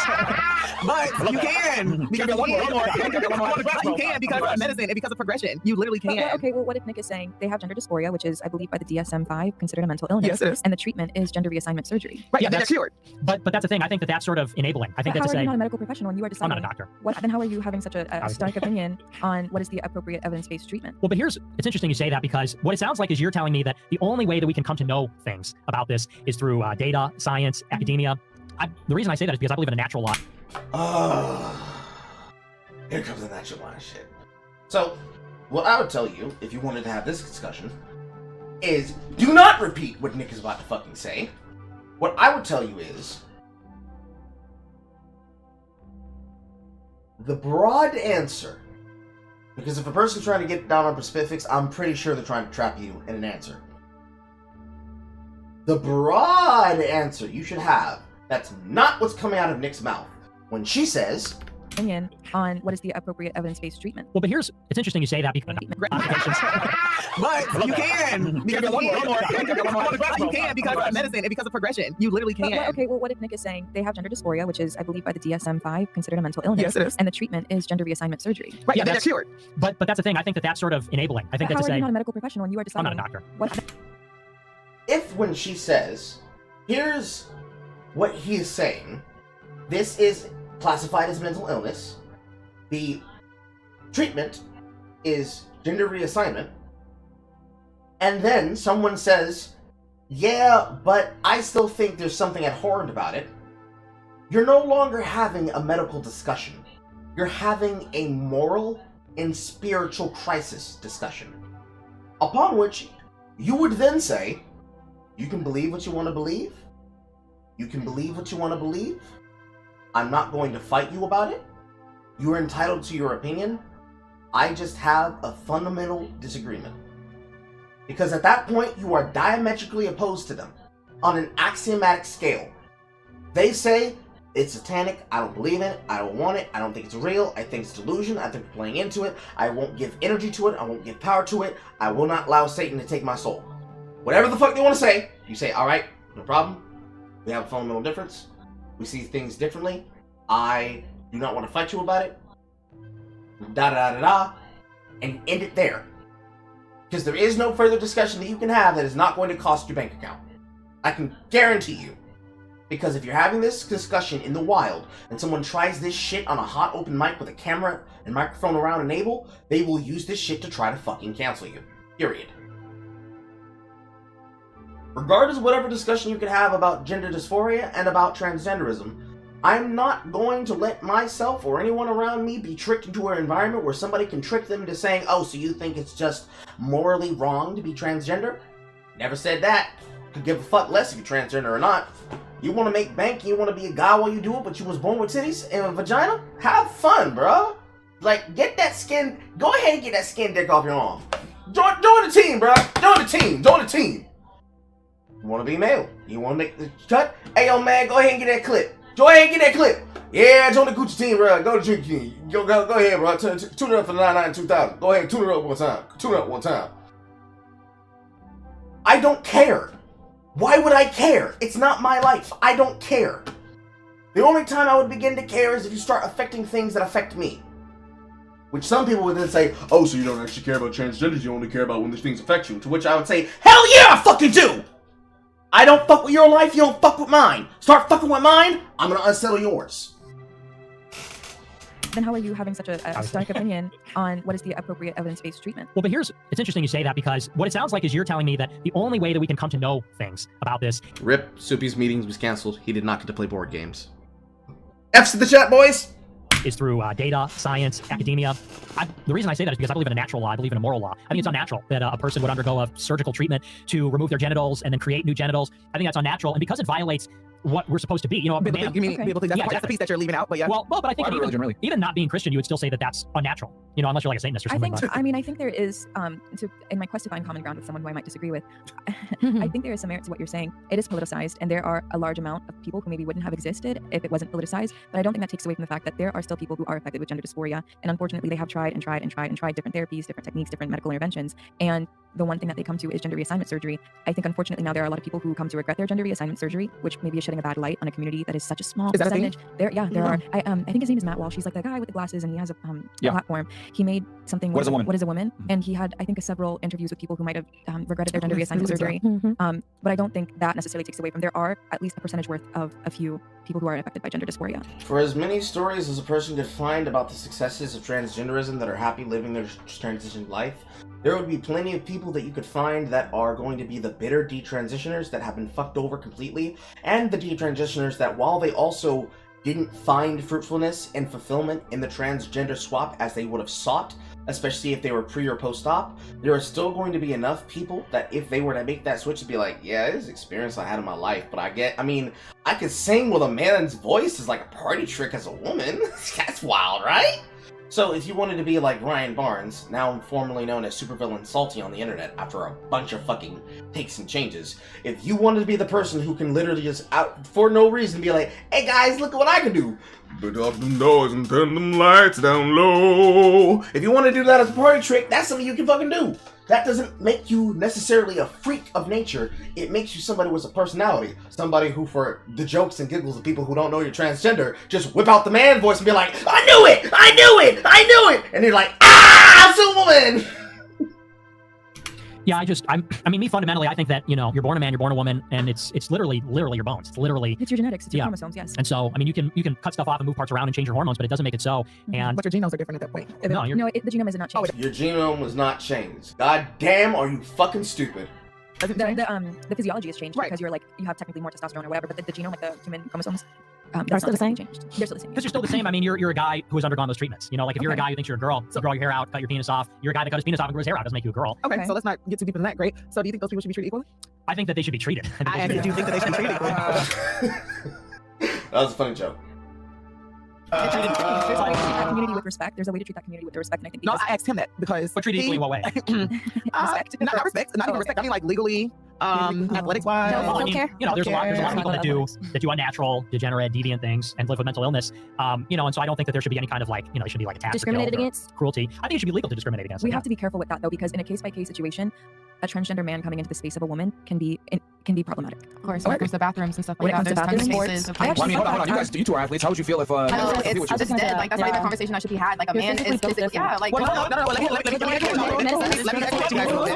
me you want equality, right? No, you're born a man and you get a sex change and you competing in women's sports. You still a man at the end of the day. They take hormones that lessens things. Also, no, because men are superior to women physically. So no, but because of you're still a man. Like no, listen. Like if Myron and I run against each other, and he's like, "Oh, I want to be a girl. I want to run track," and we run 100 meters sprint. It doesn't work like that.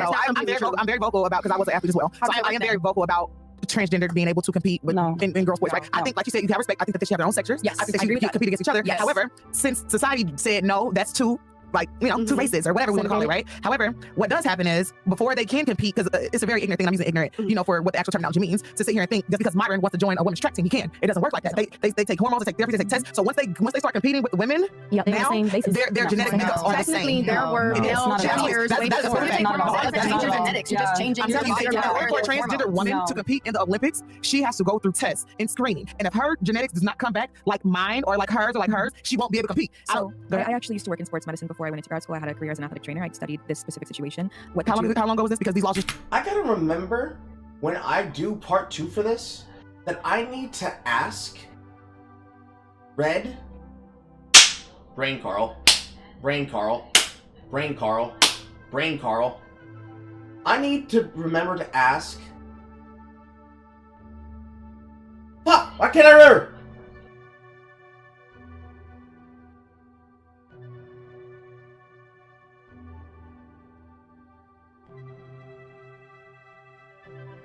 Why can't I fucking remember? Oh my god! 1 second.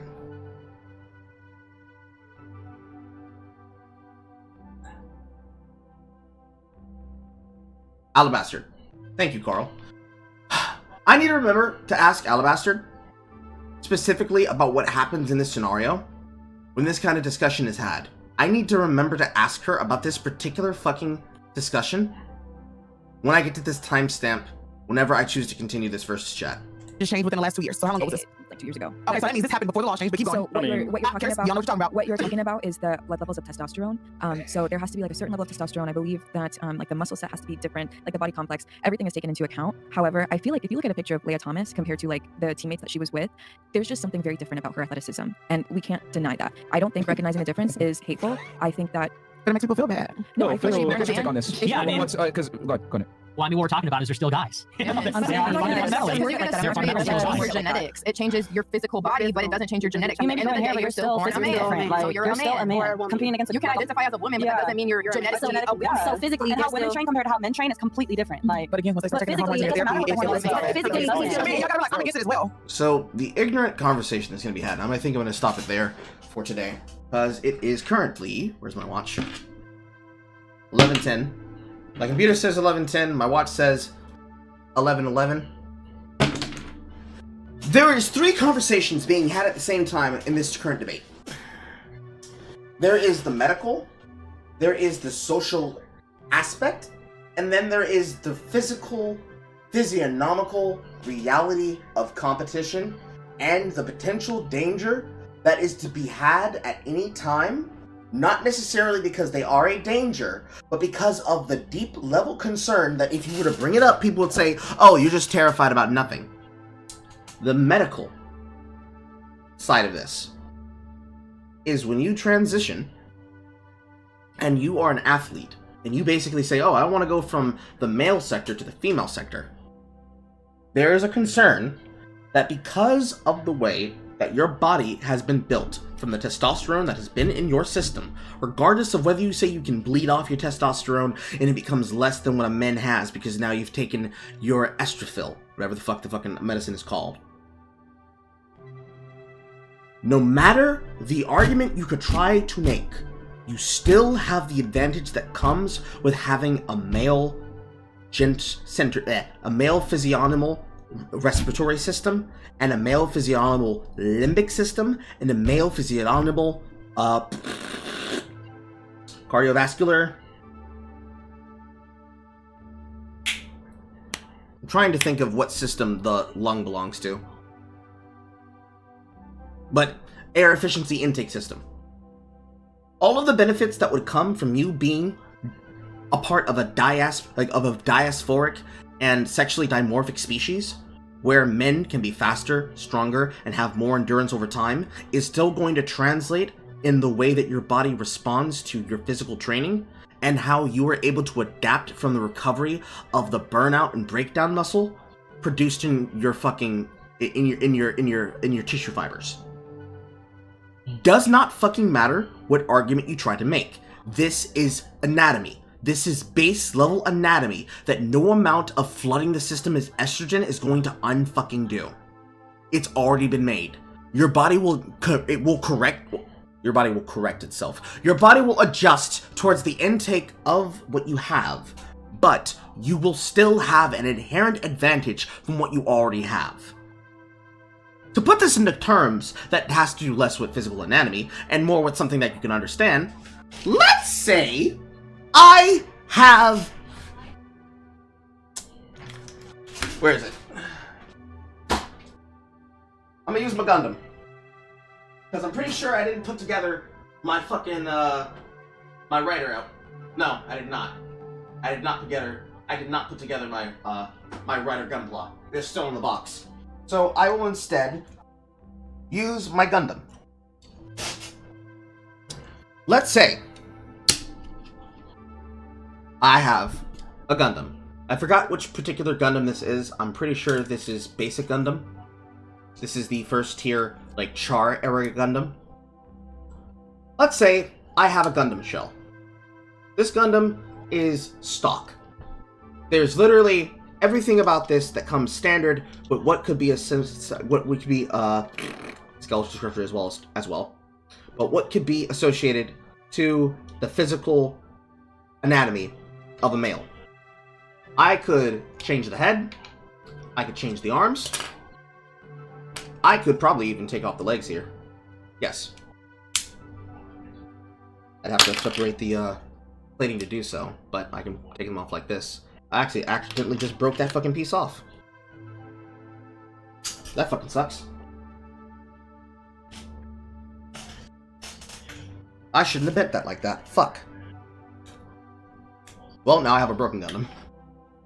But I can take off all of those parts of the Gundam, and I will still have the Gundam chassis.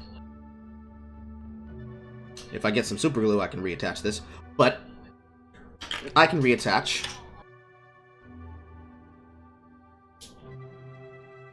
the legs. Let's pretend it's legs. I can reattach the legs. That is on the wrong side.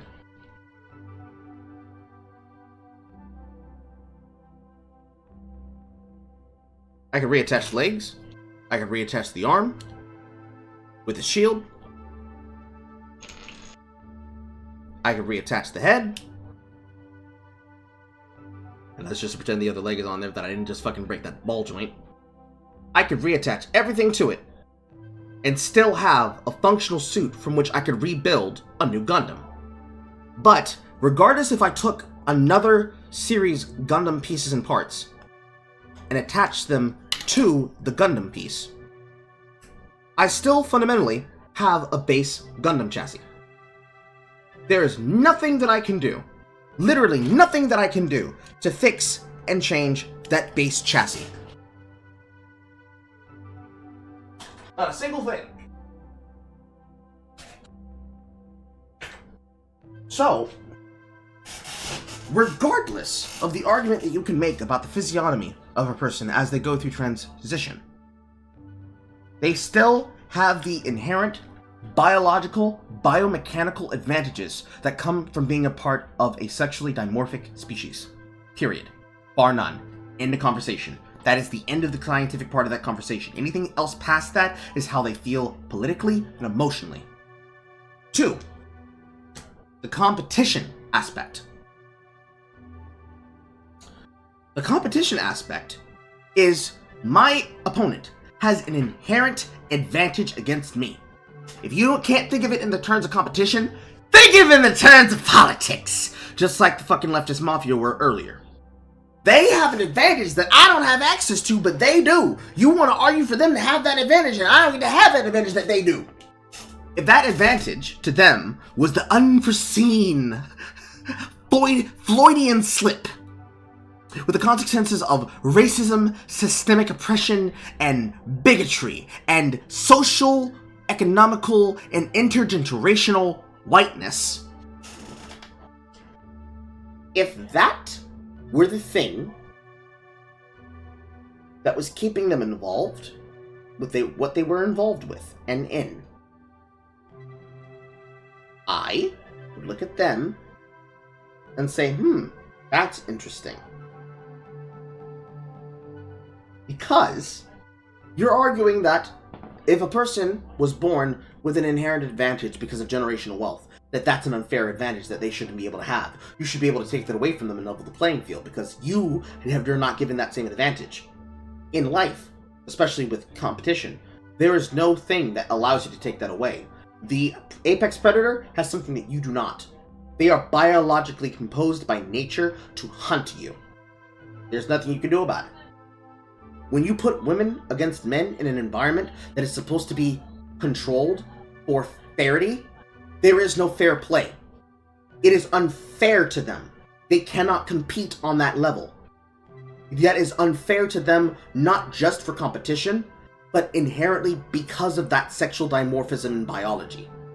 You can sit there and say, oh, but this is a transgender woman. They've had all the tests. They're no different from you than when you would. And you know for a fact that in their mind, you are fucking capping. Because any athlete will be able to look at that and say, oh no. No, there's an unfair advantage here. You want to talk about from swimming? Greater lung capacity. You want to talk about it at the level of being a track star? They have higher stamina and a higher burnout capacity that will make sure that a woman will fatigue faster than a man can and will be unable to reach the top sprint speed that a man can, because a man has that level that comes from their height and their weight differential and how it is fit across their body. An untrained woman is not going to beat an untrained man. An untrained man is going to beat a trained woman if he is at a point where he is not a slovenly, fat individual that demonstrates a capacity of something that is akin to someone who cannot meet and compete that basis of society. So, if you have a trained runner versus a fat, overweight male, I don't expect the fat, overweight male to beat that trained woman. But if you have an untrained male who is felt in his form, svelte, starts with an S and then it has a V, who is svelte with his form and his body makeup, and he tries to sprint against her, there is a 50-50% chance that she might win and he might win, especially if he has better breath control and he has better pacing. Because he doesn't need to burn himself out trying to sprint at the start, he needs to save that burst of speed for the mid to end of the run. You want to talk about boxing and mixed martial arts? Greater punch capacity, greater kick capacity, greater strike force, greater apex angling and attack, meaning they have the ability to hit harder, they have the ability to hit faster, they have the ability to have bursts of agility that allow them to outmaneuver an opponent because of the testosterone kicking in fight or flight. The same advantage that you could say was for a woman is not going to be for a man. That's why men don't box women and why women don't MMA fight men. They fight in their weight class. That's why weight classes exist. You don't have somebody who fits in the heavyweight section fight somebody in the welterweight section. Period. All of these factors that people would like to and themselves out of, there is no arguing it if you want fairity. And the last one should just be obvious common sense, which is the sociological factor.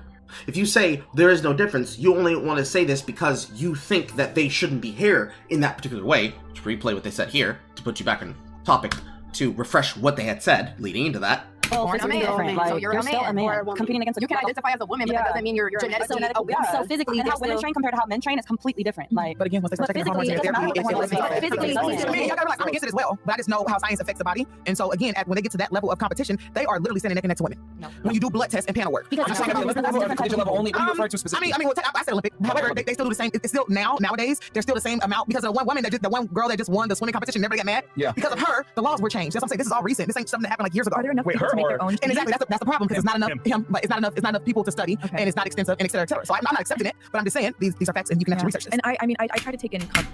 Third part is the sociological effect that it has to society here. Because people understand point 1 and point 2, point 3 becomes obvious. They are given an advantage that women that are physiologically normal and do not exhibit the transgender trait and are not transgender themselves do not have. Because this inequality exists and we cannot correct for it, and they will inherently have an advantage that they do not have, the best result we can come up with to create parity is now we have a men's, we have a women's, we have a transgender women's, and we have a transgender male category in every single sport where it will be important and matter. Because if you want to have exhibition types where that allows for, this now allows for a very interesting concept in the terms of greater team sports. What's going to happen when you have a transgender male who becomes the lead quarterback of the Dallas Cowboys or the Denver Broncos?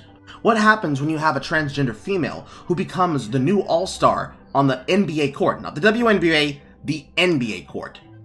And if you really want to get to if you really want to be a dead ass on some shit, a transgender woman who starts doing all-star, that does fucking all-star play bullshit behavior in the WNBA and starts fucking rocking teams.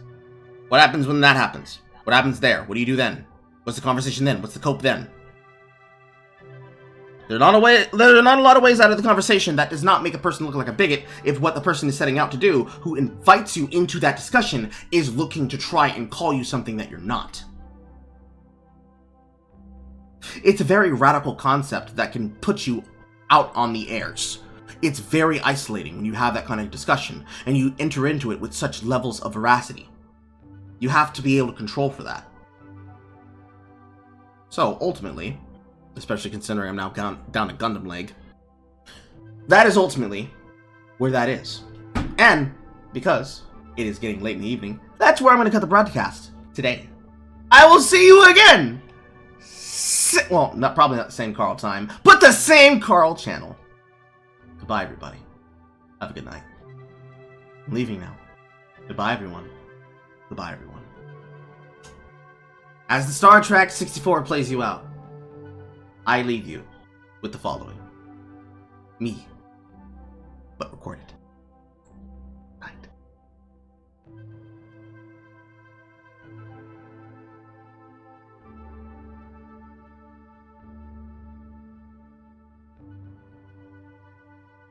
Sponsors for SinglePlayerCarl and Radio Coon are provided by Sloppy Top, Cajun Crackle Seasoning, making motherfuckers mad on the internet, and viewers and haters like you. Fuck y'all, nigga! All of which provided by the United Negro Carl Fund. Because remember, a Carl is a terrible thing to waste.